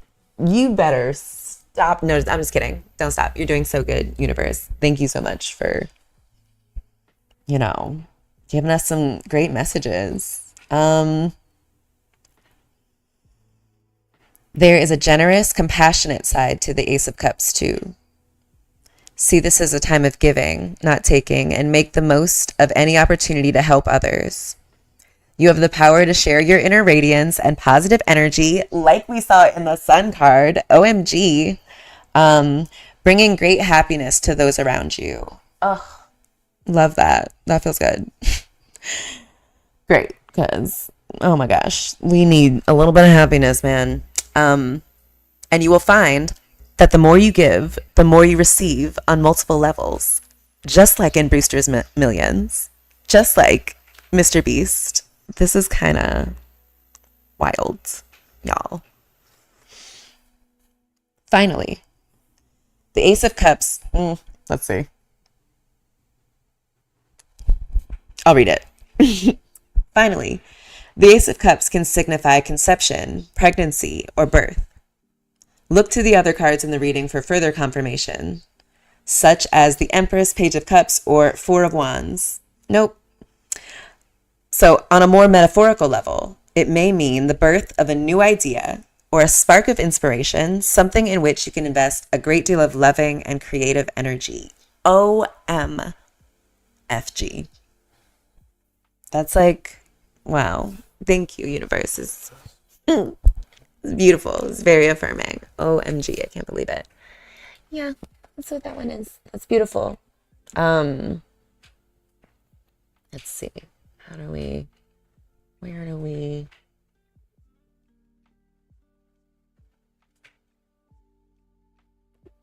Man, the way I'm balancing these cards also, it just, wow.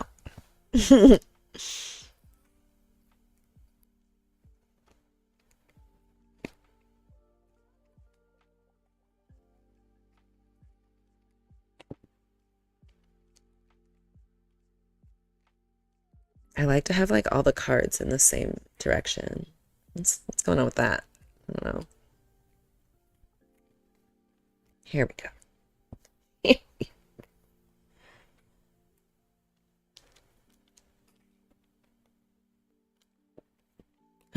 Okay. So this one is like that. Queen of Wands reversed. I don't know if that like really matters on this, because it's like for an idea, but who knows? Let me not limit myself. What I said that was Queen of Wands.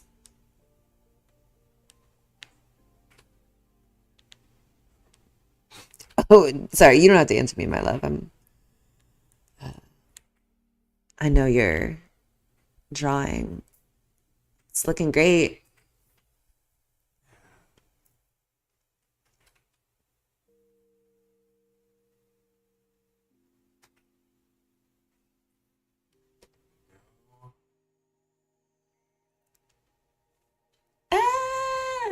So cute.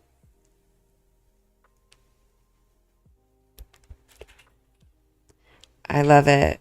I love the power of imagining and bringing this into like this reality. Like, I hope that girl has a life that is just like filled with joy and laughter and ease. I know. You're sweet little. So cute. All right. Let's see.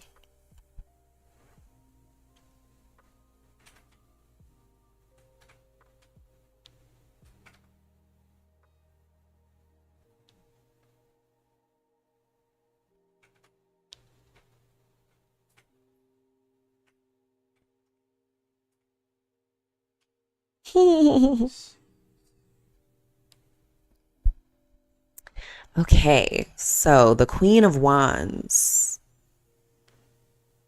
reversed. The Queen of Wands reversed shows you have reached a place of self-respect and confidence. You know yourself on a deep level, and you are clear on your personal truth and belief systems. Yep. You know what you stand for, and you are not easily moved by the opinions of others. Absolutely not. Others' opinions are usually not good. You have also defined what success means to you, even if it differs from others' definitions. Absolutely.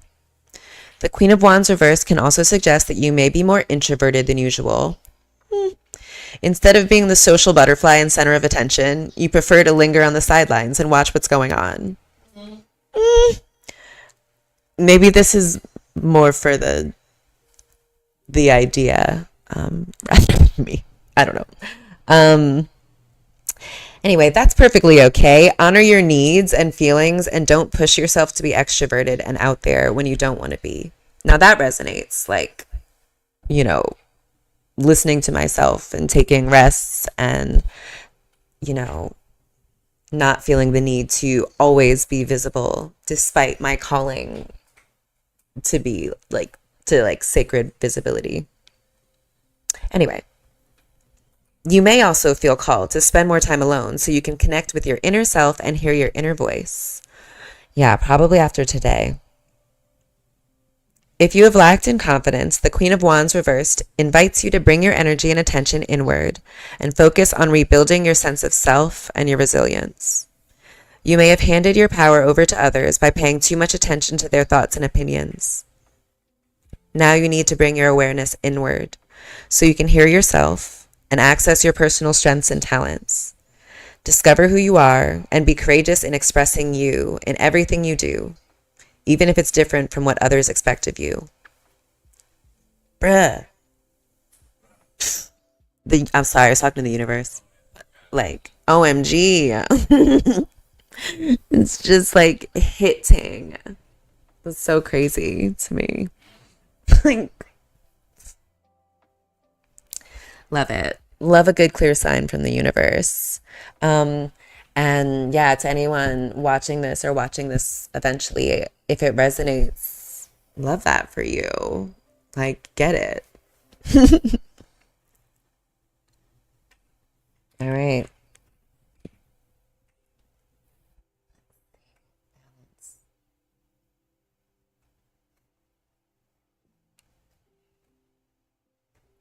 Let's see. No.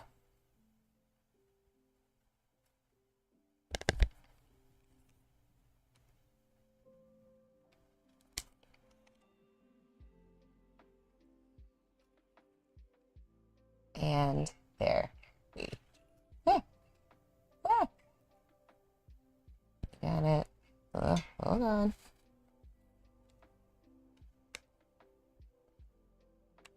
Love it. And love to the editor who's going to be looking through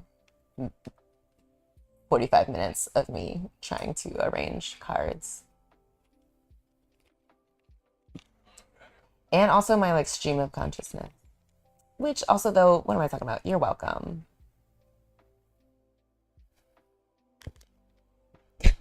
Probably talking to myself thing.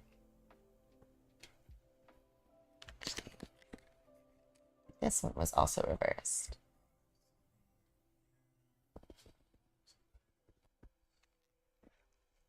Ooh, that looks cool, babe. Oh, yeah.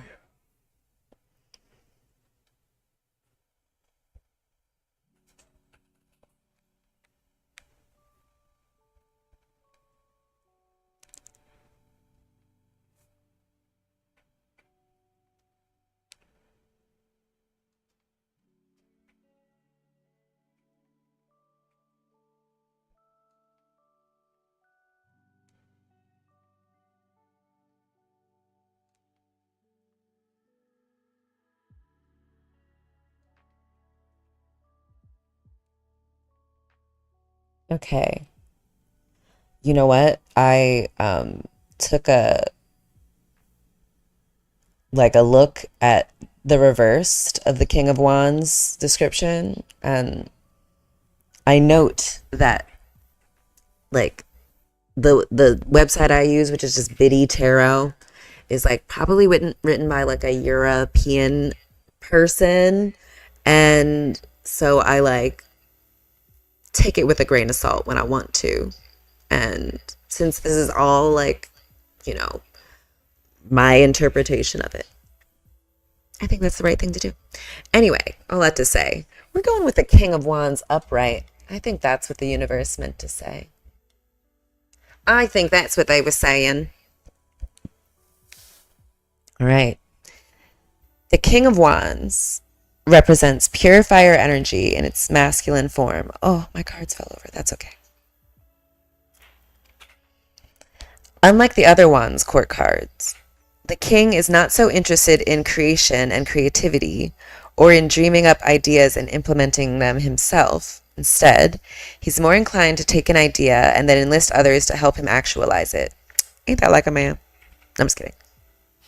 But anyway, thus, when the King of Wands appears in a tarot reading, it's a sign you are stepping into the role of a visionary leader, ready to direct your people towards a common goal. Yep, I would agree with that assessment, Biddy. You have a clear vision of where you want to go, and now you're manifesting that vision with the support of those around you. Yeah, absolutely.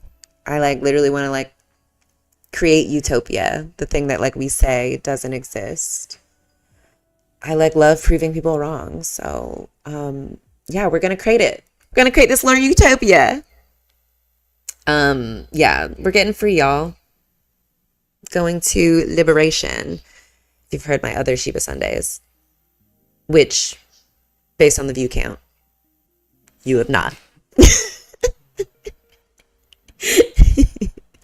I think you guys might have missed it, but that's okay.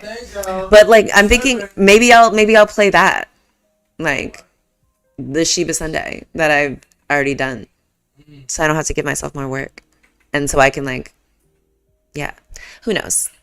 Just thinking aloud, which is talking. Which is what talking is.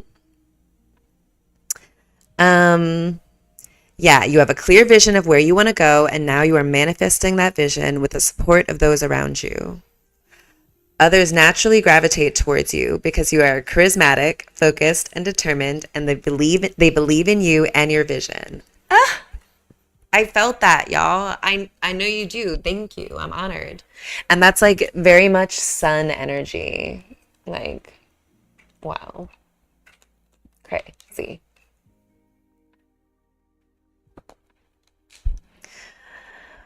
All right. Others want to be a part of what you are manifesting and are here to support you 100% of the way. Great. You are also masterful at getting other people to do your work for you. Oh, I love that. While keeping them on side throughout the process. That's honestly, if I'm honest, I absolutely love that. I feel like I'm like very good at like directing or giving some guidance, or just giving some inspiration. And then like, I want y'all to take that information and do with it what you will. But something awesome and generative, like what Billy would choose, please. Yeah. Yeah, use like Billy's a great example. I would say, just really impressed, very impressive person. Yeah. The King of Wands reminds you to lead your life with intent, vision, and a long-term view. You have a grand idea of what is truly possible, and you will stop at nothing to see it through. It's true. Unlike the Knight, who can be a little impulsive with his actions, you have the maturity to see your vision through right to the end and beyond. You achieve a lot because you are clear about your future direction and how you will get there, and do not waste your time on activities or relationships you believe will lead nowhere. Absolutely. You got to keep it moving. You got to go where the love is. Go where it's easy, you know? Well, this next sentence then says, you never just go with the flow. Instead, you prefer to embark on a direct and robust course of action. It's true. And you are inspired by long-term sustainable success, wanting to have a lasting impact. You are here to leave a legacy. So true. That's just like cray. The appearance of the King of Wands also suggests that an opportunity is presenting itself to you, and you now have the power to take on the challenge. You are the determining factor in this situation. If you want it to be successful, it will. And equally, if you do not fully commit to it, this seed will struggle to blossom and grow. You can create any outcome you wish, so be mindful about your intentions and vision. You hold the power.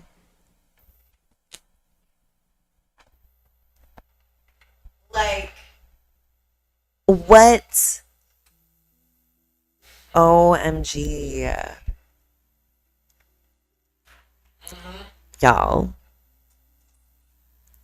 That was like you really couldn't have gotten a more auspicious reading on a more auspicious day. It's this new moon, like, wow, I'm really proud of us, and like, yeah, totally. And it's pretty much like, if you want it to be successful, it will. And I want it to be very successful. I think people are gonna love it. I think people are like thirsty for it. Like it's like nourishing and healing and refreshing and like inspiring. And they're gonna be like, bitch, you did that. I love it. We really do get to like create like one of those old-timey salons, but like we brought it into the future for the present. And maybe we're making up for the like limitations of the old-timey salons, which were, you know, mainly like exclusivity, like the ability to like meet, like kind of would necessitate, I don't know, just different conditions than we have now. And like that it was like maybe these like brilliant ideas and, you know, creative play was done, you know, with these like groups of mostly men, mostly, you know, white people, mostly wealthy people with enough money to have like a house and like space. Though I know people are creative as hell and made it work wherever they were. And so now I just feel like we have a huge, such a bigger reach. Like our house can be like so big and so open, and it can be such a shelter and a refuge and an incubator for, yeah, just what we need, I think. Just the medicine that we're looking for.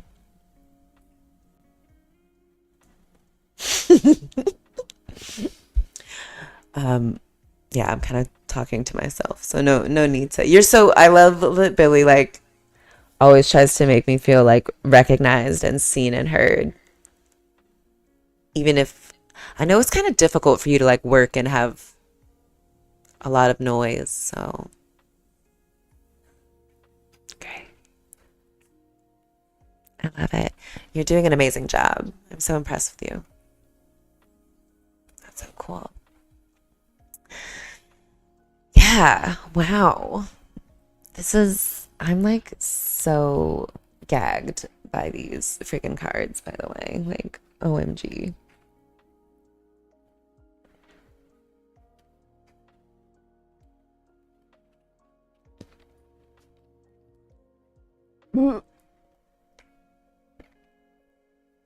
What?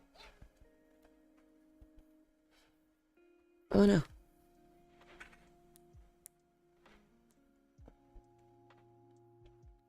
Here we go.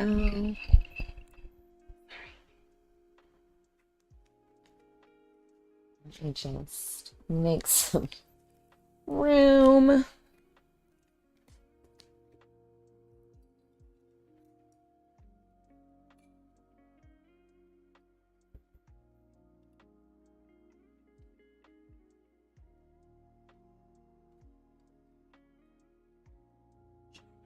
Oh god.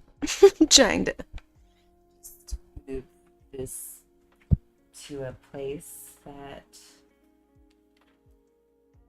I can like chill and like hang. Oh my gosh. Did I leave? Here we go. Coming back.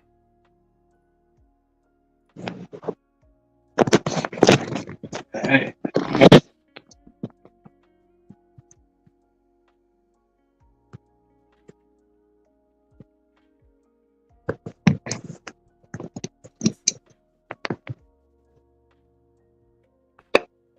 $7:33. I love it.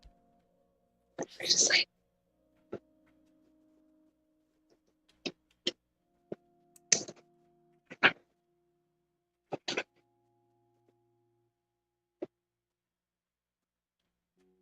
so cute. The baby too.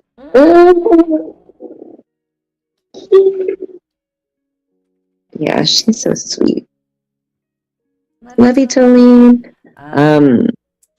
If you're on a PC, I believe there is. Oh yeah, if you're on a PC, there is a donation QR code that you can scan. And if you're on your phone, there is a link in the chat on YouTube, and I believe also in Twitch. I'm gonna have to explore Twitch more. Oh wait, let me mute. Is that a little better? I'm not sure if it's making any difference either way, but hopefully it's better.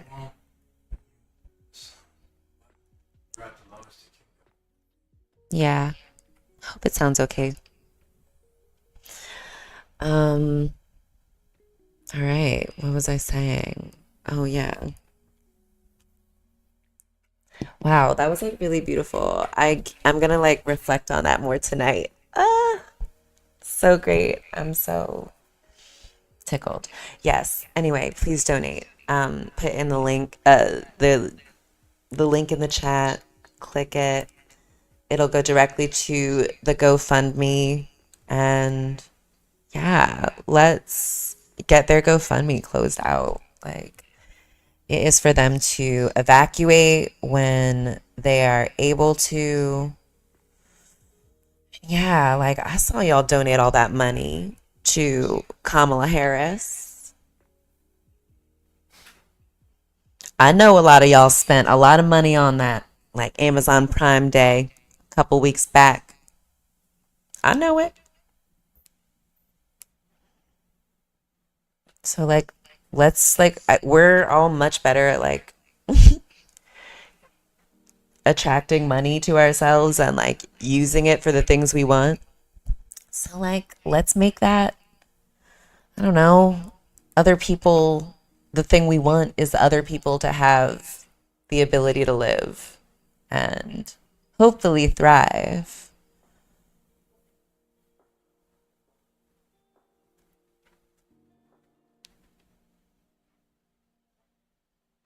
Just seeing. What do we have?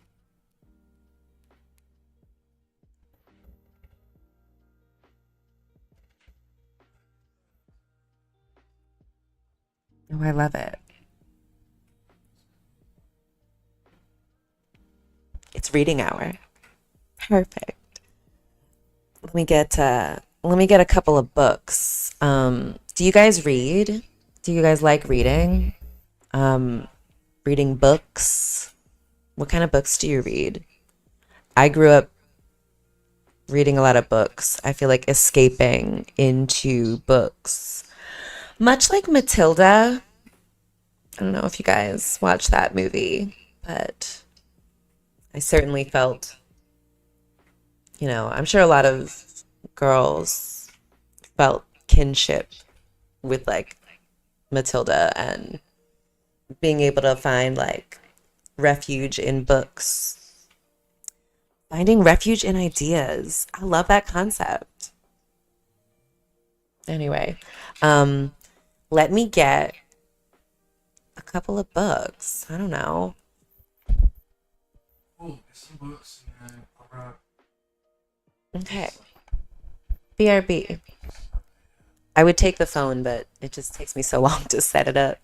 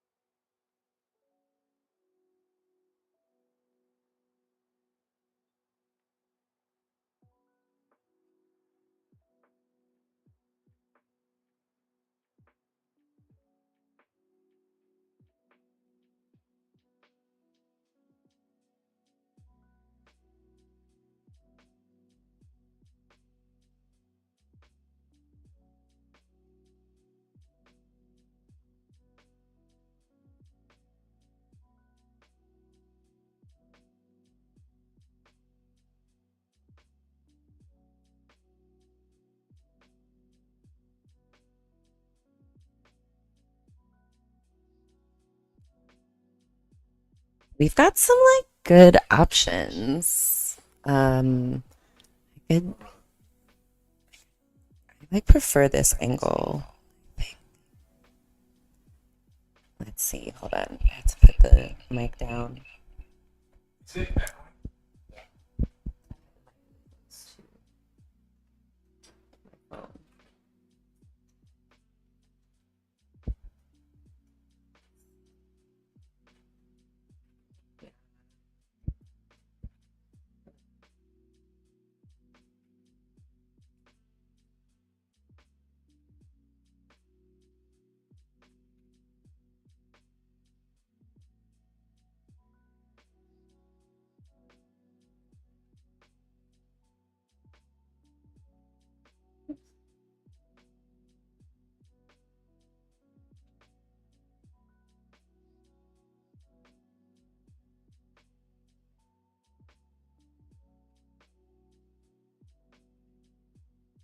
Am I back?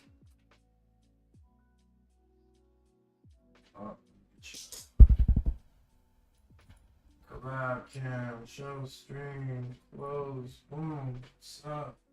Hey.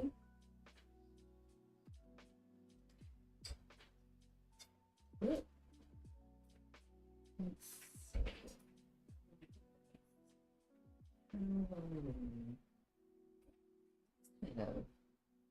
It's a better shoes.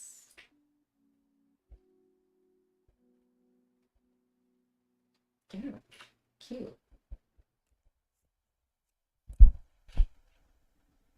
How's that sound? Say something. Hey. What's up?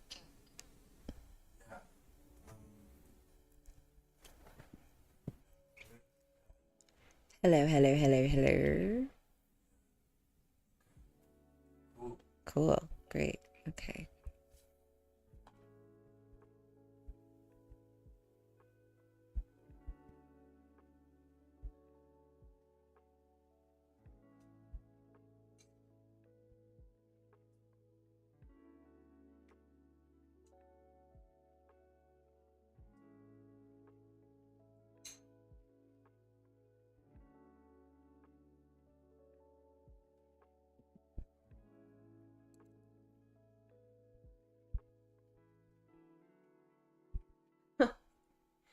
Is it paused on that?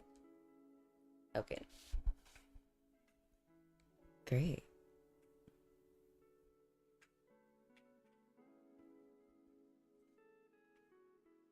Yeah.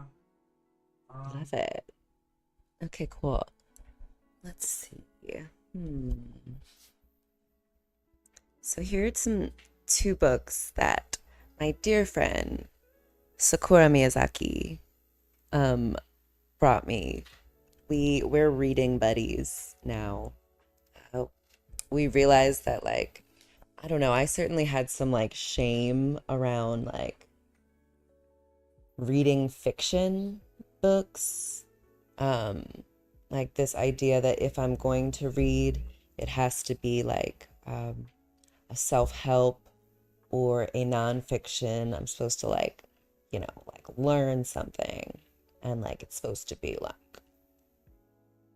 yeah, something about like yeah, it's more valuable than fiction and nonfiction. Yeah, nonfiction is the one we're supposed to think is more valuable. But I don't know. Like, once I realized that, like, you know, fiction is made up, but like nonfiction is also made up. And so, like, if I'm going to read something made up, I want it to be like interesting and fun and not limited by like, quote unquote, facts and history. And I like to, I don't know, I like to hear other people's experience of this thing, ideas on this thing being life. So anyway, so one book, it's a book of poetry. It's by Mosab Abu Toha. I follow him on Instagram. This is called Things You May Find Hidden in My Ear.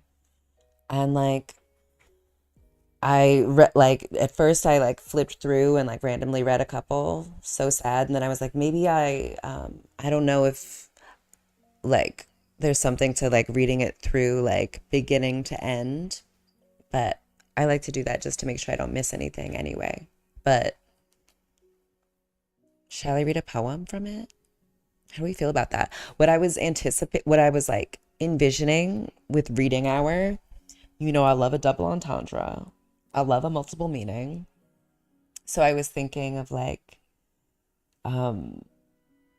it could be reading. We could literally like read aloud. Like, I think that's I grew up with like books on tape, on cassette tapes. And it was so fun. And like, I think that's why I've got such a good British accent right now, actually, because a lot of the stories were like narrated by a British person. So give me Oliver Twist. Give me the twist. Give me a Black Beauty, please. Like, whatever. Anyway, but the power of reading aloud. I think there's like also like science on like reading aloud to your children is beneficial to them in some way. I think we're a story-based species, so you know, even though all cultures weren't necessarily like literate in that like they didn't have like written language, maybe, I don't know if that's even true, but they all did have storytelling and an ability to convey knowledge from person to person. So yeah, I think reading's so important. And we're kind of taught, like, if we're going to have leisure, it's going to be like more passive than that. It's going to be like watching a television show or, I don't know, a sports game, watching someone else do something. Even though I guess reading is also kind of watching someone else do something. But I think you can like use so much of your imagination, and you bring so much of yourself into a book. Like, I know I certainly like resonate with some characters over others, and sometimes like I resonate with an author or I don't, and it's just interesting to think about why different stories resonate and like why different storytellers resonate. Yeah, love to see all the storytellers that resonate with me and Billy. I bet you guys are like such a cool, brilliant audience who's just like so loving and powerful and is like, you know, excited to figure out how to like unlock yourself and use it to, you know, turn things around at the very least. Anyway, let me read a poem.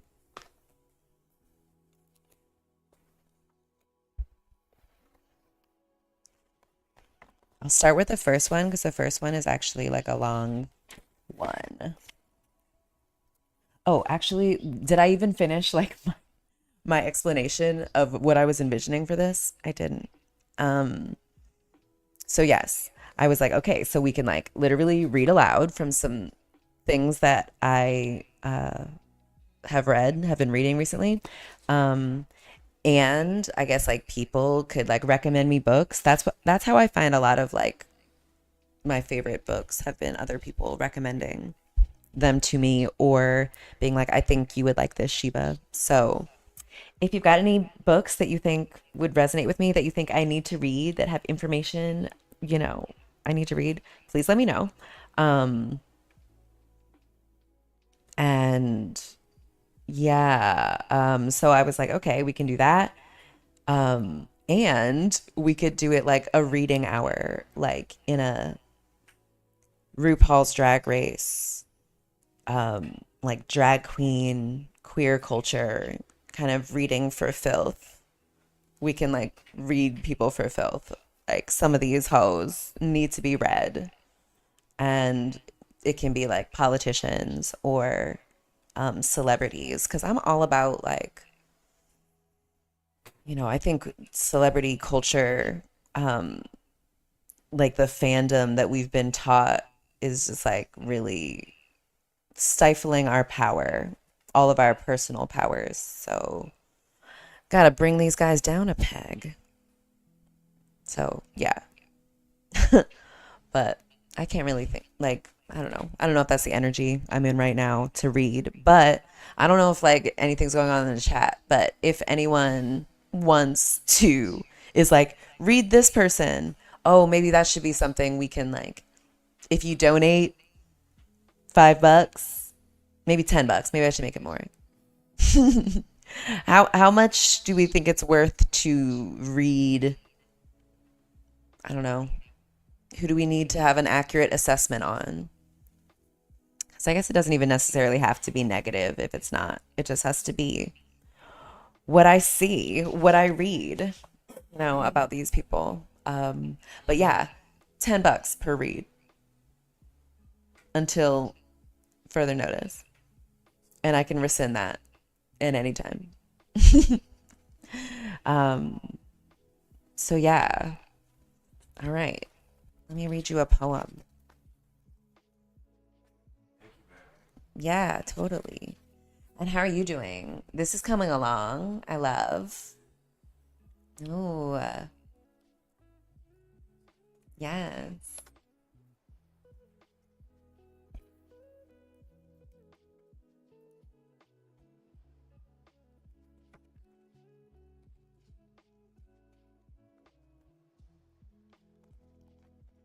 Okay, so this is the book. This is the book of poetry. Things you may find hidden in my ear. So this poem is called Palestine A to Z.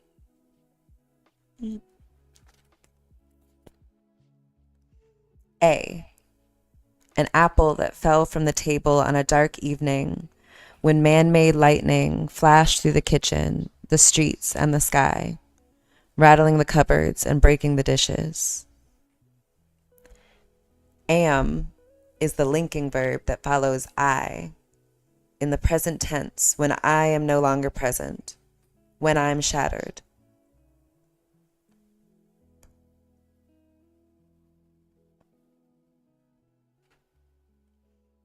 B. A book that doesn't mention my language or my country and has maps of every place except for my birthplace, as if I were an illegitimate child on Mother Earth. Borders are those invented lines drawn with ash on maps and sewn into the ground by bullets. I love poetry. When I was young, I wanted to be a poet. Before I realized that was not the thing that people really wanted you to be. They wanted you to be lawyer, doctor, teacher.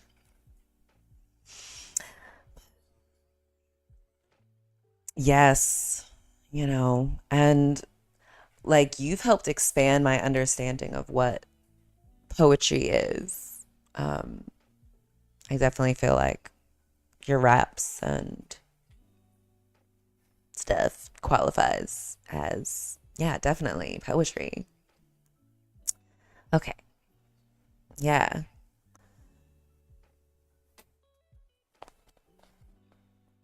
C. Gaza is a city where tourists gather to take photos next to destroyed buildings or graveyards. A country that exists only in my mind. Its flag has no room to fly freely, but there is space on the coffins of my countrymen.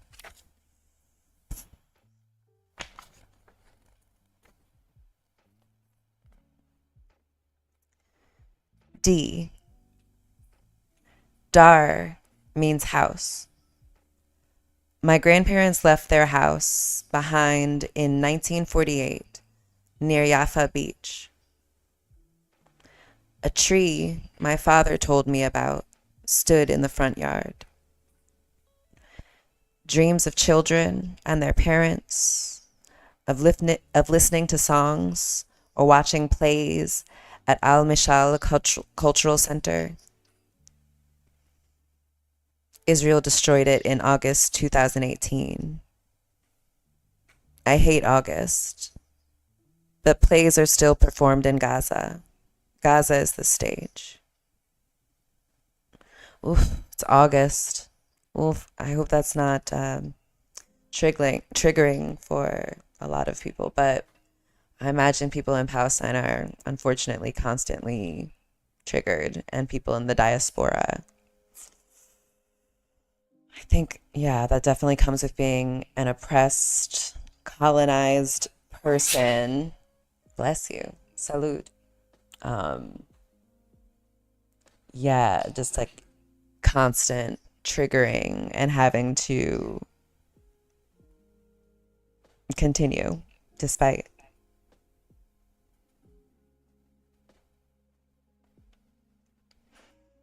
E. An email account that I used when the power was on. The email through which I smelled overseas air. I used it first to send photos to my aunt in Jordan, who we last saw in 2000. How easy it becomes to recognize what kind of aircraft it is. An F-16, helicopter, or a drone? What kind of bullet it was. From a gunboat, an M16, a tank, or an Apache. It's all about the sound. I think about that a lot, how we get to, I'm just so privileged. I'm so lucky, we get to just like sit in silence and sit outside, and like nature just gets to be. The birds are chirping. There's like crickets and insects, squirrels like chatter and like chirp. I don't know. I'm sure the rabbits make a sound too if I like listen close enough, but it's just beautiful. And to think that like, oof, in Palestine, they like constantly have this like drone sound. Ugh. Crazy. F. Friends from school, from the neighborhood, from childhood, the books in my living room in Gaza, the poems in my notebook. Still lonely. The 3 friends I lost to the 2014 onslaught. Izzat, Amar, and Ismail. Izzat was born in Algeria, Amar in Jordan, Ismail on a farm. We buried them all under the cold ground. Fish in our sea that the fishermen cannot catch because the Israeli gunboats care about sea life in the Mediterranean. They once fished at the Gaza beach with a barrage of shells, and Huda Galia lost her father, stepmother, and 5 siblings in June 2006. I walked in their funeral procession to the cemetery. Blood was still fresh on their clothes. They had poured out some perfume to cover the stench. Over time, my hate for perfume grew intense.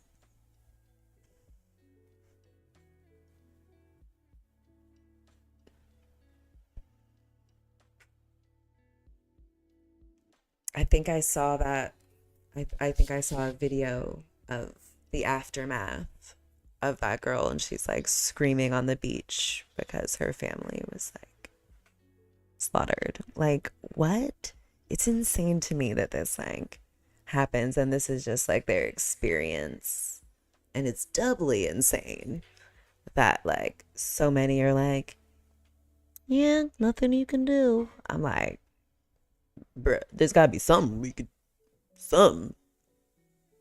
I don't know. At the very least, you know, read their words and like hear them, see them, not let them, you know, go quietly into the night like some occupying forces want them to. Oh.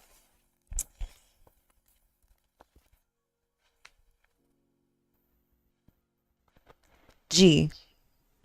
How are you, Mossab? I'm good. I hate this word. It has no meaning to me. Your English is good, Mossab. Thanks. When I was asked to fill out a form for my US J1 visa application, my country, Palestine, was not on the list. But lucky for me, my gender was.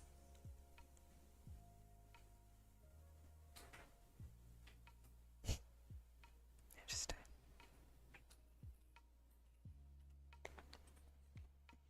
H. If a helicopter stops in the sky over Gaza, we know it's going to shoot a rocket. It doesn't see if a target is close to children playing marbles or soccer in the street. My friend Elise told me, hey, is a slang word and shouldn't be used. English teachers would faint at what goes on today in written English, she said.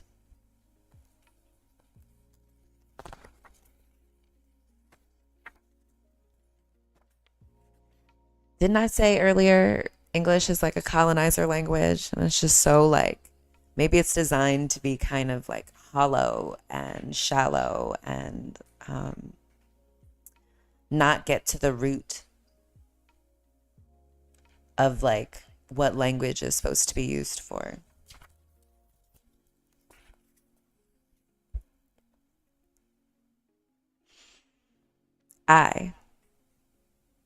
Images on the walls of buildings. A child who was shot by an Israeli sniper or killed during an air raid en route to school. Her picture was placed on her desk at school. Her picture stares at the blackboard while the heir sits in her chair.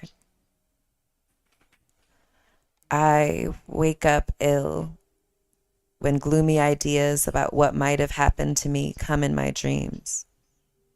What if I had stopped for a few seconds at the window when a bullet from nowhere ripped through the glass?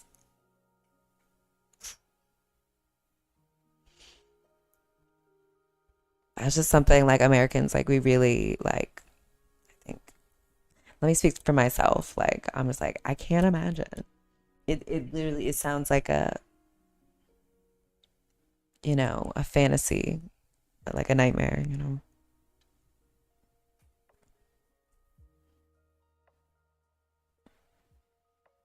Jay. Once I sent a picture of my desk in Gaza to a friend in the United States. I wanted to show that I was fine. On the desk were some books, my laptop, and a glass of strawberry juice. When I sent that photo, I was jobless. About 47% of people in Gaza have no work. But while writing these lines, I'm trying to start a literary magazine. I still don't know what to name it. Dang, I love that they're like still, you know, creating even in such like devastation. By the way, Billy, this is like really beautiful. It's really coming along. I love it.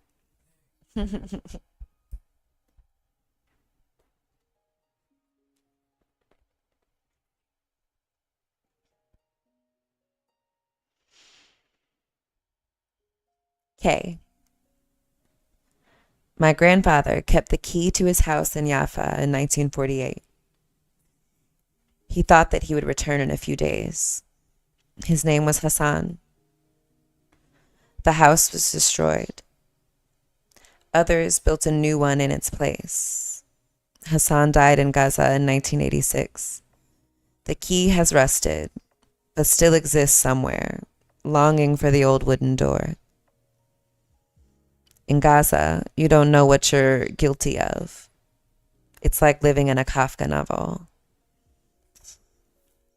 I only read one Kafka novel, and it was Metamorphosis. I don't know if y'all read that one, but he, like, the protagonist wakes up and he's a bug, like he's a big, huge, like, roach. And, you know, of course, his, like, family freaks out. They're like, what the fuck? You're a bug? And, like, he slowly starts to forget that he was a human, and he, like, becomes a bug. Yeah, it's a metamorphosis. Yeah, he turns into a bug.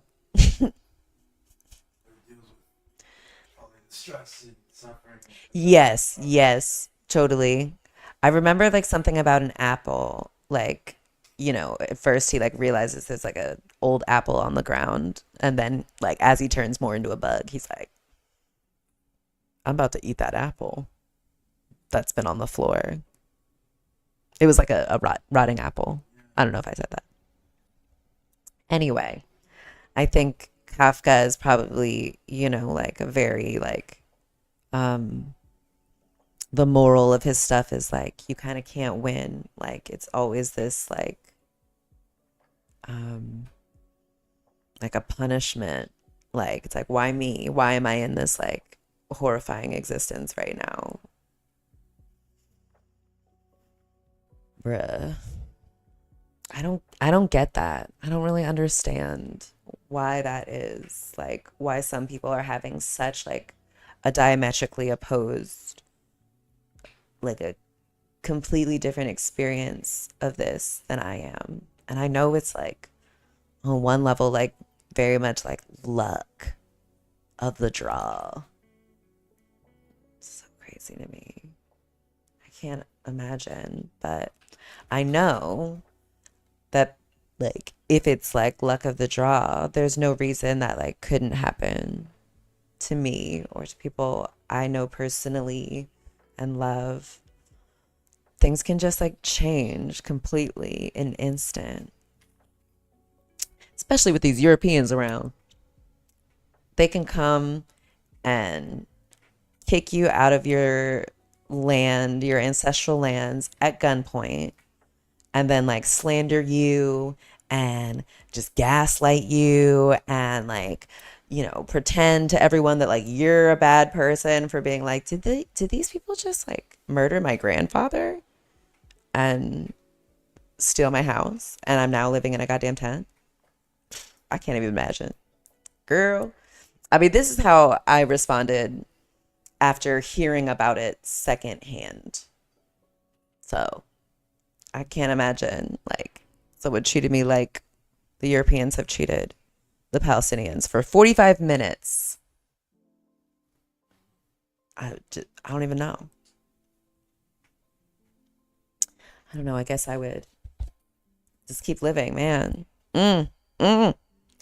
I would be like much meaner than the Palestinians seem to be. Like maybe it's just because I'm raised as a American, but like I feel like I would just be so petty.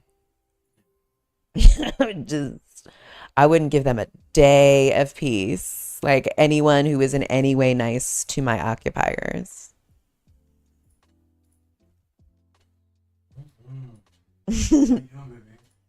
Good. How are you doing? Yeah? How's it coming? This is a good place to stop it. I love it. I'm gonna do some more to it, like add like a background, and I'm going to put a little message to something. I love it. It's a good place to like pause it. I love. Yeah. Heck yeah. Hell yeah. Yay. All right, we're doing it. We're cooking. This is so great. Where are we? 8 p.m.? Okay, 8 to 9, 9 to 10. Wow. 10, 8, 9, 10, and then we're done. So we're off at 11. Easy. But please, I started this out just talking for 3 hours. Yeah, we did good. We're doing good here. I love it. What do we have next on the agenda? Should I get off this collab cam for a sec? Yeah, let's do it. Okay. See you guys in a second. Ugh, like look at this beautiful up close though. No longer. They can't see that. Oh damn. No, this is just for me.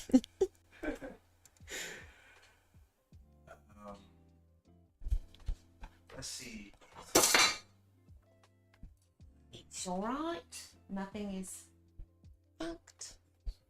Here's your phone, beloved. Man, like this freaking. Oh, baby,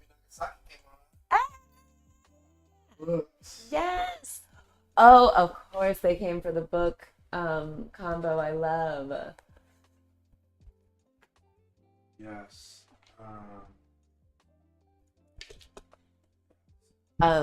These two books have been giving me life. So yeah, we just read. So we only got to I think like what K, about to get to L. On the first poem of that book. So good. This is the other book, Homegoing by Gyasi. Yeah. So I gotta get into this one. So good. Yeah, I think you're really gonna love it. And I think it like has to do kind of with like what we're trying to do here. Just like tell our stories and try things differently and get into it. Yeah. I'm looking forward to that. It's interesting, actually. One of the people that are mentioned in it, because it's also based on, actual history. This Asante queen, Asantewa, who, I did a Black Bunny hole on this person, because she was exiled to the Seychelles after she led a rebellion, a resistance effort against who else? The British Empire. And It was valiant, but they did not succeed immediately, and she was exiled to the Seychelles, which we went to the Seychelles. Actually, this time last year, we were in the Seychelles, which is the smallest country in Africa.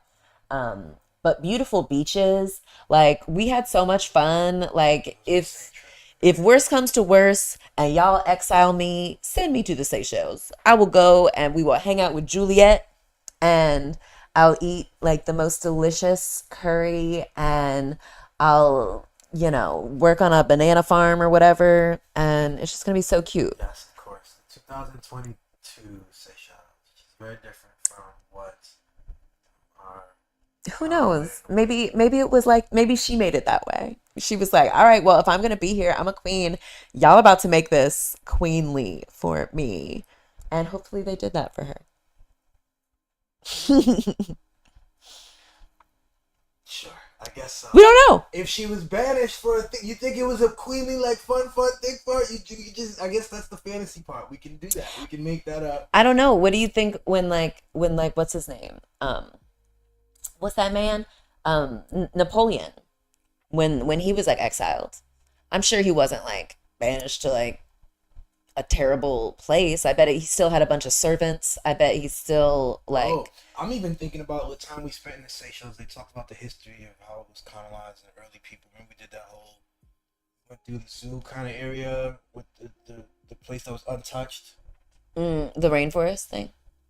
When I say zoo, I'm sorry. That's just so interesting. The rainforest, it was untouched, and serious history about how it likely was, and what it takes to to arrive at this amazing place. The trees are like insanely high, and there's nothing.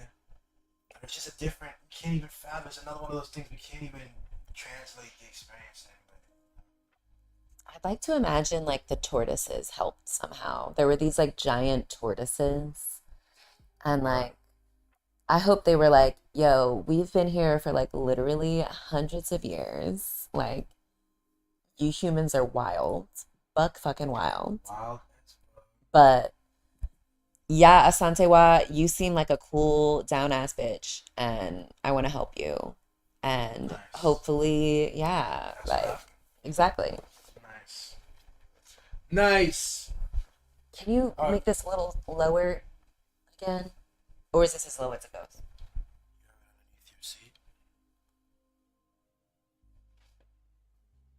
You don't see that? You don't feel the... No, I do. I just think that's as low as it goes. It's not right. Are you sure?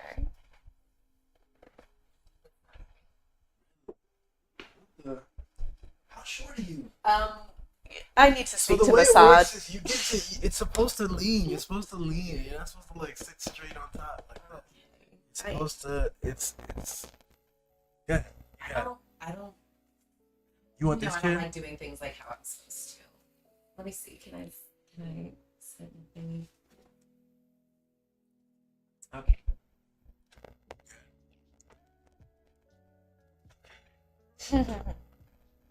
Yeah.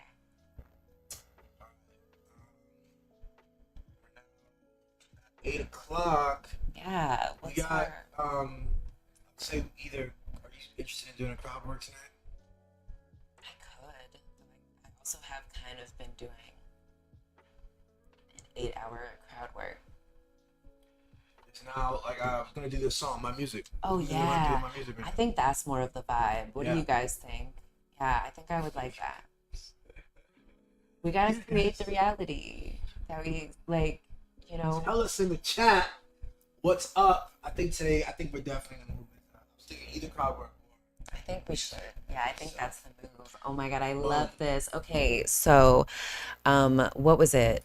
No less than 2 years ago, maybe 1.5 years ago, Billy Bunton, my beloved husband, comes to me and he's like, I think I wanna start rapping. I was like, okay. Honestly, I was like, you know, Billy is a person who like literally everything he does is like so high level, and it's like his like kind of phoning it in is like everyone else is like, you know, excellent. And so I was like, he's gonna be so good at it. And I also, I know I'm like, okay, my 40-year-old husband wants to start rapping. Great. Like, I know though he's gonna be really good at it. So I'm excited to see what he does. And I was blown away with how high quality it was. And it was kind of great because I was like, I do not want to have to be the one to be like, babe, like, not only was that not the case, I was like, oh my God, holy crap, you're really talented. It's so good. And prolific. Anyway, so before I guess you got into rapping, you made some beats. You did some music making. Yeah. So that's what we're gonna do here. We're gonna go from in chronological order, just from the first one till the most recent one. Starts with these beats, and then it goes into what's rapping. The most recent track is Fool's Journey, and I think if we just let it rock, I think this should take maybe 40 minutes or so. And see how it goes. Are you gonna can you tell us any I want it to be pop-up video. Exactly. Perfect. Yeah, just know that this first one was I had this beat program. I forget the name of it. They tried to catch the general market, so that beat program is kind of whack. It was by that meaning it didn't give you technical capabilities. It was really for people who wanted to just make beats quickly. But then I started to get decent at it, and these are the ones I felt confident enough to put out. So I think the first 5 are beats, and then I switch it up. And each of these has a little music video too. So let's switch cameras. Yay! Great. I'll put that on. We can stay on there. And boom.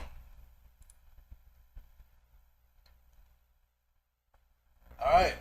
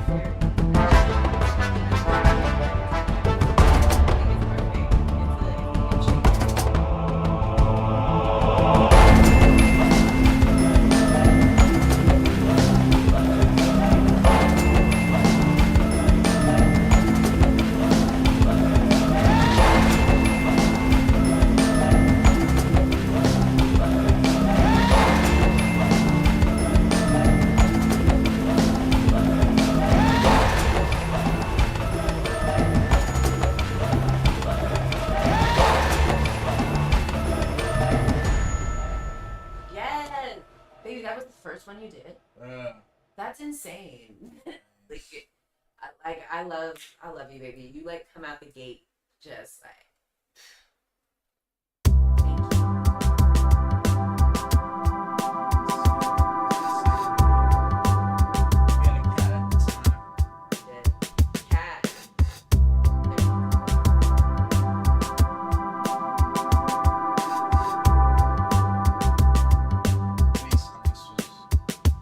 Crazy.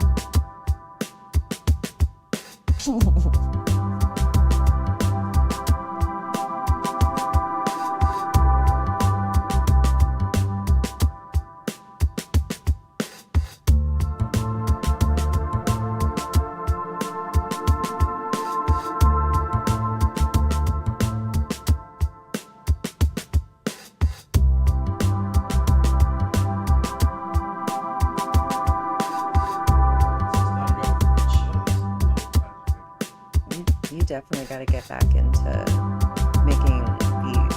You're really good at it.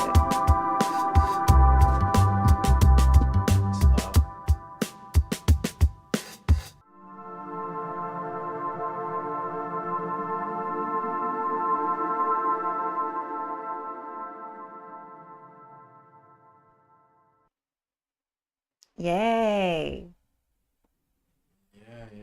That's so good. And I love your animations with it. Thanks, babe. You could totally do one of those like lo-fi beat radio things. Yeah, that's what I was kind of aiming towards. Yeah. I didn't know what I was doing back then. I remember just, so here, totally different direction. I found this hat and tried to build from it.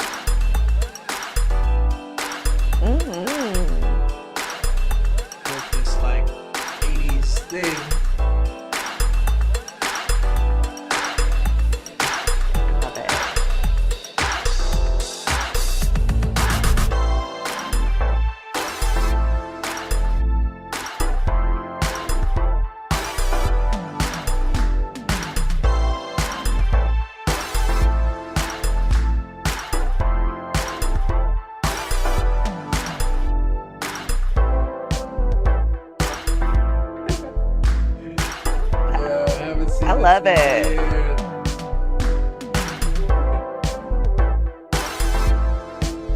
Really appreciate it. Glad I did this. I am too. Yes.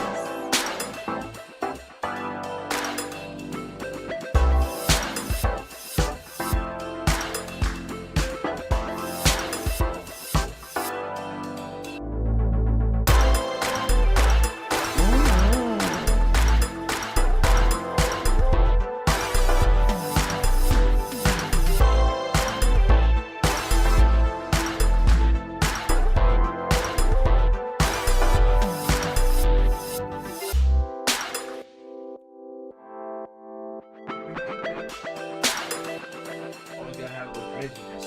I love that.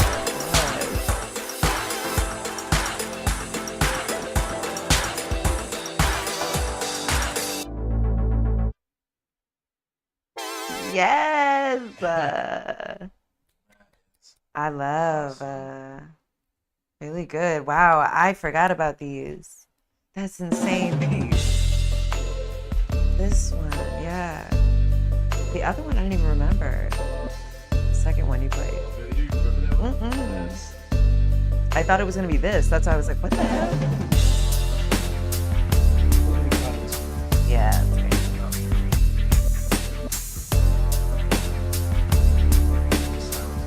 Yeah.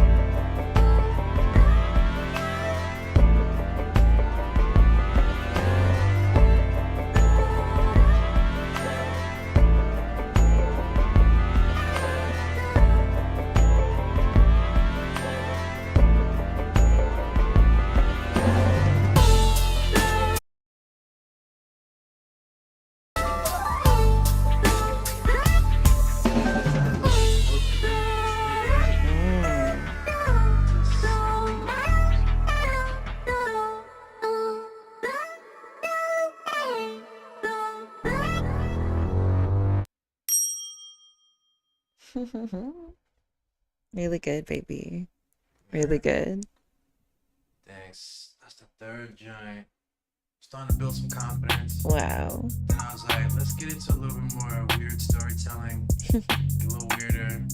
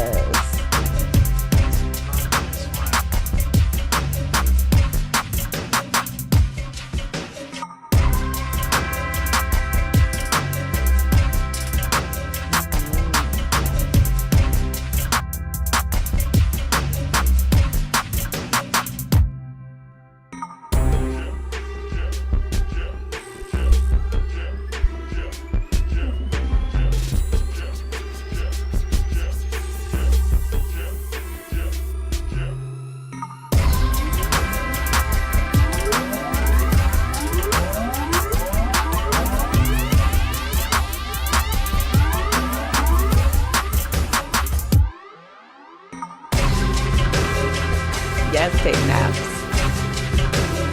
Wow. Yeah. When is this? What years ago?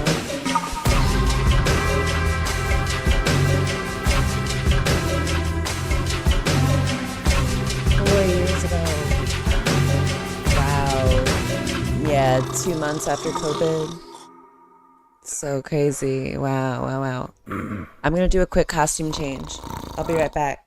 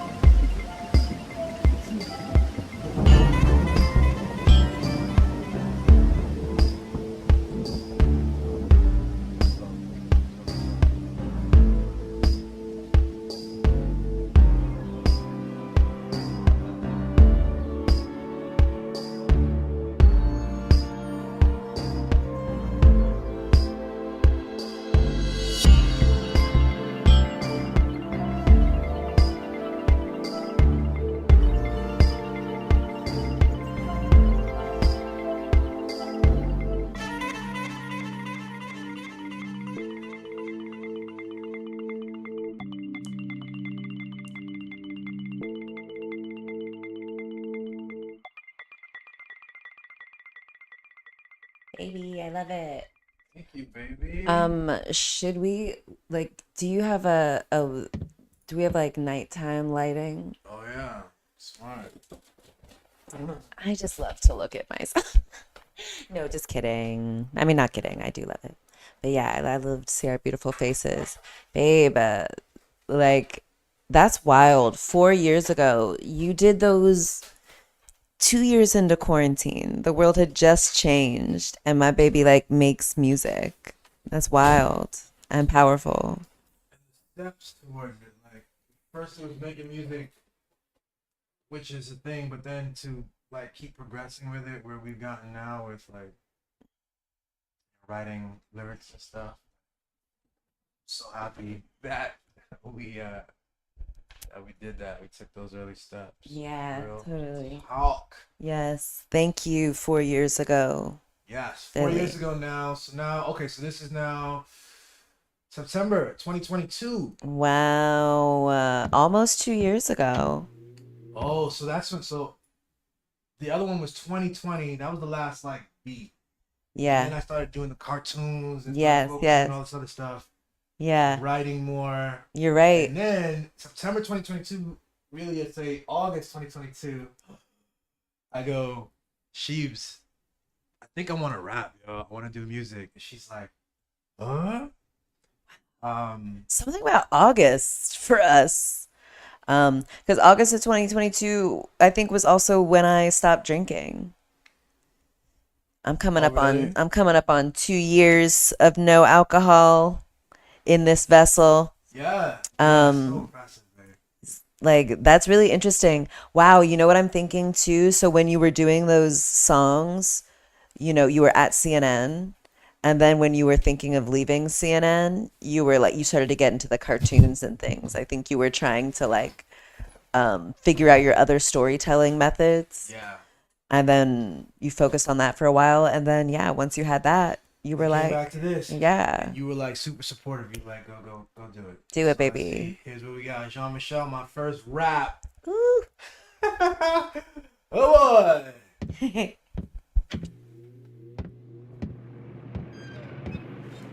Wow.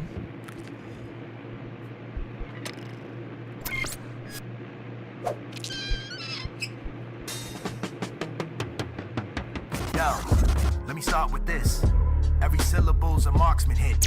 Check the image that my art depicts. I pump a fist with my accomplices. Before I had a pot to piss, I'd sit, manage my opposites. Damn. Now wondering what life is? Shit is priceless. Enjoy all of my vices in a vice grip. Kick, push, ollie twice, flip during a crisis.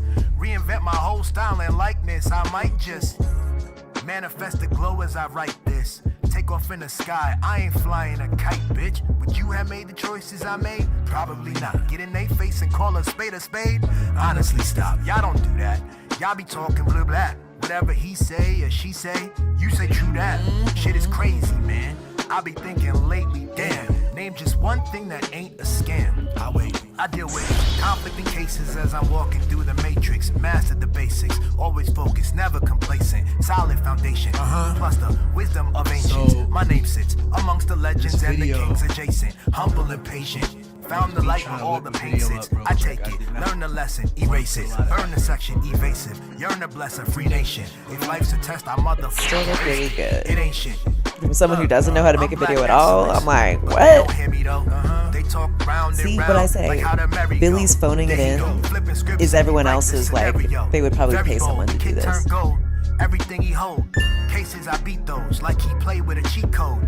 Basically he's no motherfucker to Debo. Talk to him. I'm from the streets, bro. This a freak throw. I once met 7 freak shorties at a freak show. I bet you were like, now this is my time. This dude super creative is the byline. Get sexier every day, like fine wine. Shorties. Plus I got it all mapped out. Einstein. Bruh, you listening to a beast. The big dog, giant slayer to say the least. True. I got the vision, see the hole and hit the crease. Yes. I make decisions, take the pressure and release. Damn. I get to talk in the language of love and peace. While spinning heads like 720 degrees. Now I'm sitting at the top like Apex, living my best life and not giving a like safe sex. Y'all dudes basic, I'm advanced placement. What? Tie up my laces while y'all on that same shit. True. Leaps I'm taking, consult with the ancients, cause I'm the one now, face it.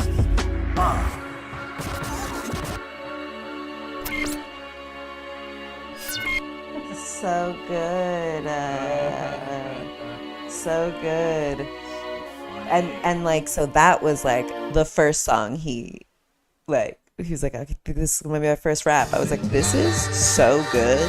Oh my God. This one's even better. I can't believe it's your second song.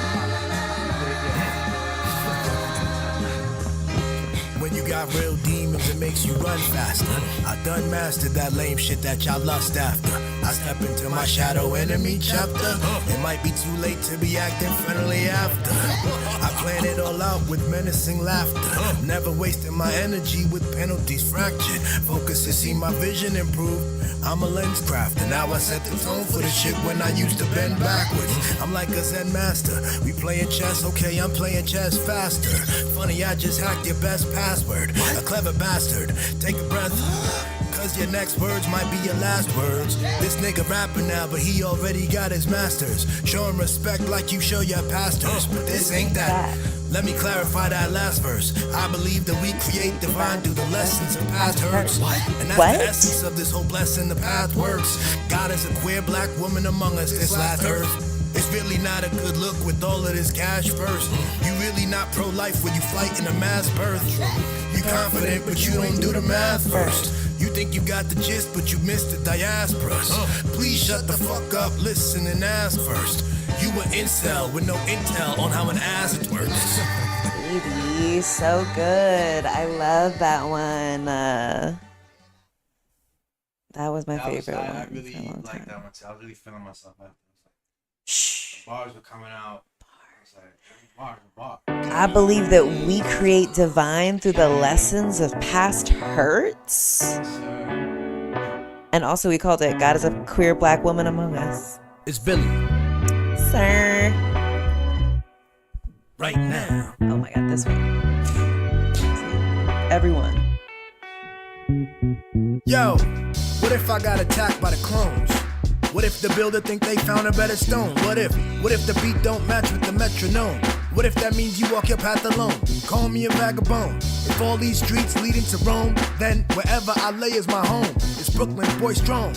I manifest, I'm in the zone. Y'all silly better back up off my throne.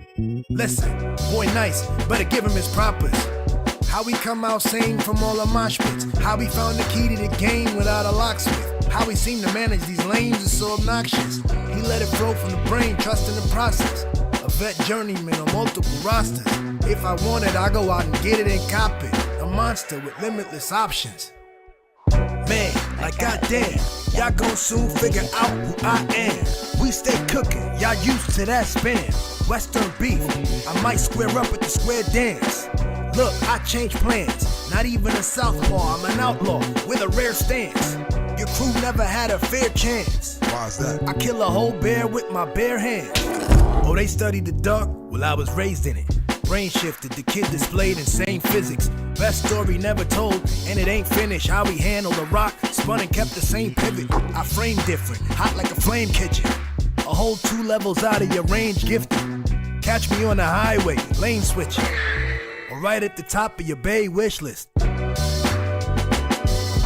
Yes. It's Billy.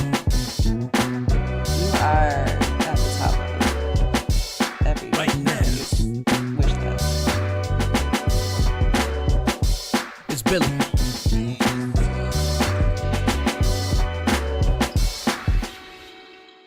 Yes. Baby, bars.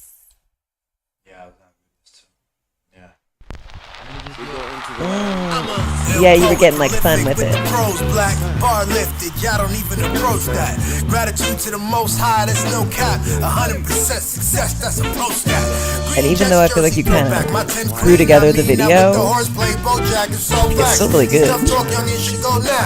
They not my kids, Maury's no match. When I was 16, I contemplated life's mysteries. It's not no kid riding a 6-speed. Like, bitch, please. Even my misdeeds holy like Swiss cheese. I'm in the Sistine Chapel with this weed. I made history twice just this week. Fighting of Shit's Creek Pete. I'm trying to eat. Make me a plate, but I'll pass on that mystery mix me. Oh my God, what is that? Look, who knew? Slot me in the background like a blues glue, sipping fruit juice. Or maybe a cool brew. I ball out and stick to it like a pool cue. We flying in space with screws loose. Look, don't let the dark helmet fool you. Them shades block a cruel view. Now you confused in a corner like boo-hoo. Have you seen him? You know I travel New York to Pasadena. They call me the impossible dreamer. I water my own grass and make it greener. Rapper, philosopher, live streamer, a widescreener, call me the prime feature. The realest MC, pleased to meet ya. I spit fire through your loudspeaker. It's evident, smooth, gentlemen. Oh shit, he flexed again, notify all they next of kin. I get it in, flipping the regimen. My real lyrical flow healed like medicine. I'm skeleton wrapped in high melanin, plus adrenaline, you gelatin. I don't care who the fuck you think you better than. You can't stop the process, it never ends. Tell a friend, tell a friend. You're so sexy. Oh my God, I love it.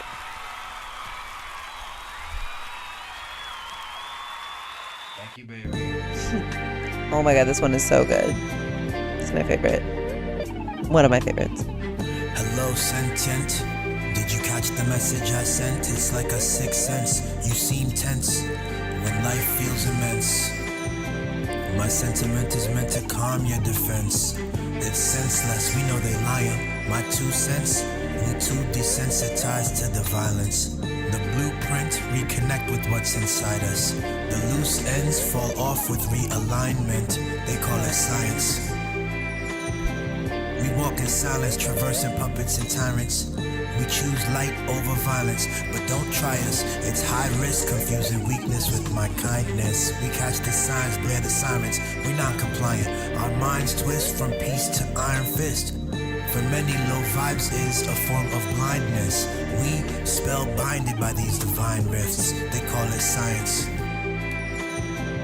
We take a pause, perceive the progress behind us. Perspective is like water to dry lips.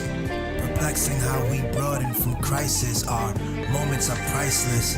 Take a look from the third iris. Infinity times 6 where time sits. A scientist fits with double blind slits. The dead cat lives on the other side, kids. They call it science. It's night shift. Signs of high-pitched colors, concepts, and flying squid. I leave my notes on the backs of your eyelids. Beautiful. Beautiful. I love that one so much. It's so good. That one came out. Remember that? I was like, It's 24 hours. That's the other thing. Tough talk, but Billy ego does a lot of porcelain. these in like Daddy 3 issues days, like children up in the maybe, start to orphanage. finish. They peddle silly awful shit from corner Video offices. included. Get you a corporate gig, a dig. Put your coffin in. It's all fake and life wasted. I'm partisan, but face it, the matrix about to start again. One girl missing, another one go missing. One girl missing another. But niggas don't know how to feel. Never learn to sit with our shit for real. Still, sharp as steel, but give me some place to heal. I will test a line and call a bluff. Always selling stuff. Same system tell us to be tough. Gotta stop. Profit when we think we not enough. A lot of us can't even see the truth in the mirror that God is us. One girl missing, another one go missing. One girl missing another. Cause all these symbols got us lost and absent, following actors. Shun the leaders and promote detractors. I wonder what happens. Your whole map is inaccurate. It's actually backwards. We all one thing, kin. Your faculty's fractured. I'm chillin', relaxing. You swinging with axes. Stop watching that bullshit. Practical magic. One girl missing, another one go missing. One girl missing another. Trans woman was murdered. They use words to split and divert us. But we family, we not a burden. And when we see our sisters hurting, stop and listen, that's the first thing. See worth in deeper than words can. Fancy that. Keisha had one chance, she's still working. You judge first, but not the shit you immersed in. We the earth seeing itself, first person. We the new Vanguard. Beautiful. I was feeling myself. Baby. That one, that was one time we were in the car and the No Name song came on. Yeah. And we were just talking about the back and forth she had with J. Cole. And, And I was like, all right, I'm going to write something to this. And then you like referenced, was it Kendrick's song? Yeah, I referenced Kendrick's song with Keisha's song, and also Dolly Parton's. Reba McEntire's. Reba McEntire, yeah. Close though. Fancy, Reba McEntire. Fancy. Here's the one chance, fancy, don't let me down. Yeah, it's been crazy to realize that life is this incredible story, a journey. You know it. You that's know you're good unfolding now. for us, from us. The life experience Also, he isn't ad-libbed just this part. out there. You know, it's also inside of us. It's our perception, our beliefs, our language, our traumas, our prior assumptions.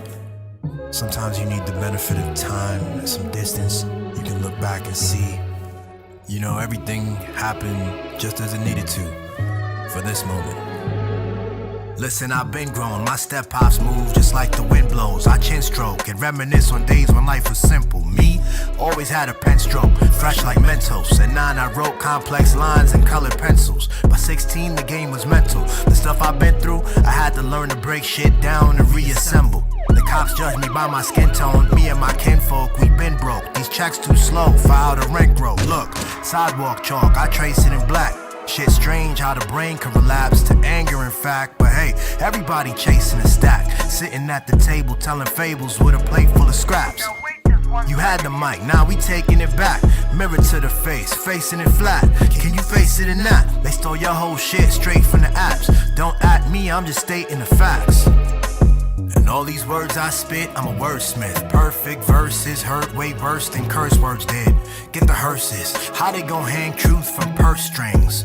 The nerve of these clowns and cursed earthlings. Check the grace they got for racists and bots. Content clowns chasing the guap. They daily research on the wire. Be copy and pasted a lot. Wait, my basic cable is basically ops. Breaking news. I try to count my blessings, though these people are vexing. Notice pain is a testing. Choose to press in. I'm etched in stuff of exploded stars caressing. Who got bars like Billy be blessing? Answer the question. But let me say less. I don't flaunt predator apex. I make moves, y'all stunt for placements. Life stage is amazing by God's graces. Not a thug, but definitely goon adjacent. I foul flagrant, chef it up with no apron. But y'all ego talk too much and not patient. Look, not for Nathan. Stay true and stop faking. That's why the broads turned off and not naked. I'm complex, never complacent. My steps constant, accomplishments and roads taken. So I'ma live this one life my way. Big moves, my head might skyscrape. Migraine, I stack bread like sideways. They pay a lot to talk in sly ways. Now I keep the fam fed off rhyme play. Who the type to set it off in 9 ways? Billy, the most creative MC in this time space. It's true.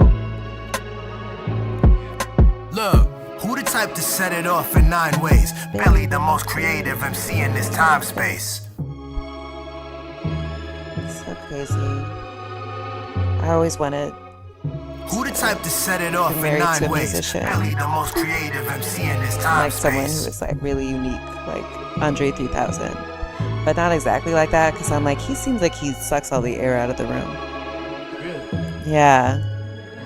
But, like, I just didn't think he would be supportive. Like, I just couldn't imagine a person as supportive and as creative as you. Like, it's crazy. Beautiful mix. Thanks, baby. Wait, is the audio good? Wait, so this is. Oh, there we go. Okay, here we go. Oh, we're starting over. That was really. This is so good that you did this in one take. That's insane. Is that song? Uh-huh. It's the same song that was Look, what's good? Who wanna know? All these questions when I finish my session, I'm trying to go, Jumping out the whip like Geronimo. How I'm floating off these genius quotes, I never hit the flow. It's clever how I maneuver, I never miss a show. Billy the Bruiser, I pin the whole game in a figure 4. Watch me, I'm Godspeed, not no carbon copy. I can't stop or box me in, I live off beat. Source the same ground game, my pound softly. Battle me costly, look twice before you cross me. Notice my raw speed, from hero to the dark off-seed. I cross creeds, in London they say I'm nasty. I'm Chomsky with long arm reach, like Charles Barkley. I'm all things, plus in between, odd offspring. They jaws freeze, I'm cold in sharp degrees. They cough, wheeze, I got glow particles spinning off me. I put the work in, plus I know my purpose. Avoid absurd persons, the worst is Turd Ferguson's. I sharpen steel surfaces, real turbulence. My cup bursts with all these blessings. Seen the worst it gets. Yes, I gotta admit it. Listen with clear vision. I picked the dopest thing I could think of and did it. I laugh a lot, but my aim's steady. The weight of this crown heavy, some shit to leave the average cabbage split it. Get it? Yo, who this? Look, I'm really not impressed with you simps. They swear they want bows, that's ludicrous. I'm ruthless. Bust doors down with swift boot kicks, deuces. Kids stuck on stupid glue sticks. Usually humble, but the truth is I'm fly, plus I do shit. And my wrist cold like goose pimps. I spit these rappers' bones out and roofed it. Kinda stressing about this one thing, but now fuck it, I'm good. Don't focus on that stupid shit too long. You know it's all good. What's really good? I'm grateful. A lot's changing, I'm not racing. My next move shifts patterns, I stop pacing. I walk patient, and sometimes you just gotta knock faces. And lately my shots been hitting, I'm off safety. I'm not chasing, catch spike, pop they lead. My pen crazy, I too small, can't play me. I'm takeoff ready, testing the ramp daily, I'm good. Now let the good times roll, 10 toes down, good times full. This shit is good for my soul. Good to go, y'all hating, okay. Good to know, baby, I'm living present, so I'm good how it go. Good gracious, more flows than Mr. Good Bar flavors. My good, dangerous wife so bad, we wake the neighbors. So what's the good news? I hope you good, if not, you gon' feel good soon. And right now you listening to some good tunes. My good sirs and ma'ams, this the last stanza and my replays just surge demand. My verse is Twilight Zone, I'm serving man. Won't stop till I hit 1,000 grand. This life test is full of diversion scams. I curve matter when my words expand. Perfect, that's how this thing go round. I'm living good right now, till it's time's up, pencils down. Yes. Baby. Thanks. That one is so amazing. You're so... Oh my god, I forgot about this one. No, that's not. Wait, no, that's not the order. Yeah. Yeah. I feel like you had like 3 songs between. Exactly. So there was that, and then I think it goes to the album. Right. Hey, yo, what happened, man? Yo, what the fuck? What's all this? People running around? I heard some shit happen. Something went down over by the... Yo, what happened, son? This one kid got knocked out. Saw fucked up like a poxed house. Locked doors, windows blocked out. One punch, these tough images cropped out. Flip the kill switch, and all that chill shit, they knock out. These dudes got a short fuse like a thought blouse. Locked in, deaf to them stop shouts. Niggas the type to shoot first, all questions crossed out. Our little buddy slept bloodied in snot mouth. Where was y'all at though? Right on the corner by the old food truck. Cold, they took his chains and boots off, socks out. Head hit like face first, blood on his stained shirt. His wallet whipped out, that's pay dirt. And quickly picked up by the same perk. People's phones out, now they filming in frame burst. Whole scene sucks, but it's way worse. Little kids watching, now they cursed. Cycles that we live in, it's absurd, I'm saying. Every day, just another day. Every single day, just another day. Every day, just another day. Every single day, just another day. Then a flare spark, light up. Right there, see the whole thing different. Full view, T, no shade visual. Listen, look again, breathe, rotate, pivotal. I figure these just words y'all gon' take literal. I rock out mineral. Who wants some bullshit? Minimal. Y'all clowns gon' need prayers after I kill a few. My skills damaging, right down to the ego shattering. You probably not real if you're not a fan of us. I shoot from deep hit, free throw average. I'm stress free. Yes, please. We blow cannabis like Gretzky. I triple check these old analysts. The game's slow. Y'all drag on, I dethrone Lannisters. They repo, but it's light work, I'm reprogramming it. Zoom lens got 3 whole cameras. Life bitchy cause you suck, probably you can't handle it. We fucking, you looking through a peephole, amateur. Every day, just another day. Every single day, just another day. Every day, just another day. Every single day, just another day. Every day, just another day.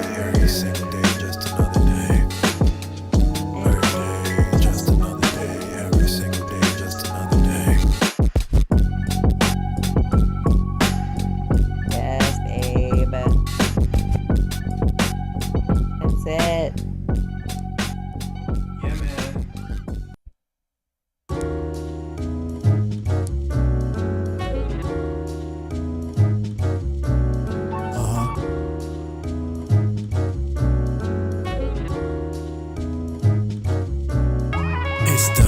Protagonist, the real one, soul grabbing this way better than Bell's averages. Choose a different path, it's the last dragon. His master is haphazardous.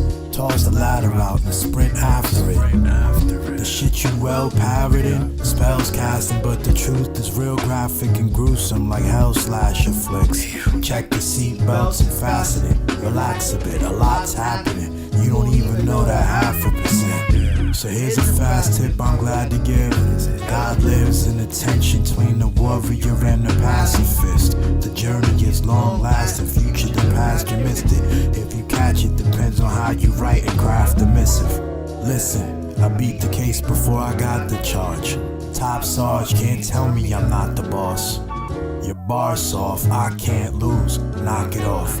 These lethal weapons with a butter knife involved. I'm lyrically Lord by far, not even sicing y'all. I rearrange your whole monologue and make it twice as hard. The clown's nervous cause they couldn't write me off. The message hit, you either splice with God or in a psycho ward. Personally, y'all lack skill and shouldn't verse me. I roam earth for battles worthy and still searching. Squad deep, got bad chicks on my first team. They might address you the worst, probably not with a curtsy. I stay calm, change everything like the A-bomb. I never left but won't stay long, this may be my 8th form. I move matter either with thoughts or a wave palm. On day one, I crush idiot clowns for saying song.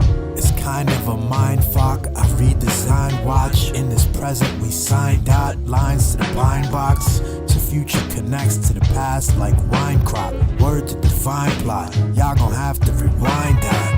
I bear hug like spine crack, my 40 time flat with side steps. I rhyme 40 time steps, my progress. Billy a rare milli times bet. Regardless, not even hitting stride yet. I'm just doing a vibe check, my line set. Clowns don't really want no problems, it's obvious. I'm like these rappers pops mixed with Top Chef. A black thought tenant raw twist with Wyclef. The mindset map priceless. Give it your best guess, but you can't see shit with the eye test. The rhymes express truth in times of stress. When I arrive next, path littered with my steps. Oof. Oof. Beautiful. Oh, I love this one. This was G was on the chorus. You know, I love it for multiple reasons, but yes. Dream. Be on a track with Billy. It's obnoxious, two black boys locking they fist. I hope you sit in shadow boxing it is. I hope you look and learn to laugh when it hits. I hope your passion persists. All the past pressure, pain is a gift. Fuck a fast lane, you gotta sit, pull over, no gas cane. Gain patience, master the split. Listen, my passengers lit. We gassed up like a cannabis hit. I'm steady laughing and shit. It's kinda funny how you amateurs spit. Cast off, throw caution to the wind. Blast off, your boy confident again. My dreams are final boss intense. I usually start shit, so pardon often, I'm off with trends. Awkward lens, see everything starts and ends. Niggas say they want that real shit but play pretend. It's paper thin, these boxes they place us in. I already left from the rooms you anxiously waiting in.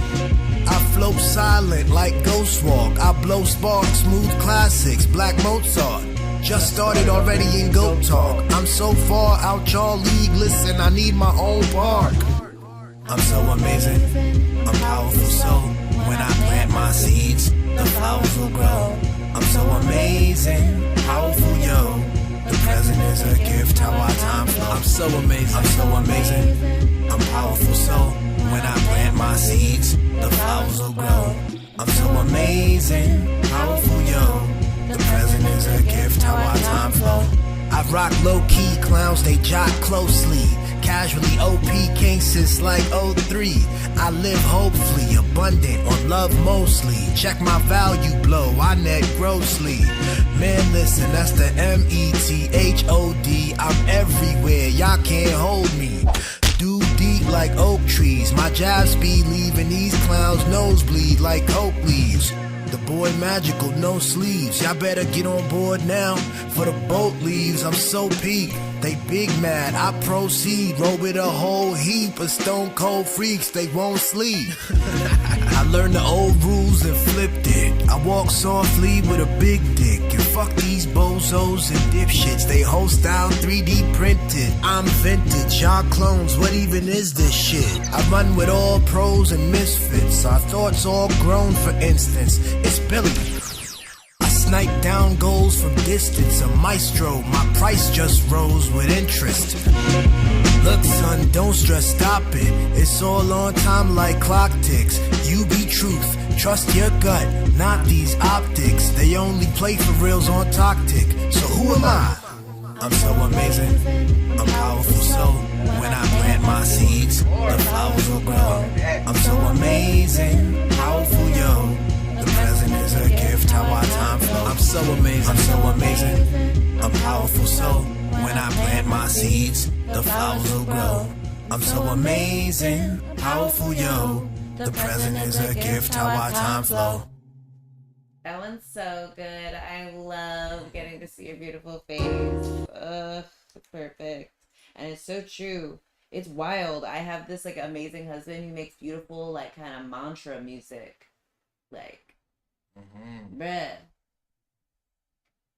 All right, next one.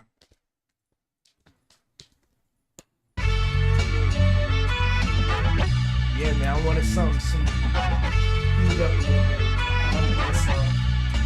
This was fun. Yeah. Yeah. Yeah. Okay, it's really not a controversy. Top dog since my mama burnt me. I'm up early, blessing this beat like Lord of Mercy. Story flip so perfect, you never heard of it. Artist, rapper, and journalist. Every verse is legit. No mercy, bitch, I posted it. This the dopest shit that I wrote to this. Y'all still chirping on some who's on first shit. Gun bars, money and murder flips. Now we off that, purging it. Clowns lurking, but I'm not concerned with it. I'm on the pot, you on some back burner shit. Off everything that's not serving us. Best version plus a whole herd of us. Bold maverick, in the game, pro action. Like it or not, bitch, I'm your co-captain. Won the race, now I'm slow lapping. Cut the whole check, no fractions. Wait the math out math and I slap fascists with the black side of my hand. Then I put him back down when the clown tried it again. Smooth, how I stick and move out of the jam. Like the whole world inside of my hand, I'm really that dude. I paint strokes, don't plot canvas. I'm grateful when I step out on trust. The spot's granted. Years later, now the crop's planted. Life stress, still feeling depressed. The swap manic,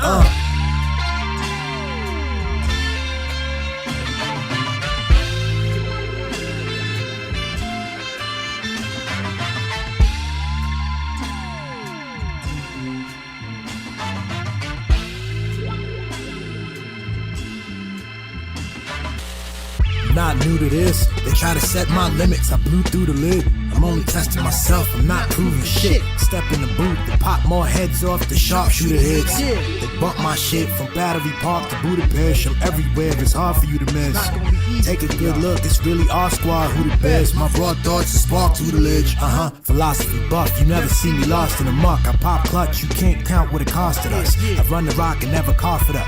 It's kinda obvious, you don't stand for shit, your posture sucks. I keep it a buck, your rap sheet doctored up. These bells ring cause my stock is up, never not enough. Feel it in your gut esophagus. Love a good slut that's hungry to make a cock erupt. What? My pen gold, already told you I've been grown. My quotes pile on by the end zone. I walk safe with insoles. I'm really 5'9", but I step in the room like 10-fold. Who you think E.T. phoned? I've been home. The boy got bars that beat my ringtone. I shoot squares out the zone with brimstone. The best folks I know hit my phone for info. Whoa, it's all a dream, Nintendo. The game really work when you let go. It's fundamental. My crops grown off the seeds I've been sown. We double up whatever the Grinch stole.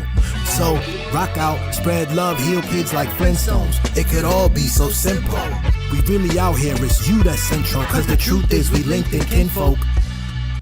Yes. Woo! Baby. Damn. That boy good. And then, this is right around 10 months ago, actually. 10 months. This is actually 5 months ago. Yeah, I was like, no, I think that was right in the thick of the buffoonery. Yes.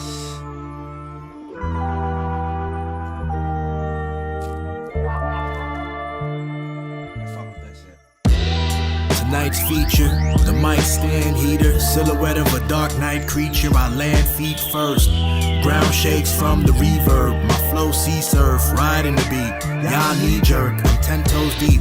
From where the trees burst, please. Clowns too short to box like 3 Smurfs stacked, rocking a t-shirt. Stop, breathe first. I reverse and throw shots right back like fuck it, these worse. I'm hot fever, iced out. You don't believe him? Like Patrick Ewing on timeout with his knees hurt. The black kings with currencies before Caesar. I rep the tribes of this green earth. Do your research and look around. Look around.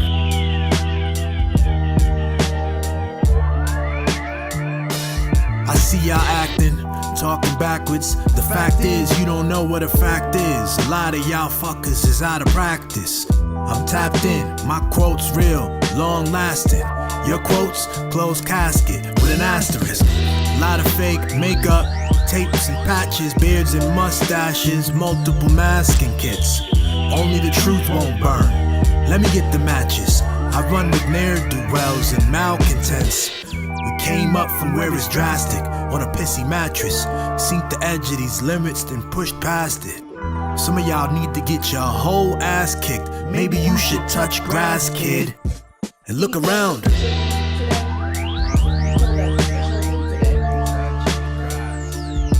Look around.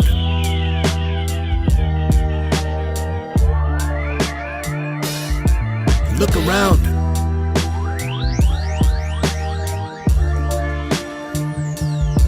Look around.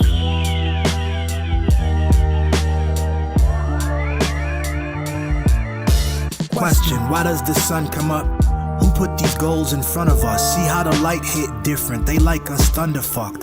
Look what they done to us. Let me count the ways I run it up. Wait, if it's all about me, what have I done enough?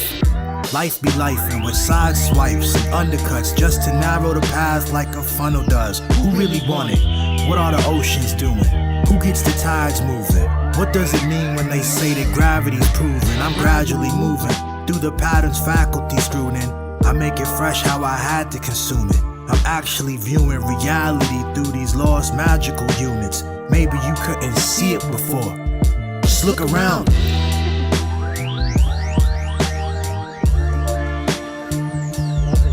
Look around.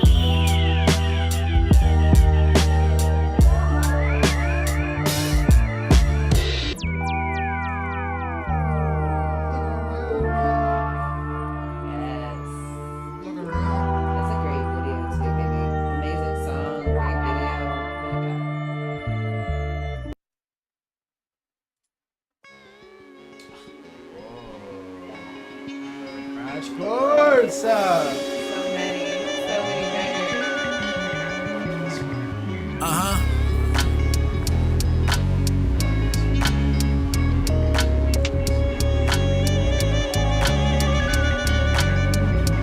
Last things first, you already win, you already him, you don't gotta pretend, fuck them, you already king. You stay real, you confident in your skin, it's all now, sit in the power that you already in.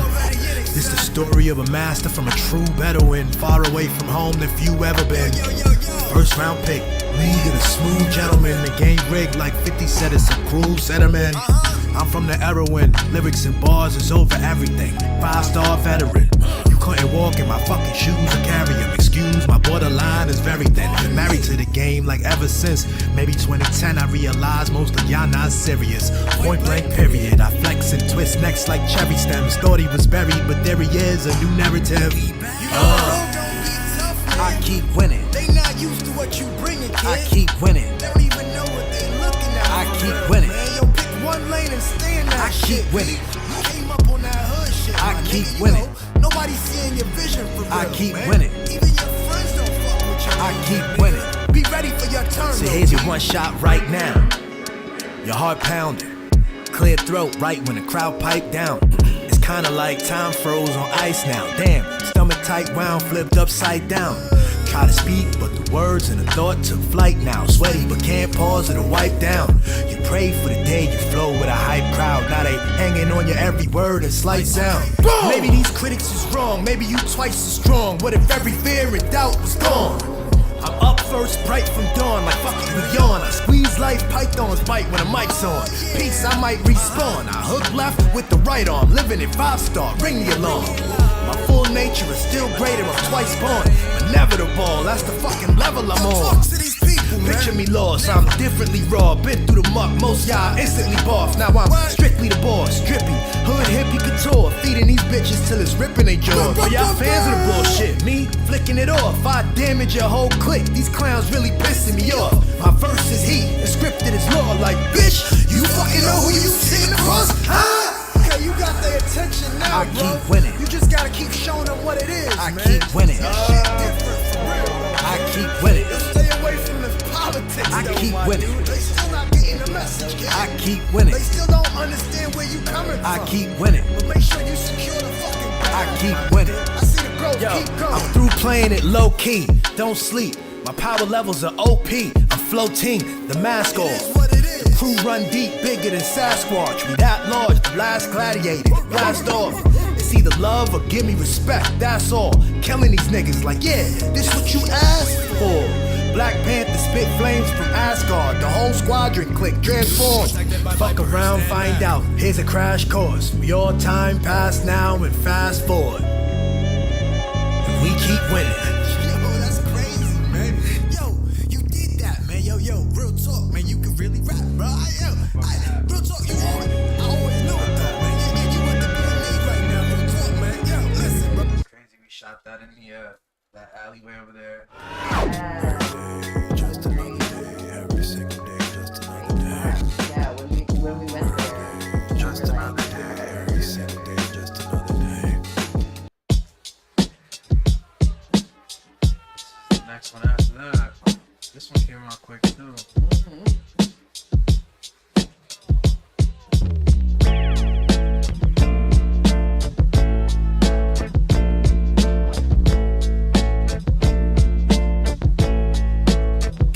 Fresh out the basement, guns blazing, blew through grave shift and rearranged it. Shit dangerous.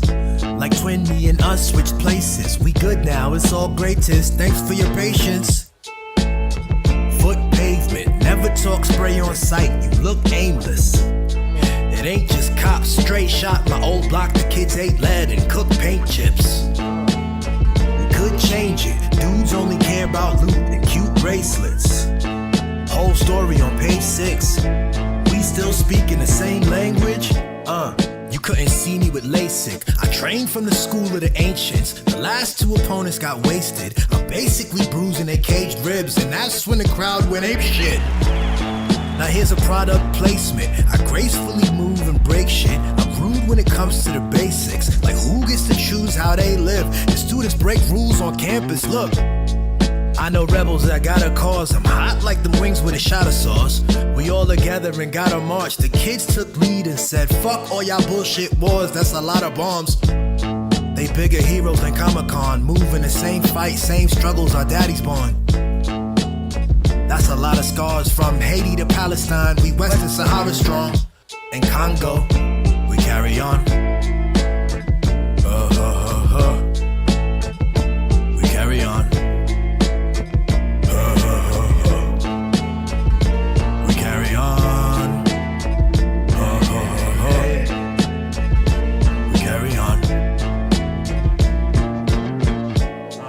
Pay attention and stay close. I don't do shit how they say so. I run more court than Space Ghost. Love con queso. The one thing I learned from Bezos about my pesos. They can't touch my caseload. Never won't trust the labels. Dracos and plain clothes. Link more thoughts than payphones. Lay low. Don't suffer fools in April. No. Check my catalog. It's never no beef for battle of. They go vegan when cattle comes. I break down whatever your status was. Most of the bullshit never added up. Now you mad at us.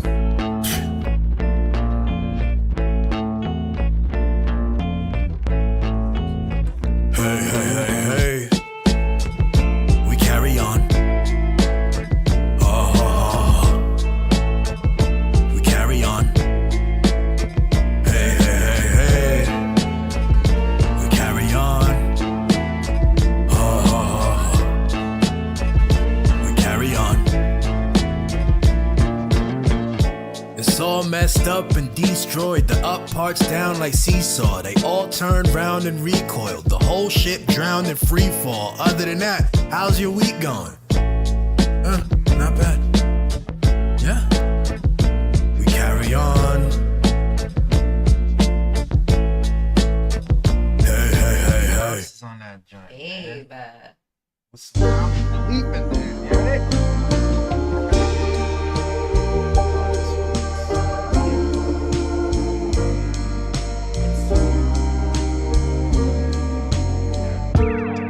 An elderly black woman hurries her way to the bus.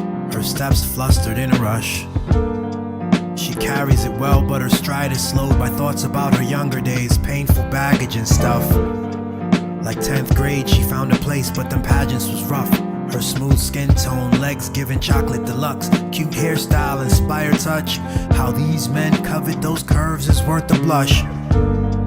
The pastor said he was righteous and on the cusp, but in the shadows he violated her trust. 10 years later, the man she was dating triggered a deep truth that's covered in dust, a sore spot he had touched. Traversing trauma is tough, old shit but new drama erupt. Shit is hard to discuss. They gave Shorty grave threats and it cuts, made her cover up and paid her to hush. 40 years later, she tripped and fell flat in disgust. Her bags all ripped like fuck it's enough. All of her worst fears spilled open and crushed. Groceries and broken promises trust. That's when the driver pulled over the bus. Kids moved, started helping her up. She wasn't used to that kind of kindness that much. She never had a crutch, it was hard at first and she bristled at the touch. And that night, bruh, the block chose love like that purple stuff. We all in life and often it's hurting us. That night, yo, nobody was worried about such and such. We all living life and often it's hurting us. That night, bruh, the block chose love like that purple stuff. We all in life and often it's hurting us. That night, yo, nobody was worried about such and such. We all living life and often it's hurting us. An old black man walks home from the train. Long route taken, strolling the rain. No parasol, just thoughts on his brain. Bills harder to pay him, but as a man, got no room to complain. The people at his job slow at the pay. Kids growing in age. All that he sacrificed, put some respect on his name. The last few years going insane. More like 30 plus hiding his pain. His ex-wife said she don't want him in her life no more. They firstborn killed over a chain. I guess the love just couldn't keep from under the strain. In his chest he's still holding some shame. Maybe he could have been a better pop. Hit the lottery shot, opportunity ain't knock if it came. And sometimes the world feels lost, heavy and stained. This shit don't change, we suffer in vain. Just then, he got a text from his youngest son like, hey, where you at, dad? I made you a plane. He texted back, great, I'm on the way, quick in this pace. Tears on his face, they blended in the rain. And that night, bruh, the block chose love like that purple stuff. We all in life and often it's hurting us. That night, yo, nobody was worried about such and such. We all living life and often it's hurting us. And that night, bruh, the block chose love like that purple stuff. We all in life and often it's hurting us. That night, yo, nobody was worried about such and such. We all living life and often it's hurting us.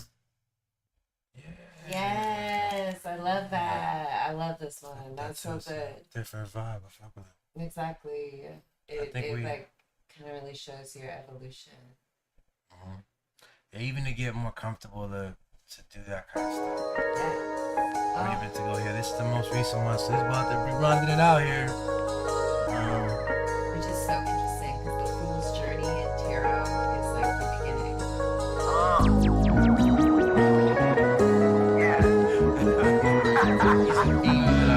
Fool's Journey. Sound like a rapper. Talk about rapper. Path unseen, lane opens. My name ring bells, barrier sound broken. The pain grows till the veins open. Chosen, no matter how you slice it up. Same quotient, cook all summer. Flame throwing, we all in like fam, just prayed over it. Hands move in the same motion, chain smoking. The wave ocean is, wait, let me start over. Eyes won't blink, I stay woken. How the words so deep or plain spoken. Spitting that raw medicine, insane dosage. The price is way up like a change token. Lyrically, brain lotion, slick, but I ain't boasting. Living these mundane moments, sipping a strange potion. My rhyme's coldest when I stay focused. I pen a poem, leave your brain jolted. Too many fake poses, forgot this king culture. Carry the weight like I got 8 shoulders. My 16 bars is hard, my 32 doing the mostest. Double my inner searching, found the same culprit. Damn.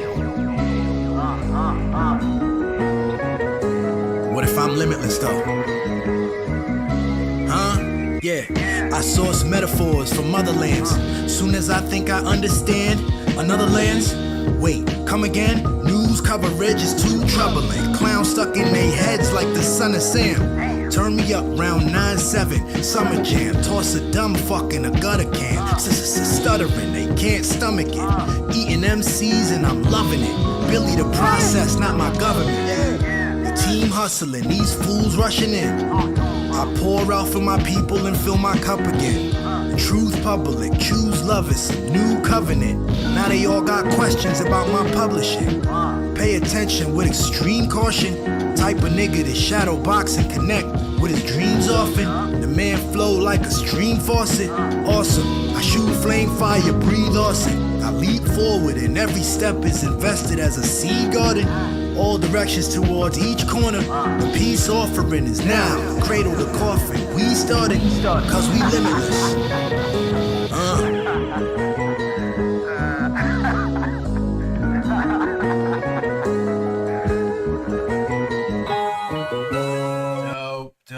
Dope. Yeah. Thank you so much. Oh, man, baby. we got through the whole discography, son. Wow. I think you could put out like an extended, like play. I don't know what the technical album is, but like a whole album. Yeah. Like with all of these, a deluxe album. Sure, we could do something. We could do something special. We could do something special. Yeah. Got some new stuff working on too. Great. Ooh. You know, just trying to get over some nerves on it or what. Yeah, a little bit of a blockage or whatever, but yeah. Feel free if you ever want to like play around with it on Sundays with Billy and Sheba at Billy and Sheba's. You know, play around like live, play with the music. Yeah, I mean if that's something you're comfortable with, but like think of it like a musician Sounds jamming. Horrifying right now. But No, it could be something. It could be something. I get you. Live workshopping my shit sounds like stressful. Exactly. But you never know. Yeah. Yo. Wow. Yo. How we doing? We're doing good. It's 9:30. Wow. We are an hour and a half away from impressed with that. meeting our 12-hour extravaganza live stream mark. How are you feeling? Now we're in the pillow talk. I'll be honest with you. My throat's a little sore. Talking? I'm talking all damn day. I'm talking just a little bit more than usual. Exactly. Just a skosh. Exactly. Like usually I feel like I'm always talking because I'm like talking to myself. But maybe I'm not verbalizing it. Maybe I'm just kind of like mouthing it or like having it in my head. Yeah. So actually speaking it for hours. You need some water? You good? No, I'm good for right now. Yeah, I'll get some more water though. Do you need some water? Okay. Want some tea? Do some tea. Yeah. Some tea. Yeah. Yeah, I'll make us some tea. Okay, great. Yeah. BRB. That was beautiful though. Thank you, baby. Like I love that. That was so chill. It was cool, yeah. That's a vibe. I'm excited to put some more energy in the music space for real. For real. Yeah. I'm trying to make some other stuff too. I'm really trying to work on some. I'm trying to figure out what's my thing and what's not my thing. So like music is definitely pulling me, but I also have this thing telling me I need to make a animated story. I need to tell an animated story, and I'm trying to figure out if that's me telling me that, or is that some anxiety where I'm always thinking I'm not doing enough or something like that. You know what I'm saying? So. Do you want to tell an animated story? I think so. I think so. I think you're good at like when you want to, when you're passionate about something, you do it. It flows from you. So don't judge your process if that moment is not now. Don't feel like you have to do an animated thing. Yeah, we gonna work it out. Yeah. We're gonna work it out. Certainly, yeah, if we can find a way to, I'm always trying to kill however many birds with one stone. Yeah. Like a less violent way to say that. Right. What's up? So I guess she just leaves me here at 9:30. Me and you guys. Hope you, those of you who popped in, caught some good stuff. Great talks and bants. We're gonna keep getting better at this. I don't know if we're gonna do 12 hours, but we'll do something shorter and kind of like play around with more stuff. And please remember to donate on the top right. Help us meet our donation goal for Ibrahim, Pauline, and Asma. I'm gonna put that in the chat again. There it is.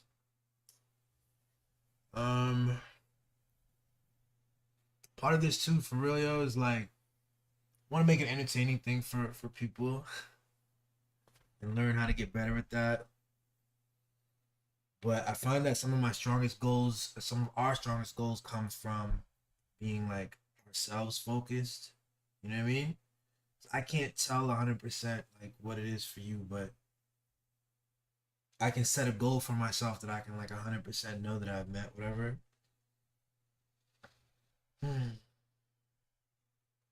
And so one of those goals is to be able to like get on here. I keep talking about this, but to get even more comfortable with like even silence.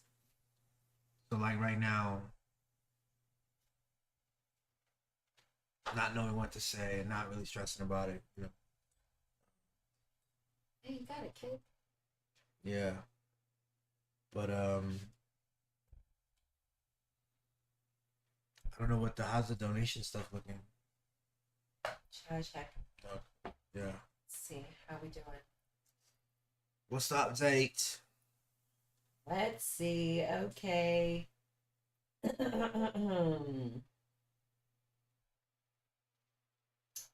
Well, looks like we got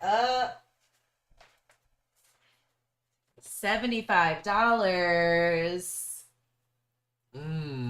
Why'd you do all that? It's such a queen. I love it. $75, I appreciate it.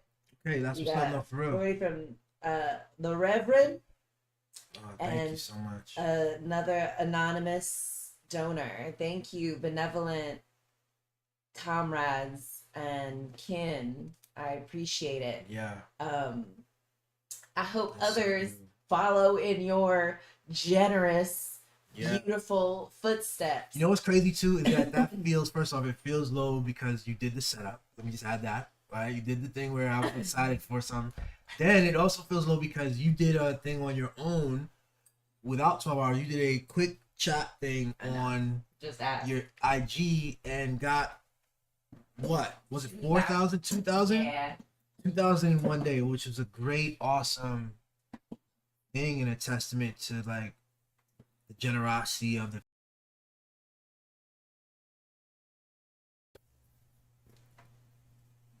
And so by comparison, you know what I'm saying, there's that, but it's like, don't do that. Let's not do that. Let's appreciate it. Right?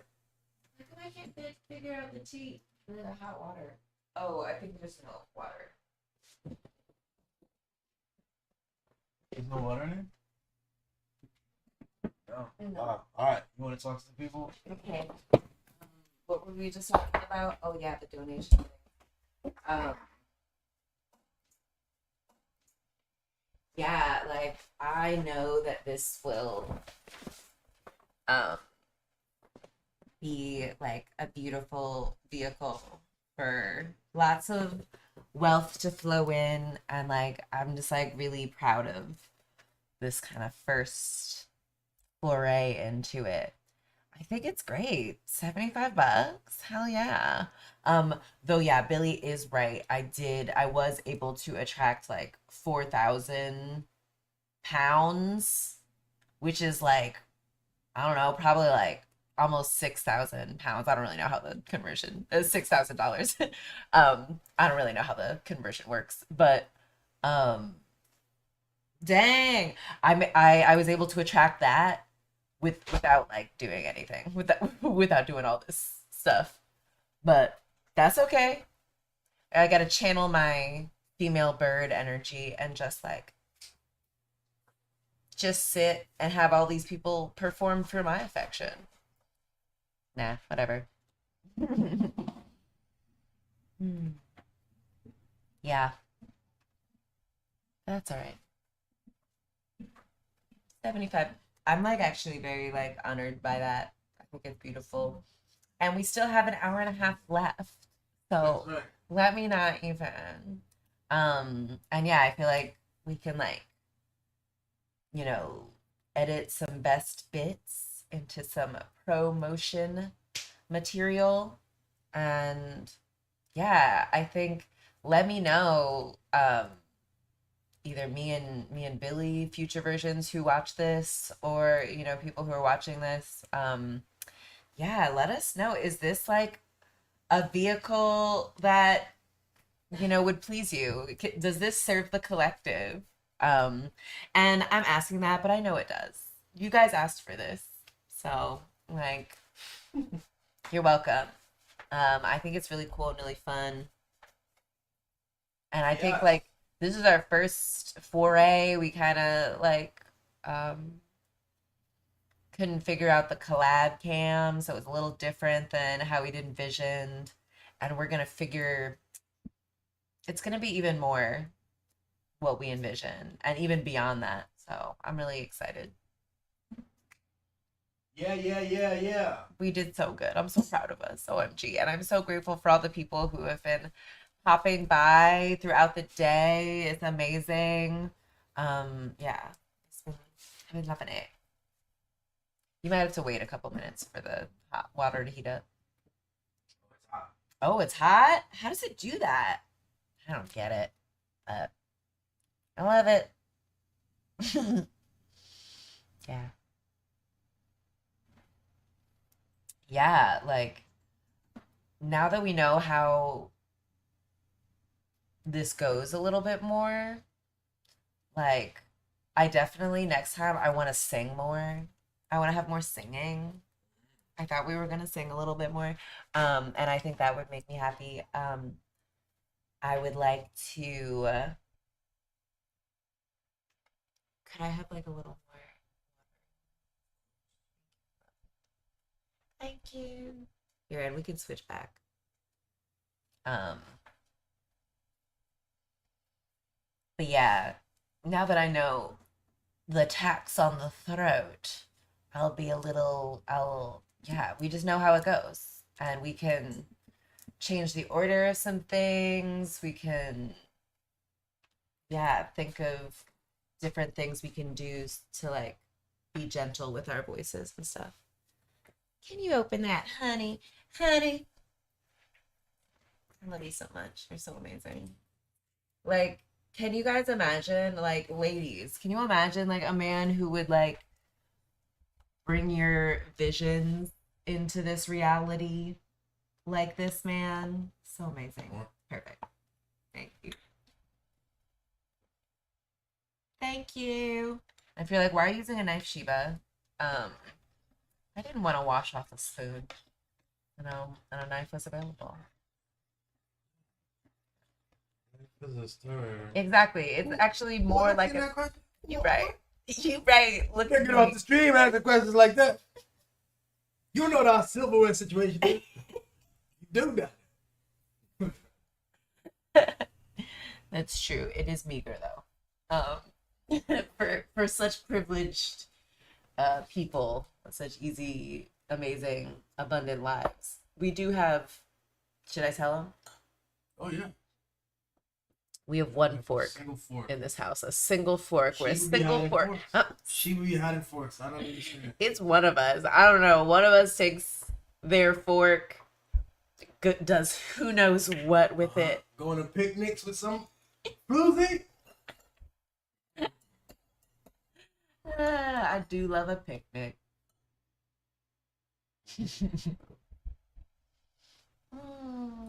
Some tea with honey. It's so funny. Literally everything I'm just so grateful for. These little pleasures.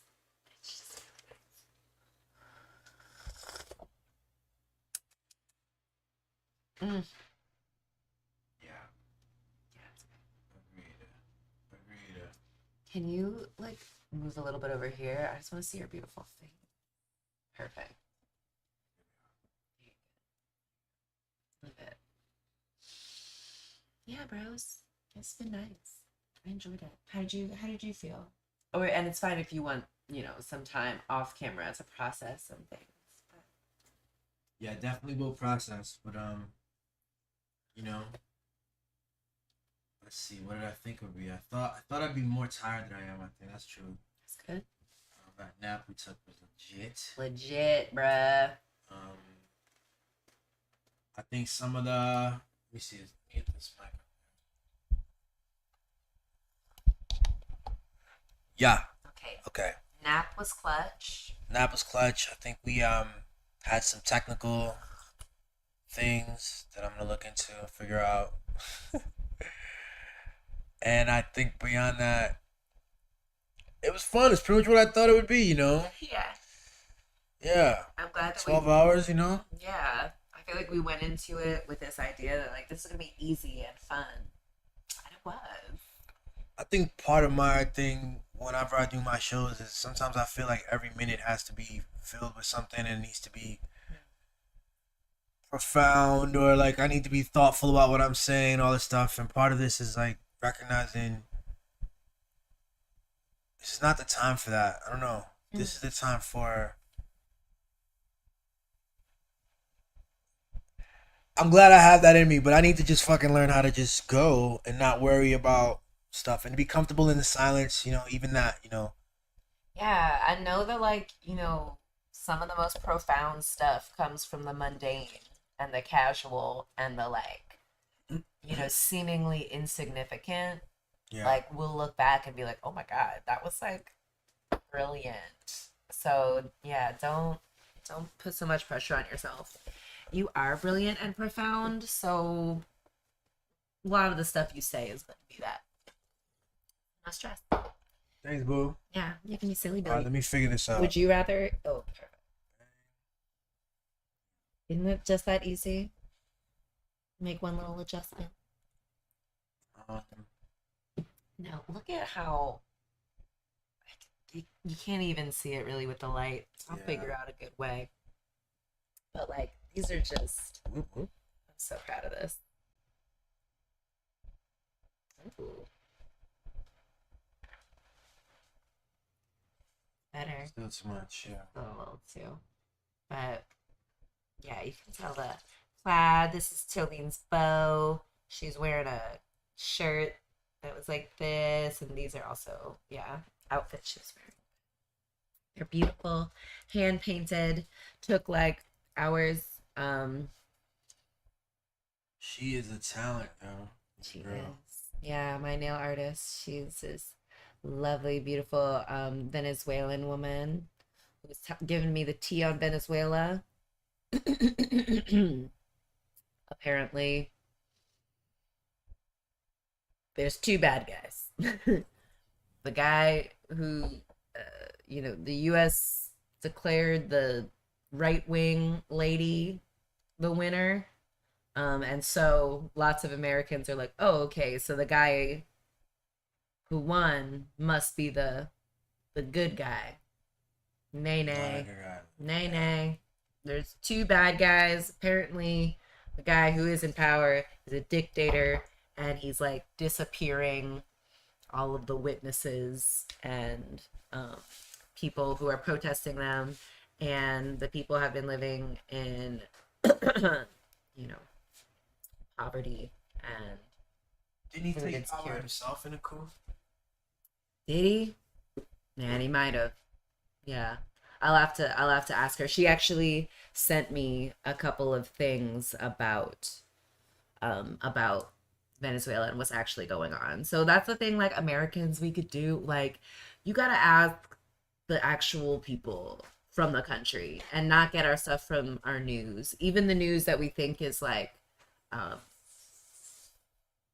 certainly the news that's like pro-Palestine, like great for Palestine, but like sometimes we think we know about like everything, and like and I mean like Americans, we think like, oh, our way of thinking on an issue must be the correct one. But like,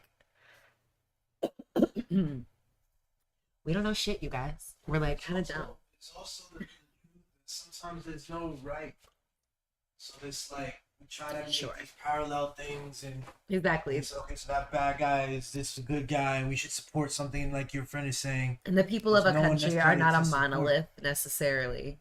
There are certain ideologies that you want to avoid, and there's certain ideologies you want to move towards, but then things are blurred. Just like in this country, especially the faces you hear, the names you hear. Yeah, totally. But yeah, so I definitely believe that he's probably a dictator and doing a lot of bad shit. And I believe that because of what Lily told me, but also because like when I see you know things on social media about it, a lot of the like some of the comments I'll see that are like a little bit lower down than like the top ones, which are often from Americans. The ones that are lower down are from like Venezuelans who are like, please listen to the Venezuelans. Like, you guys don't get it. Like, yes, like the US is bad and involved in a lot of stuff, but like this guy is a dictator and he's a bad guy. So I will have to read more about it. She sent me some stuff. But yeah, it's just complex. And yeah, things are often a paradox, and it's not always you know, it's not always like an answer or a solution per se. Yeah, it's a very unsatisfying truth. That's what it is. Yeah, and maybe it's for like future versions of ourselves to like see the answer. So we're supposed to, you know, rest in the uncertainty.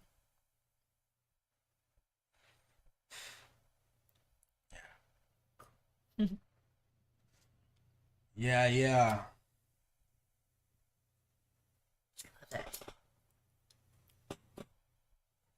So part of what helps me get through the sense that we should be saying a lot of stuff is the idea that this is the cool down hour.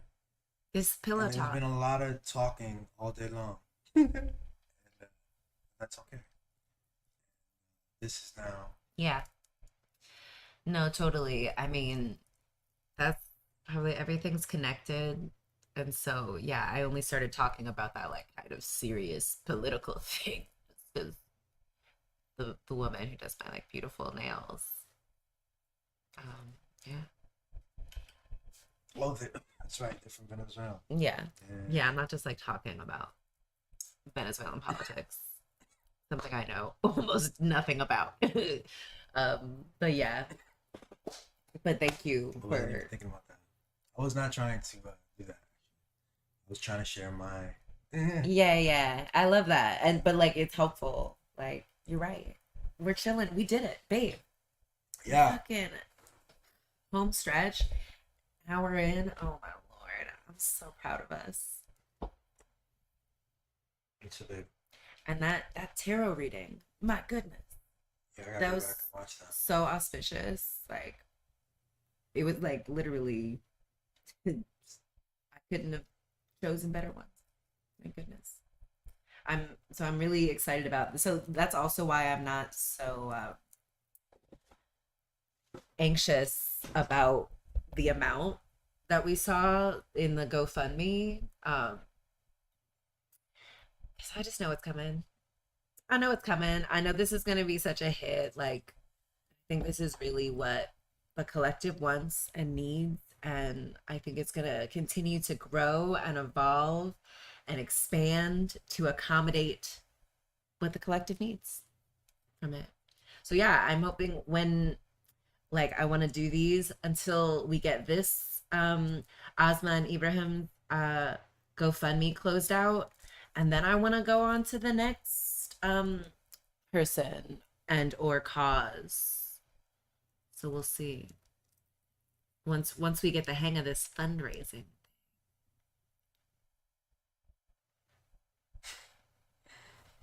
Yeah. I suppose. You should parse.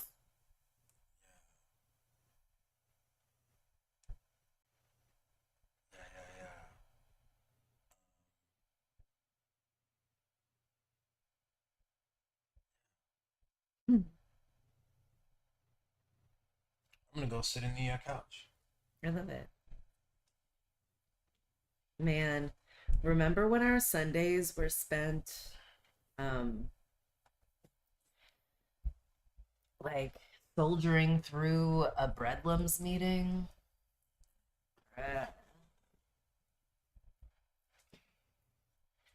It's nice that we like had that experience so we could like, I mean, I certainly like learned my value from that. Like I don't know if I thought of myself as like a writer and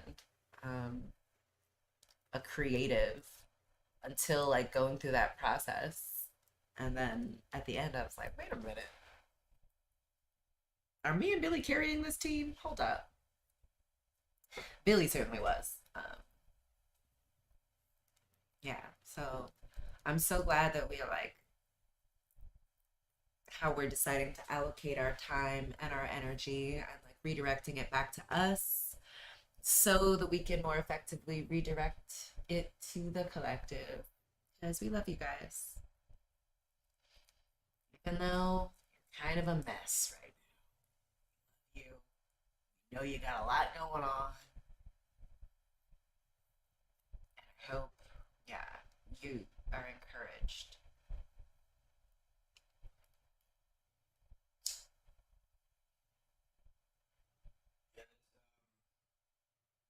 A lot going on. My goodness.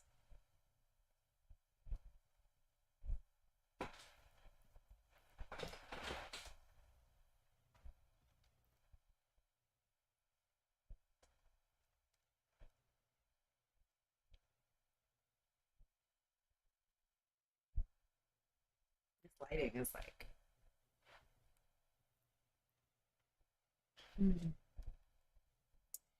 Do you think we should get like I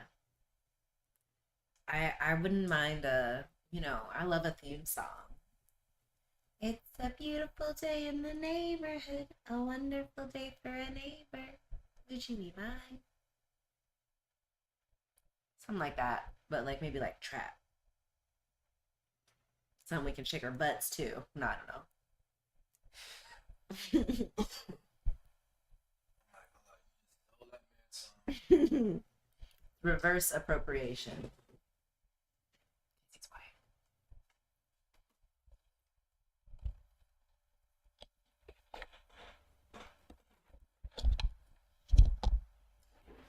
That arm can really stretch.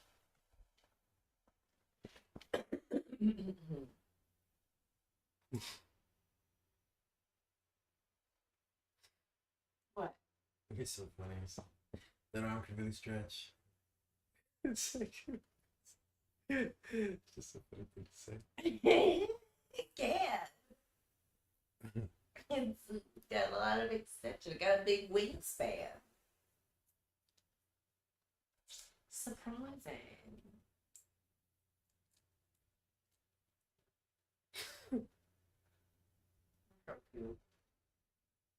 Tomorrow, I thought like we would want to like rest and like hermit up after being so visible for so long.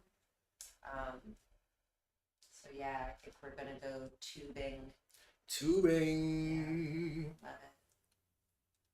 That is a guaranteed good time. Yeah, it's been like years since me and Billy just went solo, without another like a crew with people outside of us. So it's gonna be fun.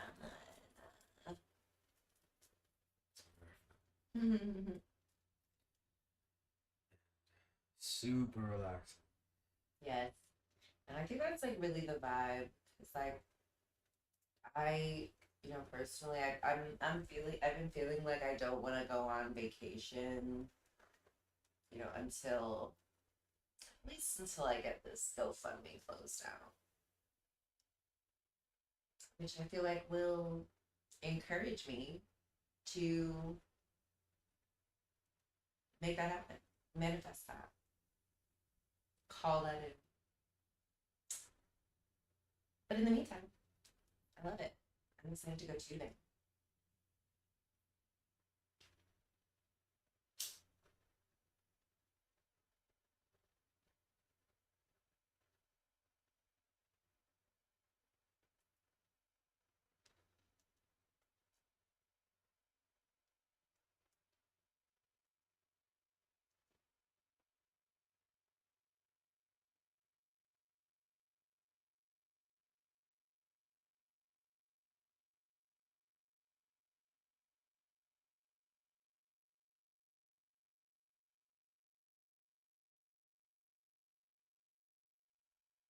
You know what I was kind of hoping for? The opportunity to if that guy Eric, your Overwatch friend, if he was on, I was hoping to get a couple minutes to chat with him. About Flo? Yeah. Next time. We can get, yeah. We can get you chatting with Eric. Yeah. We got plenty of things to talk about. Mm.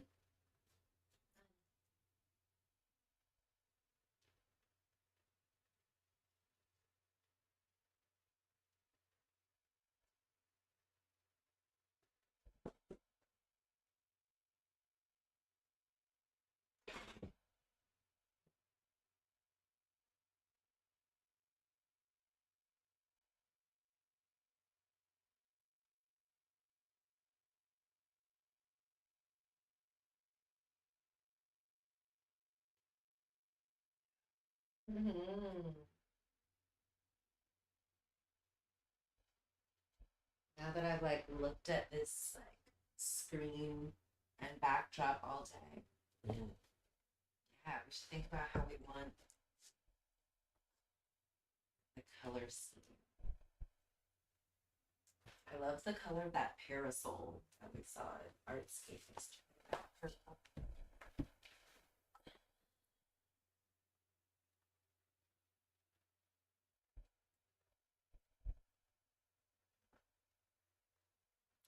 I remember that.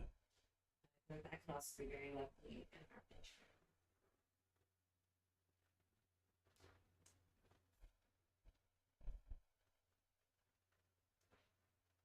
Yeah.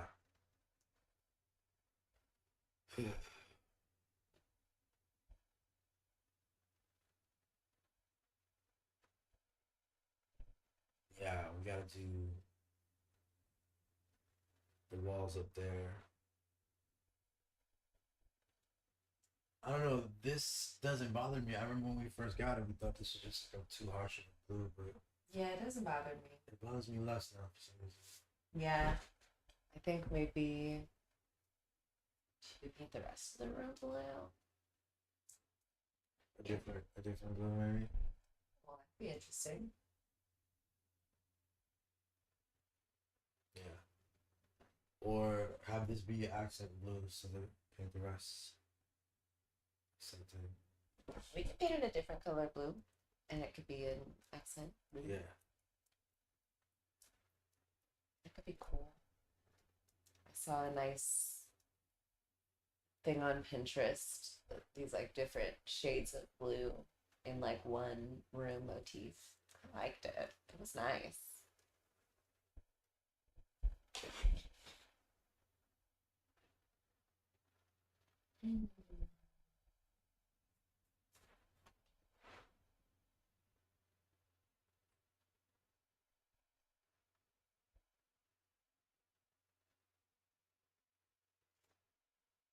I love it. Next time I can tell everyone about all my tattoos. I love a good story behind a tattoo. I think my story's the best. I've given you guys a lot. today. I think I've given you guys a lot to chew on.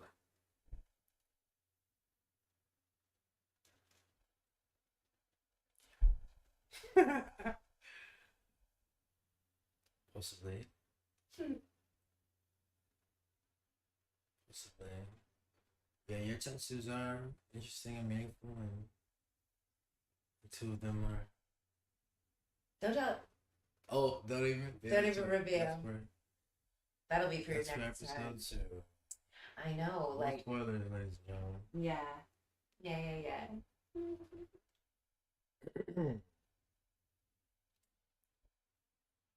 Let me see where my voice is on the levels. Interesting. Okay. I'm interested to play this back, yo. I'm interested to play this back. I think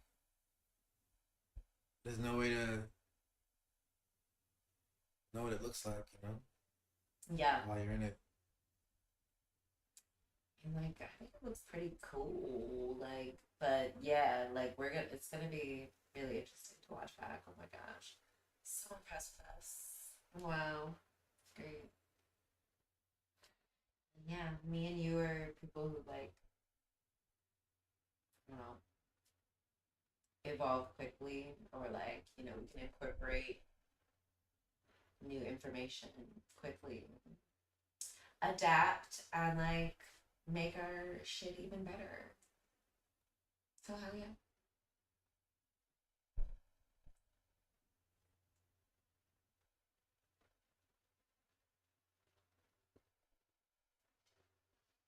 I loved it. I always hoped that like talking would somehow keep me safe and promote me. I love that we're like creating a reality.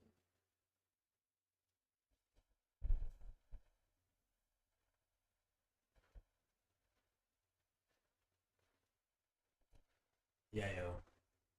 I think this kind of to be able to comfortably do this, like to simultaneously share and just be to somehow be able to parlay that into something we can do for a living. I think that's like something like a dream. I get paid to be me. Especially if you're not, you know, I think some people have created a nook for themselves where they have to like put on a thing, you know? Yeah. And maybe some people can do that and do that for a long time, but I'm much more excited about doing something that would actually be me. That's more sustainable. I mean, something like this. Yeah, exactly. Like just like what we would already be doing, but like y'all can see. Yeah. And just getting better at that. Being a little bit more intentional, I guess. Here and there, we'll figure it out. But also not stressing it. I think that might be some of it'll be part of it. I don't know. It's gonna be something with the edits. I'm gonna test some things out. Yeah. Totally. Yeah. I love it. This is like a vehicle or like a container for us to explore and grow and use as we see fit. Like language. Oh. Yeah.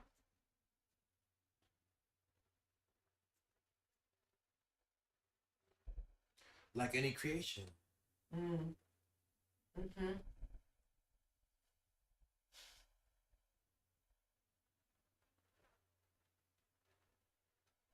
Not that like other like comedians have already said they want to like be on it. Once we figure out the collab cam, that's gonna be really awesome. I think it was just sometimes the collab camera is a little fidgety, and typically I could just let me restart the thing, and then we just go, but we couldn't restart it here. Yeah, so that's an issue if it's gonna be fidgety like that. Is there like a way to make it less fidgety? great question. Yeah. I'm so impressed with us, like people who don't do these like long streams. I think it's pretty great. I feel like we did a lot of stuff. Yeah. A lot of the stayed fairly close to our itinerary. More or less. And let it evolve as we did. Hell yeah. Let's give up. Thanks for the tea idea. Nice, right? Get you some more. Good.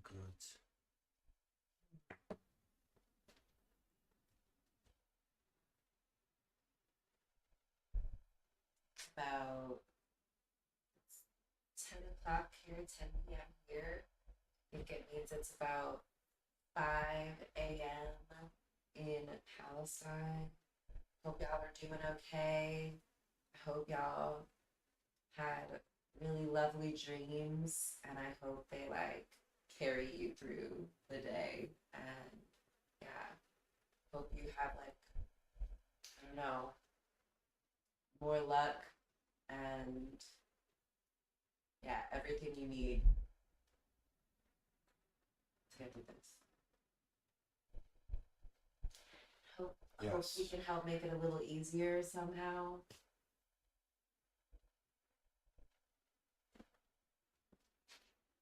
Yeah.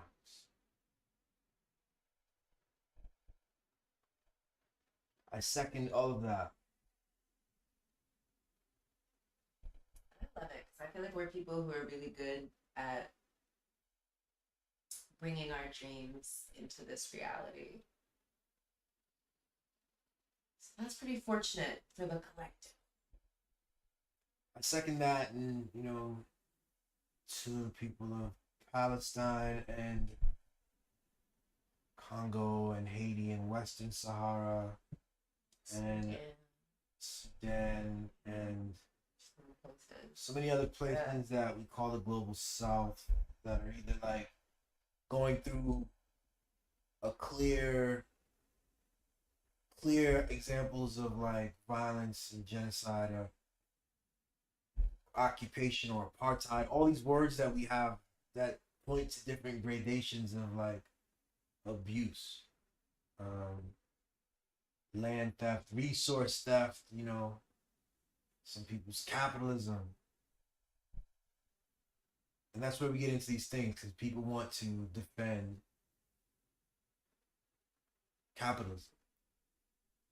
They just discard this stuff. They don't deal with this stuff in order to do that. But what am I trying to say? Where was I going? To all those people,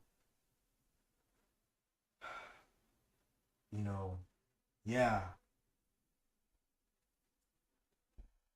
want to elevate your story. You want to tell a fuller and better story about what's going on in the world. That's what I think part of like my thing is to try to help elevate better stories. I think there's a reason that certain stories are told. That whole thing about the lion and the hunter. The hunter tells his story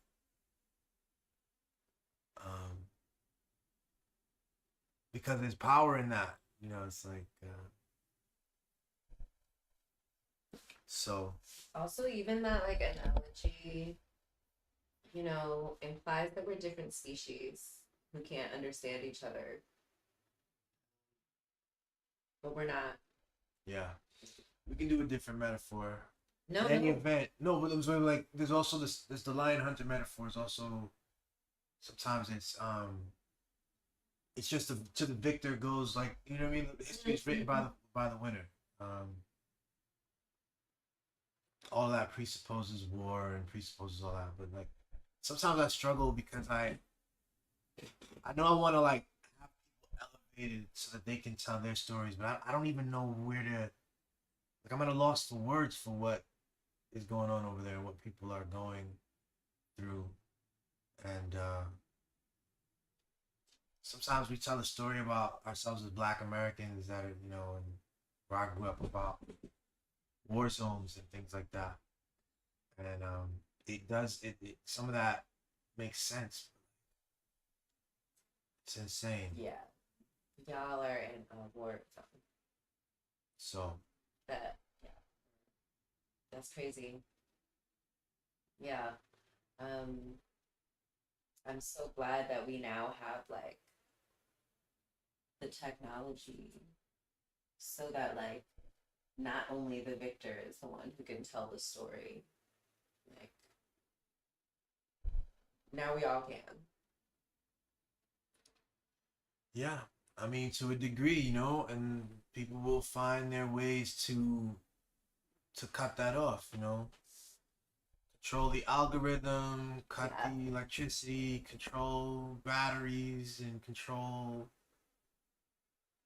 language, and control, you know. But that's wild that like even though they have like all of this money to do that, control all of these mechanisms, like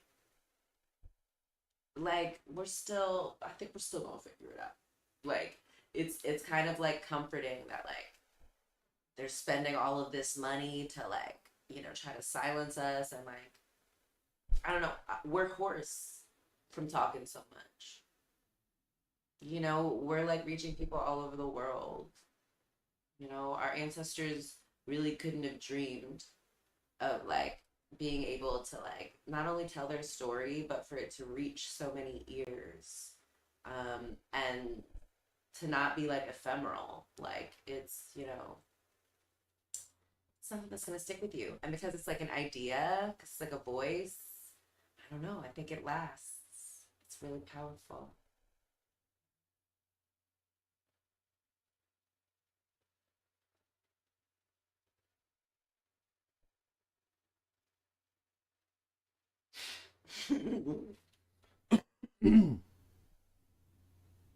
What's an idea?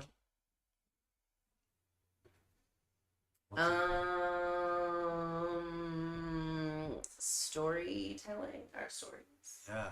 Stories. Yeah.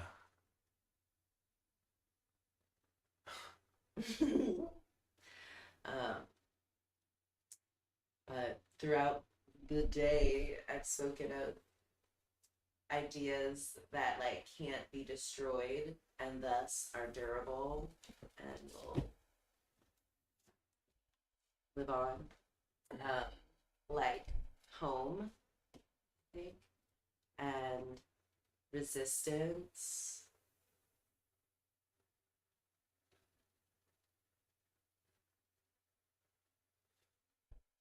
Love, community.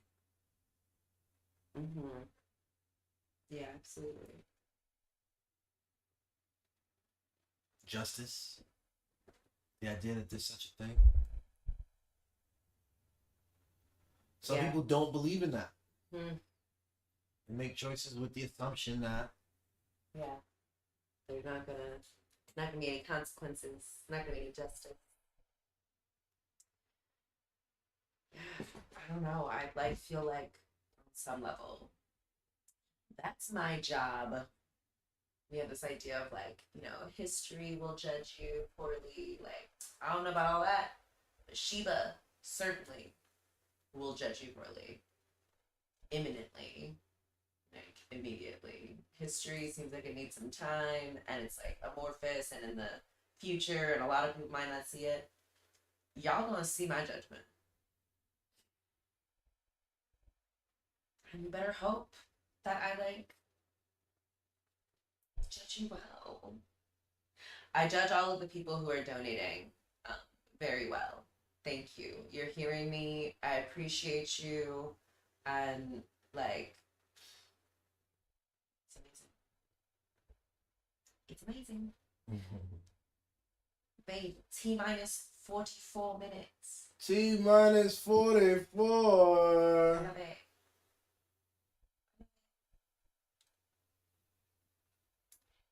really cool. Really proud of us. Oh my gosh. I'm excited for what this can become. Yeah.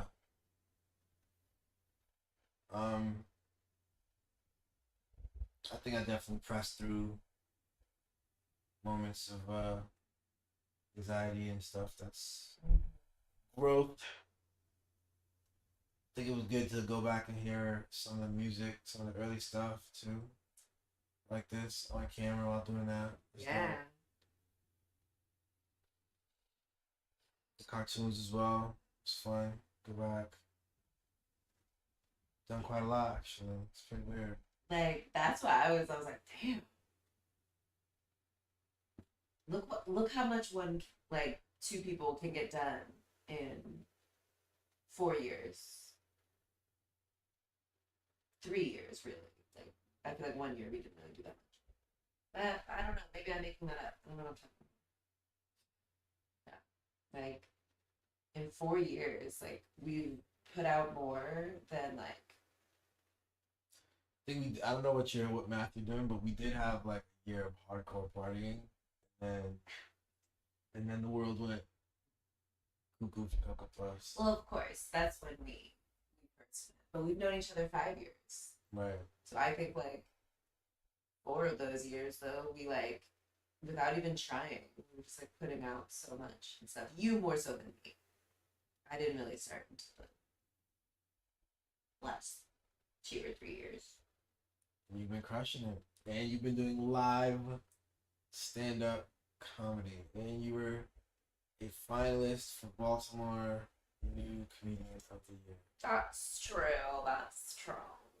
And I'm coming for the crown. New Comedian of the Year. It's gonna do it. I can totally like see it very clearly in the same way I could like see this experience. Experience. I like that on the promo you put like extravaganza. Yeah. Yes. I love that outfit. That it's also like just us like chilling on our couch. It's like extravagant. We have such a luxurious fucking chilling ass life. So nice.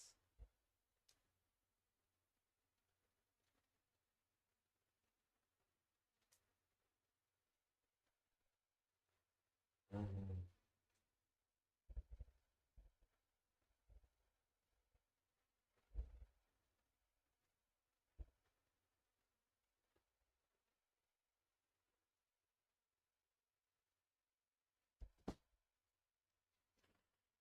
And not everyone knows that. First one. I don't have to spend too much time giving a detailed backstory of my beloved. No.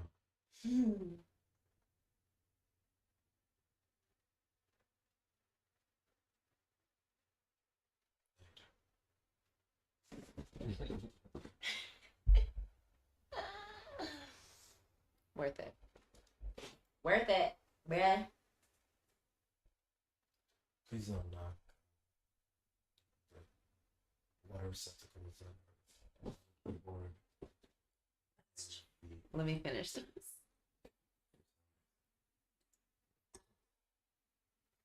You know, I like to have a bunch of beverages around me, and I like to put my feet up.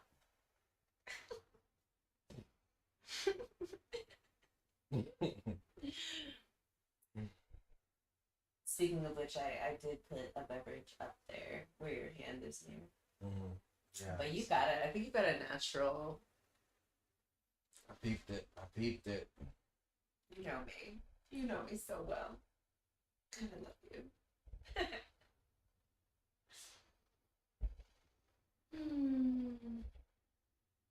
I love you, baby. Can we put that? Should we put that? Well, is that music on? It's really, if you just go right here to YouTube, you can go lo-fi or whatever you'd like. Chillin. I don't know.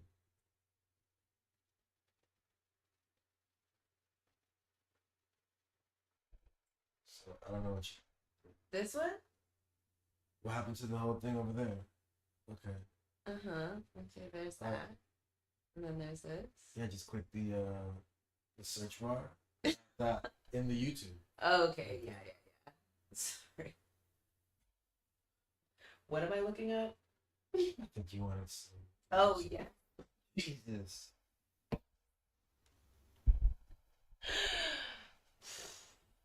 And like we live in a society that's like sleep when you're dead. Like I can like not function when I'm like sort of tired. Or I can function like actually quite well, but like depends on what I'm functioning. What I'm doing.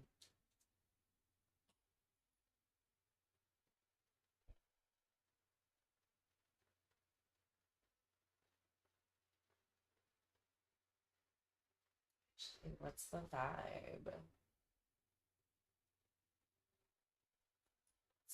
Alright, then you gotta go to the bottom right On this? Okay. Hold it, no, so wait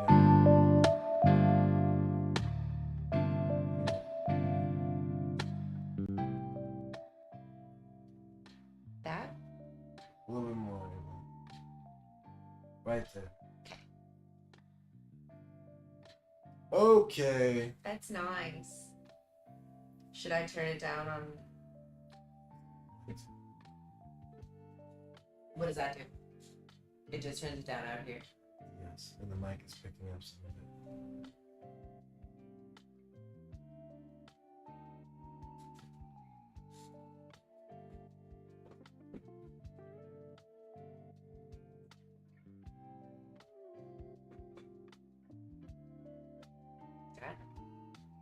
It's not supposed to pick up any of it. It'll pick up some of it. That's cool. I got the sensitivity high so that I can be heard. That's smart. That makes sense, beloved.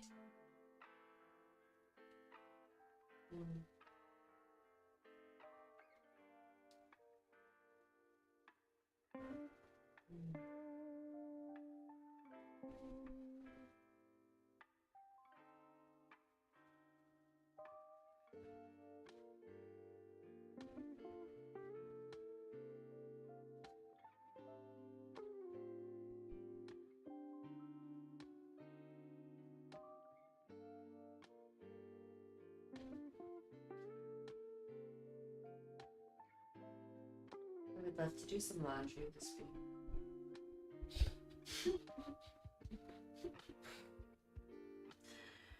We don't have a washer and dryer. Which, you know, I learned that, like, most places, most countries, like, you don't have just, like, a washer and dryer in your house. So I love it. You know, our ancestors were slaves. So I think it's great that now we live like kings. However, I would like to wash some clothes.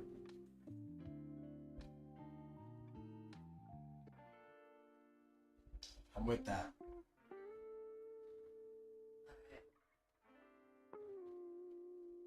Ooh, and Giselle! Giselle says, Billy, I love the energetic comments. Okay. The energetic comments? I don't know what's... Sarcasm, because I'm like laying down? I don't know. Oh, maybe. But remember what we said at the beginning? Maybe we're all just like hypersensitive. It's like, oh, they're... Either way, thank you for being here, Giselle. What's up? How was the brunch, Giselle? Yes, we missed it. Our friend Giselle had a brunch at her home. She's an excellent, amazing hostess. Yeah. And professional. Excellent cook. And she had my darling, she had a brunch with a bunch of our friends. And I hope it went well. I hope you cuties had a good time. Oh, thank you. End of the day, made sure I jumped on. I'm so glad. Thank you. We're just doing a little pillow talk, just unwinding. I talked like, we talked like all day. It was a little harder than I thought. I guess I spend a little bit more time in my head talking to myself. Say it out loud. Oh wow. Giselle says the brunch went amazing. The last of the stragglers are here playing games. Dang, if I wasn't like sleepy, I would be like, we should go over. But I'm so sleepy. Happy Friendship Day, my loves. That's what she says. I love that. So. Love you so. Love you. Yay. Yeah, man. Giselle can throw a party. She's also a convener. Like, she brings people together and delights them.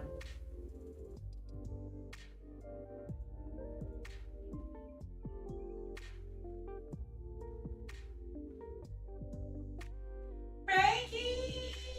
Yay! She says, I understand. Frankie is going to jump on love. Frankie! Hey, Frankie.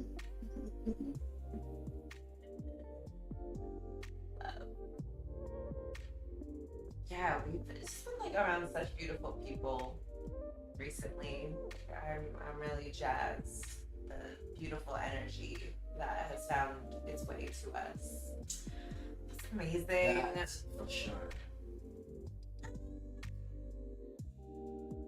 Frankie says, hi, my baby. Hope you had a great week. And yeah, I'm sure this brunch and party was a bop. I know it was dope.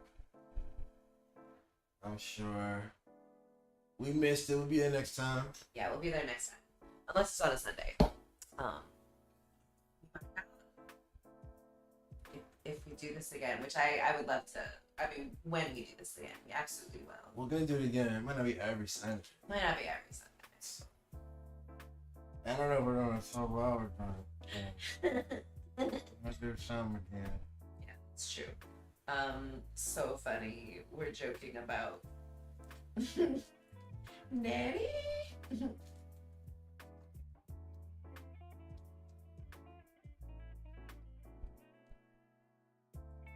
Dang, I hate when I do that. I drop the filter at the thing.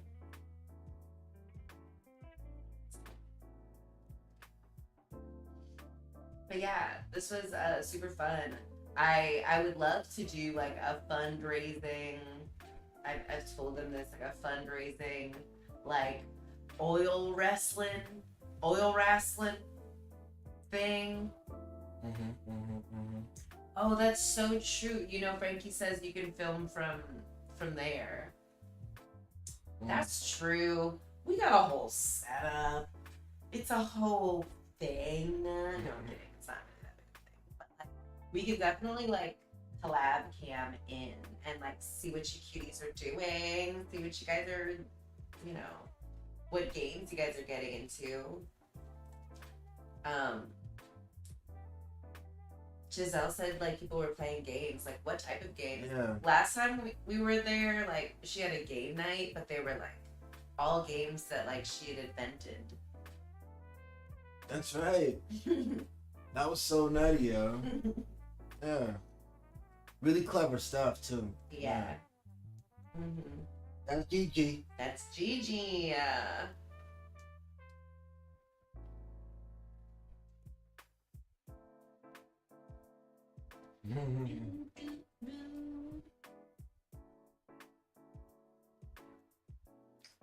Frankie.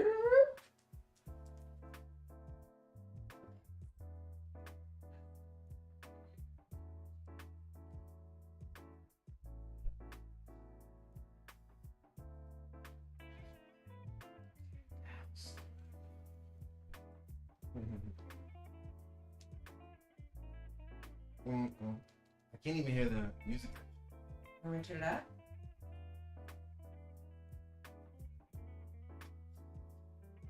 Like, what No, is it? not on the Oh, the other thing.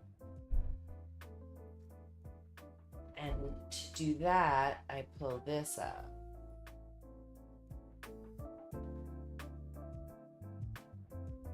Yeah, that's.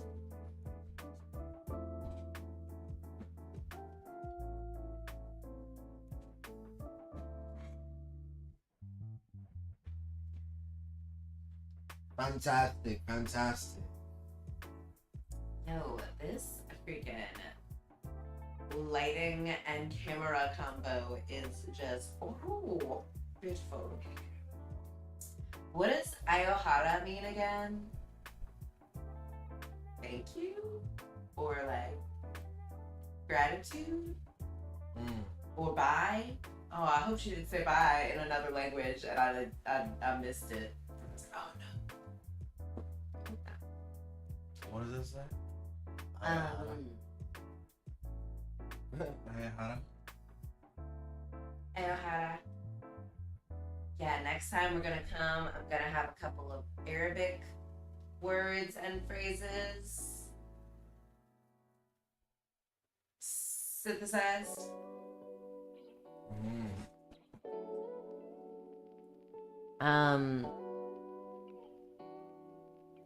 Yay, I'm so glad. Okay, the music is a divine vibe. Joshua Chan says sock check. Nice. What does that mean? Oh, okay, I love it. Oh, Ayohara means gratitude. Love it. Sock check. No, we're not wearing socks, if that's what that means.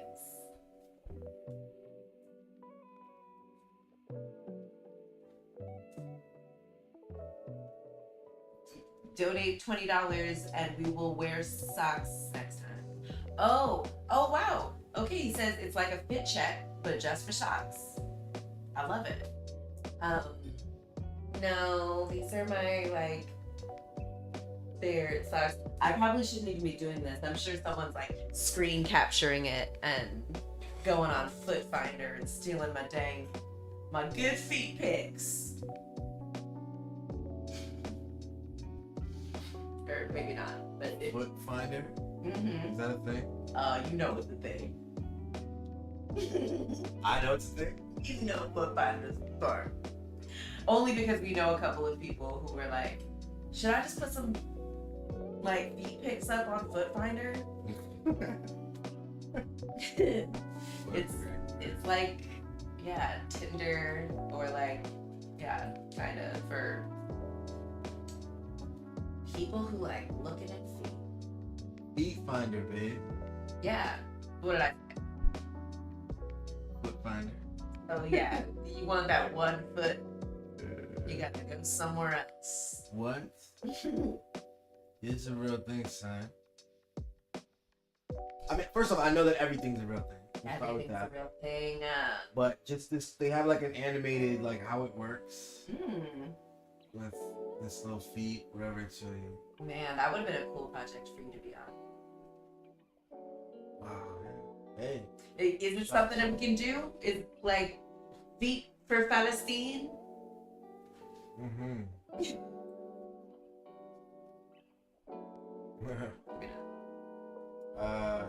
I'm open to all ideas. So please keep them coming.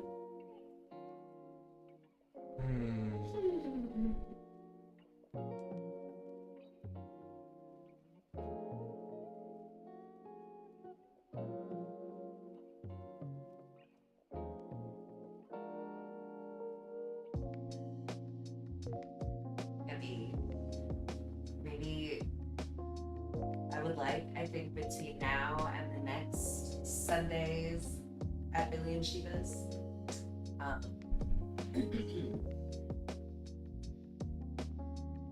now I realize it says Sundays with Billy and Sheba. I feel like I wanted it to be Sundays at Billy and Sheba's. Gotcha, right. That's alright. I love it. It works either way. But yeah. Anyway. I like that. Sundays at Billy and Sheba's. That? Yeah. Okay. Sweet. Me too. Yeah, I'd like to do oil wrestling fundraiser before the summer or before it gets too hot, too cold. Which probably won't be till like January. We just ruined this environment. But that's okay. I think what I've learned from today and from being in a relationship with you is that like 4 years, a lot of things can happen. A lot of things we didn't think were possible can come to be. And it happens faster than we think. It'll be more like prolific than we think. And it'll be like more fun than we think. It's a wild, wild world. Yeah. Crazier things have happened, I think. That we exist and found each other. Crazy things are happening all the time. Crazy. Insane. We just take stuff for granted. We almost can't help it. But yeah, we very quickly incorporate like new stuff, so it's easy to take it for granted. Seriously. And that's good that we've been like being intentional about practicing gratitude. Yes.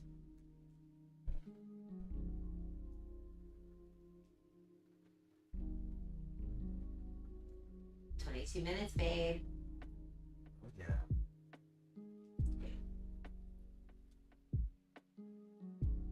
I think when there's like 12 minutes, we should do, I don't know, last 12 for 12 hours.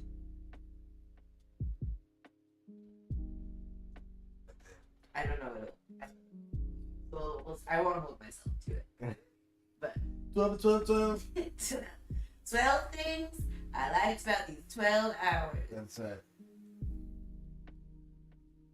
12 times fast.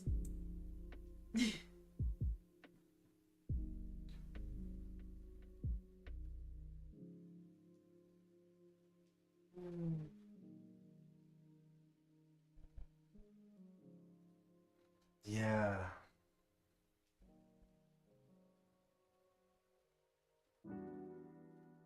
Yeah.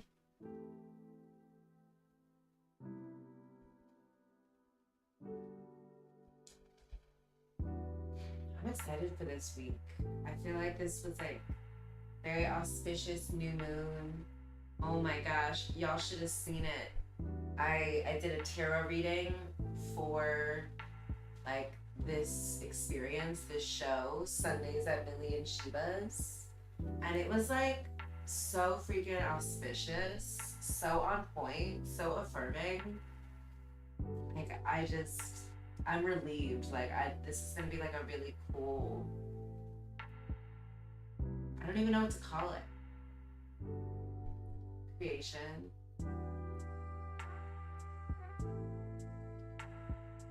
I don't like saying vehicle. Container.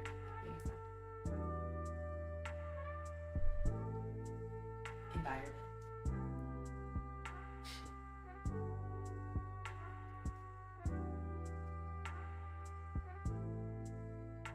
But yeah, so I feel like we've spent this new moon just like constantly putting our intentions out, putting action behind our intentions. And like, as the astrology girlies and master manifestors out there know, it's kind of a key to it. So I just foresee a lot of success for this. And I'm excited for this week to like reflect, relax, enjoy, and like watch this back, edit it and stuff, reorganize it. It's gonna be so nice.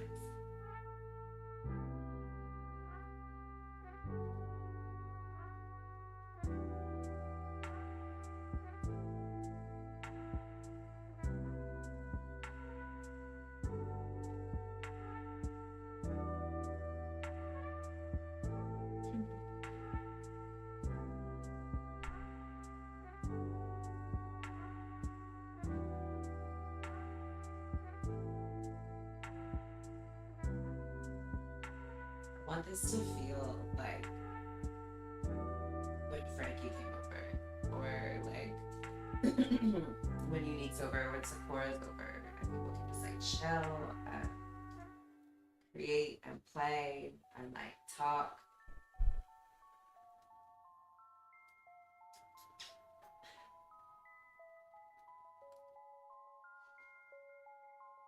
Absolutely.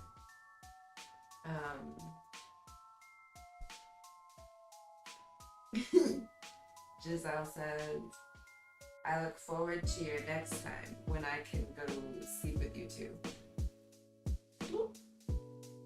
Yes. I go.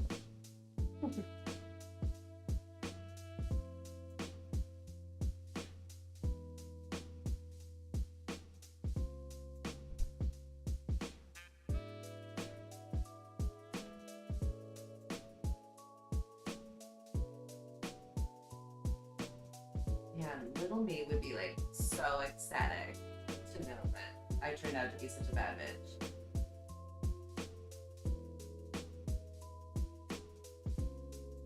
Just like, and surrounded by like my baddie friends, including you. Crazy.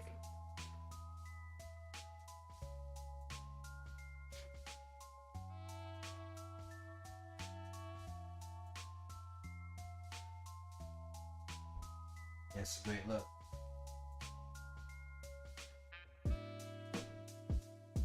And like just by being myself, what a treat. I love it. And it's just beginning. So perfect.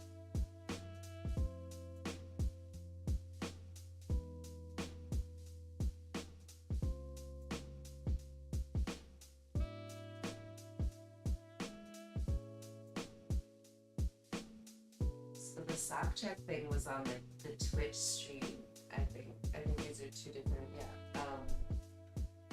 So I guess there must be like, of course, there must be like language and like stuff in the zeitgeist on Twitch. Like on Reddit, there was like TLDR or whatever, just like different lingo.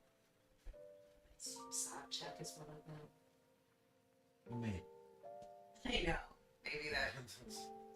Start saying. I know. Maybe everyone's like, did that dude come on and try to make sock check a thing? Right. Stop trying to make sock check happen, Frank. I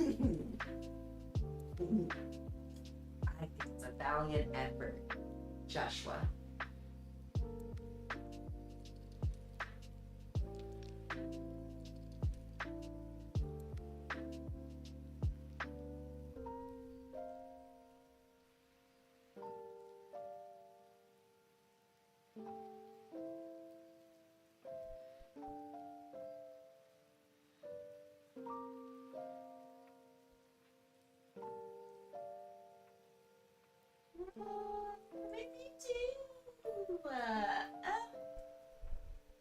Come hang. Come kick it. Now that I've given birth to this beautiful experience and idea and brought it into this thing, I'm much more, I don't know, actually it's still ongoing, so let me not say too much about how I'm feeling, but I imagine, yeah, just I'll have more emotional energy and space to really attune to my IRL community. Yeah, let's kick it. What do your Fridays look like? On Fridays, we go to this roast beef sandwich pop-up. You know the roast. You know the sandwich. Beautiful experience. If you want to go, you can hang.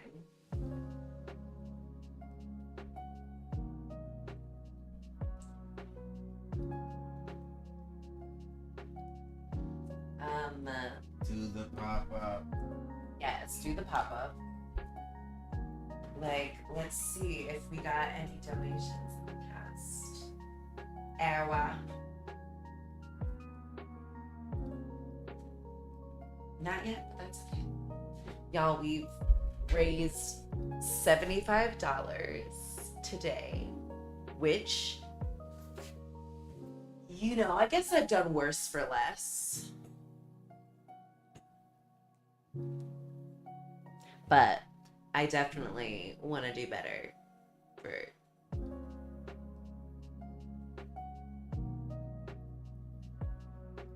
more. I don't know. I can't think of how to do that. Sorry if I'm a little disjointed.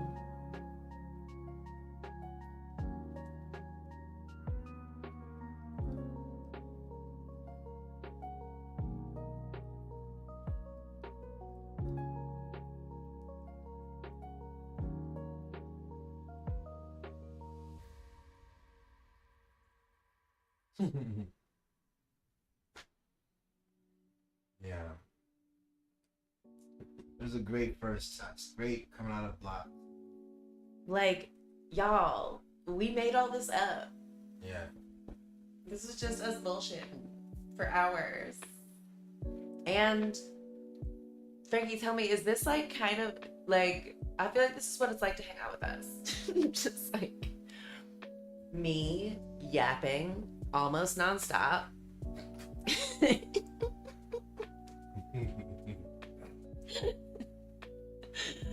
Going off on like lots of tangents and people being like, wait, what is she talking about now?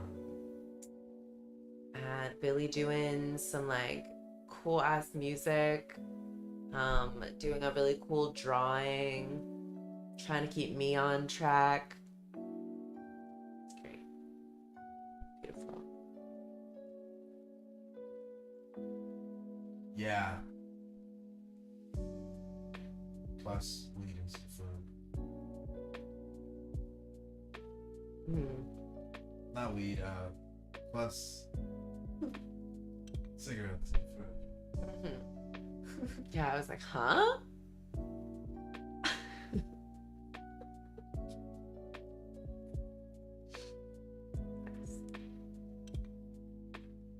We've got those, we went to a delicious food place y'all should try. It's called it's called, yes. Rooted. It's called Rooted Rotisserie. And it's black owned and it's lovely. Yeah. It was really cool. Like, and it like I think the service was really great. And in a really cute little part of town, Holland's Market. Let's check it out. Baltimore's such a beautiful city. I'm just so grateful to be able to be here and to be part of the community. I think we're already local celebrities. Certainly in my own head. Certainly in this house, we are. So. That's right. Can't get more local than this. Can't get more local.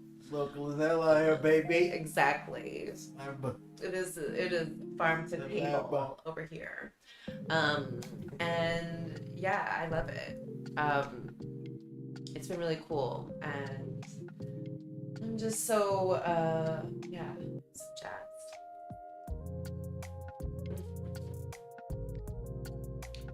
Yeah, me too. We are 10 minutes left. Oh snap. What's gonna be the first thing you do when we turn off the camera?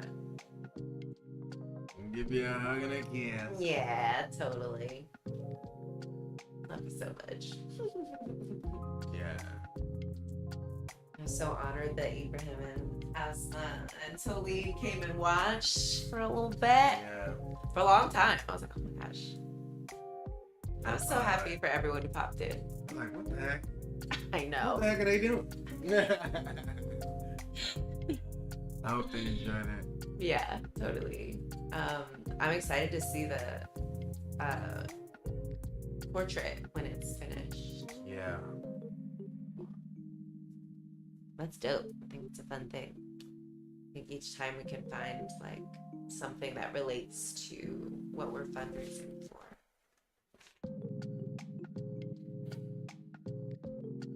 Oh, any Western Sahara news? Mm-hmm. The most recent update isn't great. It relates to France. Officially, I don't know if I'm accurate in saying officially, but they've made some moves recently siding with Morocco. And it's I saw, I think, yeah, France recognized Morocco's illegal claim to Western Sahara. Morocco is occupying Western Sahara like Israel is occupying Palestine. And like, pretty sure Spain had colonized them, and then they like gave Western Sahara to Morocco, just like the British colonized Palestine and then gave it to less of a give Israel. Less of a give. Spain just kind of vacated and Morocco swooped in. Giselle says, Sheba, your goddess is reeling me in. Oh, I love that. That is what I was hoping for. Oh, you guys can't see my nails so good, but there's a great backstory behind it. I'll show you when we're in person and stuff. But I'm so glad that you did. I want people to feel enchanted. Yes. Yeah. How you? Yeah. Where we at? Ooh. Oh my god, team finance. Don't kick this down. What? I was thinking I'm gonna be the one who kicks over. I did not kick it over. Oh, well. Can you press the up button on the one furthest? And right about there. Okay. Test. Hola. Yeah. What's a dope day? What a dope day. What a dope day. Hey,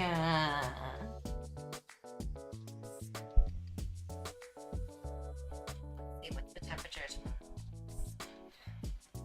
Hope it's no rain. No rain. Oh, it's gonna be lovely. 94. Yeah. Little cloud. You're perfect. River.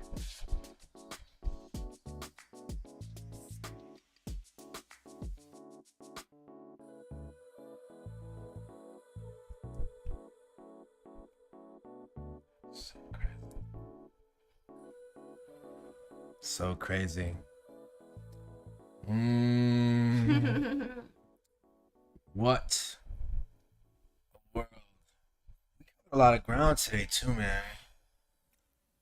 A lot of stuff. Man. Yeah, we like, I know. I'm sure a lot of it we're not. Great job. Thanks. Organizing this. Ugh, baby. I literally could not even sort of have done it. It's so cool. And it like, you know, I don't know how you do it, but like you like go into my brain and you like create the thing that I was envisioning. What? How powerful. What a powerful skill. And love that you're the type to want to use it for the collective's benefit.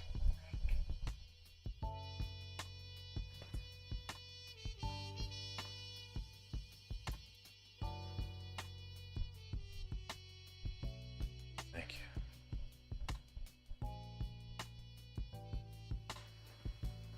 This is nice. Mm-hmm.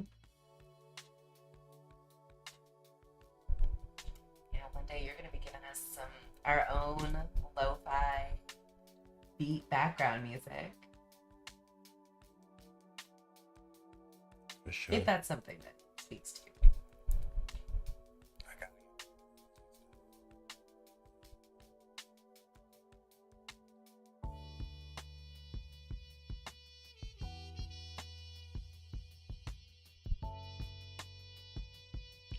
Oh, gee.